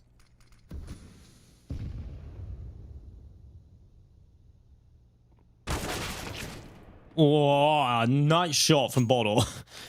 It's around to the left side, and that's an important kill. I felt like early on, a lot of those aim duels, none of them were going in favor of Invictus, right? It felt like Tiger were winning every aim duel, even if it was unfavorable for Tiger. Their players just coming out on top of everything. But finally, one of those fights going in favor of Invictus. Viva, I don't know what NCL is doing now. Maybe gathering info, but there's no need. You're still a man up. just hold the position. So, well, Cabal might just be able to pull it back. Oh, that's the bomb drop. Viva going down in the connector. Cabal does a good job not to re-aggress and swing again. And here he comes this time. As soon as I set play, he ends up going for the fight. And Flying, he's going to take his head right off. 2v2. Good kill from Flying. He's having a great round. Two picked up. But Urcast, he could deny it all. Blood under the wood. The first to spray. And he gets both. 11 rounds for Tiger. They don't check him. While all this action's going on across the map, it's just Urcast. Why would he check it? Why would he check yawning, that? checking his watch, you know, right, here we go, any time now, and kills the last 2 players. Yeah, there's no reason to check that. That was Exactly. a 10,000 IQ play from Mr. Urcast. His teammate, he played the bait. There was a good attempt from Invictus to bring it back, honestly. But yeah, Urcast, patient. Thankfully, his silencer doesn't come on. That was always at the back of my mind. Is he going to touch his right click? But 11-4, Dinko. It has been a fantastic series so far for Tiger. If they win this pistol round, it could be the proverbial, well, almost the final nail into the coffin of Invictus. Again, reminding all of viewers, is a lower bracket matchup. Loser gets eliminated. Winner moves on in the lower bracket, as we do have... Oh, okay. The restore coming in as soon as the smokes bloomed. Interesting. But it looks like a player dropped out. But, whew. If I'm Xiao Sage Dinko, the veteran of the Chinese scene, this is where I'm digging in deep into my big book of Counter-Strike and just kind of trying to channel his years of experience to dig his team out of this. You know what? Invictus his book of strats things about CS is written on the back of a piece of toilet roll. That's what this is. They just don't have anything, blood. It's all about individual skill, and now that they're like, that's not working. What do we do? They don't know. And we've seen this against Tyloo yesterday. They just didn't really get going on Mirage, and that's just an unfortunate half. Now Tiger go over to the T side, and how fantastic have they been on their T sides recently, blah? You know, they have been really solid on the attacking force in the last couple of maps now. So I look forward to seeing what they can do here. They've already got a couple of rounds to find. Invictus, it's a lot of pressure on them to try and stay alive in this series. They want to progress further in this tournament. Got to go ahead and take down Tiger in what will be a reverse sweep. 11-4 down on Mirage and then pulling it back to win the third map. So, very difficult scenario here for Invictus, but we'll see if they can do it. Look at the look at the stack Invictus went for towards B, and it's all gone wrong. It's gonna be Tiger went for this same take. The smokes are blooming for this A hit earlier before the you know the match medic came in, and they're like, well, we're gonna do the same thing. Invictus, well, they just had one player towards toll booth. And now they're a man down, but Flying snuck on in, and Viva finds one as well. The trades are fast and furious, Dinko, but it's now with the 2v2. Viva, 13 points of health. He's got a kid. He's got to cross on over. One bullet, it's all he needs to land. Urcast gets blinded, but the bomb, he's sticking it in the smoke. 1 second, and Urcast clutches it out. Well, it wasn't really a clutch. It was a 2v1, but he still finds a headshot through the smoke. 12-4. Invictus, oh so desperately needed that pistol round, but Urcast, he says no. Well, 12-4, it continues. The battering is back, and while there were a few rounds there from Invictus where they looked to have a bit of a resurgence, but it's all starting to crumble yet again. Urcast stops them from winning the pistol round. Viva, yet again, unlucky. The 12-4. 2 seconds off, Dinko. I mean, that was still 2 seconds off, yes, but straight through the smoke. The stuff from Urcast. There's a gap in this smoke to play with, and Destroy's definitely going to try and work with it. Like from Tiger, going to be sending multiple players through Palace. 3 players going there alongside the bomb, and now Urcast setting up with his smoke in towards the same bomb site. They have left one prong to the approach towards top middle. That is Cabal. Now the attack into the A site comes through perfect from 9. A hard check takes down Destroy. Another continuation of the push. Rattles through and towards this A site. Bottle up on top of the stairs. Headshot from NCL. Viva going down, and every single kill from Tiger are just coming through. Invictus getting dispatched off, and Blood. This is painful to watch. Yeah, if you're Invictus. if you're an Invictus fan, for whom the bell tolls was a question. Is a question which was sung out a lot of years ago, 1984 to be precise, by a small band called Metallica. And the answer, we found out 36 years later, is Invictus. They are getting completely ruined What's a Metallica, says Tom into our team speak. Of course, he's an uncultured swine, so of course he would ask something like that. But it's a full eco coming in for Invictus over here. Tom likes Justin Bieber, just letting you guys know. His favorite singer is Justin Bieber, and his second favorite singer is Rebecca Black. As we do see, should be an easy mop up. No, Tom, it's not Friday, it's Saturday. You absolute lunatic. For those of you probably wondering, I have to say as well. Myself. Yeah, go on. I have to say as well, yeah, obviously Tom is talking to us, you guys can't hear it. We've got either that or we've got Tom's voice in our head, which I don't know which one's worse, the reality or I'd rather have fiction. I'd rather have any of his body parts inside of me rather than his voice. All right. Destroyer, last alive. 1v5 with the USP. I was going to touch on how Mitch has sort of the cultural tastes of a 13-year-old teenage girl, or anybody who has. But it's 14 to 4 Don't insult 13-year-old teenage girls, okay? Come Yeah, on. true. Well, Just, Mitch went to a Taylor Swift concert. That's all I'm saying. wait, I thought it was a joke. No, he legit went to a Taylor Swift concert. Was that because his girlfriend dragged him along? Or That's because Mitch likes Taylor Swift. that explains a lot of things about the man. I mean, I respect it. Mitch doesn't care. He doesn't care what people think of him. So I guess that's true. That that's explains a lot of other things as well. But here we go. 14 to 4, and it's going to be Vivo with a nice opening. Catches Dobu. Was a little blinded by his teammate. Flying, taking a duel with Cabal. It's going to still stick around. The nade's going to be a little too late. And Flying a little lucky to stay alive there. 29 points of health, but 2 opening kills going the way of Invictus. Now, Denko, 14 to 4, I'm sorry. They need to win 12 in a row to take this map. It's happened before. It's even happened in PAL, in Perfect World Asia League, like in the summer edition. It's happened in this tournament as well. It's not impossible. It's just that even if Tiger mess up a few rounds here and there, it just seems like Invictus are going to be delaying the inevitable. Yeah, because Tiger have been playing well enough to take 2 rounds here. And Invictus also have been playing poorly enough to drop 2 rounds. So they would have to have a sudden turnaround and just be able to get 12 rounds in a row to win in regulation, and that's just not realistic. So yeah, we still got to favor Tiger into this, obviously. But we can paint the optimistic picture that perhaps Invictus can make this look a little bit more respectable. And CL is going to go down. 9 in our cast, the last 2 remaining players. They will not be flipping this round around. And so we will be looking at 5 on the board for Invictus. Now, it's all about just taking it round by round. Just completely forget about what's on the scoreboard and just focus on winning the round ahead of you. 9's going to try and do as much damage as possible to the CT side economy. 19 seconds left on that clock, and we're about taking as many players down as possible. Destroyer gets the good timing on the peak, and then it's going to be a 5th round for Invictus Gaming. Look at the money for Tiger. They honestly don't give a damn. AWP will be purchased by Dobu. I wonder if he's got... That was a nice opening pick from Viva, though. I wonder if he's got the... he's got a spawn for it. I'm assuming he's got a spawn, which is why he's going to be wielding the AWP. Or else he just want to hand it over to Mr. 9. He does have his AWP spawn. And...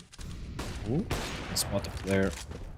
There was a no one towards jungle. Viva with the AWP playing a little bit of a different position this time around. Aggressive hold towards ramp. He's got back with the form of Destroyer. A lot of utility as well for the CTs. This has probably been, I feel like, one of the very few rounds for Invictus where they've been able to eke out a full-fledged buy, right? A comfortable buy where they're not strapped when it comes to utility or the rifles or the weaponry or whatnot. They have everything to work with. Question is, can they stave off this 5-pronged attack coming in towards his A-bomb side? Viva's left alone, Dinko. He's all by his lonesome right now.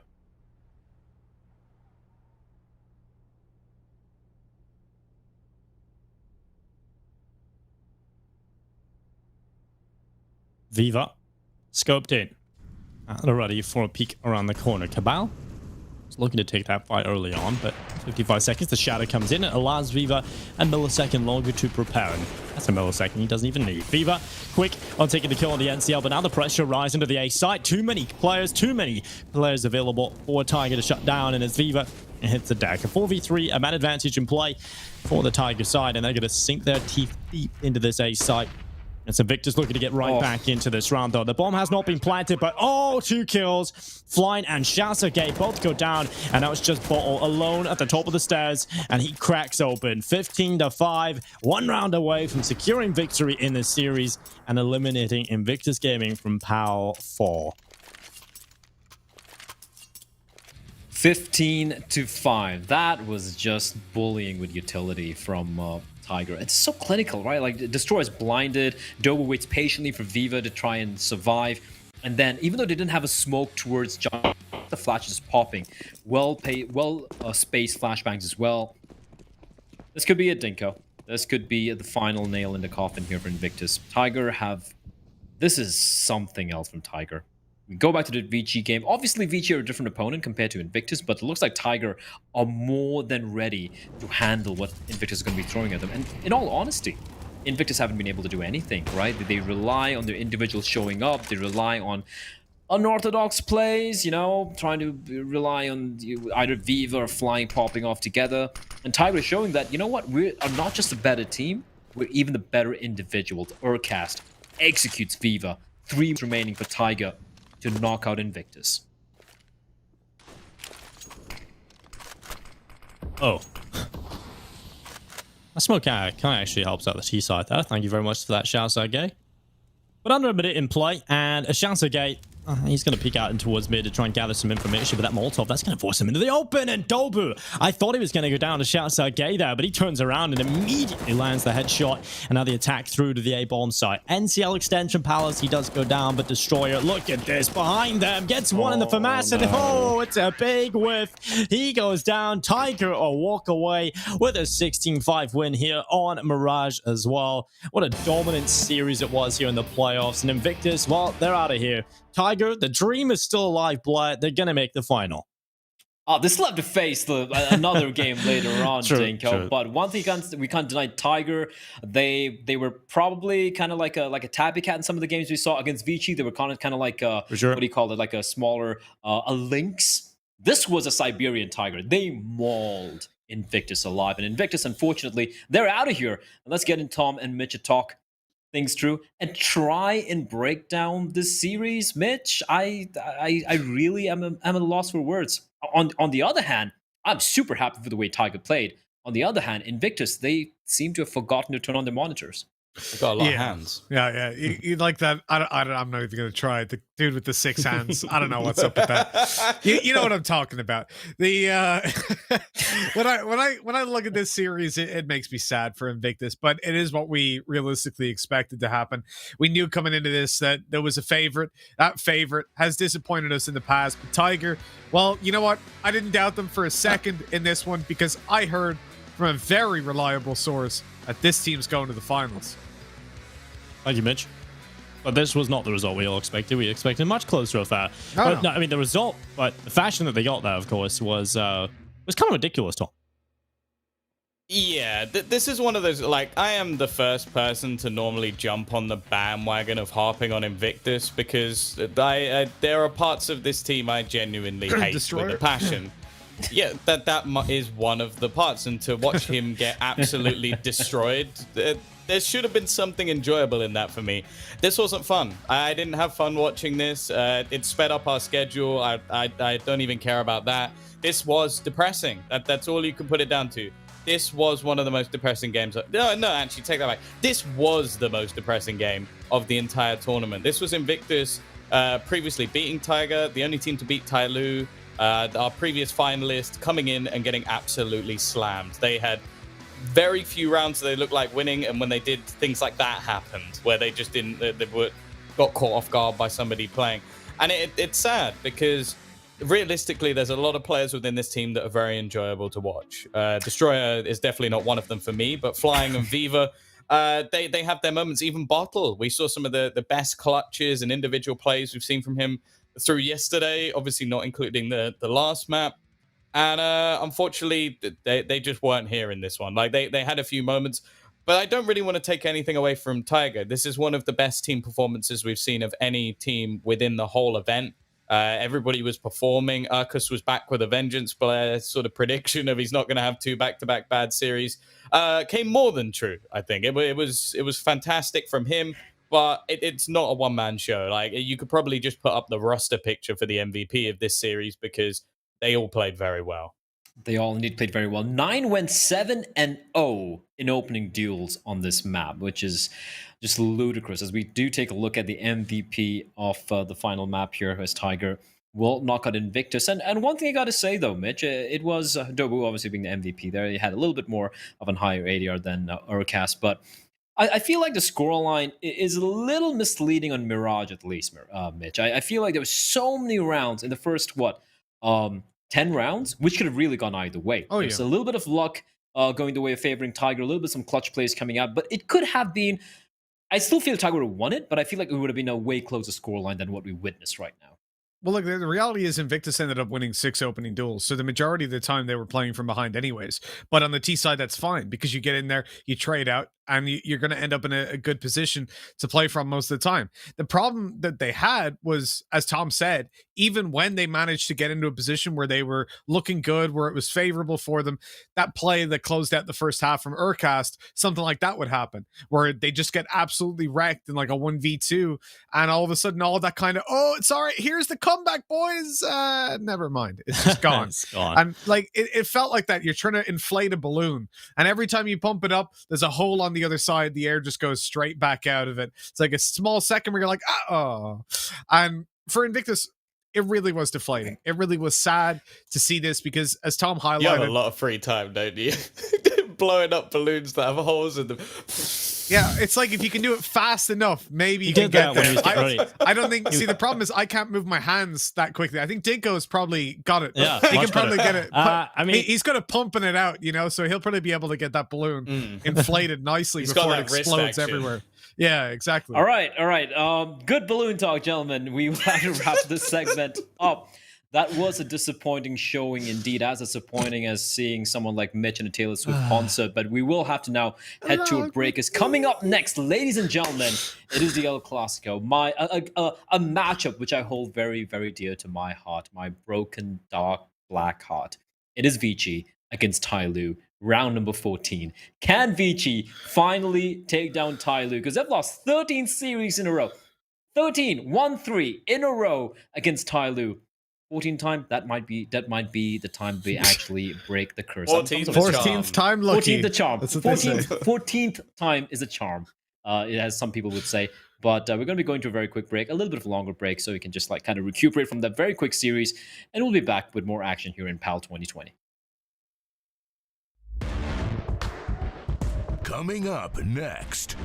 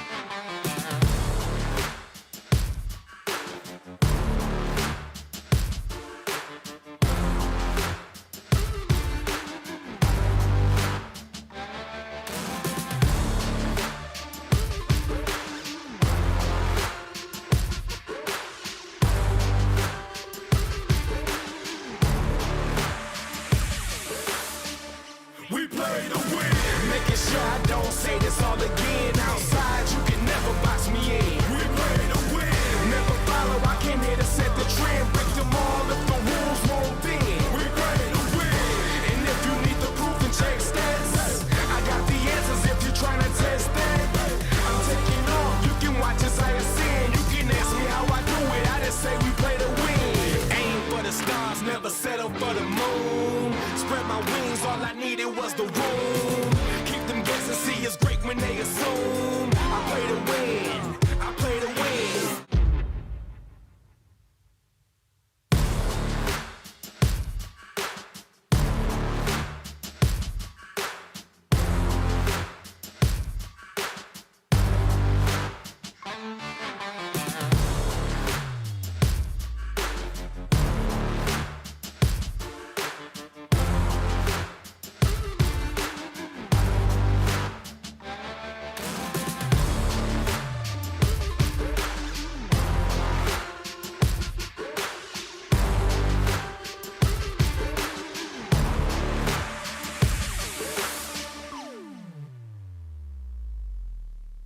We play to win.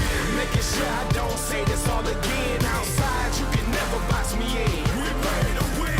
Never follow, I came here to set the trend. Break them all if the rules won't bend. We play to win.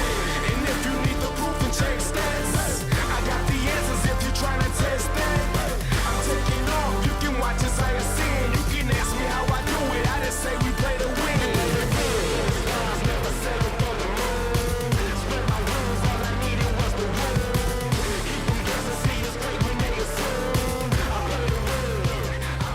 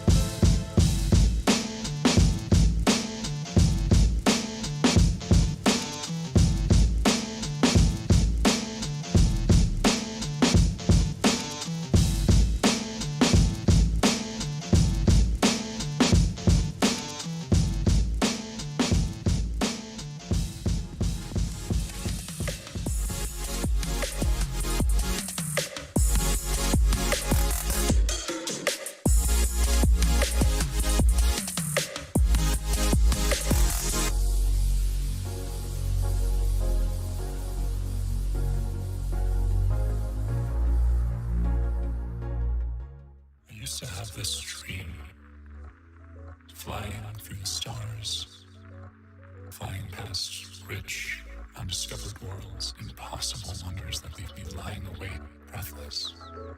And in this dream, I hear this voice calling my name. When I turn to look,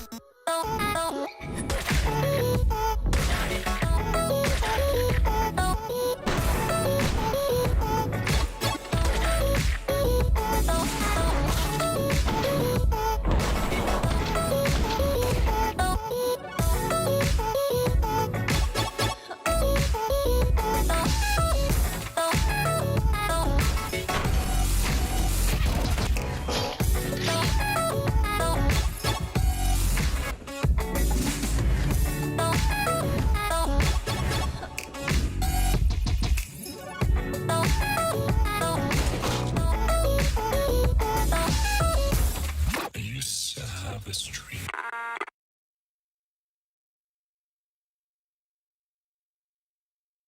Welcome back, everyone, to the final game of the day of the penultimate day of the Perfect World Asia League Fall 2020. And of course, we have a meaty game ahead of us. Apologies for the little bit of a delay there. It seems like one of the players had issues with his internet, which has been sorted out. So we can start getting into the pre-show and what should be a banger of a game. It's Tyloo versus Vici, and joining me to help narrate the story is, of course, going to be Dinko. We got Mitch, and of course, as usual, we got Tom Biz as well. Now, let's start things off, gentlemen. It's going to be Vici versus Tyloo round.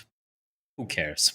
Vici haven't beaten them in 13 series. Best of fives and best of threes included. But this is the one. They've come very close, Tom. They've come very, very close. But somehow it eludes them. Why? I know we've had a lot of ideas as to what could be the reason, but what sticks out to you the most? They're not as good is probably the main reason. Okay, cool. I would go ahead and say. I don't know. I think that in terms of the pieces that they have, like we talk about Kaze being probably the best AWPer within the region, Jam Young being maybe the best rifler within the region, and they're still not as good as Tyloo. And I think although there's a lot of ludicrous moments from this squad, they just have anyone that can step up at any time. They have players who will, within the moment, pull off the craziest plays you've ever seen, and then the next round make the biggest mistakes you've ever seen. But it makes them almost impossible to play against. There's no respite. There's no break. There's no moment where you get to sort of breathe when you're playing against Tyloo, even if they've got Glocks or USPs. That's just how it is. And I don't think Vici, from what we've seen, are one of the teams that can take that sort of pressure. They crumble under it. And the problem is as well, they have holes within their team on an individual basis, which is something you'll never find with Tyloo. All right, we do have the map video ready. Let's find out if Tyloo are going to be floating nuke again. That's something they don't usually do with Vici, and there we go. Nuke's going to be banned out. Dust is going to be banned out. Mirage pick from Tyloo. No surprises there. Honestly, I might have even gone with Inferno, honestly, because Tyloo looked fantastic on it, but especially with that win over Invictus just yesterday, I think they're going to be feeling very, very comfortable.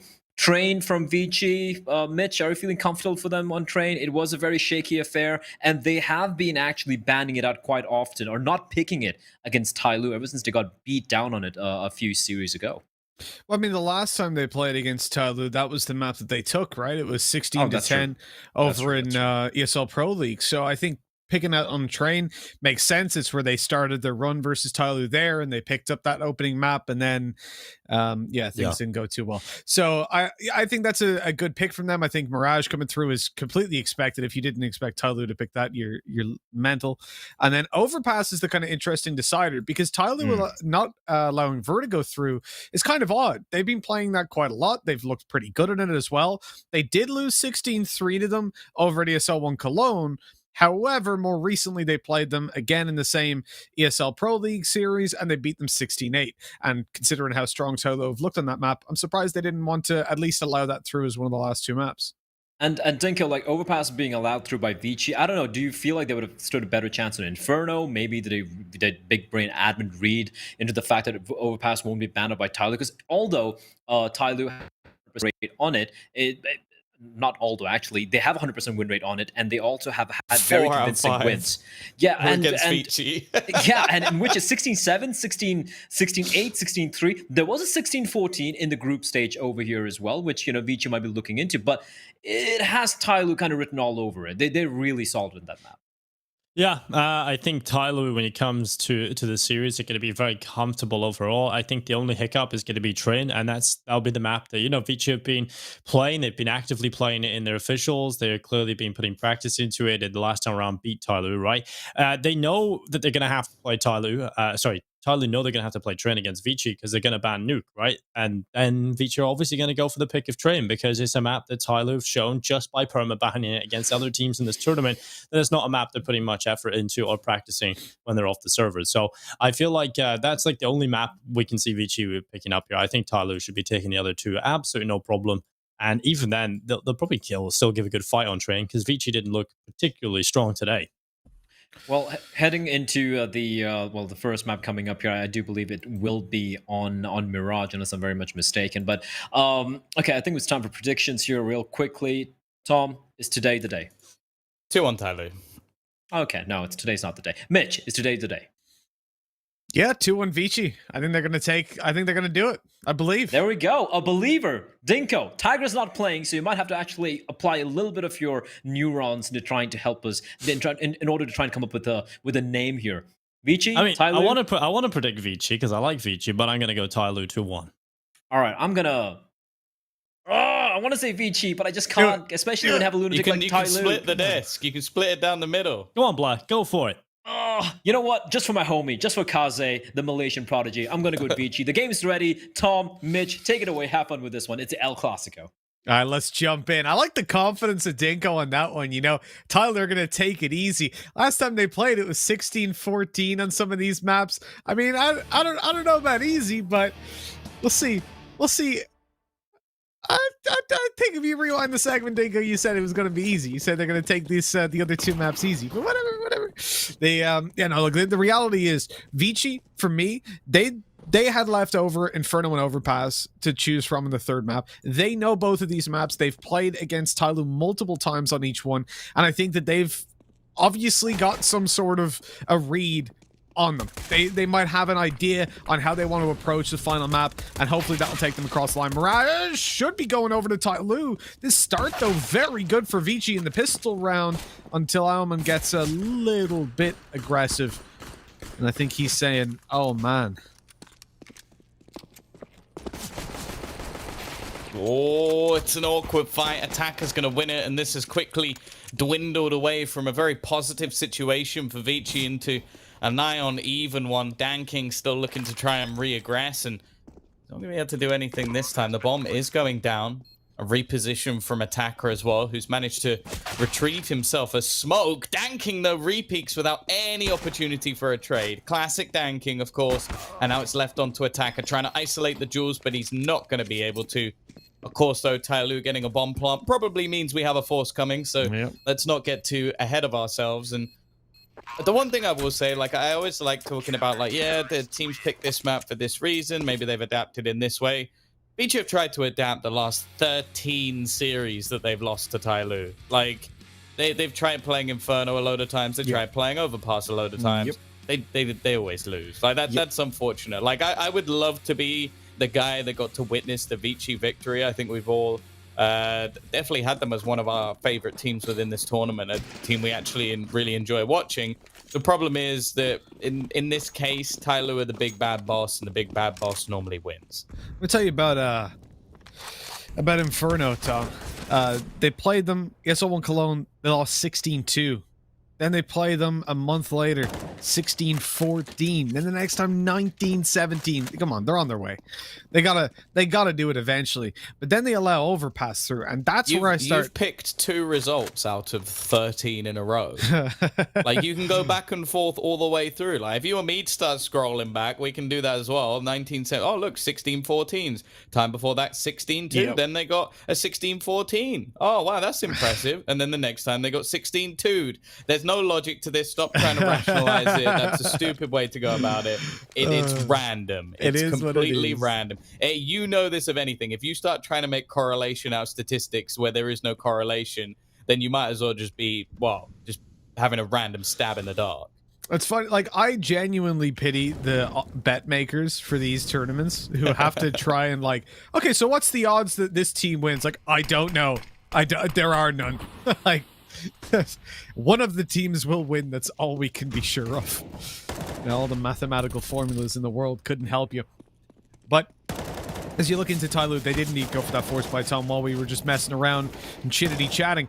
And it looks like Tyloo, well, they're getting splittity splatting all over the floor and slapped out of this one. I bet Dan King's not too happy about that as Vici. Oh, they're giving them a taste of their own medicine. Jumping out in the side here, though. That was a brave play by somebody. And 10 Summer seconds. up behind. He's going to look to do the damage. He won't even get a kill for it. USP was there to take him down, and either way, he would have had to get the bomb plant, which I don't think he had time to do. No, absolutely not. So 2-0. Vici at least getting off to a strong-ish start, I guess you could say. They got the rounds at least. If anything, though, this is the thing that's irritating. Is that they won that round against the 4-spy, but this is the half investment that Tyloo also sometimes win. It's like there is no round they can't lose. So it's like there's no point really mentioning too much about rounds anymore. Attacker he just runs in. He's just gone. Yeah, started up the engine, didn't have the brakes on, and just started rolling his way down the hill. Summer still here with a deagle of his own. He has the bomb. Well, I fail to see the point in that strategy. What? Why? I How? love that. I honestly, at this point, I love the team just because the sheer gall of some of the players. Like, why are you now going into the B side? Like, what's the point? Like, genuinely, what's the point? What, you're gonna go through B, kill all the players, and then run back through to A from there? Is that the plan? Is that the plan, Tyloo? Because I don't understand. But you know what? I guess at this point, it's all about damage. Oh god. I was at one point contemplating a degree in psychology, and I really wish I went into that so I could understand what the hell these guys are attempting to do. I think he would genuinely need to be. I think the #1 psychologist in the world would put a gun in their mouth after looking at this team play. Like it's one of those things where it's just like you gotta sort of just after a while just consider that it's random. I think I genuinely feel sorry for their coach sometimes. It's probably not a psychologist you need. It's a psychic. You need somebody to come in. It's like I have a palm reading that they will push one of the sides. Oh, you're spawned. That's fantastic. There's anyone out there called Mary? Mary, I'm sensing a Mary.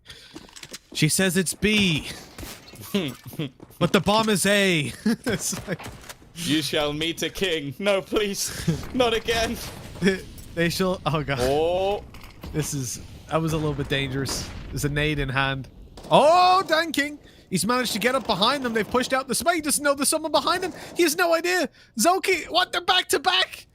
They've just brushed past each other. Oh, there we go. He spotted him. And Dan King, well, he's just been completely blindsided on that one.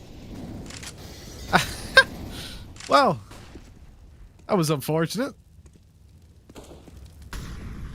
They still manage to always seem that this is one thing Tyloo do very well. While there's madness going on one side of the map, somebody else is doing something equally mad on the other side.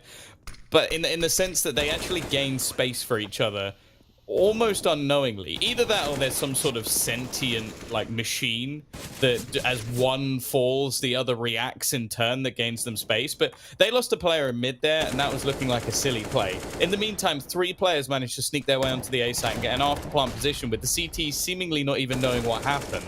And now they're probably going to win this round.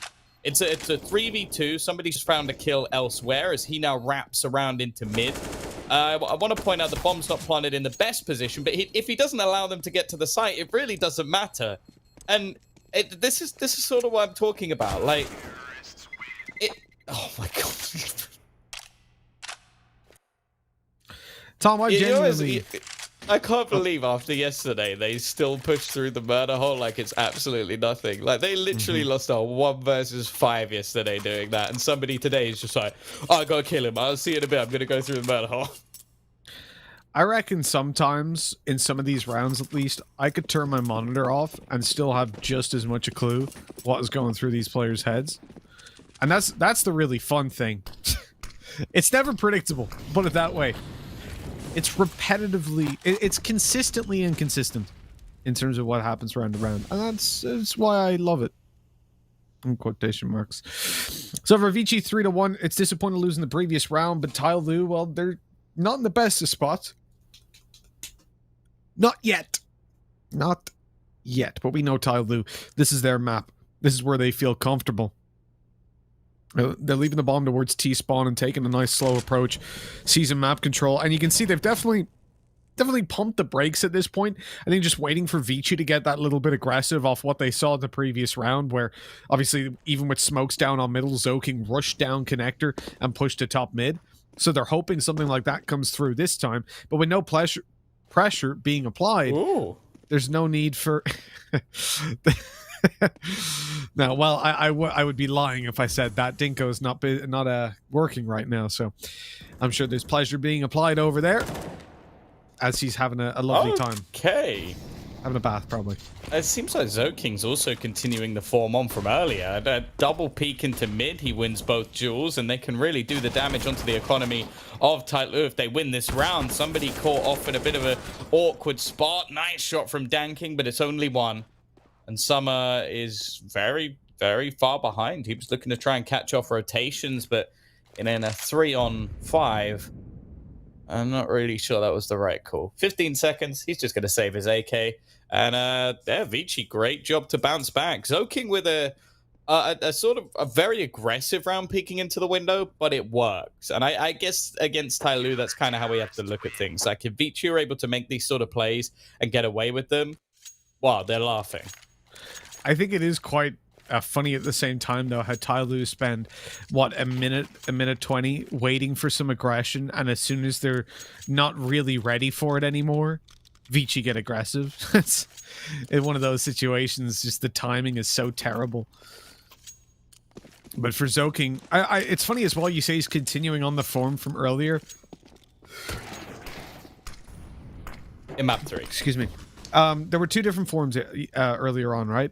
There was a half 1 and half 2 Zoking, and one was great, and the other was on the exact opposite end of the spectrum. It was more random than that. Like, because map... Oh, wait, let's wait a minute. Zoking. Oh, here we go again, alongside Advent as well. Maybe the unusual suspects brought in for this round. It is an investment as well, by the way. Tanking the only one saving some cash for the AWP, and everybody else getting slaughtered. Now, Attacker's had some crazy rounds, but it's not going to be one this time. But yeah, so it's like, in the first map, he was really bad in the first half, great in the second. In the second map, he was bad in both. And then in the third map, he was good in both. So I think there is no logic to where Zoking actually plays well. I think it's just purely based off confidence. And sometimes, like, if he has a poor CT half and he goes into the T side, he'll just bring himself back because he knows his role within the team. He does his job. I think it's if he has a poor T side and then goes onto the CT side, that's where it's very scary. Now, if he has a good CT side, well, who knows? Maybe he'll go onto that T side and just bring home a Mirage win, which would be huge because we know that going into train, that's where Vici have a big advantage. Yeah. That's definitely their opportunity to take it across the line. I do love there, actually, the decision-making from Advent. He pushed forward, he realized it was a 4v2 after his kill, and he just fell right on back. And that is something that I am honestly sad that I need to compliment, but in this region, you definitely do. So fair play, Advent, smart boy, not getting too aggressive by himself. Now, this round is proven to be a little bit of a massacre, although Tyloo still do have some fight in them. It's only for one kill as of yet, and it looks like in the end, it will remain that way with Vici coming through on 4, and it is 6-1. Lots of weapons saved over, as I said, gets their economy that little bit healthier and happier. And for Tyloo, I mean, it's not that scary yet. I think 7-1, 8-1 is where I draw the line, and they have to start getting on the board pretty consistently at that point. They can even afford to lose this round before I start to sweat. And they've called a tactical timeout, which again might be the second time in Tyloo's history that they've done. And jokes aside, we do very rarely see them call tactical timeouts. So evidently you're seeing the pressure that Vici are applying already starting to get to them, and caused some cracks to come through. And I think that they've been quite smart in the way they've approached it. They've staved off the mid control by Tyloo and the aggressive plays. Then they've gone for super passive and then late round aggression with 40 seconds on the clock, which caught Tyloo off guard. And then even when Tyloo go to their typical A takes, there's been no success there. And they are having to go to the B plan at the very least. Oh, look at the CT side aggression. Feeling confident, trying to play off the back of it. With no early success. They're not going to overface here. So allowing the T's to eventually take control of middle. Nice start from Attacker. A little bit close for comfort. And kind of surprised there isn't a trade from Advent. He was just hanging around, but didn't take the risk. Didn't go for the peak. Now they're a man down. He's had a decent start to this game, to be fair, and spots a man in the Palace. So they have information of players around Connector and Palace. It would suggest that this is going to be a hit towards the A site, but it seems like they're not committed just yet. And in fact, Dan King's just patiently waiting for any further aggression to come out. We're going to see the deep smoke thrown over to the Connector as well, which seems like a ploy to potentially allow them to lurk through the smoke into jungle. Now, that'd be a bit of an interesting play, but it seems to be the one they're making. Attacker leading the charge. Look how much ground he's just gathered up through this sort of weird double smoke. Nice shot from Advent, though. That's somebody gone. However, will they expect him here? They will. Advent's found that kill as well. Turning this into a 3v3 situation. The in-game leader, the only one remaining on the site as the rotation comes in from CT. 25 seconds for Tyloo to make some sort of move, and Kaze's already picked off another. Dropping the bomb around the ramp. Summer walks with his gun not out and slowly has 15 seconds and 19 HP to try and kill off 2 players. It's not happening. Jamyoung closes. Vici 7-1. Well, what was the logic there for Tyloo? I have to say, some of those peaks didn't quite make sense. I mean, you leave Advent into a position where he's able to take a double kill. Well, that's never fantastic. I mean, this man is the in-game leader, as you said. He's not the one we typically expect to do all of the damage, and he's up there 8 for 4, one of the best starts we've seen for him, let alone the fact that Jamyoung's also got the ball rolling. Things are starting to get a little bit scary, aren't they, Tom? Do you know what would be really funny? What's that? Is firstly, so you and Blair would be correct because we forced Blair to predict for Vici, but also then Dinko would have to predict Tiger to beat Tyloo tomorrow. That's very true. And then even crazier would be if Tyloo don't even make the final. I think that would be mental. And would bring a team very, very close to them. They're getting dominated. Even in their pistol rounds, we've not seen anything, which for Tyloo is relatively unusual. Like, we expect them to have these sort of crazy moments. Of course, for both these teams, we've had a couple of elimination, or we had an elimination match earlier in the day. This is not one of them. So both of these teams are still within the upper bracket and a chance to go right through into the final. Which it would be in true Vici fashion if they won this game and then lost the final to Tyloo instead. Or if they lost to Tiger, that would also be quite funny. But never mind. These are all scenarios that don't really matter right now. Summer, okay, I might have jinxed them here. I said that they weren't doing too much with the pistols. They found 2 kills off the D. Zoking should have a free kill. No! No! I'm sorry. I'm sorry, please. I didn't mean it. I didn't mean it. Vici, I apologize. I'm so Thanks sorry. a lot, Tom. Thanks a lot, Tom, you dick. Get to going. Get to going. Curse us. Myself and Blaz so close to getting our prediction right. And you've got to come through with the caster's curse. I can't believe that's happened, but they were in a 3v5. Oh. We're all allowed to make mistakes. We've all made mistakes in the past. It's okay. I can't believe how clean that was. That was a 3v5. So to any Vici fans out there that are disappointed that their team lost that round, at TomBiz with 2 Zs on Twitter, go and let him know how you feel. Make sure you follow me first, and then any hate that you direct him. I know if you're already following him, make sure you unfollow him. And well, first, so that's at tweet him and then unfollow. At Mitchman. Also report him as well. No, if you're a Tyloo fan though, pay up. You may PayPal tombiz@yahoo.com. It's not far off. That's almost the correct email address.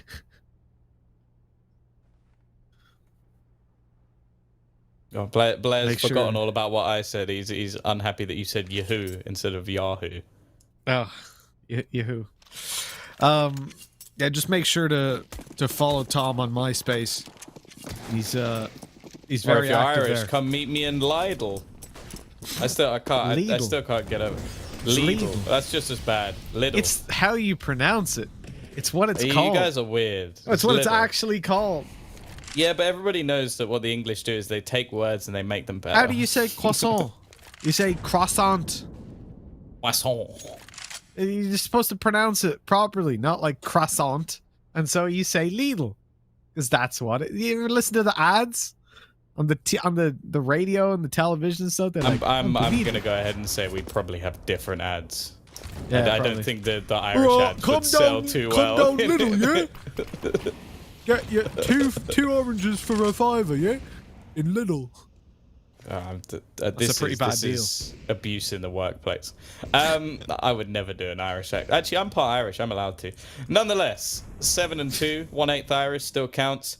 It is Kaze low on HP.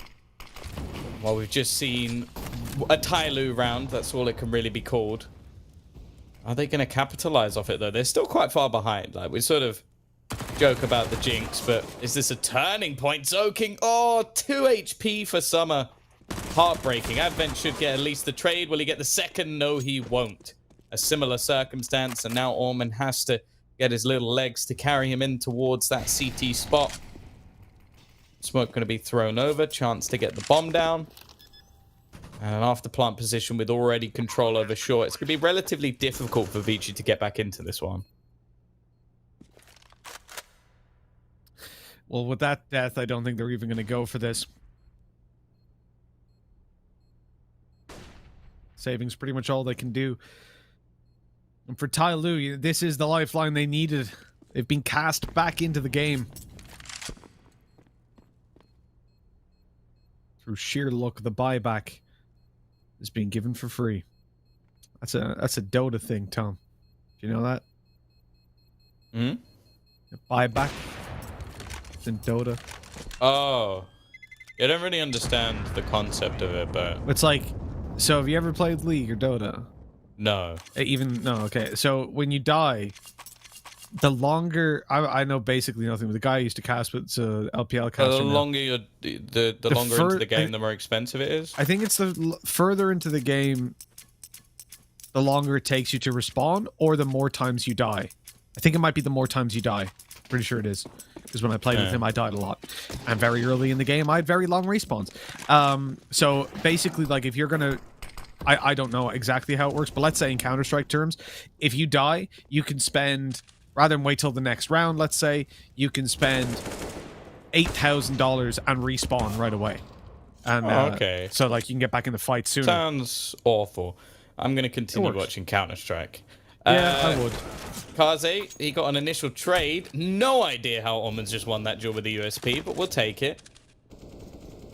Gives them a chance to maybe get some revenge, but Attacker and Summer combine. Danking doesn't even need to use his AWP. He's trying to use the Deeg instead. Interesting position of the bomb. They've decided to let it hang out and spawn for a little bit, chill out on its own. And because of that, Jam Young's about to be a very confused individual. He's going to go, oh no, wait, I thought the Danking would... Yeah, there you go. He's like, okay, they've got the A site. They wouldn't be silly enough to leave the bomb behind, though, because that would be a ridiculous thing to do at a professional level against your biggest rival within the whole Asian scene. So they must be here. And then he walks through the site with all the bodies along the floor. There's absolutely nobody there. Now, the funny thing is the T's also don't know where Jam Young is. So they've just thrown in a flashbang in an attempt to retrieve the bomb, thinking he's on it. But in fact, he's wondering where on earth they went. Although it seems like Jam Young might have just come to the realization that his opponents are idiots and they probably left the bomb behind. So now he has to try and work out which direction they've decided to go. And because of this, instead of an afterplant on the A site, it's actually going to be an afterplant on the B site. So Tyloo, if anything, have kind of ended up in a better situation, and Jam Young's exactly where he would have been, but on the other side of the map.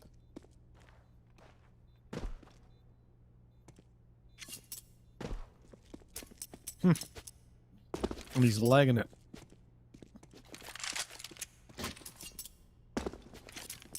Makes sense, right? Right call. Save over the op, 1v2. Not a lot of money. Certainly not for the op, so why ever not? I really want them to get punished more often. It's like when they almost lost that 1v4 because they did the same thing of leaving the bomb behind.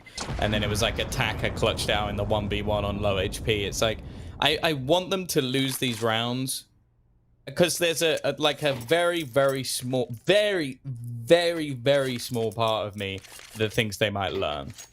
And, but if you never get punished for anything, it's just sort of like, haha, we left the bomb behind and went in the other direction. He must have been so confused. It's like, no, you could have just won the round already. You just used up a lot of valuable time, seconds we won't get back. Yeah, Tyler, I don't think they would learn, Tom. As you said, very small part of you, but I'm surprised you're holding on to any hope at this stage. Don't know why you do that to yourself. Me too. Yeah, I still predict them to win every time. And to be fair, they normally do. Yeah. Well, I'm in the Vici camp with Blah. It's the cool camp. Also known as the loony bin. The two men have been driven completely insane.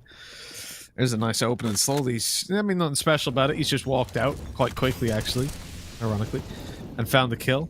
Alman, able to make somebody say, ow, man, what the hell? And now it's down to the 4v4. CT's boxed off from each other. Those smokes keeping any kind of support for Zoking completely out of the question. And slowly he's watching this position. As soon as this smoke fades, Zoking needs to move. And he actually got a headshot there. That was really nicely done, considering he could barely see him. I don't know how he's reacted that quickly. But the headshot wasn't good enough for the kill, because unfortunately, AK versus M4, well, only one headshot's going to insta-kill. And it ain't the M4. See, I've got to imagine at this point that Zoking must play with a claw grip, because otherwise he would just throw his mouse repeatedly into the wall. The sheer velocity of the way he swings his arm. Either way, we're into a clutch situation. A 3 versus 4 retake being attempted. Attacker is already going to pick off one, slowly in a good position, and that looked very easy indeed. It's weird to think that moments ago we were looking at a 7-1 scoreline, yep. And then some idiot made a comment about how they don't lose any rounds to pistols this time, and wow, since then it's been 4 rounds in a row for Tai Lu. Screw that guy. Yeah, I know. Screw that bald, toxic bald. That's what I call him. That's a good nickname. I wonder where you got that from. Toxic bald. I hope that guy's still watching. I mean, he knows that name is caught on. We should have that under your name instead of it saying Tombiz down below. It should just say Toxic Bald.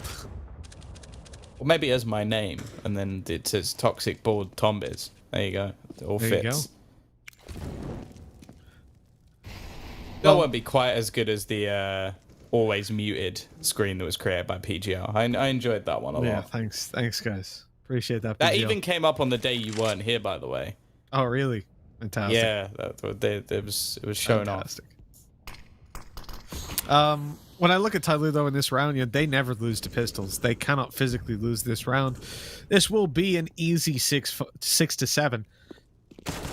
Now, let's see what happens. It's only you that can curse it, Toxic Bald. Jam Young, he doesn't even get a kill. Yeah. God damn it. You're trying to curse it so it doesn't work. I learned that with Jason. There was a round, I think it was during the NA Road to Rio, where he said something along the lines of like, "There's no possible way that Mihu wins this." It was like a 1v4, or was it? Or maybe it was Furia, and they just won it straight away. And so the next round, he said it sarcastically, and then they won it again, and he just realized that he should stop trying. 7-6 though, a 5-round streak for Tai Lu after what was a fantastic start to this map. Vici have started to fall off. Oh wow, more literally in this case, because Jam Young has just fallen off the angle. He was meant to be boosted up so he could have the early peak. Oh, the leg shot connected by Dan King. He's going for the wall bangs now. He knows that there's no real escape from this angle, and Jamyang, balls of steel to hold the angle there. Oh, it's a tag still connected onto him. A secondary AWP pulled up. Someone we expect quite a lot from on this Vici roster.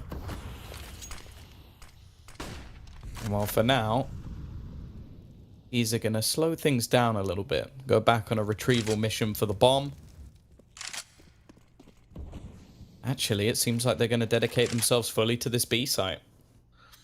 It does. They're starting to group up. Now, luckily, Alman has dropped back a little bit, and he's got his M4 there to play with. So, immediate op shot into the M4, the triple op setup, not something that you'll see every single day, but obviously they've just retrieved the one from the corpse of the Tyloo player.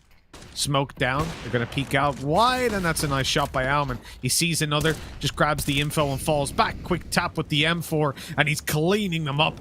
The rotate's already underway. Molly down to force him out of position, but Jamyang's here to provide some cover and fire. And although Alman's caught in midair, it ain't quite clay pigeons shooting for summer as Zoking comes through and finds another 8-6.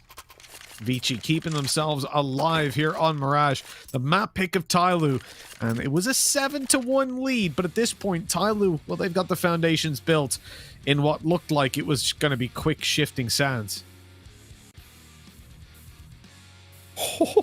There were so many things that could have gone wrong there. He could have got wall banged. And also, there was a moment where I think it was Ormond jumps across, and I was just thinking he's going to shoot him in the back. He's going to shoot him in the back. Nice hold in the end. They win the half, which was definitely deserved after the start that they had. Obviously, Tyloo, even with 6, they've managed to get themselves right back into this map. But they'd like to finish it on a high, I'm sure. Again, we see this sort of default setup from them, which almost involves pretty much every single player getting aggressive. I think Attacker, if we're talking about players this tournament, has probably been their most consistent. Had some really solid performances for Tyloo and brought them back in rounds that I think it's safe to say they didn't necessarily deserve. Got the opener here and a relatively clean as well. I've not lost too much HP.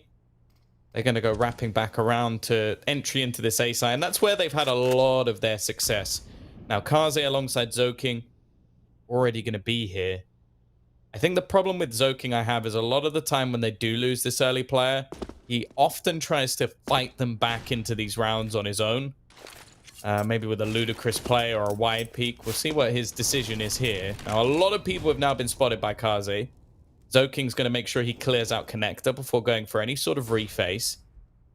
Flashbang's going to go over the top, which will eventually force him back. It's looking like they're setting up for a retake already, but Zoking does look to try and probe around the angle a little bit. He wants to try and get in on this round. He's not denying the plant just yet. In fact, slowly he's going to get away with it. What's that shot from Kaze? A little bit ridiculous, but now the wraparound begins. We've already got somebody in position, but Danking's actually going to look to join him. Now, the plant's a little bit deeper than they would have liked. This means, realistically, the angle you want to hold is not from the connector, but from jungle.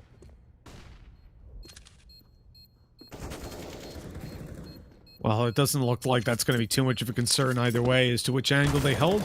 It's a... Oh, maybe... Well, Alman's just come through with a quick double. Attacker, though, recovering this one for his team, and Alman's out of there. There's no time anymore. He's going to just deal the damage, but it doesn't matter. 8-7 is where we finish things. And, well, I have to say, from a 7-1 scoreline to an 8-7 half, Tyloo, well, they haven't done poorly for themselves. Yeah, sorry, Vici fans. Yeah, Thomas literally ruined you. He said at 7-1, 7-1, this man said that Tyloo weren't going to win a round. And that's not what I said. I said... They're doing nothing with surprisingly, the pistols. So far, they haven't done anything with the pistols. And that was in a 3v5, and then they didn't lose a single player for the rest of that round. He rubbed his shiny bald head, and he made it come... I don't know, are crystal balls used to make... That was a poor choice to stop your sentence. I'll be real, but, you know... That's true. I was describing Tom, just to be clear, not Dinko. So I was talking about it coming true. Not the other way around. Dingo's head This is isn't going bald. He's well. got plenty of hair. So Good anyways, start. It's down to attacker on the site. He's run out of bullets. He's dead, right? He's dead. He's got to be dead. He's got to be dead. Finally. oh my god. Oh, so many bullets. But Vici take another pistol round. So they've started both of these halves off as strong as humanly possible. If they were ever going to take Mirage, it seems to be the time to do it.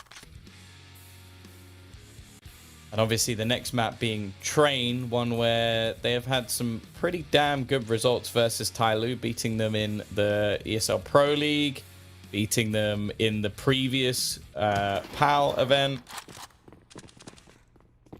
Well, those are the only couple of times they played them over the last few months, so Yeah. very You know, good position for them to be in. I wanted to say they're beating them on and off, but I mean, there's no off about it. It's just on.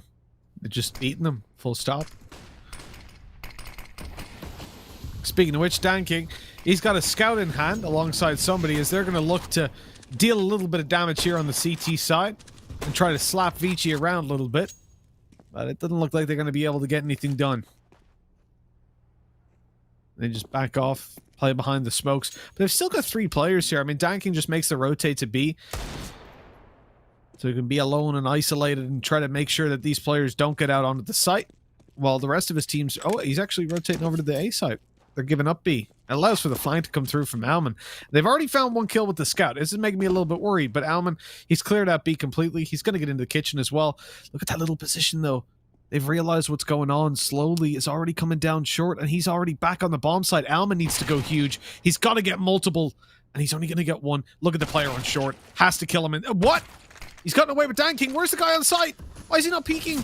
Slowly, they have no idea that he's here. Slowly, he's gone under the radar. He's been spotted. He's able for 1 kill, but now they know where he is. They'll take him down. He could have helped his teammates out in kitchen, Tom, and instead he just sat there and tried to make the big ninja play.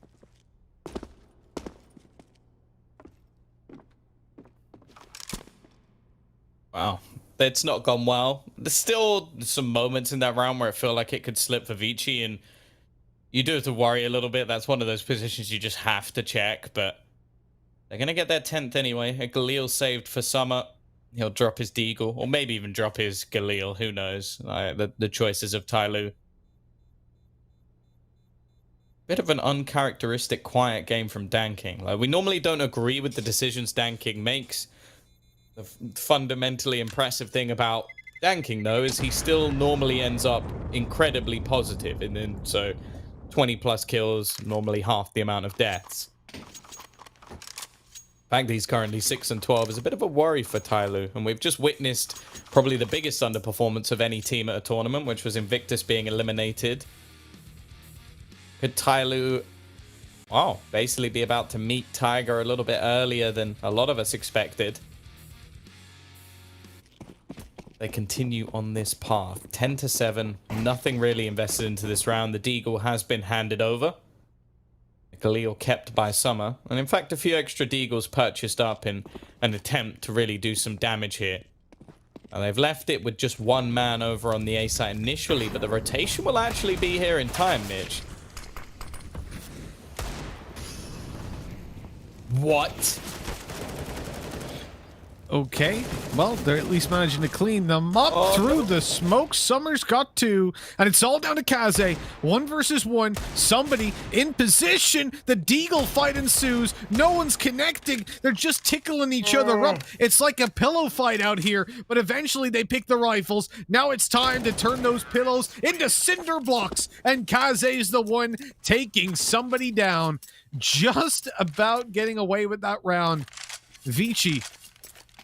Whew. They raised my blood pressure by quite a bit during that one. That headshot through his smoke was absolute BS. I know that he lined it up with the Palace, but I don't care. Like, just to get the exact timing of when he walked through is just BS. 11-7. A lot of damage done to the economy of Vici, and well, if Tyloo were ever going to make some sort of comeback, now is the time they need to start. Not a huge amount of rounds behind, of course, and they do still have to bear in mind they've lost both pistols. And conversions. That's worth mentioning, because actually I feel like Tyloo do lose a fair few pistols, but they then win quite a lot of the second rounds. I think Hawker actually was looking up the statistics or something, and that they had like, I think it was like 27% second round after losing the first, which is it's still very high. Either way, T-side, they've still got weaponry utility and even an extra bit of cash on Kaze. The question is, can they do anything with it in this round? Weaponry utility and tons of ability, Tom. You missed out on that one. Disappointed. That's too cheesy and positive for my liking. Well, as Tyloo look to defend this site, the AWP, that's a gorgeous skin. Moving up above to try and catch a player out on ramp. Can't get anything done for now, but Summer onto Alman is the one to open things up. Does spiral back a little bit, and Downking, when he just drops the smoke and fades away, as do some of his teammates with Connector now opened up. Another in jungle falls. They know Slowly's here. Whoa, they're not double peeking him one by one. What? They go out and Slowly hits every single shot. It's a 1v2. Both players are low, though, and the bomb is planted for Connector. Now smoked out, but Kaze should easily be able to spray. He takes one, and now he knows the other player is not on the bomb because he hurt. Oh, this is dangerous. He's not going to go. He believes it's a fake. He believes in the heart of the cards, and it looks like it's going to pay off. Slowly's running away to save this up. They've gotten away with the round, but what a mistake by Vici. Slowly, given every opportunity there, but even still, right? They did peek him one at a time. The player in jungle in Palace fell back as the player on site swung out. But still, that was so unbelievably quick. 1, 2, 3. The spacing wasn't that bad. The fact that he gets away with all 3 of those kills is unreal. Yeah, and unfortunate that they still didn't manage to win the round. I think the impressive thing is just Kazi knowing the lineup of exactly where the bomb is, and well, if he doesn't get the kill through the smoke, who knows where that round ends up going. Another investment coming up for Tyloo. It's not a full one. They've mostly bought SMGs, other than the extra money spent up by Slowly to get a rifle, basically spending the extra cash he earned off kills in the last round. Somebody trying to lurk around the back of the smoke, and this AWP on Danking. As said, he's been quiet so far, but one hell of a time to step up. The money still bad for Vici. They've lost 4 players in the last 2 rounds. Or, well, I suppose 8. Now, 2-man disadvantage in a round that really should go their way. At least they've managed to find a kill onto Attacker.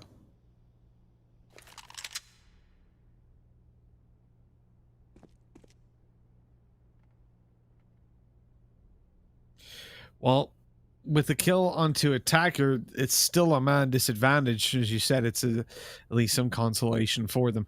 Moving in towards this B site, they really need to avoid this AWP of Danking, and they know he's here at this point. Shifting on forward, the exact position's unknown. They've no utility. They have to rely on the wide swings, and it's not working out for the first. No trades possible. Danking just repositioning and picking them off one at a time. Perfectly played. And Jam Young's got a 1v4. No chance whatsoever. An SMG even shutting him down and getting a nice upgrade to an AK. So a clean finish to the round, and 12-8 we go. We are getting the close series that we expected, Tom. This was an interesting play by Vici. Now, those 2 players come out on site by themselves, and then they're left with no utility to dry push into an AWP, which is less than ideal. Yeah, still, that's a huge time for Danking to step up, and that's the thing. I mentioned it, that he's not been having one of his better performances. As said, he's normally a man to pretty much double his deaths with kills. It's not been here this game, and there's been a few other quieter performers. Somebody also not up there. It's mainly been an Attacker, and obviously what we just saw from Slowly as well. And it seems that's not enough. In fact, I think the best way to put this: Danking, 11 kills. Somebody, 11 kills. Summer, 9 kills. Advent, 12.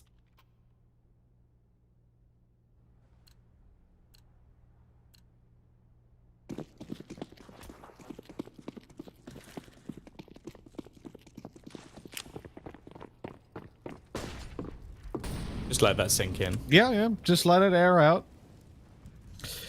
I think the reality is for Tyloo, this is more of a struggle than I expected on Mirage, and I anticipate Tyloo to take Mirage, and I still think Vici will win. So that's scary.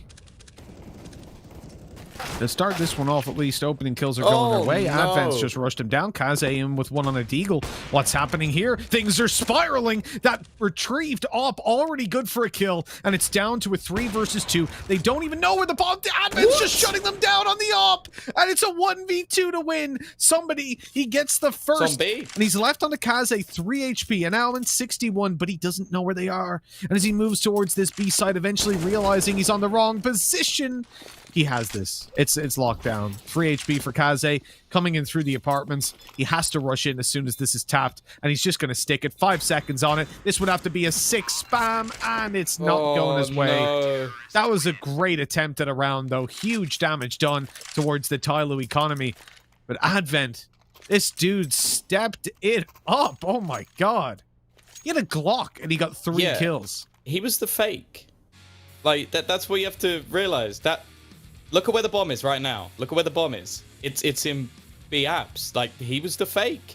This man was thrown in just so that they could get a bomb down, and he gets a kill with a Glock and then 2 slick AWP frags. I don't know. It looks like the almost daddy of Asian Counter-Strike has just finally decided to, wow, slam it down on the table. That was impressive. Much bigger than I thought it would be. You talking about Dingo? No. His AWP play. Oh, right, okay. Sorry. Yeah, Dingo's quite tall. That's why I'm saying that. It was much taller than I thought. Well, 12-9. Eastside not going to be bringing out an AWP of their own, but there will be 2 on the other side. Now, a lot of the time when somebody's having a quieter game, you'll see him pick up the AWP, and it's like a different player. Just evolves into the server. It almost plays off of his aggression. Interestingly, they're going to have 2 players up around the apartments, and Dan King, he always seems to get away with too much from this spot, but this time he's missed. He's repositioned, though. They're even pre-firing where they expect him to be, and Zoking is going to take him out of the round. Orman with another entry. This is one of the quickest takes of the site we've seen from Vici. Just dominating every single player in their path, and they've deserved their 13th round. It's slowly left remaining. He's not going to hold on to anything, and that was an absolute slaughter. And after a heavy investment into weaponry from Tyloo, this now leaves them, well, with not enough to buy. They almost have to save for 14.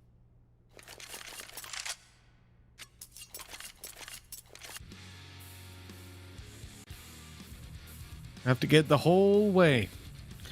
You know, I'm a bit scared, Tom, genuinely, really and truly, because I make that prediction that I think they're going to win. But if they take Mirage, I think they genuinely really are favorites to win at that point. It's not even like my hopes and my dreams. It's likelihood.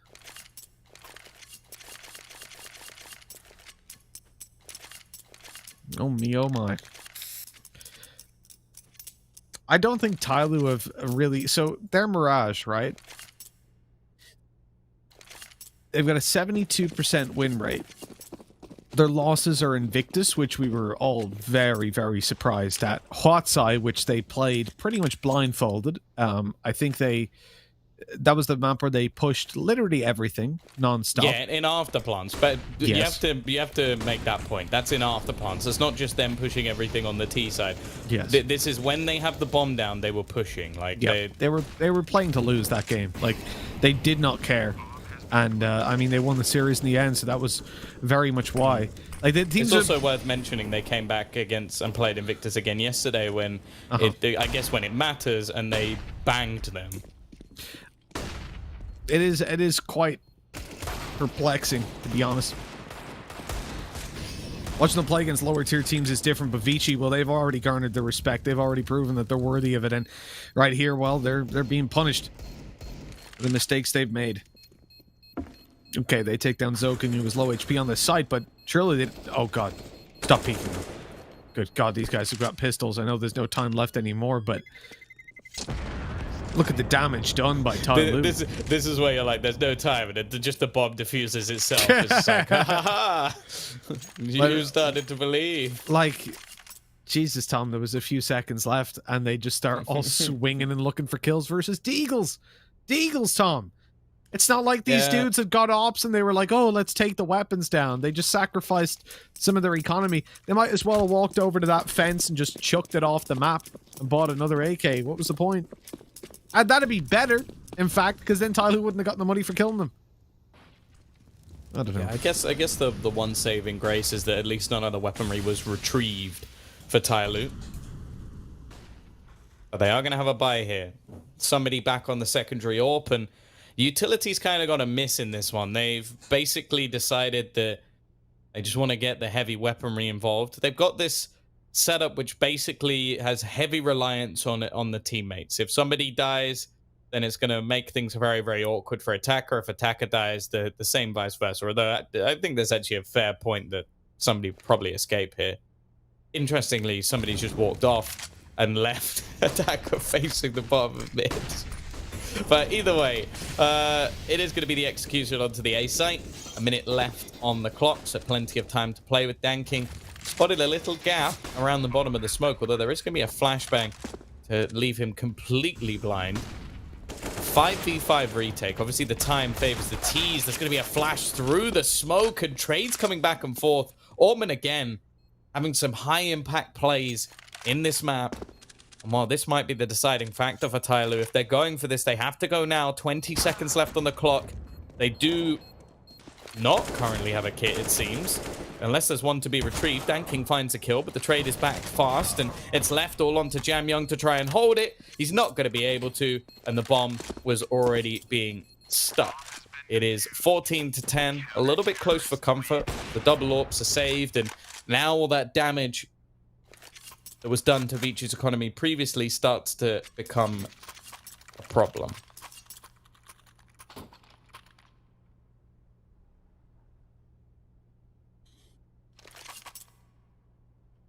When you look at the spot that Vici are in,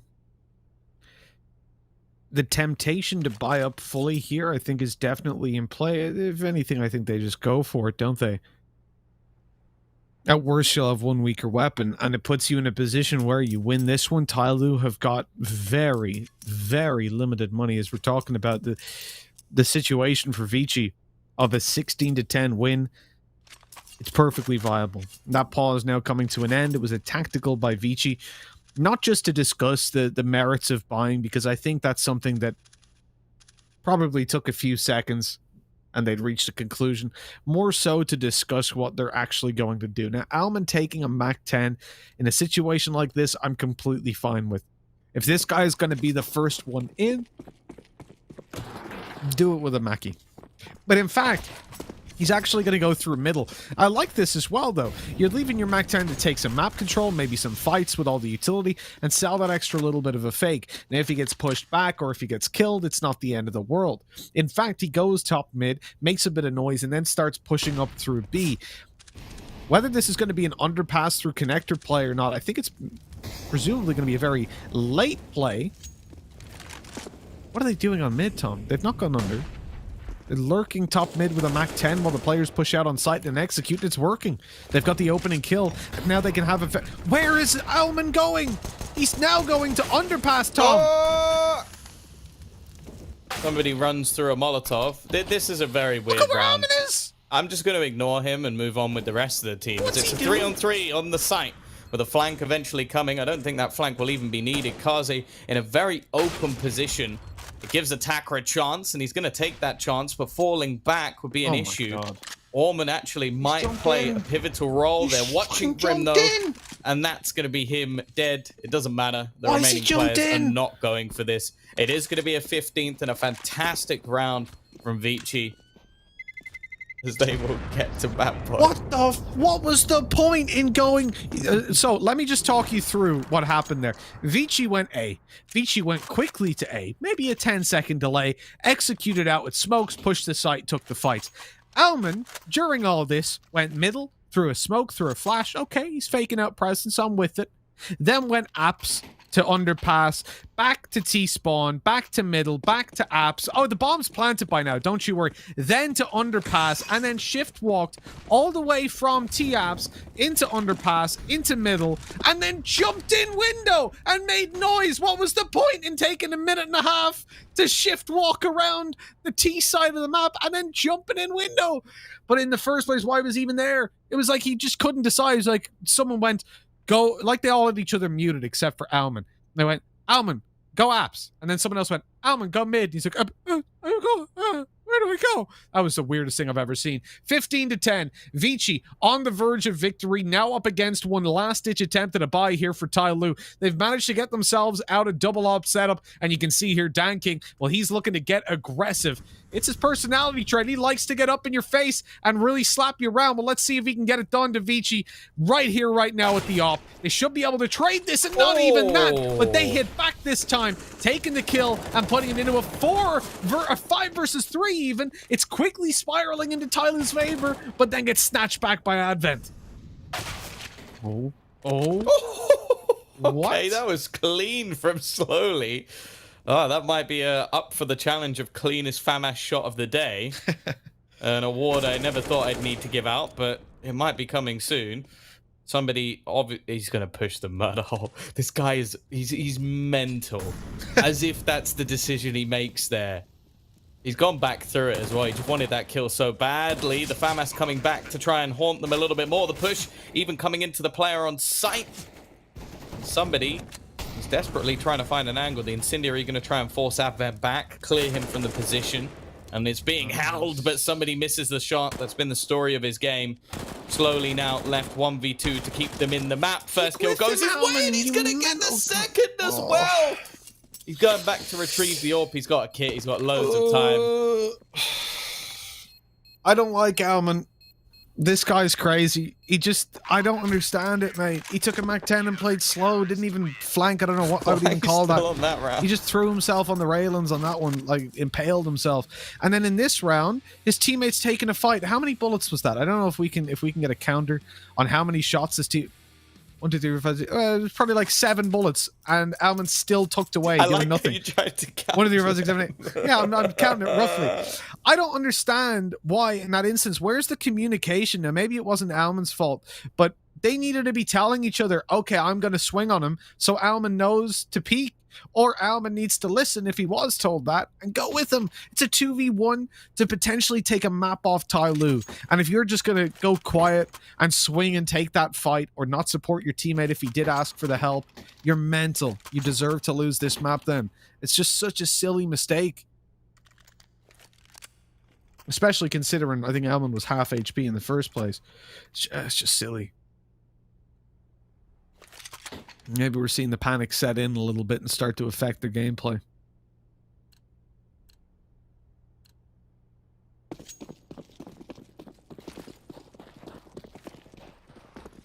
Well, back to pistols they go. Surprisingly few Tech 9s and Deagles. Very different pistol rounds to what we see normally. An aggressive stance being taken by the CT side. They're going to face straight in. It's 1 kill. Attacker corrects his aim very quickly indeed. And although it's shaky, he's managed to get almost every kill. He has a fair few rounds like this throughout the series. Gets up to his 22nd. Actually Slowly currently at the top of the board.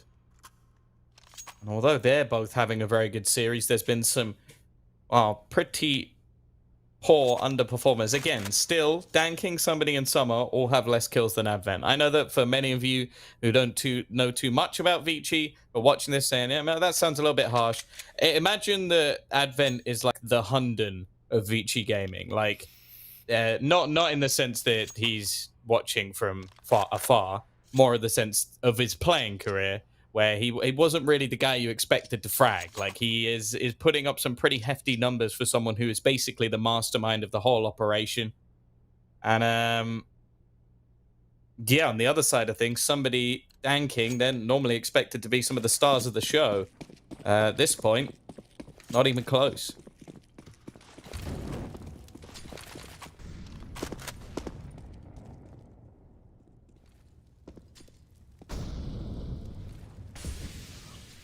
practicing some breathing exercises, Tom. Trying to find inner peace. Well, look at this. The inner flank comes in slowly, trying to get towards the back of apartments. Now he's managed to... Oh, he's managed to get himself wrecked. Alman's continuing to fight. This guy's a loony tune, but looks like he's going to be able to make it away. It's all right. It's okay. We're grounded back in reality. Actually, he was going to get an M4 to go back and take the fight in apartment some more. Smokes it off and pulls away. Okay, I'm all right with that.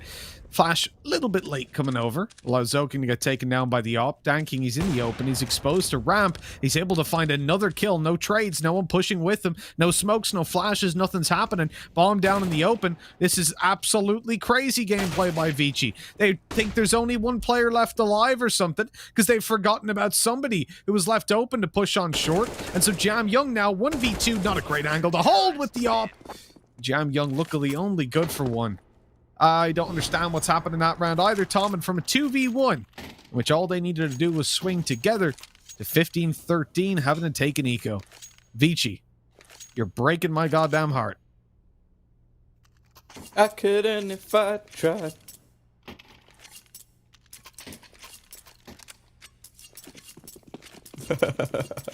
Well, Tyloo, they are the true heartbreakers.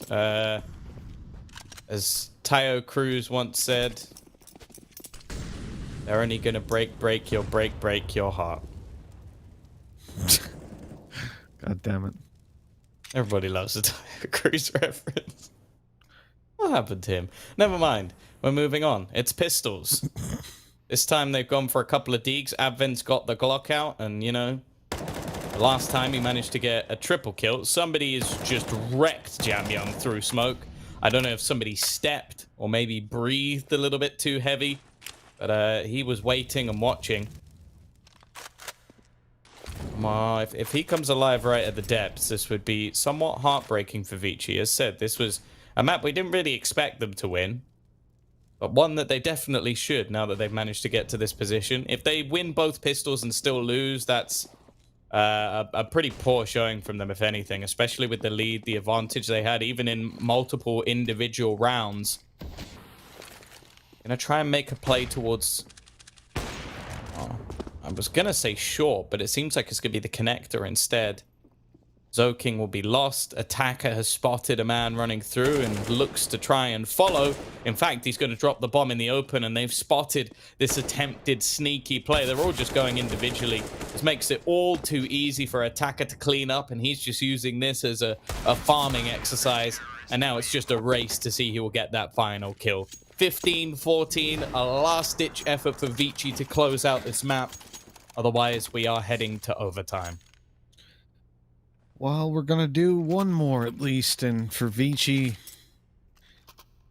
Oh, they really are just stamping on my heart at this point. I mean, not that anything since that 2v1 has been particularly awful, but the 2v1 in itself was, yeah. Also the round where Advent found a 3k with a Glock and they didn't win it after, I think, a 3v1 afterwards, which was unfortunate. Advent did overface with the AWP in that instance, but the confidence was flowing. Can't blame him too much. One last attempt, one final opportunity, and it does start with, as Attacker only got a deagle. No, surely not. They must have a rifle there for him, just slightly out of reach on the floor. Yeah, they do. Yeah. I'm pretty sure that he might have just dropped one over. There you go, yeah. I was thinking there's absolutely no way that Dan King's not dropping him or anything. It's like, no, Attacker, you're a deagle player, bro. I believe in you. Stop stealing my frags. I want a top frag, bro. I mean, with 4.4k not dropping your teammate, that would basically be abuse. You'd just be so rude. A real slap in the face. 15-14.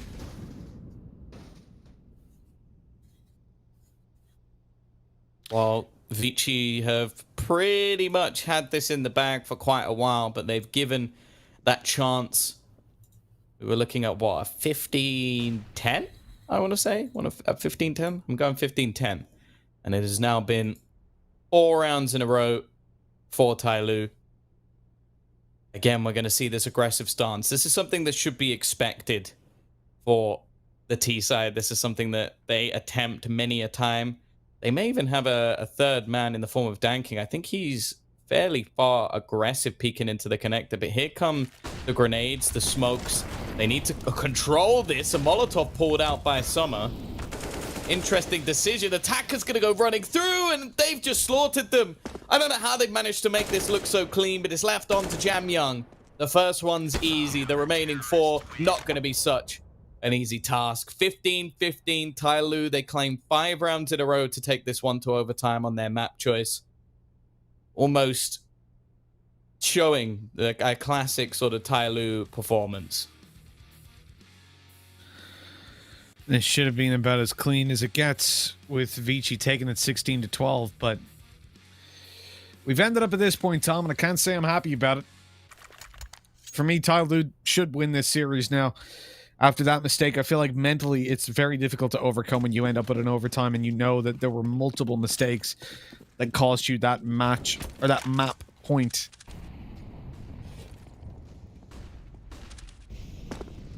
As we said, Advent over peaking with that up. 2v1 not swinging together amongst many others. And for Vici, now they look to win out in overtime. It's going to be 3 rounds on the T side that they play out. They need to get as many as they can. I'm looking at 2 at a minimum. And oh, that's a nice return by Kaze. Okay. Lose an opening duel, but pull it right back. Deep Molly stopping the... Oh, there's no falling back for Tai Lu. They're going out. They're swinging. The confidence is in full effect. But as of yet, there's no distinct advantage for them. And if they smoke off CT, I think somebody's completely knocked out of this round. They've got to smoke it soon. And they're really playing with... Oh, look at the flank. Look at the flank from Slowly. He's coming behind on ramp. And even though Alman finds that kill slowly, he's going to drop the bomb. There it is on site. It's an easy kill if ever he's seen when he's going to go for the first up above. Spray through the smoke, but he doesn't get the kill and runs into a headshot. Never mind, the flank doesn't net quite as much as it could have. Yeah, the thing that's quite curious about that is, considering they know that flank is coming, the remaining 2 players did not play passive at all.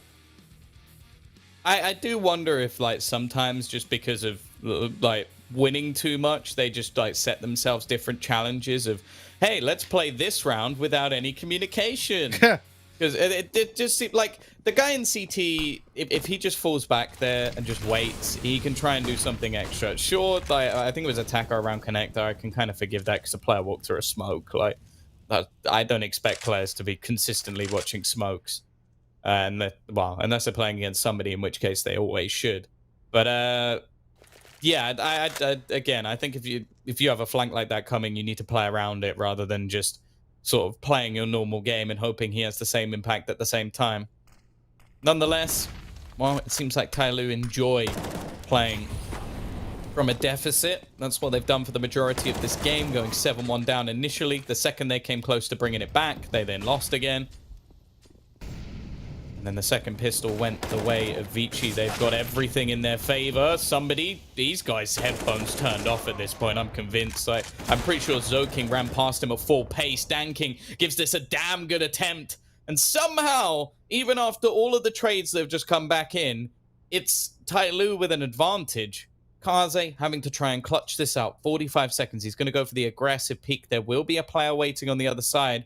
It's Summer just watching the angle. A nice shot for the first, but he doesn't expect Attacker to just be rounding that corner. 16-16. Scoreline equalized once again.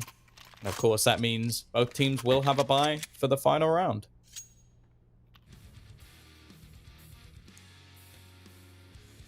Which is something that should really be standard, but, you know, isn't.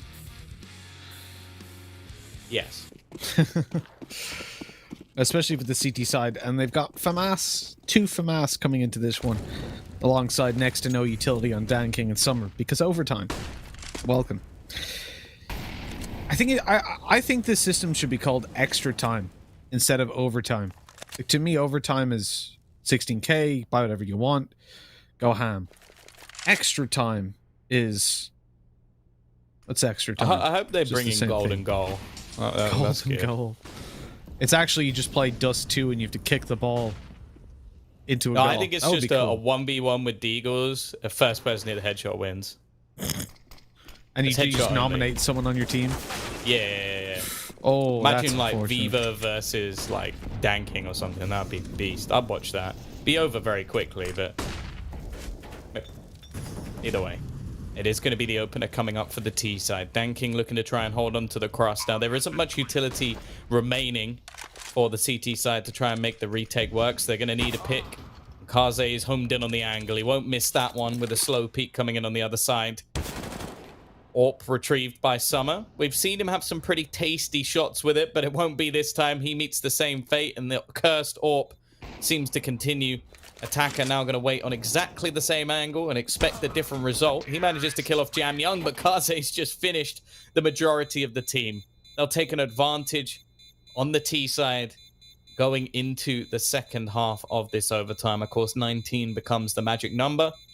And Tyloo, well, they need all 3 if they're going to win it in this first overtime.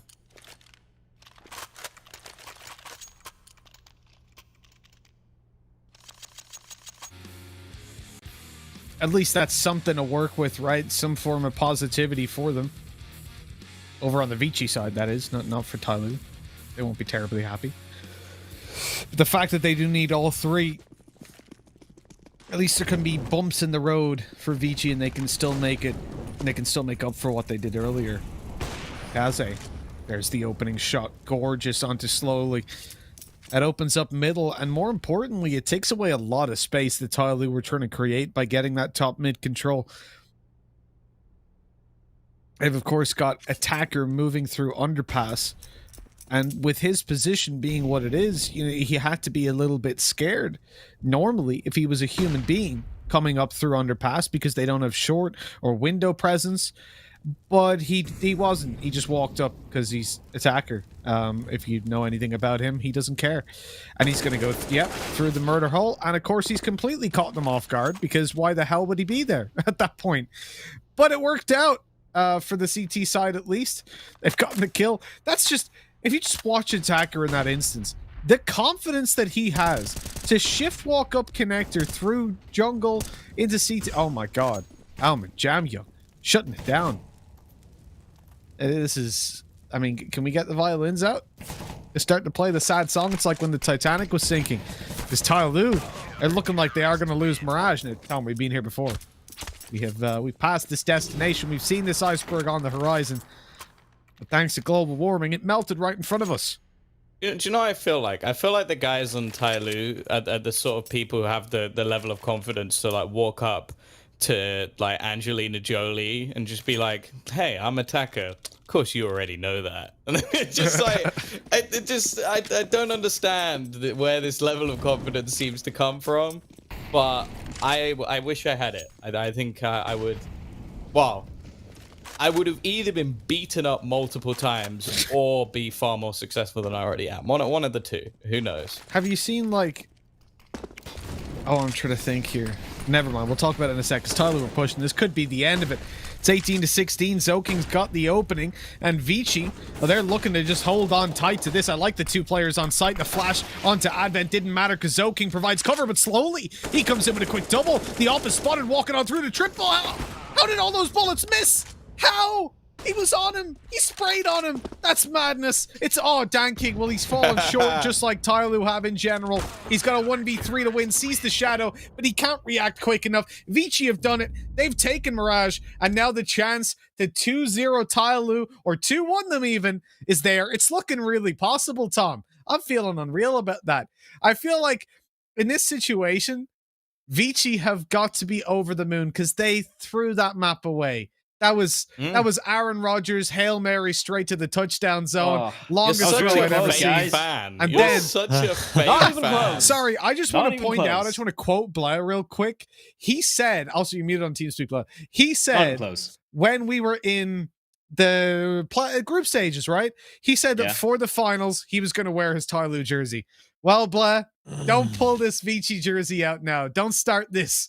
I never said can't that. I jump don't know where you're ships. getting that from. I said Vici's gonna win this, and Vici already. It He's wasn't even gone close. full It wasn't even crazy. Like that's the thing.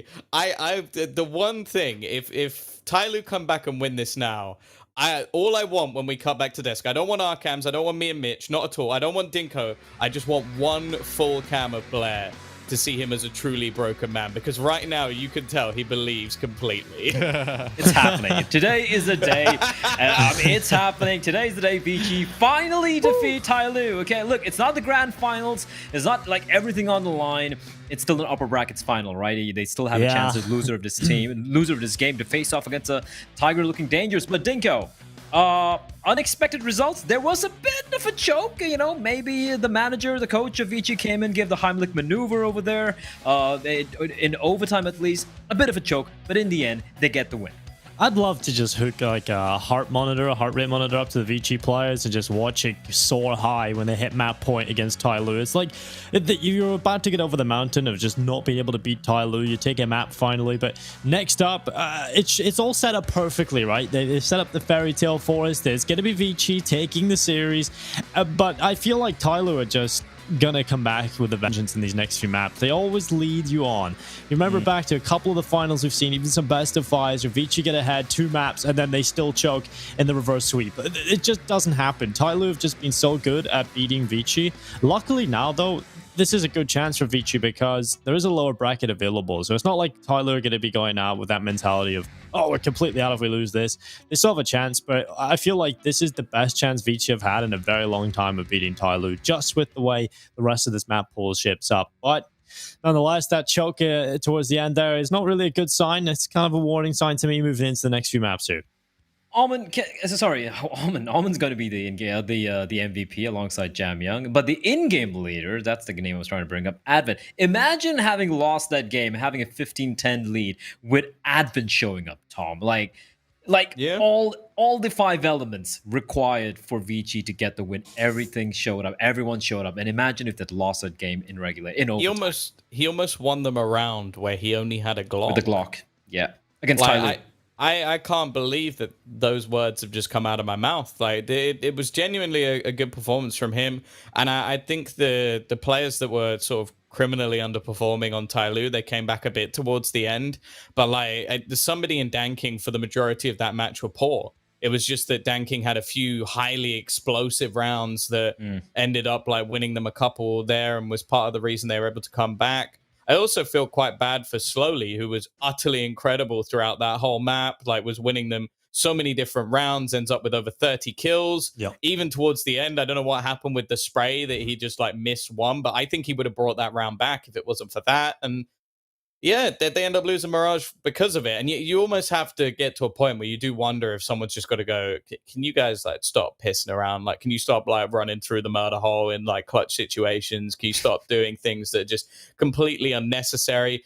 There was a round where they were in a 3v3 retake, and Summer just completely runs into the middle of the site and gets shot in the face. It's I don't know what they're doing in some of these circumstances, and that's why they lost. That's it. That's what it comes down to. I really like the analogy you brought up with Tyloo being a soda team is going to walk up to Angelina Jolie and as an attacker, hey, what's up, babe? I'm an attacker.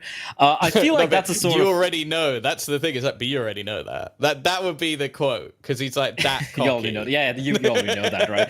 I feel like that's a style of Counter-Strike.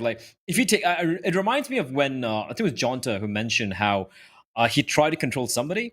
And he's stop pushing that, stop doing that. And somebody struggled as a player. And Jonta mentioned, I think it was an interview somewhere where he's if I restrain Tyloo from playing the style of CS they play, they're kind of garbage. They stop being Tyloo. They become a completely different team, which is not necessarily better. So maybe Tyloo just have to do Tyloo things to get the win. Now, are they going to get the win here and avoid getting knocked down into the lower brackets to face off against a resurgent Tiger? We're going to be finding out, but after a short break.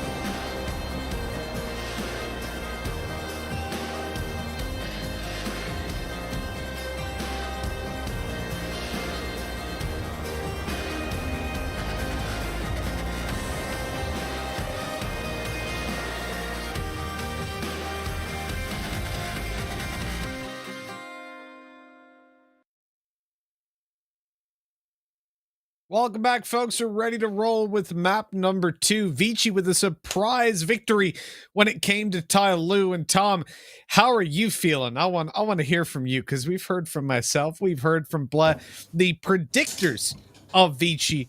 Now we come on to Train. They're map picking a map where they look damn solid. Shout out to Dinko, who is hoovering his house in the background and thinks we need to hear that. Obviously, you can't hear on the stream, but I can't hear anything. Tom, what are you thinking about this map, if you can hear me over that cyclone? Oh, I've muted him completely now, because then I don't have to hear anything he has to say anyway, which, you know, as myself is also equally wrong. And also, I don't want to hear anything coming through his mic anyway. It's normally some weird sounds, but that I can't quite replicate. Either way, yeah, I think, in all honesty, like, Tyloo, after they got it back to overtime, I thought they were going to win that one. I'm not going to count them out of any map, especially a map where Dan King is on. Like, he can definitely perform well on Train. I don't think there's anything to say that they can't win this map. I was trying to have a look back before I was rudely interrupted by the loud noise made by Dinko's microphone, and look into when the last time was that they actually won on a Train, and it wasn't actually that long ago. Like, you go back to when they played in the previous season of Pro League. That was the last time. So a couple of maps ago that they played Train, and it was a 16-8 in favor of Tyloo. But the normal curve is that Vici win this map. Like, this is one that they're very strong on. I think when we saw them previously or earlier in the day, they had some serious problems, and a lot of that came down to mainly individuals. Like, they had setups which solely revolved around the likes of Zoking and Advent performing. Otherwise, they would lose initial duels, which is something that I wasn't too comfortable with. But we have seen a resurgence from both of those players. So I think, obviously, playing quite a few maps today already, this will be the 5th that they're going into. I don't think there's any excuses of players being warmed up or individually firing. Whereas for Tyloo now, well, we don't expect them to go into the lower bracket. At the same time, this is probably where they kind of consider, okay, guys, we got to start playing properly. Otherwise, we're going to have to go and eliminate Tiger. Well, that's not going to be too big of a task for Tyloo based on what we saw in the past. But yeah, they definitely don't want to be going down to the lower bracket. I mean, for Vici, this map should be theirs. 16-10 last time they played in Pro League. Before that, we saw them here in PAL, and it was 16-12. As you were saying, you know, this is scary. It's been a while since we've seen them lose it. Tom, I was basically coming into this under the surefire thought that Vici would win Train. And then thinking about the other two maps, I imagine we would see a relatively close affair, considering the recent score lines for those maps were so close. But as always, Tom, I think I've figured out the problem. Dingo said that the first and third map were going to be easy for Tyloo, and as we've come to know, his predictions are generally awful. So this would be this would explain everything, really. If Vici do lose to Tyloo, at Dinko TV on Twitter, you want to go ahead and you want to tell him that it's his fault. Just make sure you flood his inbox, as many DM requests as you can possibly get. If you got multiple accounts, go to those and just tell him that you're from Tyloo and that you hate him. That's all I request. But we do love him, really. At least to some extent. When he's not inhaling his microphone with a Hoover, or a vacuum, as some people will call it. I don't know what they call them in Asia. Do you call them Hoovers, Tom? In the UK, would you say a Hoover? I was about to say, I was like, I'm not in Asia. How would I know? Yeah, Hoover, Okay. vacuum cleaner, either is fine. We don't say vacuum. There's the Henry Hoovers. Well, exactly, right. Yeah, of course. So I don't know. Blah, if you're here, let me know. Do you say Hoover? I don't know. So I feel like it's one of those things that people just will have no idea in different parts of the world to be like, what the hell? I think Americans don't call it Hoover, right? They just call it vacuum. They wouldn't know what a Hoover is. I've seen that Nate a couple of times from Slowly. It's not getting them anything here. But for Tyloo, in the position now, their CT side, they've got to have a strong start, Tom. There's no secret about it. And they've got a 3-man stack towards the B site, which is fortunate, because this is where Vici are pushing. Well, Jam Young's already started strong. Slowly, though. He was great in the last map. He's got Dan King to support him here. And while the P250 is not going to be enough to save Jam Young this time, the bomb's been dropped. The position from Kaze is meant to be used as a flank, but I guess at this stage it becomes the main point of attack, as Orman doesn't really have anything. He was the utility man, no Kevlar to be had in danking. He expects this push, an instant tap onto the head. And what it looks like, we're going to get Tyloo winning the first pistol in this series. That it does. They've gotten on the board in the early half at long last. Still though, Tom, plenty of work to be done.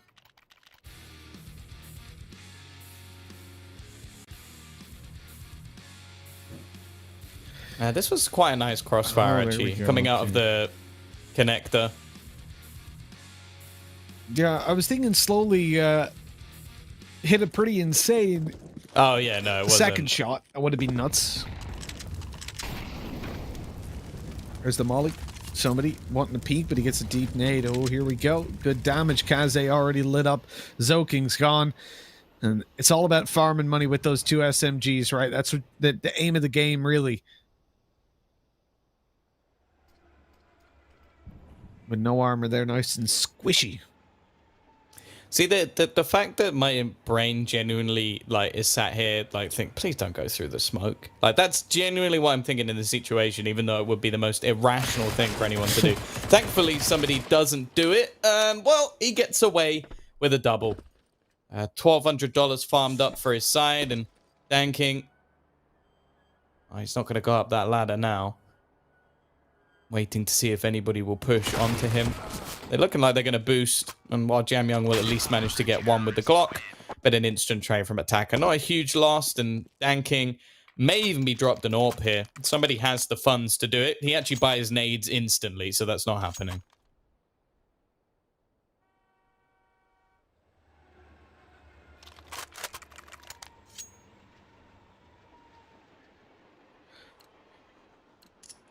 The investment from Vici, and it's going to be pretty decent. They'll get their utility out. I want to see... Advent? Advent? Yeah, Advent? Okay, cool. He was too focused on calling. Dictating the strategy, I bet. But, you know, for Vici, I'm curious to see what strat they go with. How they approach this round. You can see, again, it's going to be heavy presence towards Ivy. They know last time the nade came in nice and deep. This time... Oh, my God. Somebody... He's gotten a kill. He's got an almond as well. I was going to say lit him down to 10 HP, but he's gotten a second. This is a buy round. This is a full buy for Vici. And somebody has just absolutely ruined them with an Ivy push so low on an MP9. That is a disaster. And they can't even say it's surprising, because he did exactly the same thing in the last round.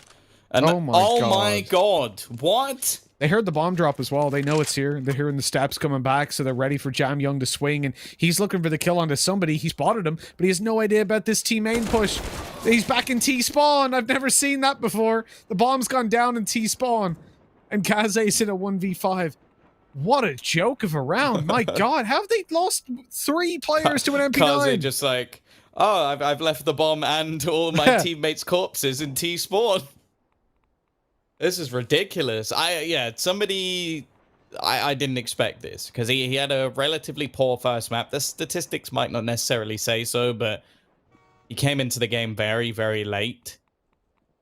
This is a man looking like he wants some revenge. To make that sort of push with an MP9 is, well, very much a somebody play, but to get away with 3 kills off the back of it, well, that's ridiculous.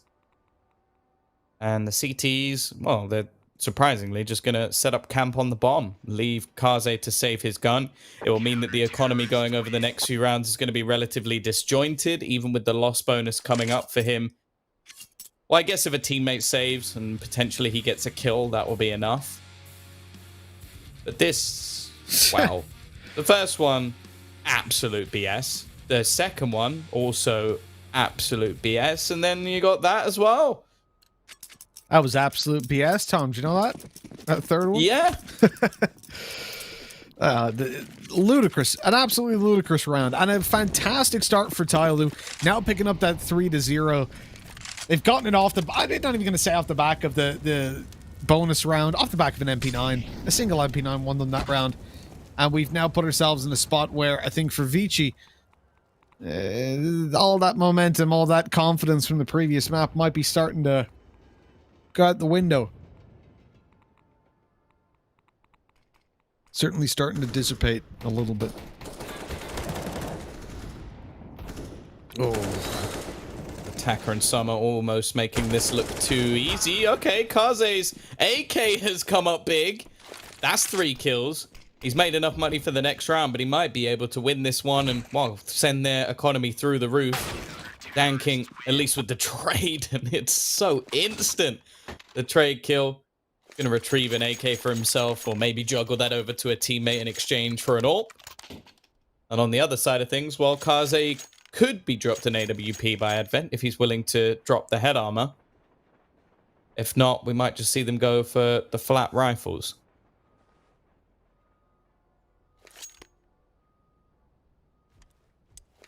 Well, Tom, it's now or never, really. Well, not never, because they are T-side, but at the same time, Vici, they're falling behind. I want to see them put up a good fight. Obviously, in the previous round, we had that AK play, but what else can they do? Now is the time to answer that. And with the pause coming through, they've had their time to really think about everything and come to a conclusion. You look at Tyloo, their money is building up. They're starting to get a little reservoir of cash. Now, the damage done in the previous round does chip away at that a little bit. But losing this one will put Tyloo up on a massive pedestal.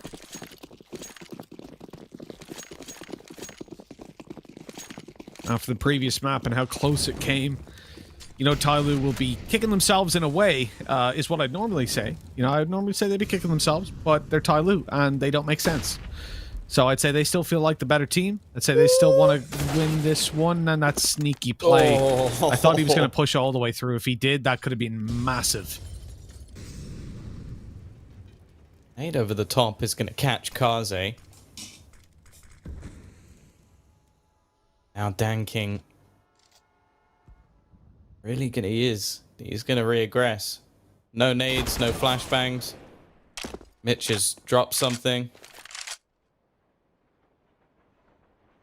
And while Danking in return has been dropped himself.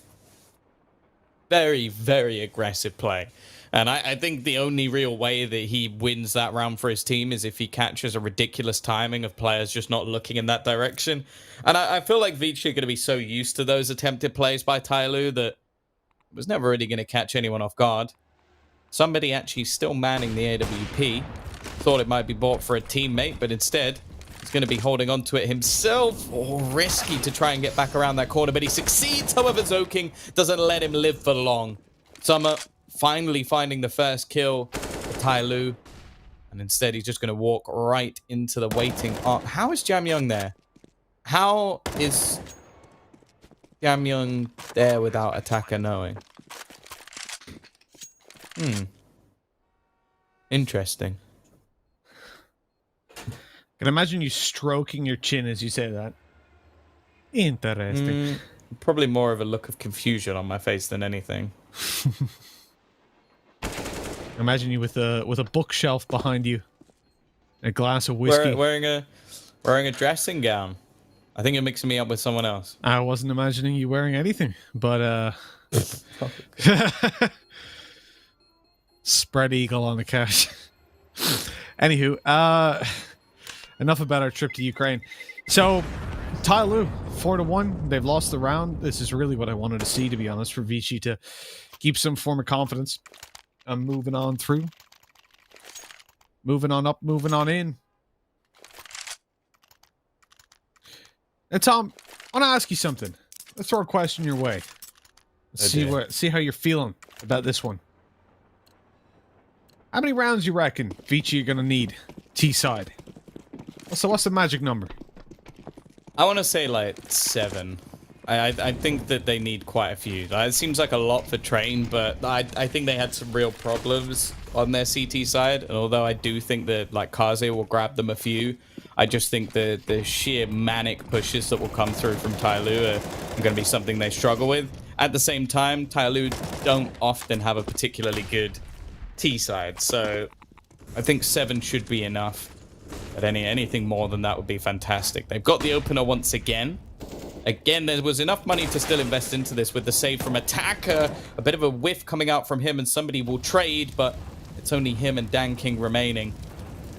Bomb has been dropped. That's the only positive we have for this round. And other than that, Vici are looking good to take their second. Dan King, though, has other ideas. If he hit that shot, I would have lost my mind. And the no-scope missed, but somebody's still going strong.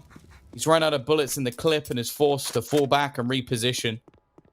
Especially with Kaze homed in. Actually could be able to get past. That's a free kill. A third for him in the round already. And now hunting down that AWP. He knows what's on the other side. He knows that there's a man he can't afford to give an inch. At the same time, someone else that you have to be very careful when playing against the peek out from Kaze. It's a big risk, and he's heard the dink connected. Flashbang through, and Kaze hits the shot. Just 5 HP remaining, but that's enough for Vici to gain another round. And while the economy becomes quite awkward for Tyloo, but they instantly buy? They didn't even hesitate for a second. They just bought up. Oh, get out. I didn't even see that. What was that shot? Yeah, the buy-up is a curious one. I guess a lot of the players had time to think about this while they were in that 1v1. And they're making the call straight away.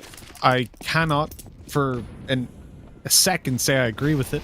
Based on how the last 2 rounds have gone, yes, they've been relatively close, but do you really think that with an SMG, a Deagle, and a Scout, you're going to be... Well, I suppose for somebody, who cares he's got an SMG? This guy got a 3k in the second round.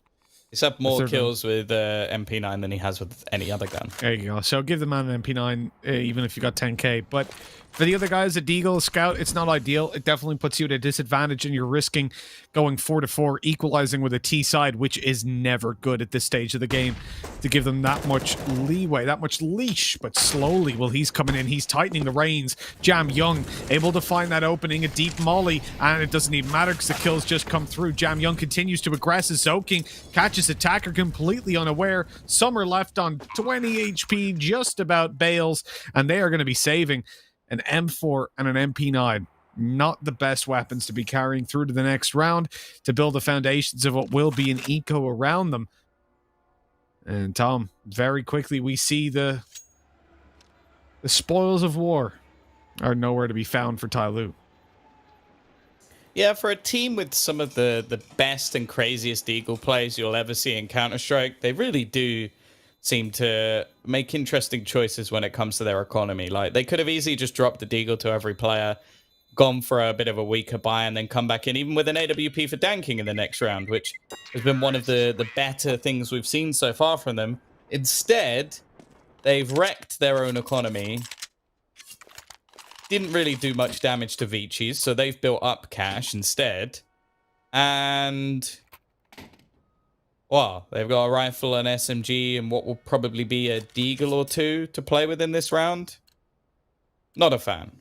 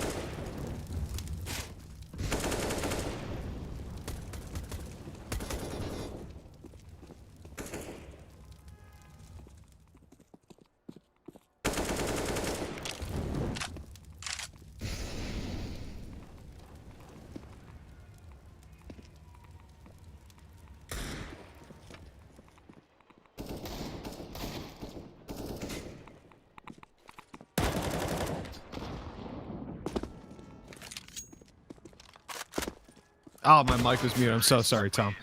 I was trying to... I knocked over some things and I was picking them up and sorting them out, and then I forgot to unmute my mic. I was just making the point for the viewers out there that, you know, we will constantly say about Tyloo that they make the wrong decisions. You know, they make some crazy decisions, and it's funny because even though you'll have coaches, analysts, us, mathematics, statistics, everything saying that Tyloo, well, that what they do is wrong, if it works and they continue to be the best team in Asia, I guess it's right. And in a way, it's like, you know, if you got Cristiano Ronaldo and Messi to play versus me and you, Tom, they could play the worst football in the world, and they'd be better than us playing perfect football. I don't know what that means. I don't watch football, but That was a bit you know of a what I mean. weird analogy, I'll be honest. I don't but know anything about football. I just they are more athletic than us, so sure. if they play football doing handstands, they would still be better than us playing football normally. I'd be yeah, willing to that's bet. probably true. It's like what they're doing is wrong, but they're still better.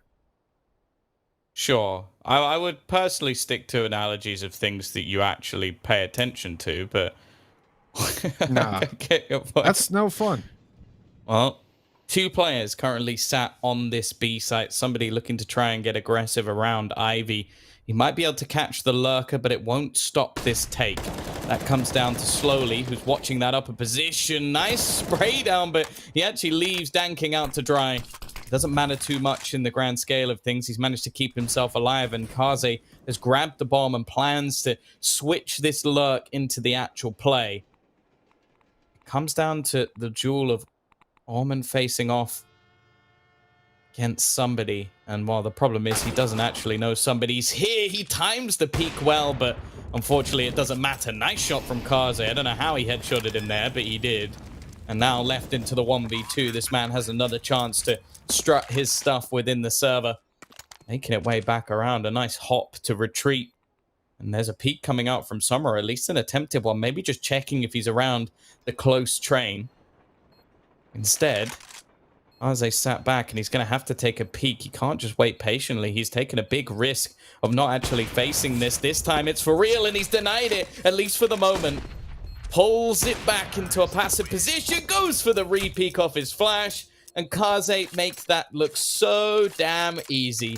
5-4 in favor of Vici. Tyloo's economy in the dirt once again, and the lead converted by the T's. Well, Tom, Vici, I've earned this for sure, and Tyloo's decision-making, their risks have not paid off. They rolled the dice and they came up snake eyes, and we all know what that means. I think it's bad. I'm pretty sure. Tom, you're a big craps player.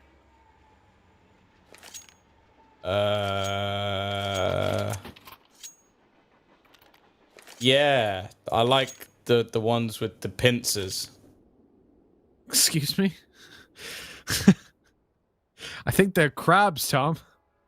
Oh, my mistake. Sorry, Tom's into crab fights. He orchestrates them in his basement with a bunch of Ukrainian men. The first you rule might of think crab about- fighting is never talk about crab. You may think I mean animal cruelty. No, that's not what we're talking about. Tom paints his hands red. Oh god, this got weird. I'm just imagining you and some big bulky Ukrainian men walking funny in your basement, snapping at each other. Oh dear, oh dear. I'm gonna dream It's of that happening tonight. again. It's happening again. The Deagle buy. See, why didn't they do this earlier? Why did they force? What was the point? They're just gonna win with the pistols instead, unless Kaze saves them once more. This man dragged them out of a round already. It's unfair to ask it of him once again, but he's giving it a damn good try already. 2 kills picked up. The bomb retrieved for Jam Young as well. It might not be the end just yet, but with the rifles retrieved, it's become a much tougher task than it was initially. Slowly also looking to slightly aggress further into A main to get that additional info, with Summer starting to rotate into the B site. Kaze is going to have to hit a pretty nifty flick. Gonna get it as well. The headshot even converted to give them an equal scenario once again. It's been a phenomenal performance from him, and they're going to start lurking their way out of this A site. They've managed to almost completely avoid the remaining 2 defenders. Molotov being expended, and Kaze looking to put the full Vici roster in his Dora the Explorer backpack. Question is, are they going to get caught by Attacker, who's looking to try and lurk his way through the edge of the smoke? He's going to hear the bomb being planted. Free kill for 1. Kaze's behind. He misses the shot against the no-scope. That should not have worked. And Kaze with an ace to drag them through a second round, kicking and screaming. This man is named as the best AWPer within the region, and you've just seen why. Absolutely unbelievable scenes. Kaze They had no right to win that on the Tyloo side, but we knew what they were capable of when they pulled out Deagles. But then Kaze equally had no right to do what he did. God. It was nasty, but in another way, it was beautiful. 6-4, Vici.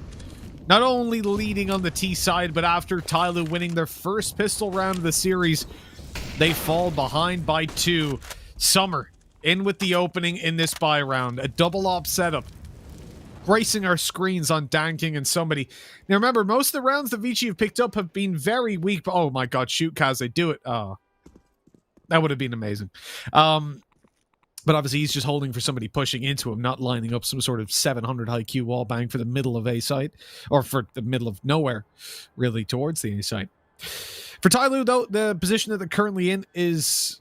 It's tough, but they do have that fallback that on the buy rounds, ones like this where they've got utility and ops, they haven't really been tested.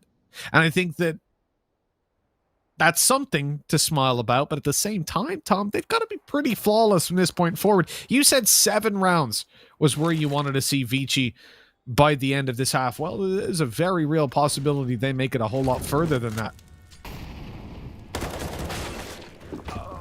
It's looking good. They've tried to take a leaf out of the Tyloo strat book, which involves running straight through a Molotov. It gets Jamyoung a kill, but also means that he meets his maker a little bit earlier than expected. Still, a 3-on-3 ensues as Orman manages to catch some re-aggression elsewhere. Kaze, it's another shot connected. At the moment, this man just can't miss, it seems. Attacker also tagged low, but the trade comes back in. Kaze, that's another kill from him, up to 14. He spots the man above, but finally there's a miss. It was a long time coming, and it leaves Orman alone. Danking picking off a good position, and he's going to shut this round down. A 5th converted, and well, just look at the money on Vici. 6, 5, 3, 4, and of course Kaze on 13,000. He's going to be able to bail them out of it a little bit here. If this isn't going towards Kaze, I don't want to see where it's going. No, it is. It has to be. And Kaze coming in as the utility file as well. 27 grenades used up so far. So not only is he leading the charge when it comes to dealing damage, but also in support development as well, with his smokes and 14 flashes consumed. Fair play, Kaze. Be like Kaze. Oh, I mean, that was a hard flick to hit. Somebody, he's going huge. He's picked up a double opening. And for now, Tyloo, well, they're leading by quite a bit. They're winning every aim duel. Zoking tries to pull it back, but he's only good for 1. And in the end, Attacker... Okay. What are you doing?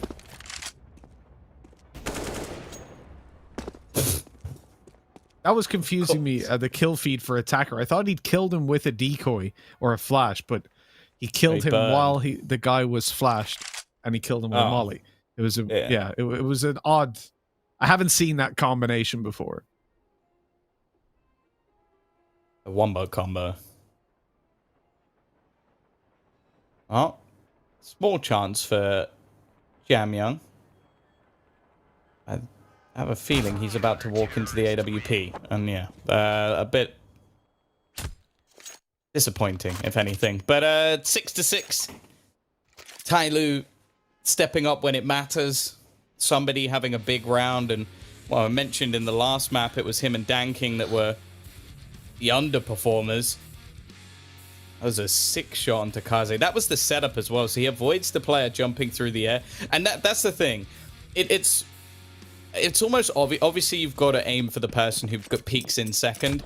It's also nigh on impossible to train yourself to do that, where it's like, there's a guy flying through the air, let's ignore him and go for the guy who's standing still and trying to kill me. Like, you want to try and hit that flick, but somebody, he's wired differently. I think that's the kindest way I can put it. We have the T's, unfortunately, only on some pistols. And the chance for Tyloo to potentially get themselves back up to 9 rounds, which, well, considering how some of these have gone, I would be a little bit disappointed for Vici if that's the case.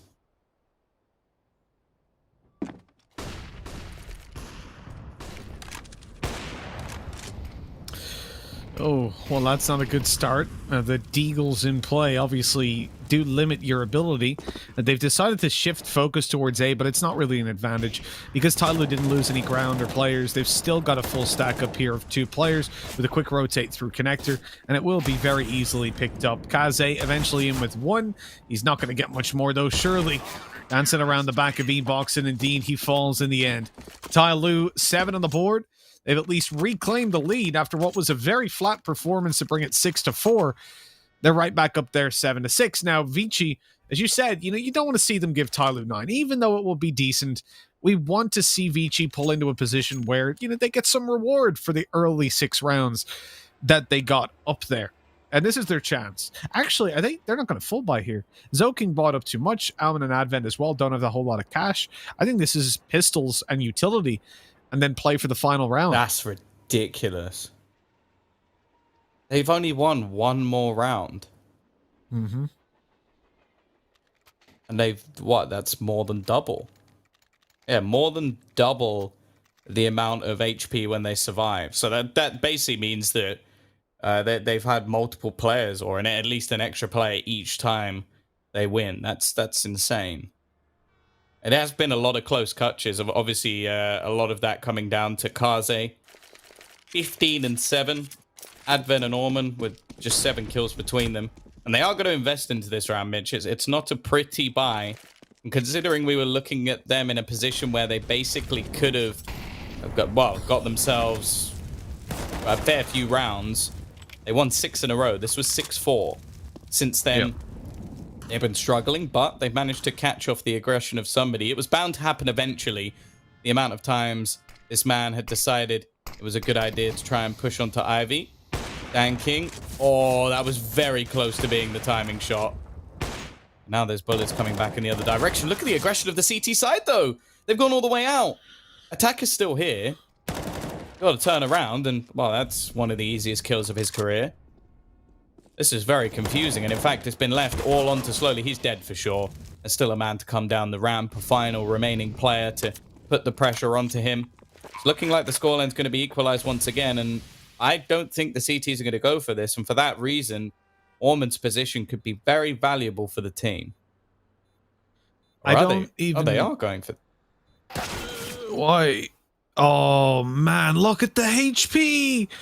This could so easily be around for Tyloo, but just a fraction of HP between them and that goal being achieved. That is tough. Tough pill to swallow for sure.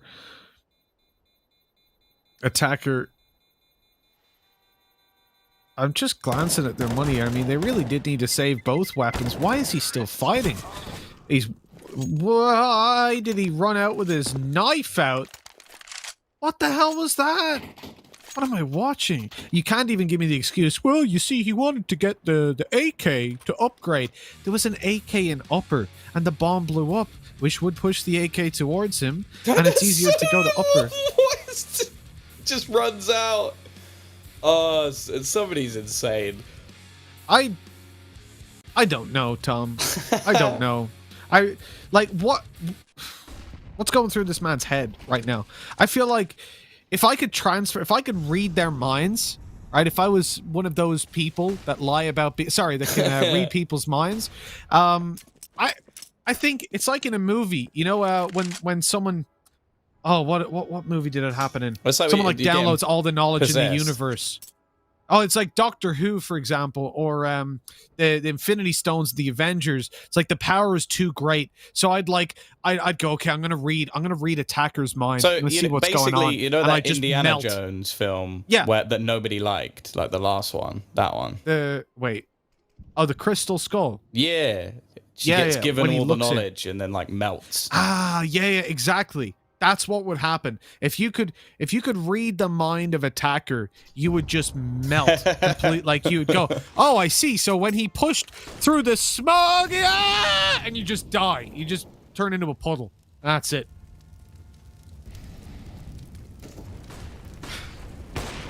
Oh, here we go. Somebody with the AWP in hand is going to open things up with an early pick. A man has crossed. There's going to be some damage now being done. Orman just confused as what's happening has been well, melted by attacker, you could say. He's now going to try and sneak through the smoke. Somebody's picked off another. Goes pick once again. It's left on Takaze, and this time even he can't clutch it out. Well, they get the 7. It might not necessarily be in the manner that was expected, and after being 6-4 up, you kind of feel like Vici probably should have done a little bit more. But they've got the minimum I think they will have needed. Now going on to the CT side, well, they pretty much got to prove why they are the team we expect to win this train map. There's not many maps where we would predict them to win, but this is definitely one of them. The last time they played, they actually managed 9 rounds on their T side. So they've done slightly worse in that manner. The time before that, they managed 11 rounds on their CT side. So they have proven that they can do it. And obviously the reason they didn't get as many rounds because they started T side last time. But here we go. Attacker. Already going to be kicking things off. It's trade back and forth with Dan King eventually giving them the advantage. In fact, he's running and gunning, but it's left on to Jam Young. He could win this, but unfortunately, he runs out of ammo. Tyloo take the second pistol. So that's now them with both pistols as well on their opponent map choice. So no team so far has won a pistol. Well, actually, I can just say no team has won a pistol on their map choice because that is it from this point onwards.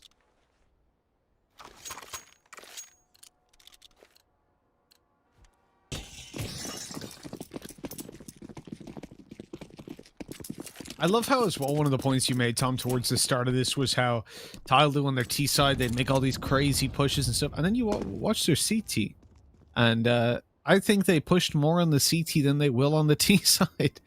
It was ludicrous. I mean, I guess we got the tone set for us from the very beginning, right? I think that the perfect analogy for Tyloo is the one that the Joker makes, which is like, if you tell someone you're going to do something, then they don't really get scared about it. But if you say, like, you're going to destroy something, then everybody loses their minds. I think that's what Tyloo are, because you never know what they're going to do. And that's what makes them scary. Like, if you knew they'd make aggressive pushes and you couldn't stop it, that would be kind of annoying. But the fact is they make so many plays that make absolutely no sense that you have to be on edge all the time.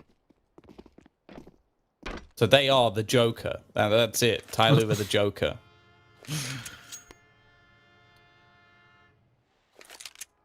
From the Batman, is that in the Batman games? No. Oh no, that was in the Dark Knight. Dark Knight. Yeah. That was a good the movie. legendary Joker, which kind of fits again with Tyloo because they are the undisputed champion. Yeah, somehow, some way.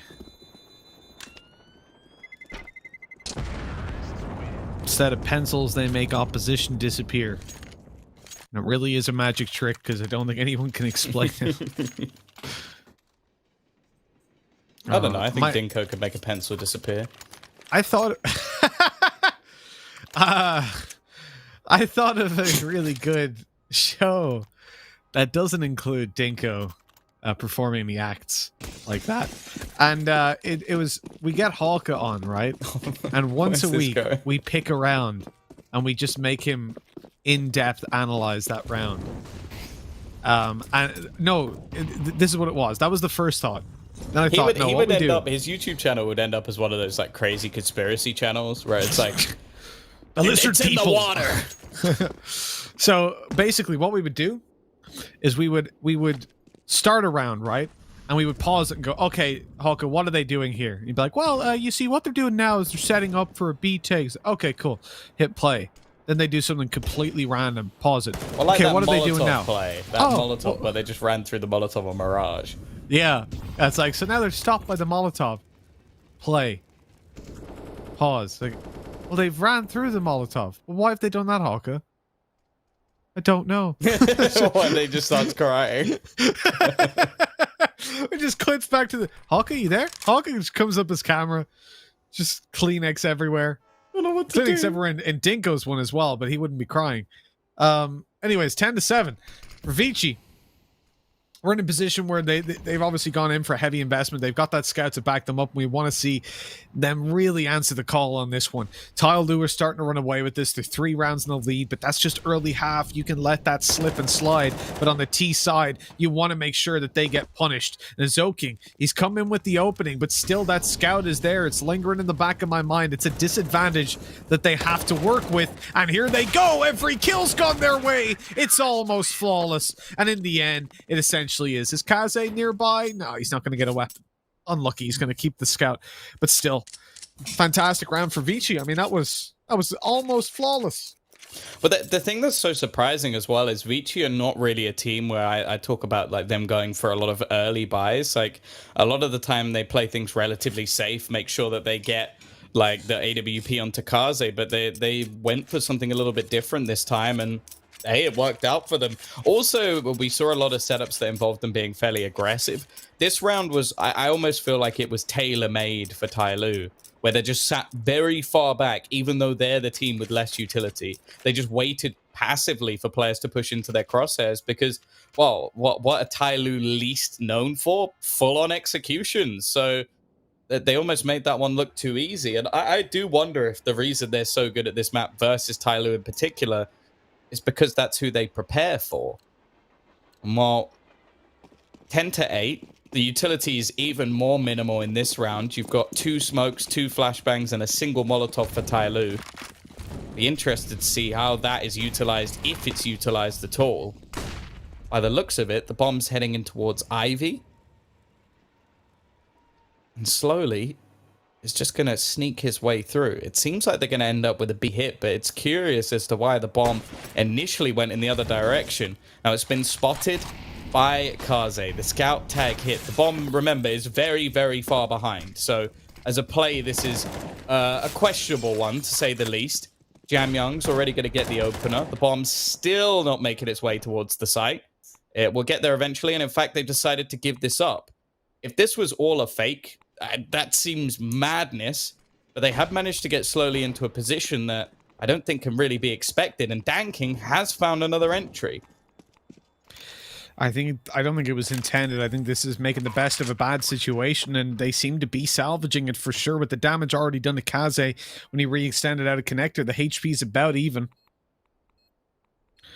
Slowly, not quite one hit to the scout, but they swap it out for an AUG. Looking in for this retake.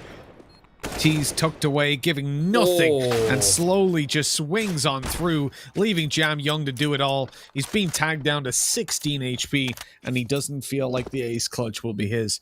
This was one of the rounds I'd like to have Hawk a look at. But not quite as bad as it could. Oh, no, they're hunting him down. Jam Young, he's so low. He swings wide, and down he goes in the end. 11-8, no weapon saved for Vici, and their economy, well, it is not great. I do feel like they'll force buy this time, but I don't want them to. They'll have 2 weaker weapons to work with, and by weaker, I mean you're talking like a Deagle. Maybe they can give a scout to Kaze, get an M4 dropped. They're calling attack pause. There's a possibility they're considering it. They should save here, 100%. They should, 100%. There's like, they'll get full rifles for the team and AWP for Kaze.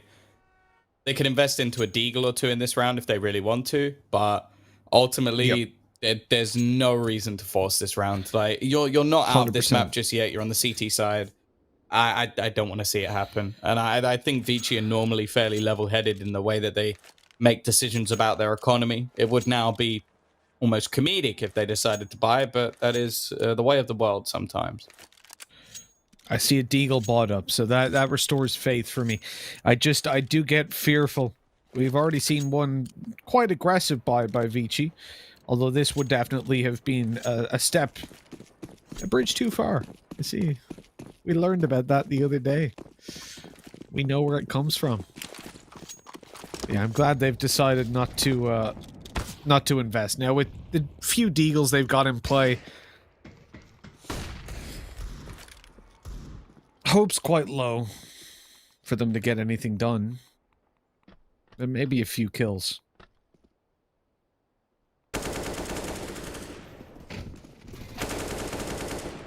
Wow, this is clinical as it gets. Not a player dropped. Tyloo are going to boost their economy and take themselves further through in this map. Blair's starting to slowly take off the Vici jersey he had on at the beginning of this map. Switch it out for the Tyloo one, ready for his celebration.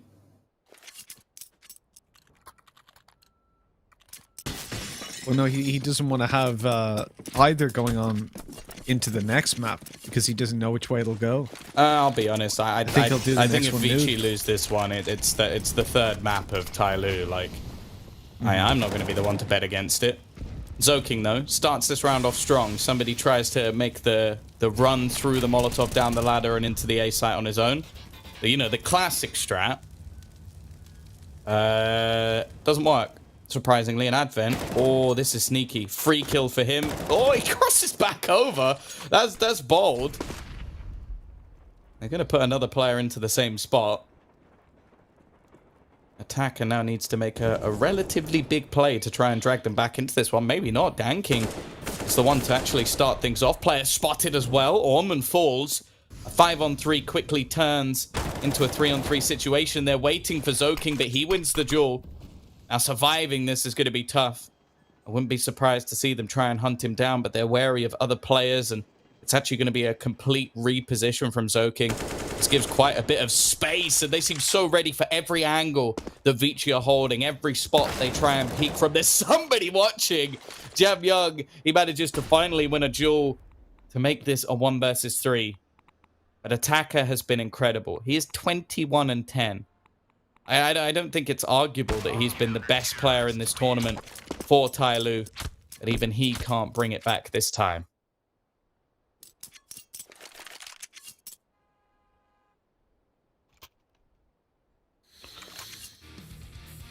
Well, Tom, where are you at on the fence? Which side are you on?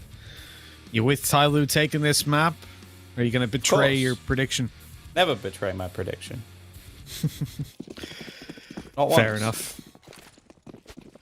I don't know how accurate that is, Tom, I'll be honest, but...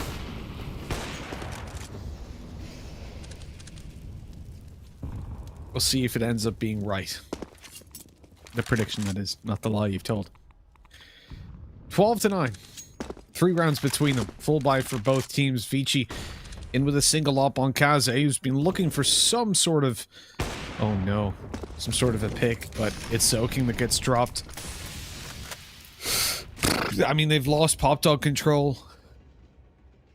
It's a big worry for them, really, in holding down Alman. Really solid work taken out slowly. With that and Kaze's pick, they're back on top. They're back in comfort zone. I was going between town and zone, but I went for both. Comfort zone. And it's time to get down with the comfort. Because Tyloo, well, they're going to move into B, and there's already been that rotate in play for Alman. He was here to support, but he leaves at just the wrong time. Is he? Oh, he's going to be here. Perfect.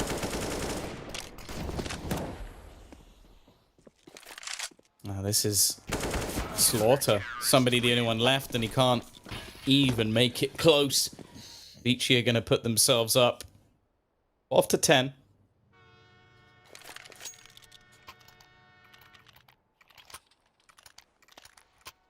Well, the T side actually don't have too much money going into this one.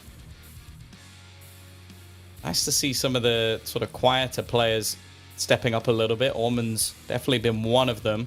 Jam Young's still going strong, and well, if there was any way that this would come back, it would be off of that 3-man of Kaze, Jam Young, and more Orman, who had some pretty good matches earlier. Advent falling off a bit from what was a great performance on Mirage, and Zoking, he's playing better than he did earlier on Train, that's for sure. 38 ADR. Oh, damn, that's rough.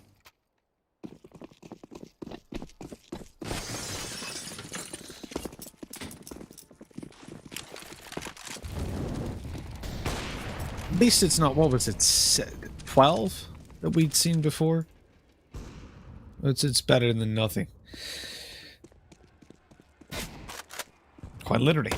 Well, the Deagle's coming down towards B. Dan King is looking to go for that head peek angle, and Jam Young wisely creating as much space as he can. A bomb's going to go down, though. It's made it to site. They haven't been able to stop it crossing. The molly goes through a little bit late. Jam Young unaware there's a CZ down below.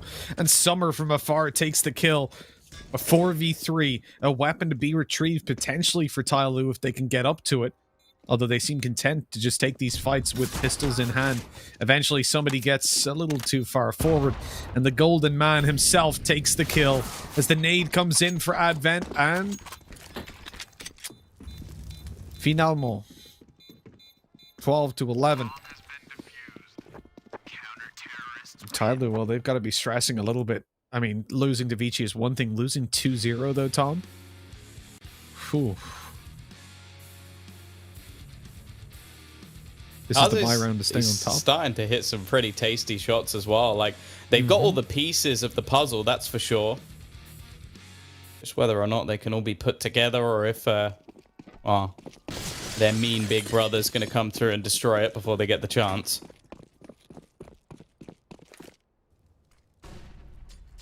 This is where Tyloo have themselves a purchase on the board again. They've had some pretty big individual plays themselves. As said, attackers had a pretty damn good series, and we've seen some decent rounds from Danking as well. They're trying to check if there is anybody in towards Pop. They have some utility to expend, which is going to make things a little bit more awkward for Zoking. He goes back in for more. That's such a risk, and, well, the reward is a chest full of lead. Leaves his team a man down. And Kaze desperately hoping that someone's going to hand him the trade, but it's not happening this time.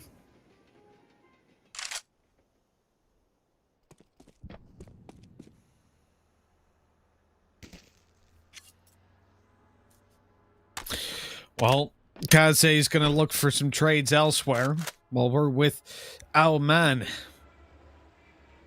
He's like the opposite of the commentator. Golden boy. He's the daddy. He's Golden Man. And look, Jam Young makes it back down. Molly down in play. Almond's covering the push out, but they've gone through the Molotov. Of course they have. They've even died to it as well. Almond's able to find one, looks towards the back of Gray, but they've walked all the way back around. Oh, he still hit the shot, but Summer left on 22 health. A 2 versus 2. A winnable retake for Vici. They're going to go for this for sure, but they need to deal with slowly. The full HP player pushing up close. The op forced off the angle, but the shot connects. And with Summer being so low, all it took was a swift breeze from Advent as he sneezes in his general direction. 12 to 12.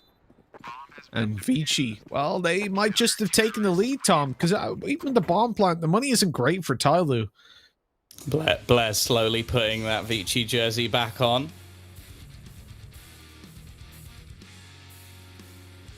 After he's eaten his lunch, it feels a little bit snugger than before. It's okay, Blake. You don't have to wear anything. We'll be all right. Standing segment next, but don't touch that camera. Well, 12 to 12. If we've learned anything from Tyloo, that until you've won the game, and it definitely isn't over. They were 15-10 down in the last map, managed to get it to overtime before eventually losing it slowly. Has just ruined Kaze in the early stages of this round. Zoking as well is going to be forced off the angle again. Starting to see Tyloo actually maneuver some of these players around a little bit. It's not something we see too often from them, using utility to the best of their advantage. It's more just these aggressive solo plays. These are now going to look to try and reclaim main and hold on to Pop Dog. There's no real control at the moment for the CT side. In fact, they're going to gamble a second player over into the B site. After initially handing it up because they thought this was going to be a faster, explosive play. Instead, Orman's now the only one remaining. He's running into the open. This man has some of the weirdest decision-making I've ever seen. And again, he's just going to give up a frag. I'm not sure. Like, if you have a rifle, you get caught moving, I can forgive you a bit. The man has an AWP. What angle was he planning on taking there? It looked like he was lining up a smoke in the open. He might have been. I'm not 100% sure what he was doing, to be honest.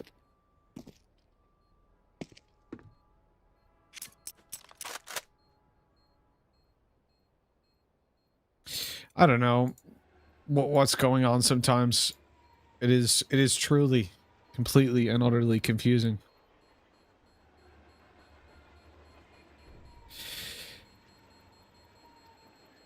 But looking in towards the scoreline now, as it sits, as it is,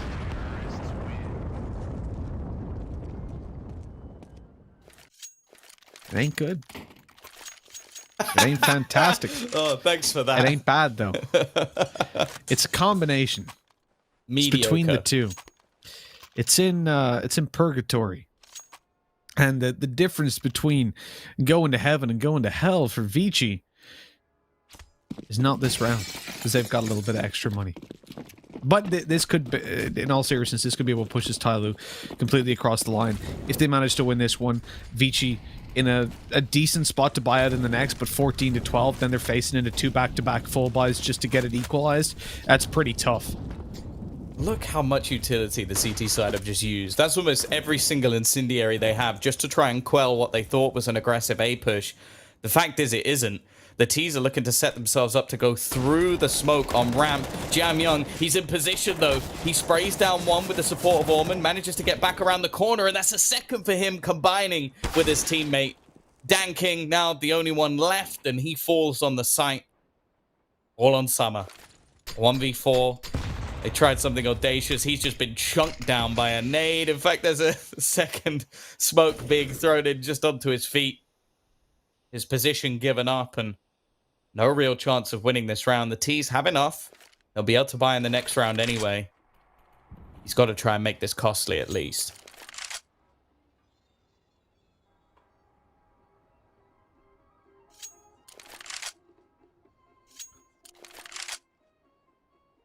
I mean, with 35 seconds left, he's surely not going to save this weapon, Tom. They will get enough money in the next round to buy up.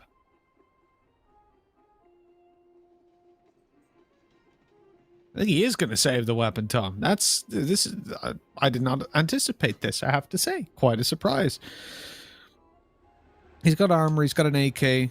Doesn't look very happy about it. No, he doesn't. It's like, that's his face from them losing the previous map, though, I reckon. Dan King's looking jolly, which is odd. Counter-terrorists win. But who knows, after this game, he might be swinging that expression upside down, turning into a bit of a sad face if they end up losing to Vici.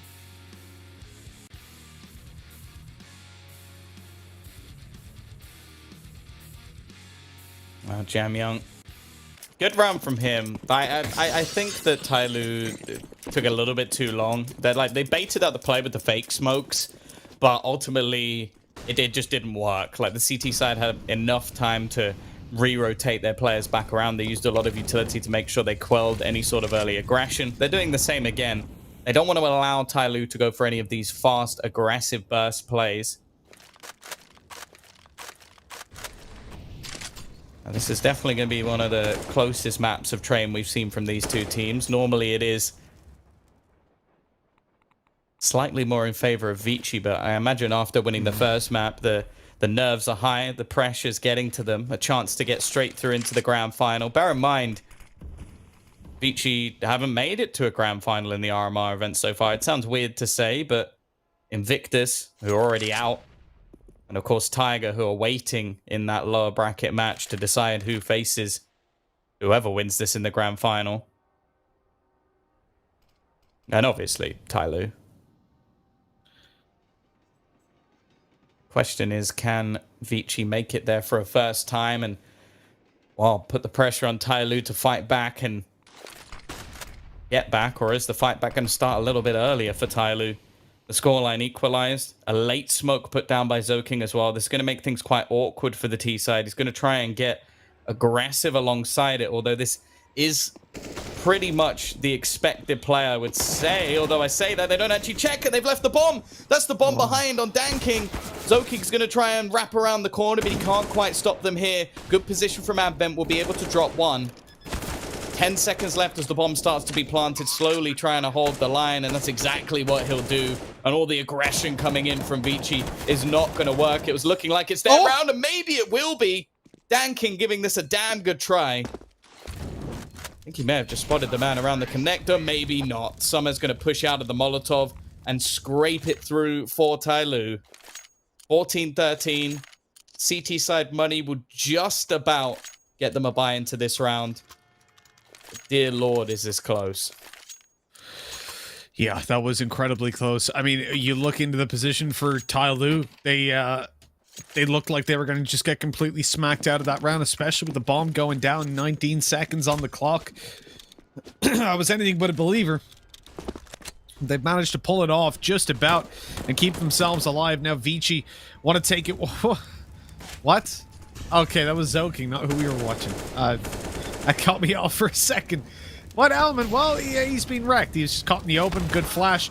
Shuts him down. Zoking going out for a third. He is wrecking face. Kaze in with another. Attacker's all that remains. He's jumped. They know where he is. They'd already seen him or heard him shoot. Now that he's jumped towards the back of the bomb site, they're going to peek him one at a time. That's what they're going to do. Good play. Well, let's see what Kaze is going to be up to. This is not a great crossfire. It's not a crossfire. Not at all. They've given the opportunities for 1 versus 1s. And again, that's another situation where I think the cattle prod needs to come out. A little bit of a zzz, don't peek that. This time it's for Vici, though, not for Tyloo. Who at this point I think would have died from electrocution if we employed that strategy. Yeah, maybe just get it built into the chip. Like, have you, you know, the Omen events that sometimes happen at like Gamescom, where they have the chairs that like have different things in them to try and throw you off.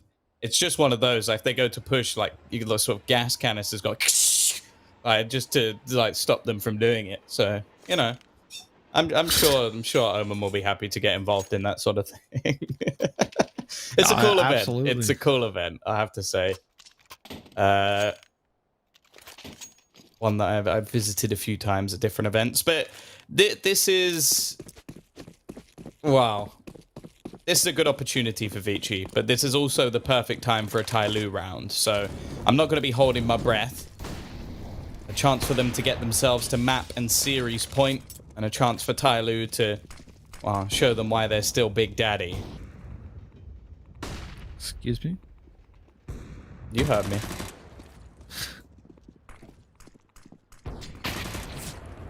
Oh, Advent. There we go. That's how we do it. He's reloading the UMP, which is going to lead to his death, but it's not a great weapon to be retrieved. The AK from afar, though, does manage to take Zoking down. Good start. Some are surprisingly keeping the AK despite being literally 1 HP.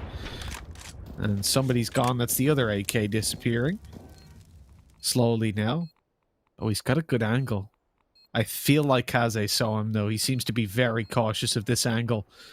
Overly so. Maybe not. As he comes around, the Deagle spotted him. Good shot.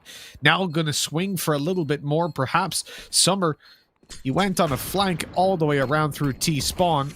Not sure why. He's coming out very late. 5-second defuse. The spam's not great. It's so close. It gets him. It got him in the end. There's no time. They've won it. Tyloo. Oh my word. How have they gotten away with that? Not surprised. I'm very disappointed. And That's it was in that insane. moment that Blair's heart shattered into 1,000,000 pieces.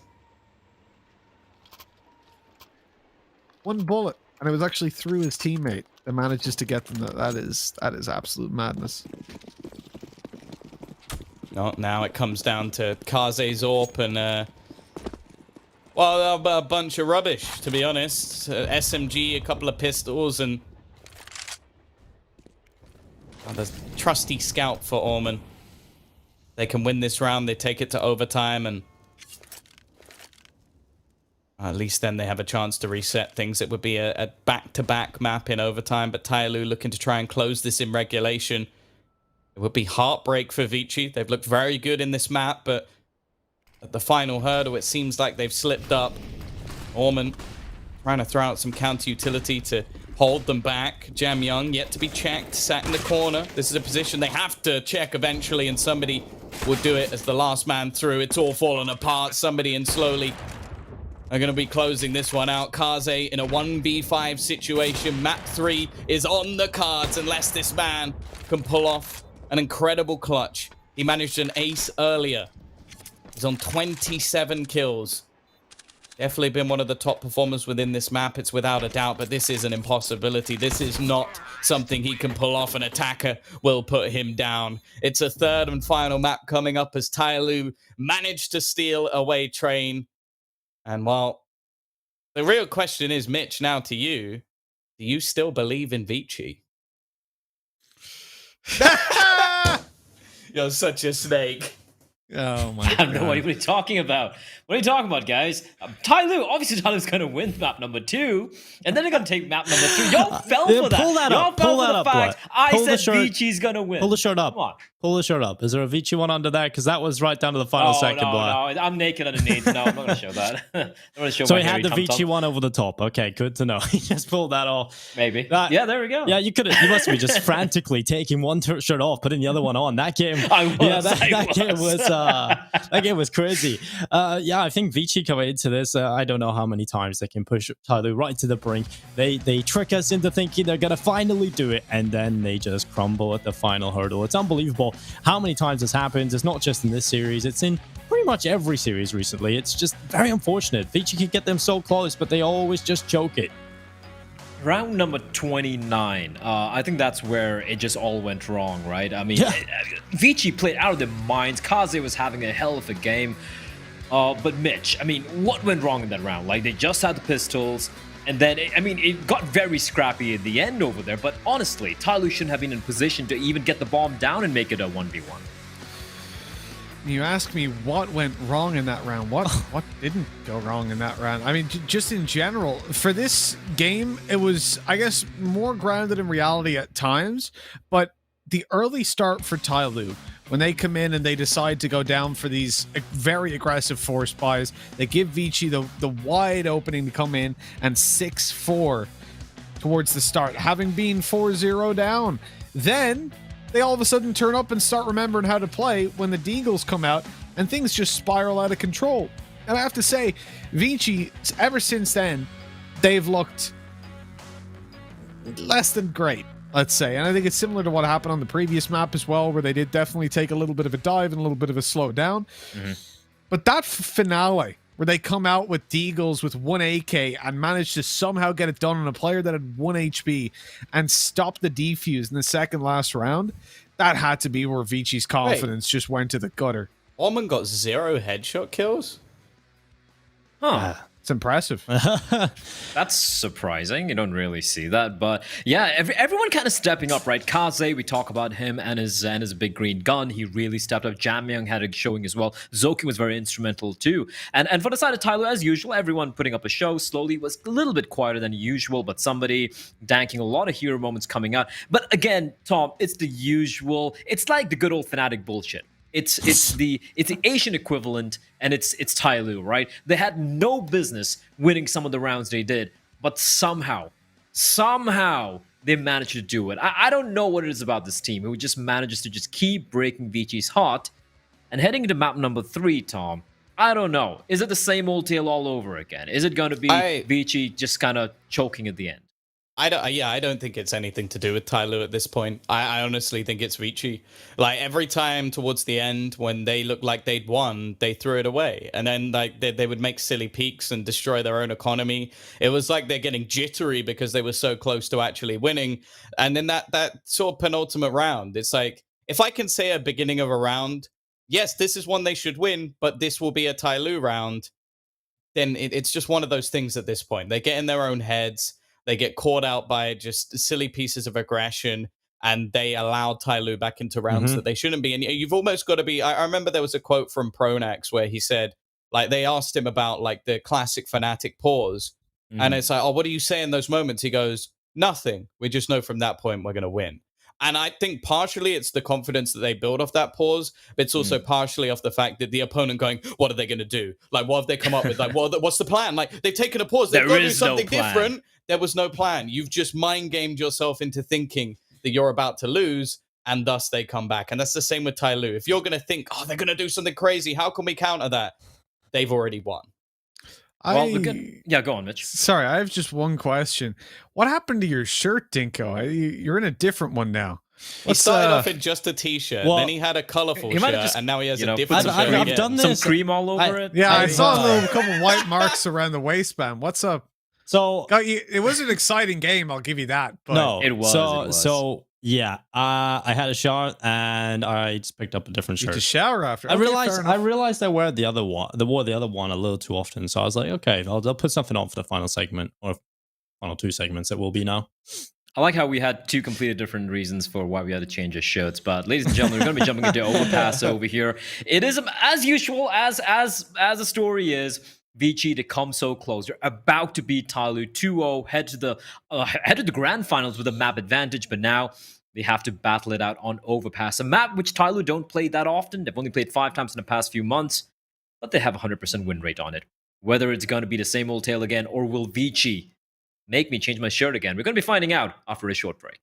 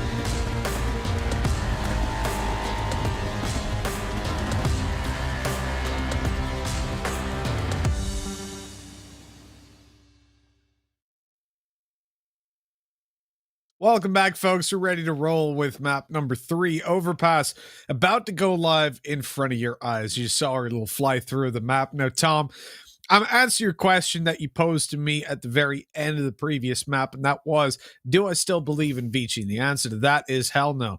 This is a map where Tyloo have looked fantastic. They've wrecked Vici multiple times. I think this has got to be their map now. And also, I have to take into consideration where the mentality of the Vici players is after that 16-14 loss.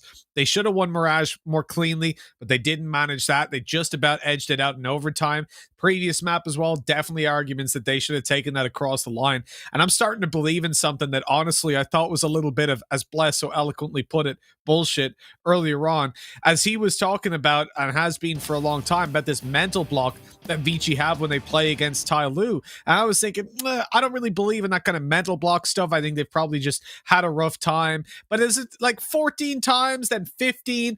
You see them make these really, really silly decisions and panic when they're just about to close out maps against Tyloo.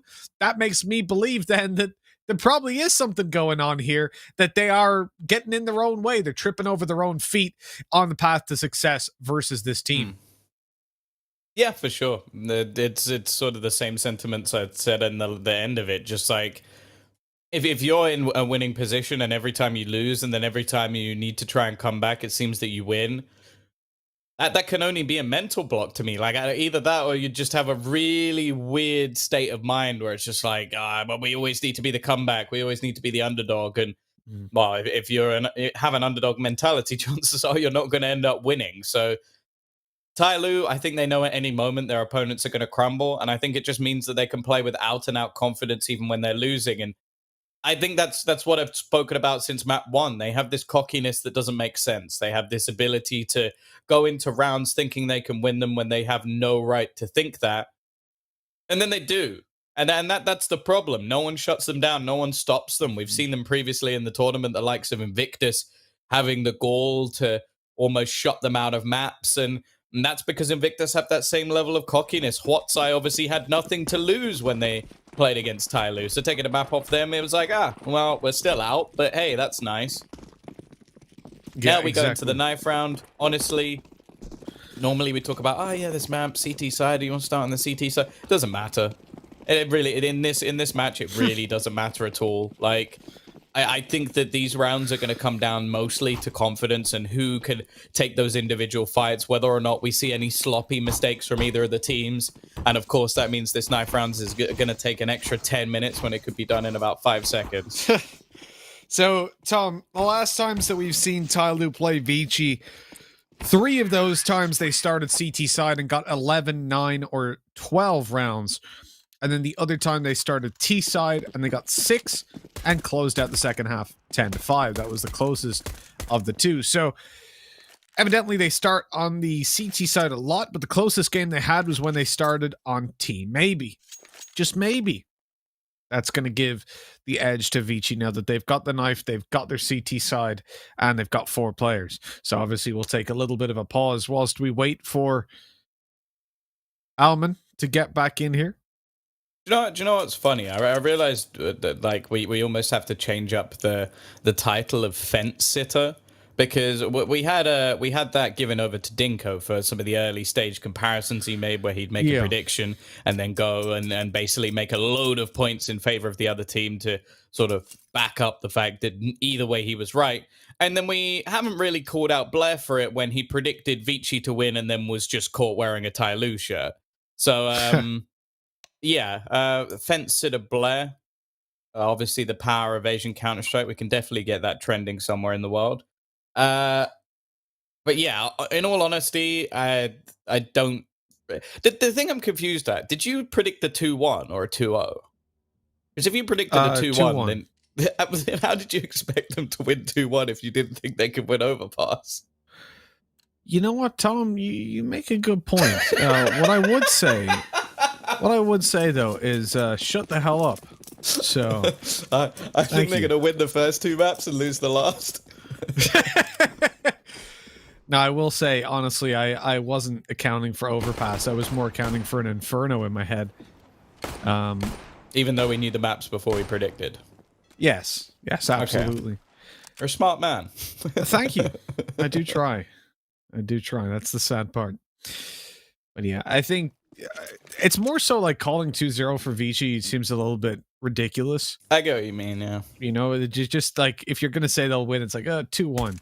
But Overpass, after the just context of how we got in here, it seems bleak. We'll see what happens though. Jam Young in with a nice double opening. Not able to get much more done, but he's allowed time for his teammates to rush in and die by themselves. So it's a 2v2 post plant. Cool. Not sure what Alman was doing there, but the man who found no headshots in the previous map continues the trend. Oh, double peek through the smoke is going to catch off slowly, and it's left onto Attacker. He isolates the first duel, knows the second player's coming from a similar spot, but the flashbang actually baits him into a peek, and in the meantime, Abven has switched his spot, but Attacker is so crisp.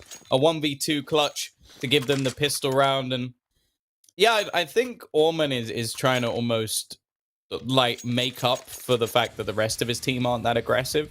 It's like he's making some of the decisions where we have almost harped on Destroyer for doing, and he's now like starting to match up to that, and that is starting to irritate me. Like, you're in a position where you almost have this in the bag. Sure, it almost went your way anyway, but you have to just look at that and go, if that's a 3v1, like the percentage, like you're the percentages man, but I can tell even that the percentage of them winning that is way lower.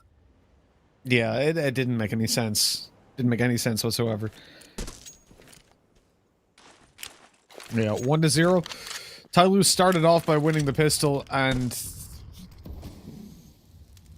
again, it's feeling half like I'm watching American football at this point, because I've seen Vici throw away so many rounds.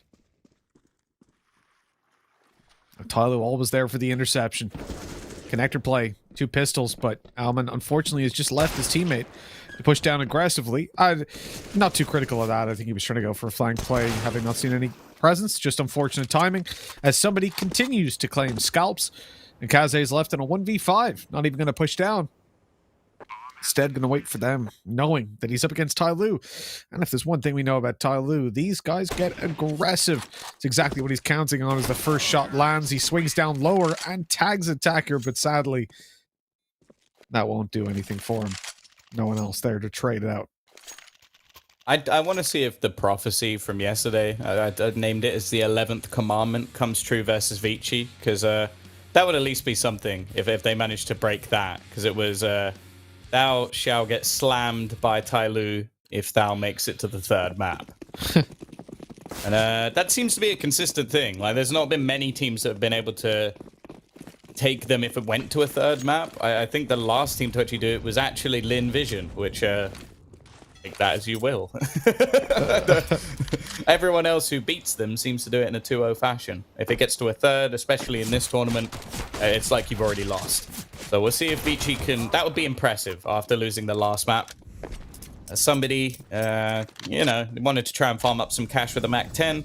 Ends up giving the CTs a Mac 10. I'd like to see that go into the hands of Kaze, potentially get him some extra cash, although he has enough for an AWP anyway.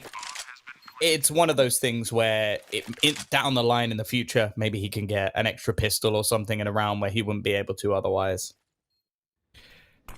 Tyloo are like a movie villain, aren't they? Like a Marvel villain. I went with the Joker, but sure, you can go Marvel if you want. The reason I go with that is because they are dangerous. They can do a lot, but there's so many plot holes that it just doesn't make sense sometimes. Like, you kind of roughly get where they're coming from. They make some aggressive plays, they make some weird decisions, but they want to play confident and aggressive, and you kind of get it. But then when you really think about it, you don't understand why they're doing what they're doing. You know? I think the reason I stick with the Joker is because it works on many levels. Like, even if you finally beat Tyloo, it probably means you stoop down to their level to do it. Fits the Joker. Even when you think you've beaten them, it turns out they've actually won. Definitely fits the Joker.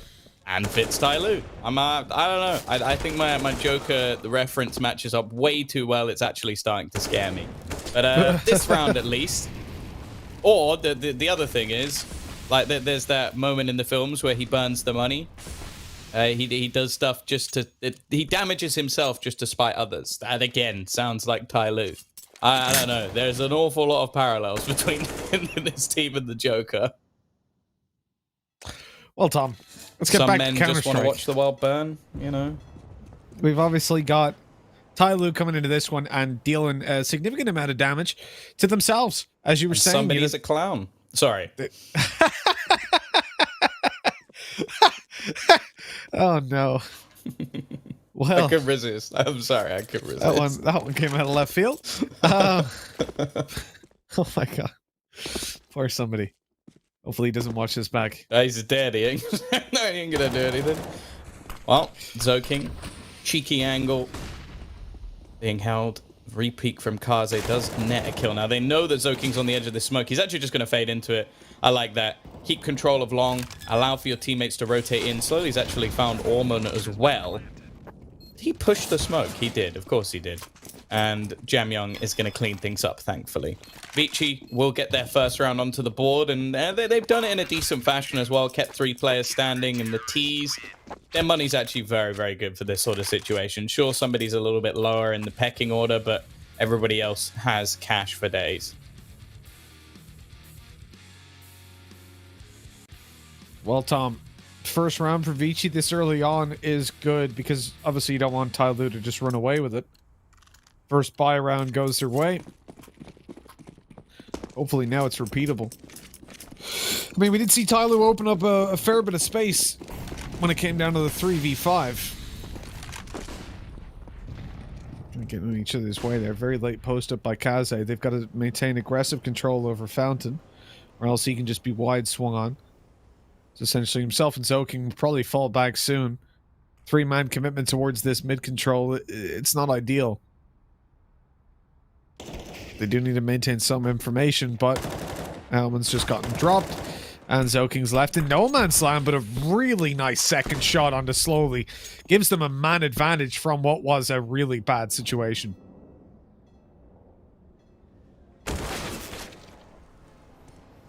Somebody's peek into Advent. Probably not a duel he expected to lose, and to be honest, neither did I, but well, here we are. A 2v4. I still have to be careful in these sort of rounds. Dan King still standing, AWP in hand. Kaze jump spotting, and he's too quick on the trigger. A freebie kill, but then he walks into the hands of Zoking on the other side. Some has managed to trade. Actually going to pick up the AWP for a 1 versus 2. Bit of an interesting decision there, but it might work out for him. He's going to try and get into an afterplant spot on the bomb. The problem is, I don't know if he'd be expected Jamyoung to be this close. He's checking the close angles, but doesn't realize that Jamyoung is right behind him. Vici get their second dash into this next round. However, probably not enough to go for a proper purchase unless they're going to throw in a hell of a lot of Galils.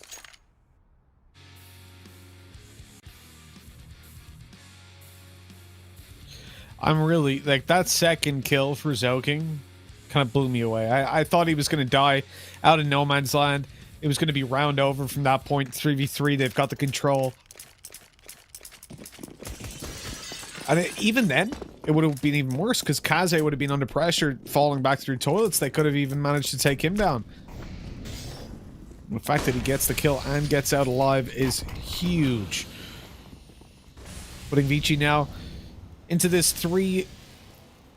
Oh, not even so. It's probably a 4-3 if they win this one. And up against 3 MAC-10s, odds are definitely in their favor. Tai Lu have gone through the connector control. Their smokes now just starting to fade on toilets as they make their way up close and short. Kaze, he's here, but he's got a player pushed all the way up on long. So all he has to worry about is short. And there's a pretty quick rotate for Alman as well, who's going to immediately come up after a flash is popped on short, but he's blinded Kaze, who now has to fall back. They're going to have to play retake on the site. That player on long about to be challenged, and with Zoking falling, this is a bit of a disaster, because this retake, even up against the MAC-10s, is going to be very hard to manage, and Summers managed to upgrade his weapon off the back of Zoking's death. They might save this. Oh my god. Why? Attack has gone through the smoke off the back of a flashbang. slowly waiting on the other side. They've given up another kill. The time ticking low. The T's now have to scurry to try and hold on to this round. A potential throwaway as somebody goes down Come as on, well. Vici, let's go. Have they actually got the bomb? It's going to be ridiculously close. You can see the teammate doesn't believe he's running for the hills, but they've got it.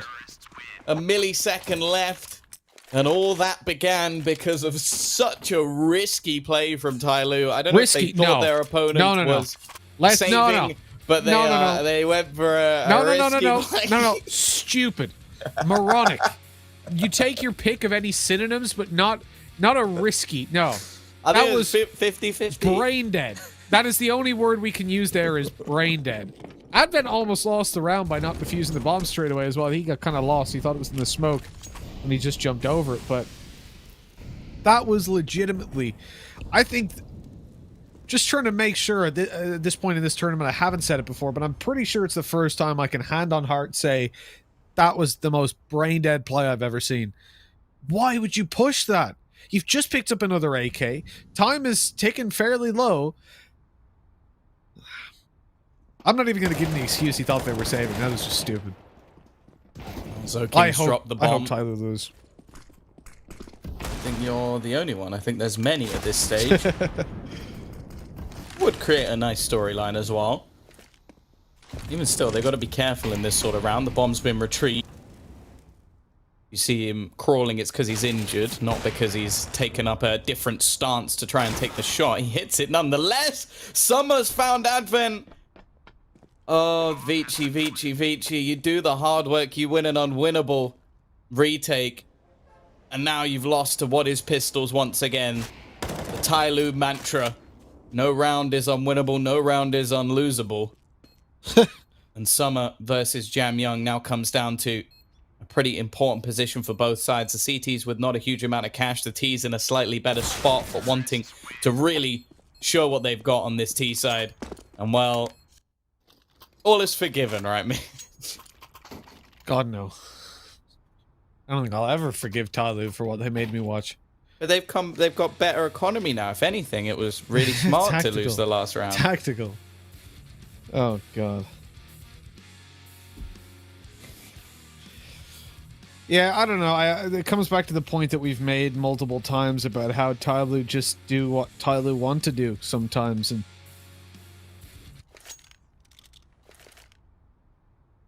I do imagine that exact scene now from the Indiana Jones and the Crystal Skull, like just attempting to understand. I'm gonna make a video of that little meme. Just attempting to understand what's going on in Tyloo's head. If you haven't seen that film, don't. Yeah, it's a good Wasn't piece great. of advice. The nuke thing was cool. With the fridge. Yeah, but when you try and set up Shia LaBeouf to be the next Indiana Jones, don't get me wrong, I like Shia LaBeouf, but it don't work. It don't work. And honestly, anybody is the next Indiana Jones is wrong. There is no I don't know. next I reckon Indiana if it was Idris Elba, I'd watch. Oh yeah, hell yeah! I want Idris Elba as James Bond, dude. Yep. Apparently, he's too urban. Was the quote that he was given. Wow. He would be badass. Like he's clean. Yeah, I think Luther is genuinely one of my favorite TV series of all time. If you haven't watched it, that is a superb piece of television. I didn't know he was in that. Main character. Oh wow, okay. Not Lucifer. Luther. Oh right, yeah. Lucifer. You're thinking about the thing about the devil. No, that's not right. him. Okay. Luther is like a gritty detective show. Oh, okay. I'll give it a watch. It's by the BBC, and it is fantastic. I've been watching Bosch recently. It's terrible. The writing is... I've 5 seasons in. The writing's pretty two-dimensional. Very obvious what's happening. It's sort of like a more basic Hawaii 5-0, but not set in Hawaii. But I keep watching it. Don't know why. Yeah, watch Luther instead. I'm pretty sure it's on. I'll give it a gander. But we've got our own show on here, Tom, for now. People can watch Luther to recover later on. We're watching Vici and Tyloo. And Vici... I don't know. I don't know which one's been worse. You know, I don't want to be negative, Tom. I don't want to be that guy, but I'm being hurt. My heart's being broken on a... not even a daily basis, on an hourly basis at this point. Is this a Miley Cyrus song? It's unreleased. I just wrote it for her. Sent it to her in fan mail. Oh, God. Where are you going, Jam Young? Where are you going? Makes me feel uneasy. I don't want to see him push the smoke. I'm hoping he's just waiting in case they were going to rush the smoke. But it's still dangerous. A couple of bullets spammed through. Zoking's position has almost allowed for them to stack up in towards that B site. He's not going to be expected. He gets both? Okay. I thought Attacker would get that trade easily, but instead, they're now just going to have to force this push in onto the B site. Jam Young in position. He's left blind, but there hasn't been a kill come onto him yet, so he's going to be able to reposition, take another fight, and they are getting slaughtered. Somebody now the only one remaining. 1v4, an ace needed. No chance.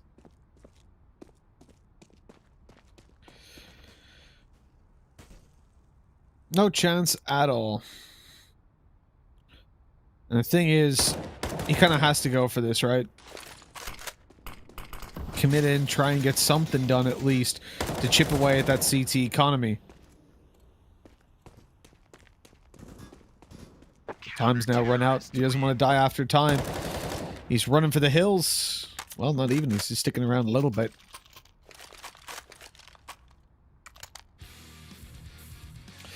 You know, right there, having to save over the weapon. He was definitely scared. He was sat there. He was saying to his teammates, dying so early, I don't like your little games. I like your tilted stage. You know what I mean? Like the role that they made him play of the fool. No, he didn't like that. Those are Taylor Swift lyrics, by the way, not Miley Cyrus. Same person, to be honest. That's not true, Tom. Taylor Swift was the one with the big wrecking ball, right? Well, Attacker down to 4 HP. Go kill Superman. What if I could? I think he's a trash superhero. Probably talking of lazy writing. I think he's up there. But I mean, faster than the Flash, laser eyes, invulnerable. Like it's big green rock. Here we go though. Kaze. He's managed to find a kill back. Somebody just runs through the smoke. This is starting to get scary now. Tyloo. Oh, it's almost enough. And in fact, Danking's still there looking for the trade, but he'll get caught out by Kaze as well. And okay. Well, if Summer runs all the way to the bomb now and then rushes into the B site, I think he might just about have enough time to make this full rotation. I guess he was expecting them to do a better job. That's the only real explanation as to why he's so far away, is he expected somebody to run through that smoke, get a kill, Danking to pick off another one, and then he would be like the sneaky lurk man in the backgrounds. But instead, it's just on the other side of the map as his team push into a site. I think that's one of the problems we see quite often with Tyloo, is they like to leave a lurker in spots where you can't really afford one. Like, if you are losing around heavily or have a man disadvantage, if you're playing a lurker, you're basically expecting one of your players at least to trade 2 for 1, which, I don't know. I think against maybe lesser teams you can expect that. Against Vici, well, at least most of the time I'd hope not.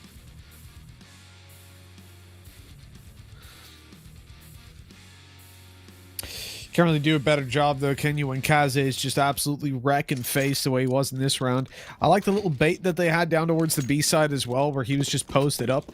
They basically used a player who just gotten a kill to kind of dance around, make some noise, so that he could just easily pick them off from above in heaven. At 5-5, obviously Tyloo already in a good position on the T side, but they're going to look for a little bit more. This round ain't looking too fly. They've only got pistols. They're going to save up for the next. A bomb plant would severely help them out. And Summers invested pretty heavily into utility on this one, actually. Eating down his economy quite a bit. You can see he was originally playing support in towards the A site, but now he's come down through connector, and they're going to look for that position into the B site. His utility's going out, his nade, his molly, his smoke. The molly actually yet to leave him. There it goes eventually. He was in the open. Adman could have taken him. Luckily, he didn't have his gun out. I mean, we're just running the clock down here on the Tyloo side. I expected this to be a faster play, but looks like they're trying to get some picks before they start to rush on forward. I love how Dan King's just been spamming the same spot in the wood for like a good 30 seconds. He's like, maybe he's there now. Or now. Or now. How about now? Maybe now? Oh, maybe now.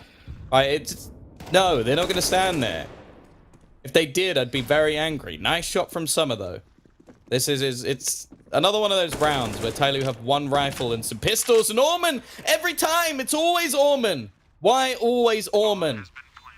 He peeks out and just hands away a second kill. This was a 4v4, and it's starting to slip away. Dan King's hit one with the deagle. It shouldn't be this predictable. I'm gonna stop talking. I can't, because like normally when you say like, oh, you know, Mitch, this is looking like a potential Tyloo round. You know, they got some pistols and they got an AK, but and then they slam them into the ground. And you go, oh, silly me. But every time, it's predictable chaos. Tell me again how Advent's the worst player in this team, because Alman's playing silly. He's not hitting shots. He got 0 headshots on the previous map. I don't know. He must be bottom as well, right? Because Advent, he must have more than 2 kills. Yeah, Advent's played really well. I just don't know. So there's the that forgivable. Like why?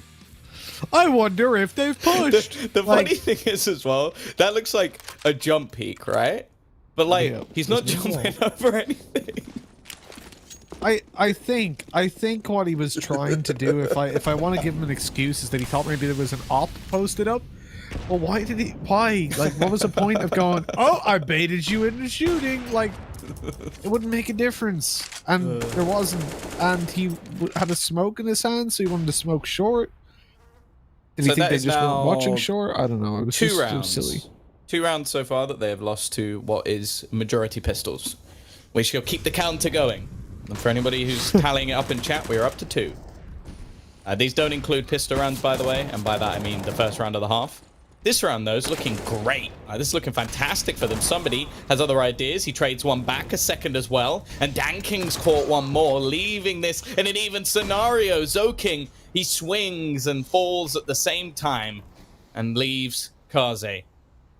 He is the man pretty much known for the clutch at this point. He's had to make a fair few of them. And even with a clutch that involved him acing around, they didn't win the last map.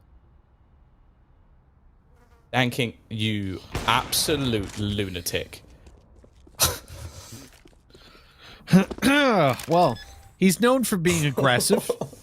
And it's transported over to the game as well, evidently. They've not just 2-0'd this.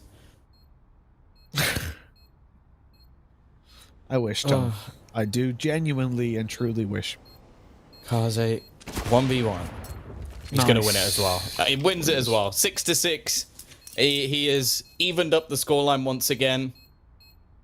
For Tyloo, they have enough money to buy into the next round. It's not going to be particularly good. 2 of their players are probably going to have pistols, so those players are probably going to get the majority of the kills. For the CT side, their economy is also trash. So I'd actually like to see Tyloo force into this one. I think this time it makes a lot of sense. What doesn't make a lot of sense is this. That's very well timed. Like, PGO didn't intentionally line that up with my wording, but it did match very, very well.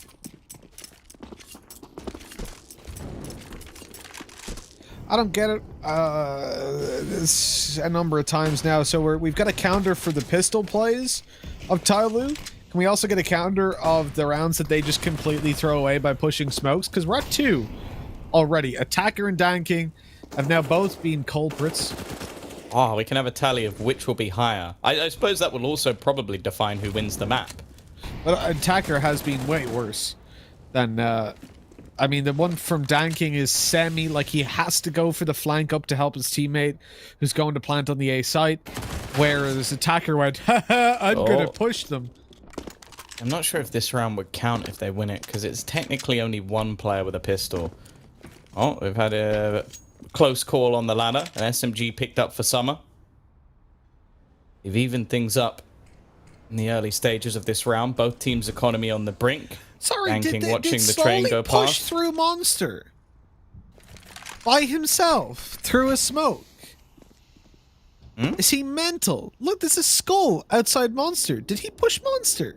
Outside Monster, that's Connector.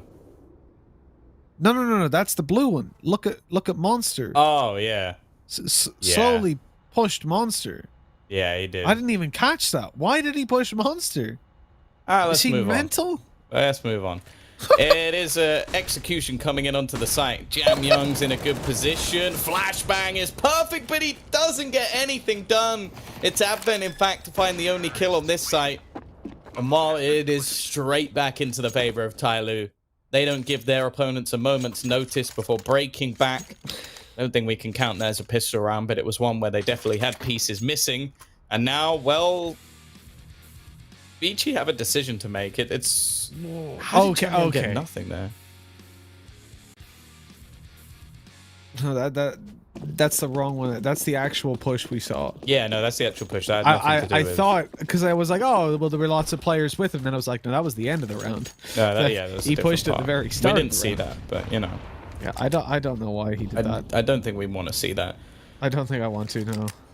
Right, pistols in Connector. It's where they're at their deadliest. Now, no utility has been used here whatsoever by Tyloo. Oh! And the first shot was so nice. Unfortunately, he doesn't manage to connect any others, otherwise slowly would be dead here. Somebody, he's going to get caught pushing into Monster as well. Jam Young. Okay, I don't know how he gets away with anything there. This is a very peculiar round, to say the least. Kaze's AWP. It basically is an AWP. That's what I was going to say. I buffled my words a little bit, but his scout is now an AWP because they're so low. We got there in the end. Unfortunately, by the time I got there, he had died of old age. And Advent now left in a clutch. I wouldn't normally be a believer, but honestly, he's been one of the best players in this server. I don't even think it's arguable. He's 11-8 at the moment. Been slightly more consistent. He gets the opening pick as well, starting things off with him facing off against Summer. Now, this has been a back and forth. He doesn't have a kit, though. So he does have to get moving relatively quick. And Summer is just homed in on the angle. A bit of a peculiar angle. He looks away just at the moment that the push looks to come in. And Advent has decided that he doesn't have time. So he's going to go pick up, I assume, an AK. Maybe try and kill off the AWP of Summer in the process, which is exactly what he'll do. And he's going to go and get the AWP. I was going to say it's going to get pushed towards him, but I guess he wanted to play a little game of catch the AWP. That would have been cool if he caught it in midair. Style points for sure.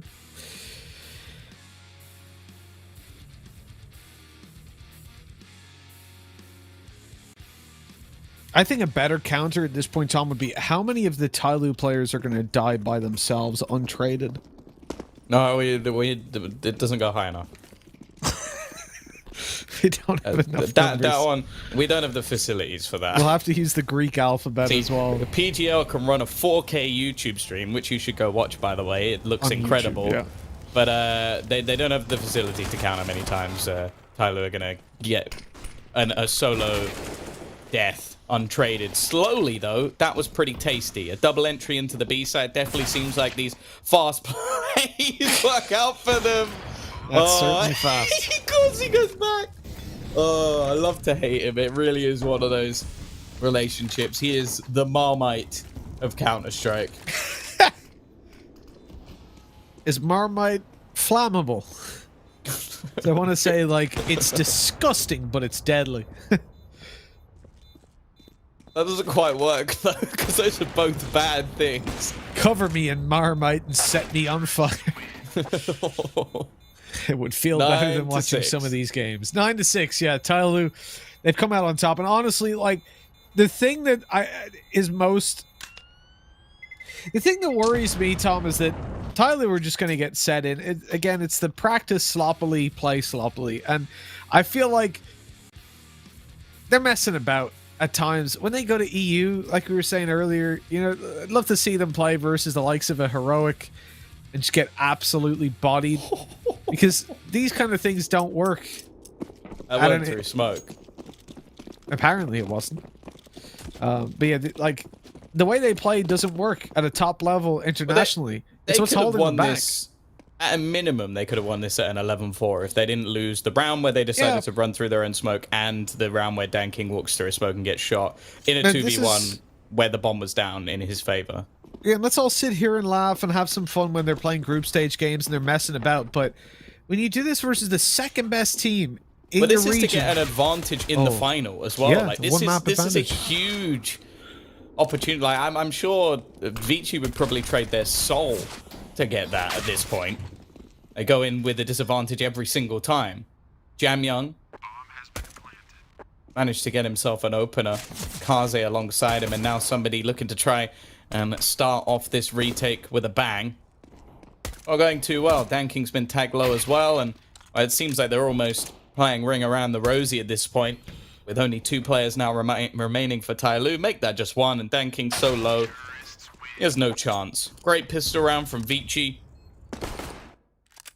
And I believe that is now the pistols being perfectly split down the middle, which is nice. Both teams winning both pistols on their opponent's map choice, and then when it comes down to the level playing field, they both win it on the T side. Yeah, what worries me is that whole, like, when they come back to international Counter-Strike, because Thailand were already bad. Like, by that I mean they already played this ludicrous style when we were in normal times. Now that they've been stuck in their region, not having to play the best teams in the world for months and months and months, when it eventually comes to, let's be real, the major where they'll probably be playing based on how this universe works, like, I'm scared for the Tyloo that's going to show up there. It's like, oh, well, I jumped through a smoke with a Mach 10 versus Vitality. What you mean it didn't work? Why? Well, the thing is, they'll probably upset someone. That's 100%. the problem. They'll upset someone at the beginning, and then people will actually pay attention, and then they'll get banged. Like, that's how it is every single time. Who's been playing nothing Blair but will make a tweet about how it's finally the time of Asian Counter-Strike, and then 2 days later, you'll see him crying in the corner. It's how it works every single time. I'm pretty sure he's been in the same circle of life for the last 5 years. 7 years. He just corrected me. Oh. Summers started this off. Somebody looking for a little bit more. He should be rounded on, but actually he has a teammate watching his back. Kaze is going to be able to trade things, but Summers now rotated in. I will count this as a pistol win if they manage to win this force buy. And actually a reposition of Summer is nice. He's not going to be able to do too much. Attacker with the Deagle, however, has brought this to a winnable position for Slowly. He's going to be on the wraparound. He has a kit. He's going to try and get in nice and quick so that there's no real retreat available for Orman. Smoke going to be going down. Orman having a pretty poor performance, but he'll win this round. And at least that's something for him to take home. 8-9, Tyloo not going to be able to invest too much. Maybe a few pistols into this one. Then they'll be having the big boy buy in the next. I mean, the money's about even. They could have went in for a force buy on this, and I wouldn't have been completely against it. I mean, what, one more player can afford an AK? They're even going Galils and SMGs. It's not fantastic by any means.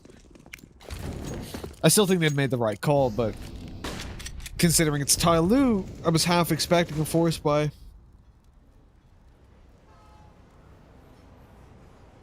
Yeah, it is my concern. You know, these guys, if you don't have that respect for the second best team in your region, the next one to you, what are you supposed to suddenly have an idea how to play structured Counter-Strike versus the best teams? No, you're going to play the same.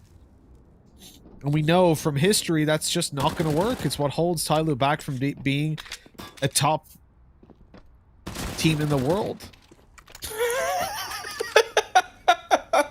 Oh no.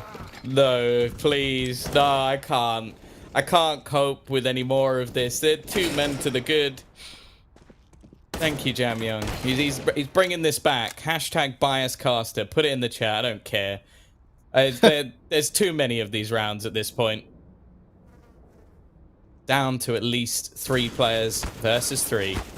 Danking, he's getting tagged up. The spam coming through. They're rectifying this. They're bringing it back. Kaze and Jam Young, the saviors of Asian Counter-Strike, leaving it all onto somebody. Mr. Marmite himself. Mr. Marmite. All right.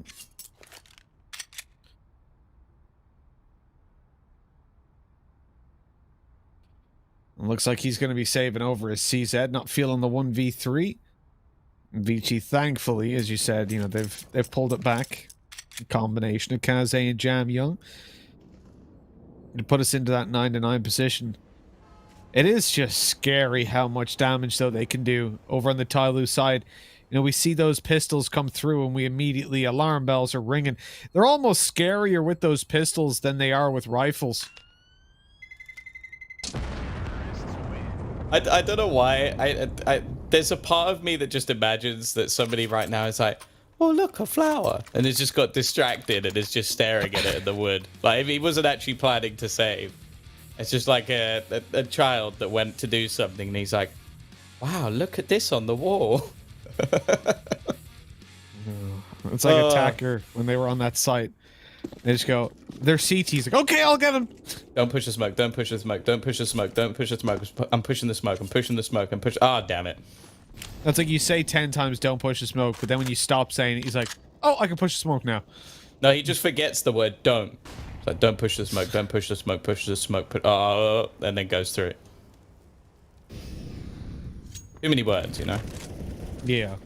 We have a purchase up, but it isn't going to trade or change the fact that Summer has gone down very early in this round, caught out with Dan King still lurking behind. He expects the push to be coming in from Connector. He's got to be careful of the late play in through mid. Bomb currently down outside Monster, and actually it's more Kaze's position that interests me at the moment. He's sneaking his way through long. It seems like Dan King is potentially aware of this. He looks away. Timing could be everything. Kaze goes for the pre-fire shots. It's a little bit of an awkward battle, to say the least. It's not the prettiest thing we've ever seen, but it's Jam Young to eventually come and pick up the pieces. They're actually not going to retrieve the AWP, rather keep the Galil.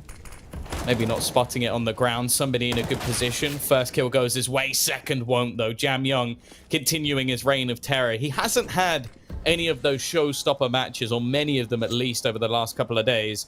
This is looking like he might have finally stepped up at the right time.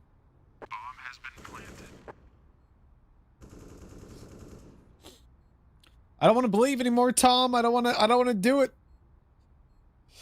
Oh, but I'm starting to slip into it. I'm starting to see Vici taking that crown, making the predictions come through, the 2-1 that I probably didn't agree with if I actually thought about it. But on the spot, Paddy O'Shea came through. He whispered it in my ear. He guided my hand.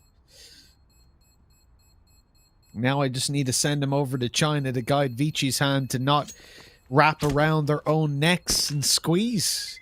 Because so far, they've been in that position where every single time they've got a chance to close out versus Tyloo, they choke. And it's not even like the normal chokes where they make bad choices, you know, in terms of their executes, or they whiff shots, you know, the nerves set in. It's just basic things like 2v1s that they peak one at a time. I don't want to see that, Tom. I don't want to see it anymore. I've seen enough.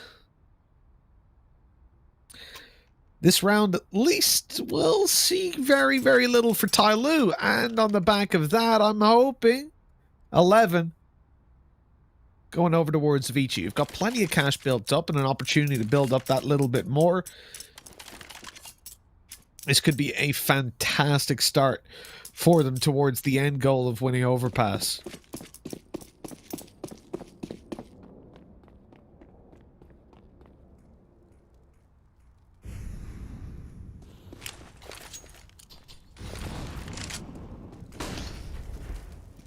Well, it's not going to be much of an investment for Tyloo in this round. Doesn't mean they won't win it, but they didn't invest as much. CT side have stacked up onto this B site, and while push coming almost solely through long, they have a good chance to get a free path in. Nice shot from Zoking to start things off. Danking down and out, and now the push coming in onto the A side. Somebody's got him very quickly. He's got his trusty MP9 in hand. Doesn't really have the time to reload, and the spam shots won't net anything. A little bit of extra damage onto Zoking. The push coming through from Advent. The spam through does so much damage, but slowly is able to trade him out eventually. A lot of damage done with the counter spray, but ultimately still a rough round. Slowly gets another one. It's slowly slipping, in fact, for his opponents. He's going to be caught in the open. Zoking with the trade. Summer still in a decent spot, and with the bomb on the deck, Vici almost have to kill him to win this round. Currently lurking in the smoke, going to try and make the cross to the site. I don't know if he was just spotted. Zoking potentially seen him, but he hadn't. And now it comes down to the 1v1. Orman a little bit further behind the rest of the pack. And Summer starting to question whether or not he's lurking in from behind. So many angles to check, to clear, and hasn't seen anything. So we'll just round his way back up the stairs to bank. And in fact, I think he might have this perfectly played. Orman eventually going to have to cross back towards the site to get the bomb down. The truck, probably the safest position to take. And Summer playing this very smart. In fact, but he's been spotted. The jump almost gives away his life, but in fact just hands info on to Orman, and he's going to land the final shot as well. Vici just about get through the round. Another clutch for Orman. A couple of impactful kills here and there. I'm sure Vici are going to be very happy with that. I can't imagine they'll be upset about it. I mean, look, obviously the fact that the round got so close is a little bit disturbing. Tyloo pulled that one right back into a 1v1 from what was, I think, a 4v2 at one point. But really well played in that clutch situation by Alman. He was careful moving to the site. He looked down towards the dumpster, cleared it out, realized at that point he can plant on truck. And the jump, it was a risk, but one that paid off tenfold with the info he got. And then the balls to just swing out, crouch peeking. Oh, no! How's he done that? He's just double sprayed them down in water. Well, taking a good situation from the previous round and just spitting on Vici right afterwards. That's a disgusting start.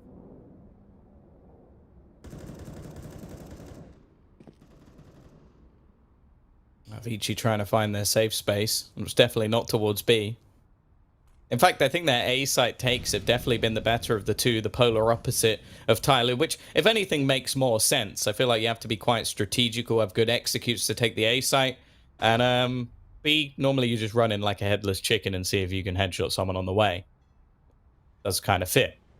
But slowly, he's trying to do that also on the CT side, finding 2 kills to start, and with 38 seconds on the clock, they're making their way back towards this A site. As said, it's been the better of the two. They've managed to shut down Danking on the regular. That doesn't mean they'll win this time, although he's only going to land the tag. A second missed shot. He's starting to get caught out, but he has Summer to support. Orp still out, but he will fall eventually. 20 seconds. They need to clear this man instantly, and Zoking can't land the headshot this time. Kaze has no choice but to try and save, but there's already somebody waiting for him. Oh, yeah, literally somebody waiting for him. That's the first time I think that's lined up. There you go. Someone, somebody, and somehow Tyloo, they come out 11-10. Massive play down towards water by Slowly. I don't know how he got that double kill. That spray was miraculous. And for Vici, it's a little bit upsetting to lose one like that, but I think you can chalk it up to just a big individual play by Tyloo that put you straight away into a 2-man disadvantage, which is around that most of the time you're gonna win, you're gonna lose, right? 1-man disadvantages, it's something like 27-26% of the time you'll end up converting those. So 2-man is even more so unreliable. Now I want to see something big from Vici here, because this is their loud attacker. Don't push that smoke, you lunatic. He's up one. They walked past him in the tunnel. Oh, this is just insane. He got away with a kill. His teammate got another off the assist. And this is done and dusted, more or less. It's all just down to Kaze. He's been tickled up by a nade. He's got 4 opponents to take out. Got an ace clutch system. All he's going to spread to him, I'm pretty sure. No. Oh, he's No, he's safe, good. maybe. He's good. Well. Yeah, he's dead. Oh, man. So was it left a bit, left a bit? Ah, too far. Attacker there, though, Tom. What in the world was he thinking? When are you ever going to get more than one kill? We saw Jam Young doing that as well, but like I don't think I've seen someone like get that far. Like normally you hear the steps and you start shooting through the smoke, but yeah, he wanted to look into the whites of his opponent's eyes before letting them fall give him to a the jump depths. scare as they come out of the smoke. Just Surprise! Not even that. Just as they go past, he goes. That would scare me far more than someone shouting surprise. If there was just a whisper in my ear. Nice shot from Danking. It's only pistols this time, but this time he's hitting all the flicks. Will get, or should get rounded on, but somebody defending off his AWP buddy. And well, Orman, he has managed to retrieve a rifle. He doesn't have any armor, but somehow he's getting a decent amount done. He spotted at least one more player on this A site, but he's going to try and bait them into a rotation. Oh, this position's risky. Spots somebody, though, and he finds the shot onto him as well. This man had no armor. I don't even think he had a gun when he started this round. And now he's looking to try and bring home the clutch. A long rotation all the way back to the B site. Will we see Attacker actually take the bait? He's going to go in that direction, but the amount of time it's actually going to take Orman to get here, he might even start rotating back, thinking if he went through the connector. Although he wouldn't have heard the door open, so if it was initially closed, that could be everything. Orman runs out with the bomb in hand. He really did think the Attacker would still have stayed on the other side of the map. It was a very long time. Is he going to go back again? Oh. Around the world with Orman. I wanted to start singing the Around the World by Daft Punk, but He doesn't have a gun. He dropped his gun for nothing. And now he's found it all. It's all right. All planned, all intentional. He's going to get the plant in. Dealing with Attacker afterwards going to be tough. He's been... Oh my god, that was such a shot. He's won out the clutch. He's picked up the op. He's going to go for a spray on him as well, is he? Where are we going with this, Attacker? All right. He's just giving him a little rub. Fair enough. It's a bit of a weird celebration. Normally you want some fireworks or explosions, but you just sort of sat on him. This round was still very good in isolation. A 1v4 from Orman attempted, and although it was almost a little bit comical towards the end, he does a very good job, and he's made things interesting. At least a bomb plant, a big boost to the economy. Ooh, I like this. Very nice. Have we had this comparison before? If we have, I've been blind to it, but a very even sort of setting between the two. Even direct duels as well. Yeah, we got this one up a little bit. ADR, you just take a look at somebody's... Your favorite player, Tom, well, he's delivering a good performance, isn't he? I think that's... I know this sounds like a ridiculous thing to say, but that's Tyloo in a nutshell. I genuinely think that he starts trying on the third map. Because it seems to happen way too often where he has a really average series and then the third map he's the best player in the server. Yeah. And it happens enough that, like, if it was like a few times, I'd be like, I just had a bad couple of maps and realized him. But it genuinely just seems like every series we have, it's like, oh, they're really average. And then they win really easily. And it's like, and somebody's now top fragging it. It's just, I don't understand. I don't know if he just has that, like, some sort of mentality where he's like, oh, I've got to play properly now, or I've got to stop being more, because he's still aggressive in these rounds. It's peculiar. I guess if you're a positive person, an optimist, you can say he steps up when it matters. Unfortunately, I have lived through enough Tyloo, which I'm not that optimist. Yeah, I can understand why. That's for sure. I survived Tyloo. Oh my god. Well, you know what? I want to believe in Vici, Tom. I really do. And I'm wondering, you know, I can see Blair with no top on right now. Every time I close my eyes. Just handling both of his jerseys. One in each hand. Dual wielding. And he's waiting to see which one he's going to put on. And whilst we're all secretly hoping it's neither, we know it's going to be whichever one wins. I want him to put on a hot side jersey because it doesn't exist. But there we go. Danking about to be pressured from behind. Oh, that linked in weirdly. And Zoking is just slamming them back into the ground. 2 kills, entries on the site, and the remaining 2 players are a little bit further away than we would have liked. Somebody's managed to wrap around. He gets the first. He corrects his spray. He's bringing this back once again. Mr. Tryhard's in the server. He will fall to Kaze, leaving slowly with a chance. A slim one as both players head towards long. I wouldn't be surprised if one of them looked to try and wrap around to reposition onto the bomb, but realistically, Slowly's got plenty of angles to try and place, and this gives them a lot of refrag potential. He'll have to pretty much wide swing out to kill either one of these players, and Kaze's not even going to give that scenario a chance. 12 to 12, it's going the distance once again, it seems. And the CT side money, it's not fantastic. Onwards into the fray. Vici. I feel like they're teasing us, myself and Blah. They're giving us that potential 2-1, but I don't know if they'll deliver, Tom. It's like when you go on your first date, you know? You're really scared they just won't turn up. You've arranged a lovely bike ride, but at the end of the day, you end up cycling by yourself.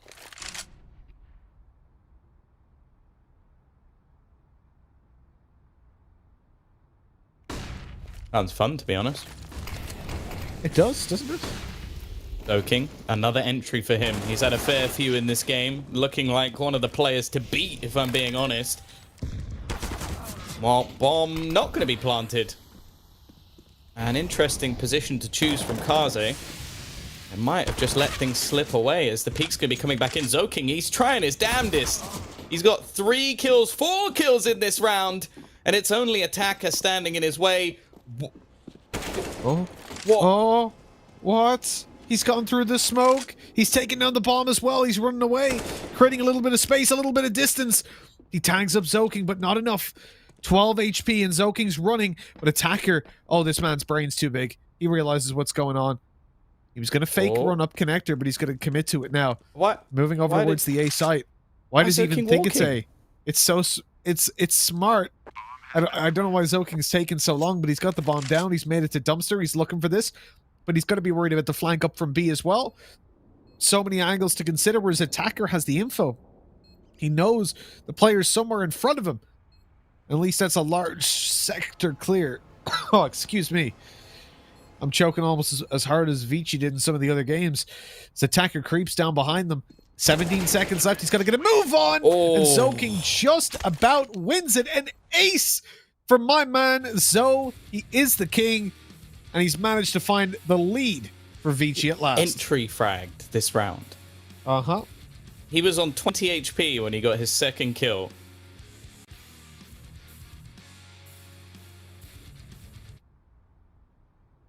Zoking.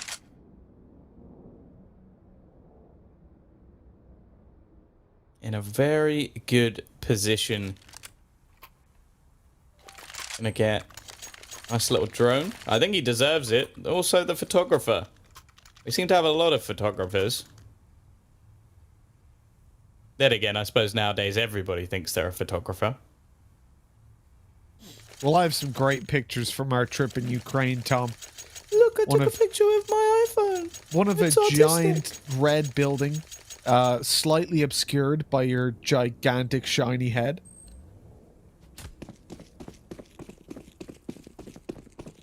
Oh, you can make out that there's a building behind you. That's the important thing. It's a great thing about having Tom with you. You know, you don't need a flash on your camera. You just get Tom to stand in the sunlight and it reflects. It's like a disco ball. Fortunately, you need a step ladder to be able to take a picture of Banks. Oh, Danking is going to get the opener. This round for Tyloo is one where they don't have much of an investment at all, and thus it's terrifying if you're a Vici on the other side. They've again got themselves into an advantageous position, but they had this on train and threw it all away to lose the map 16-14. They had a round just like this and let it slip. You have to hope the same doesn't happen again.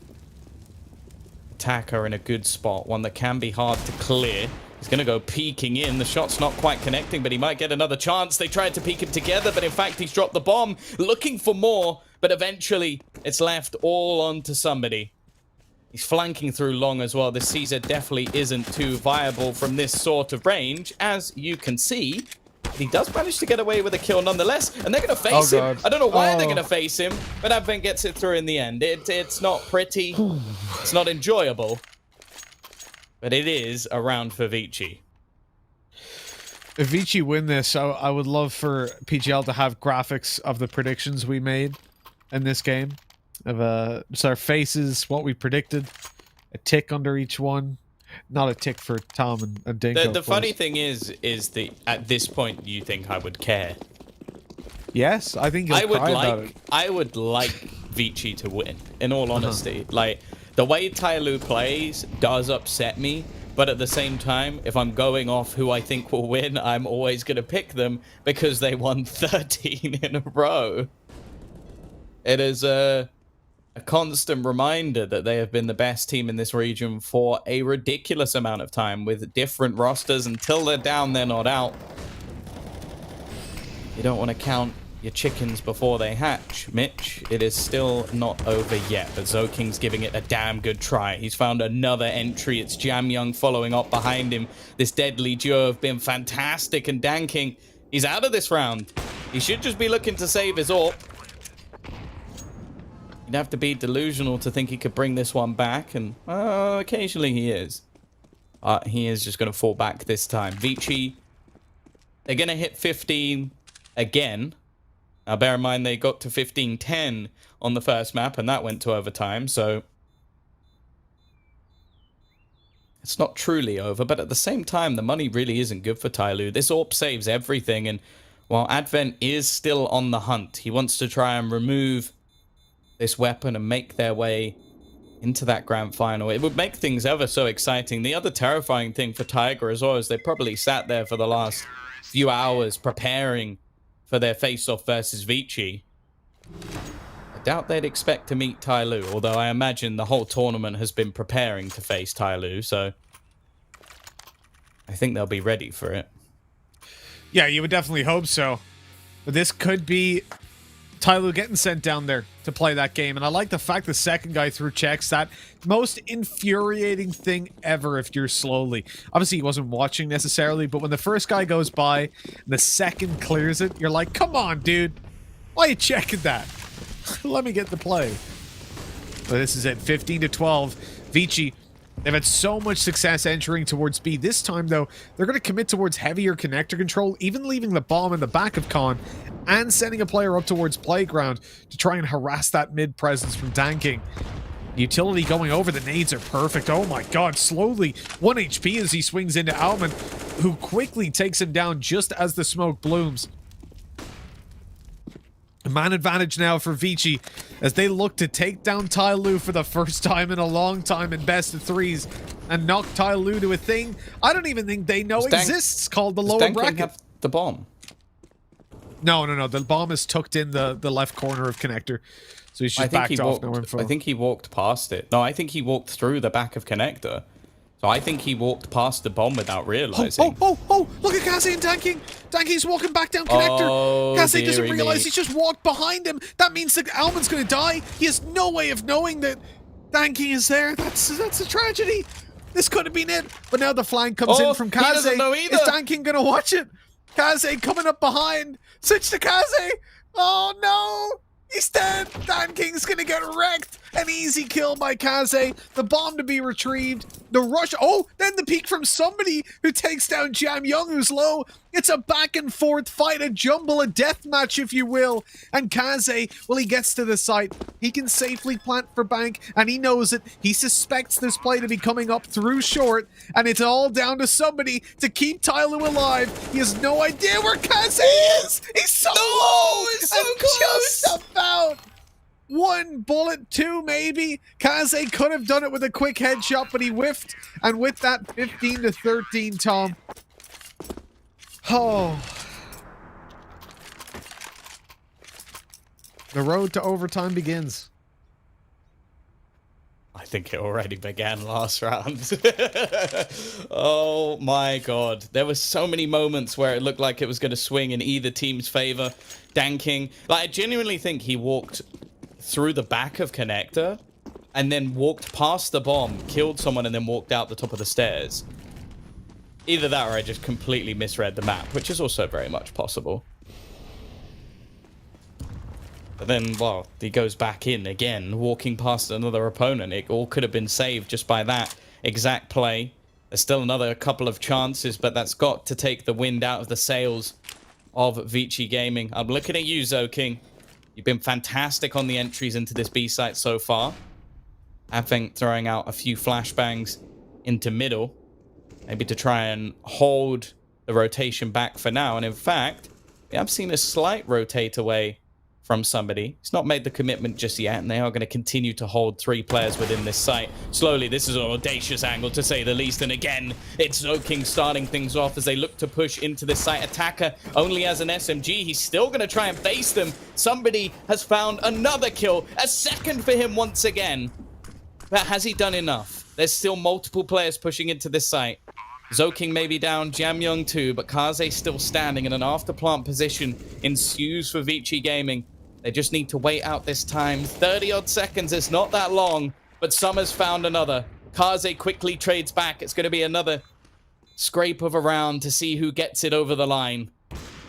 While this 2v2 is close, Danking's found another. It's left all onto Orman. He's trying to hold on. He's not going to be able to do it. The kit retrieved. Tyloo have a 14th, Mitch. It's going down to the wire. 15 to 14, and look what Les that's wearing done. both. He's wearing both shirts right now. He's got one arm in one shirt, one arm in the other one, trying to see if he can somehow maybe stitch them together. That's the thing. Maybe that's what he should do. Just stitch both shirts together and just accept his fate. See, Captain Asia over here. Blaze just told us that he's actually a glory hole in his ceiling, so no. He wouldn't be he wouldn't be sat there nude.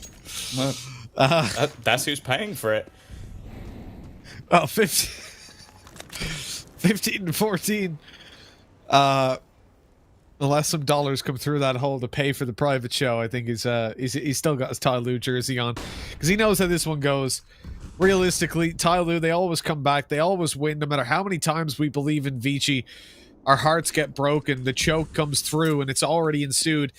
Can they make it happen? I know Kaze is going to be kicking himself if this comes to an OT. He had that 1v1 and lost the aim duel that really cost them potentially this tournament. It's the upper bracket, right? One map advantage that could have been theirs and still could be. But one last chance to get there, Tom, and it begins now. Look at Tyloo, though. They have heavy rotated to the A site. A 4th player coming up as Vici look to push it. This could be devastating on the back of the aggression that somebody's got on B, clearing out the entire half of the map. Oh, the flashbang setup. Not the start that Orman was hoping for. The Tech-9 playing long? Why is that decision? How's the pistol expected to get that far? Why is there no deep smoke if he's going to do that? Zoking again, another entry. This man is trying his damnedest to get them through this game, but now the flank comes in from somebody. Kaze with a headshot, a second even. And now Zoking trying to finish it, but he can't. It's another 1v1. I think that was 3 in a row that were lost. Oh, he's got the Vici shirt on. He switched back. I love that. I love the fact that you could see him literally grinding his teeth and nerves. That is beautiful. I'm just glad that we couldn't see where his hands were. 15 to 15. But that's why we Vici. didn't switch to Dinko's cam. Why is there a milk fountain in the... Oh, no. So, Too much. 15 to 15. Dan King Ooh. opens it up on the Zoking. Vici, they're kicking themselves. They almost had it. And now they've lost the opening duel to start out the overtime. Alman almost dies as well. And Alman does die because he's low HP and he swings into a spam through a smoke. Smart man, I must say. For Vici, this round is falling to pieces. That would have been some shot. I was holding my breath for it. They're hoping. Kaze does manage to get the kill on Dan King eventually because he decides to repeat, but you know, we're used to it by now. Summer's still in a fairly strong position, has support from attacker as well, and the man advantage is ultimately still theirs. His teammate goes down. Summer actually just jumps for joy as his teammate falls. More frags for me, I suppose. They still don't know he's there. He jumped in the air. He couldn't have made it more obvious of his position, and slowly he's now cleared off another. It's left to Kaze to try and clutch out this round. He's going to get double dinked up as he tries to retreat. It's all but over. 16 on the board now for Tyloo.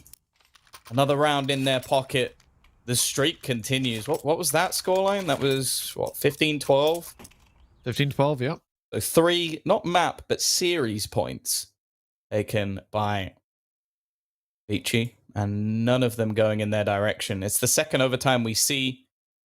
They lost the last map 16-14. This would be devastating, but as said, we've been here before. We've been here many times before. Some would even say maybe even 13 times before. Well, they need to bring something here. Their B-side takes have been good.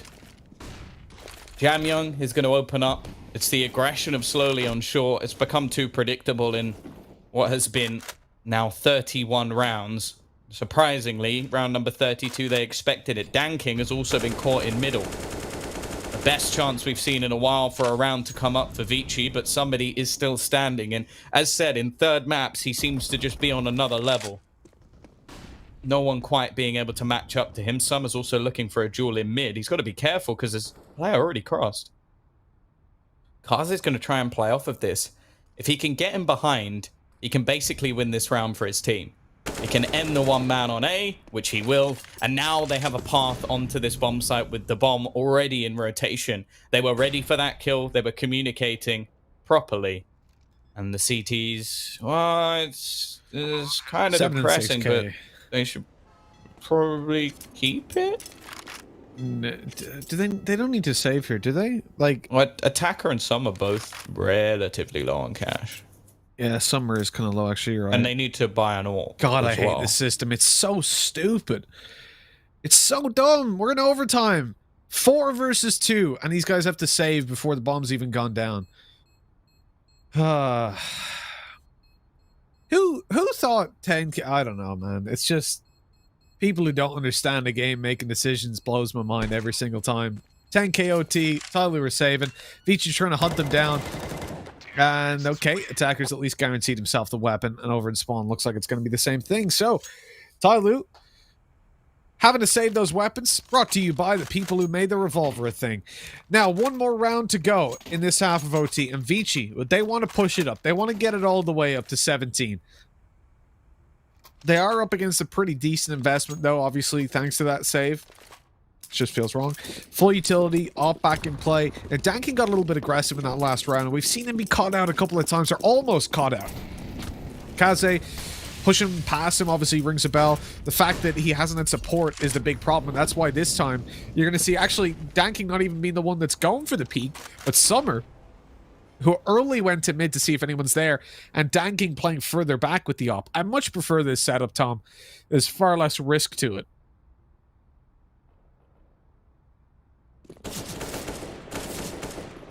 Speaking of risk, somebody, again, it's the second round in a row, he's going to try and fight deep into Monster. In fact, he's going to bring a teammate with him. Attacker Base is back in for more. They really are asking for trouble. Well, somebody eventually just has to try and get out of there, but never mind. He's going to go back again. Guess who's back? Back again. Well, his decision-making definitely is shady. Compared to you and I, Tom, he sure is slim. Not saying much, though. No.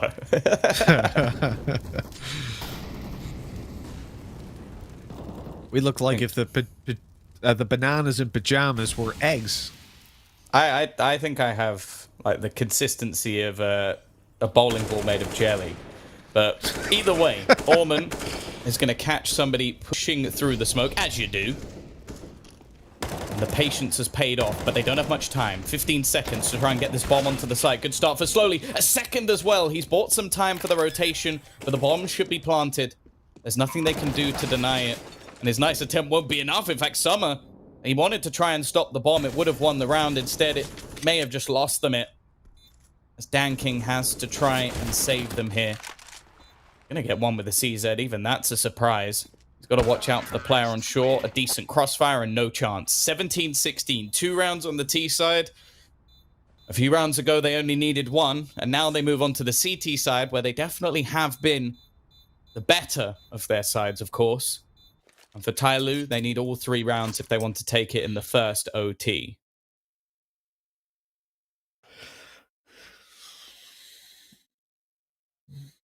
I'm not getting too eager yet, Tom. I'm not getting too excited. There's still plenty of time for Vici to eat an unpaired peeled grape and choke. Gotta make sure to peel your grapes. Don't have time for that. That flash is deep. Not catching anyone off, though, for allowing for the aggression. The boosts that are in play better be overrun. This player's coming down connector. They're down the bottom. They're right beneath it. If they had swung around, they would have had major gains off that. And in fact, it's still going to be the fight because you can see it right in the corner is Zoking, and he's just caught off guard straight away. I don't get it. Alman just kind of walked away and left him there. I guess because they didn't have control over middle, but I don't know. That was odd. Why is Zoking staying there in the first place? I do feel like just from what we've seen of Alman, that was a situation where he was like, yeah, bro, let's do a crossfire. Yeah, see ya. Just like walked out. Like gets scared at the last minute, like, oh, I'm just gonna go to the site now. Zoking's like, but you left, don't leave me. 45 seconds, Mitch, for them to try and make this work. Kaze almost gets caught out from long. Trying to throw some counter nades. What did he just die through?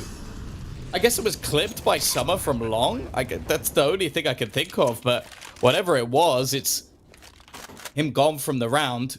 I think Jam Young was considering a save, but clearly Advent has other ideas. They're still going for this attacker.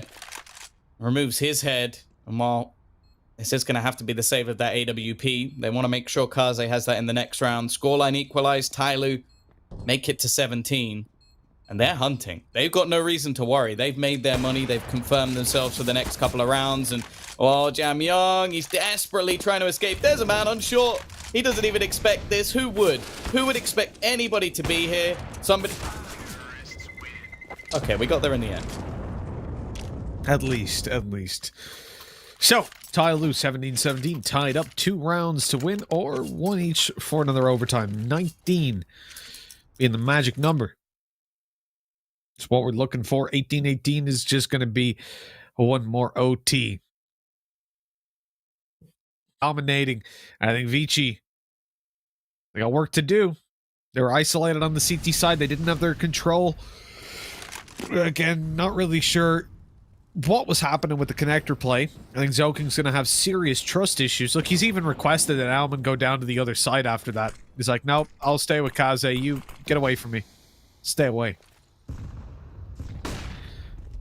At least Kaze won't abandon him the same way. To start things off, again, it's a lack of information, a lack of aggressive play, but I understand it from Vici, right? You're now at crunch time. You don't want to make those mistakes, so they're going to go to a more passive CT hold and hope that Tyloo are the ones that make some errors. They're straight away on middle. There's an opportunity for Kaze to find something with the op. He smoked off, and he pulls off at the closer angle. He was playing... Oh, he just goes back out wide. Okay, fair enough. Zoking's here to watch it push through the smoke. They're going to bail back... At all pass to stick around. I was worried he was going to use the flash to fall back and again hang Zoking out to dry. But he's going to wait with him. Flash over and now the fallback. And Zoking can play this close angle. That's fine. It's a really good position actually when the AWP is covering. Time is ticking. Tyloo have 35 seconds and look at the push from Orman. He spots that there's no one out towards long, at least for now, and his position might be a bit of a surprise as somebody comes running round the corner. That's another pick for them. Zoking also in an aggressive spot, drops the bomb with 20 seconds left. He finds a second. It's all but over in this round at least. He may have not been able to retrieve the AK, but that really doesn't matter. The round is already done. Slowly has no time to get anything done from this position. He's just going to have to run onto the site and try and get the bomb down, and there's no chance of that. 18-17, another map and series point. They've had 3 already and failed all 3 times. Can Vici finally make Blair's dreams come true?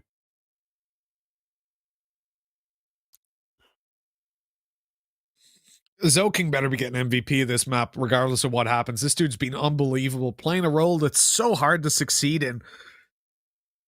When we saw him entry... Well, he's 8 for 5 in opening duels, and considering most of those will have consisted of him running into the B bomb site. Well, that doesn't account for multi-frags as well. Like there was a round where he ran into the B site and ended up acing it. Like that's ridiculous. He's also, you think of the A site play, when they go forward, one of his teammates dies, he instantly trades and gets a second opening as well. That's not an opening duel. Because technically he didn't get the first kill, but he did, you know? Like, he has played so well. Yeah, he's been the difference. Definitely from the series earlier. Like, he's definitely been the difference. Jam Young's been incredible as well. I don't want to take anything away. And, of course. Well, somebody, you have to mention him. He's on 33 kills. He's looking to try and lead the pack here. As mentioned, it seems like this man rises to the occasion when the pressure's on. Well, maybe he just doesn't feel it. 55 seconds. The bomb's going to start rotating towards his position.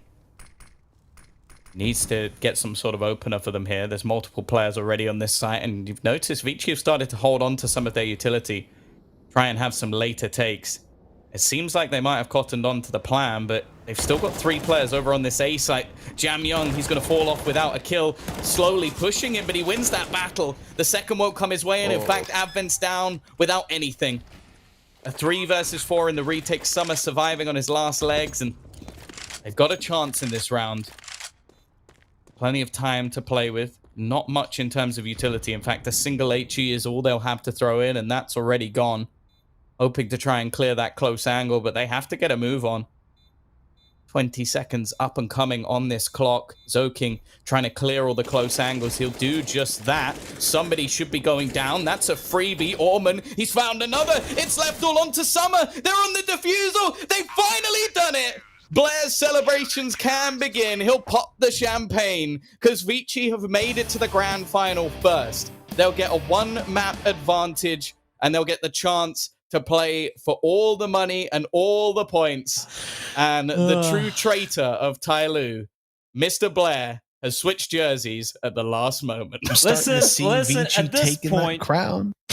It happened, Mitch. What was that? Paddy O'Shea, he came out of nowhere. He gave Mitch, we got it. High five. High fives all around. We're Vici fans around Blair, the world. we peer pressured you into picking Vici. Come on. You're not a true fan of any of these teams, Blair. You're... Former handshakes. Get out, Tom. Get out, Tom. They've done it. Looks like we're kind of like... I don't want to put my hand up this way.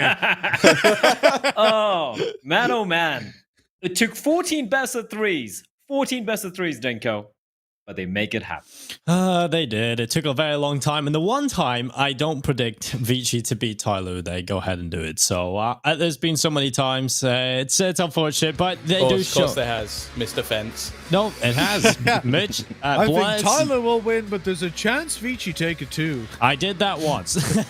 Coming into this, it's definitely a huge win for Vici, and hopefully now that they've been able to do it, they're over that mental hurdle. It wasn't the easiest for sure. There was a couple of times where I thought it was going to be over again. Just in that last round, I thought Tyler were going to pull it back, go double OT, and inevitably crush them. But Vici, the fact that they go to overtime and they still get it done, that 1v1 for Kaza, I thought that was going to be the moment that will just be in his nightmares for the rest of his life. But Tyloo, they will crumble here finally, and like you guys said, a big step up from Zoking.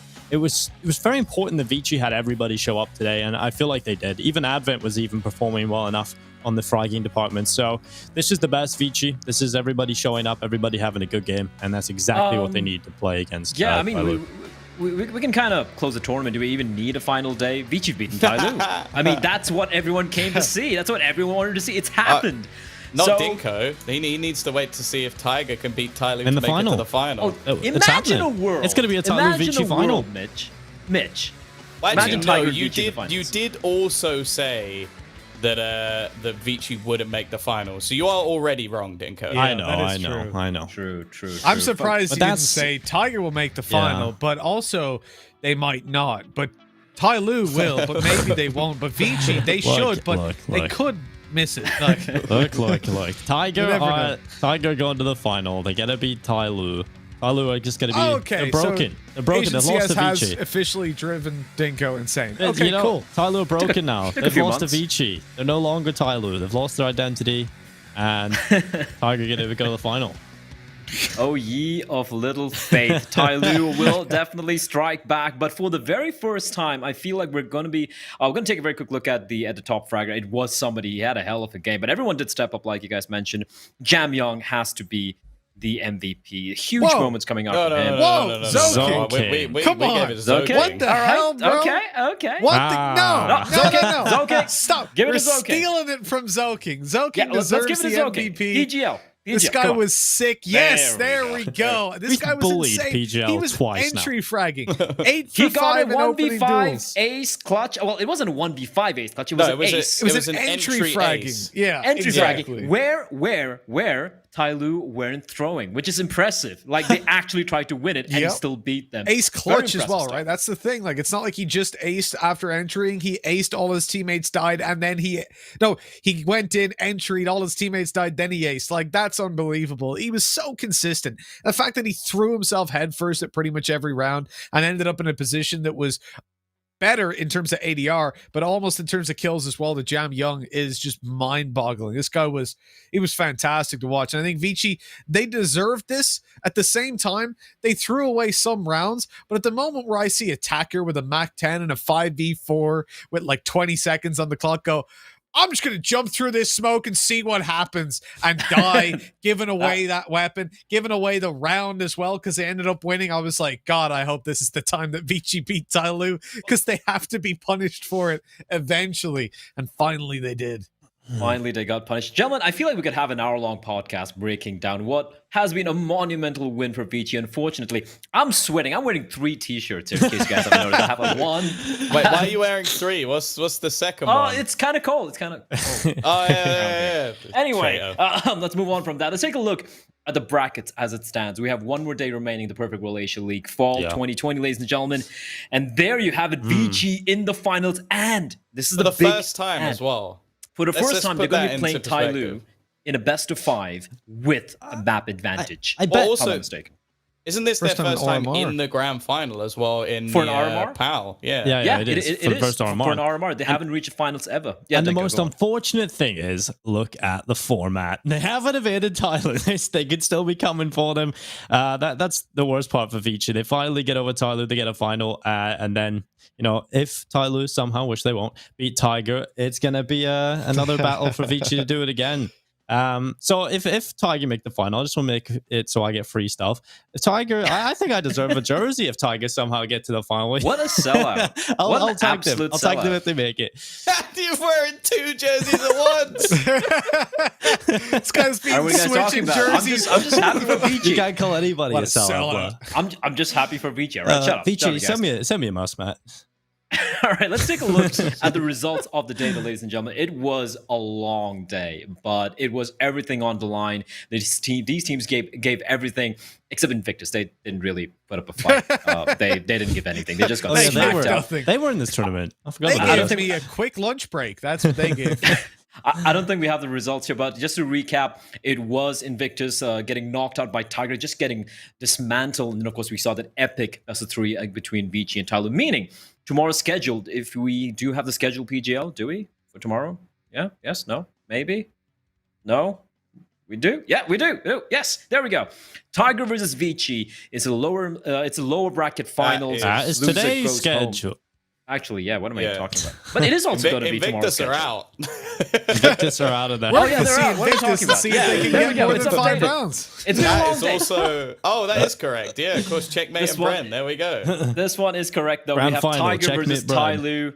This is the grand finals we kind of expected, considering how it's been for Vici. But Tiger now, if Tiger can beat Tyloo, they can beat anyone, right? They completely destroyed Invictus today. That's definitely going to give a little bit of oomph in their camp. The second game, it's kind of inconsequential, but it is for the 5th place. There's Money. a pretty big gap when it comes to the 5th place and the 6th place, the prize money you get. So Bren and Checkmate are going to be battling it out for the 5th place. And then after that game, we of course have the grand finals. The winner of Tyloo and Tiger are going to be facing off against Vici. And you know what, Tom? I kind of figured it out. I kind of figured out how Tyloo No, you played. didn't.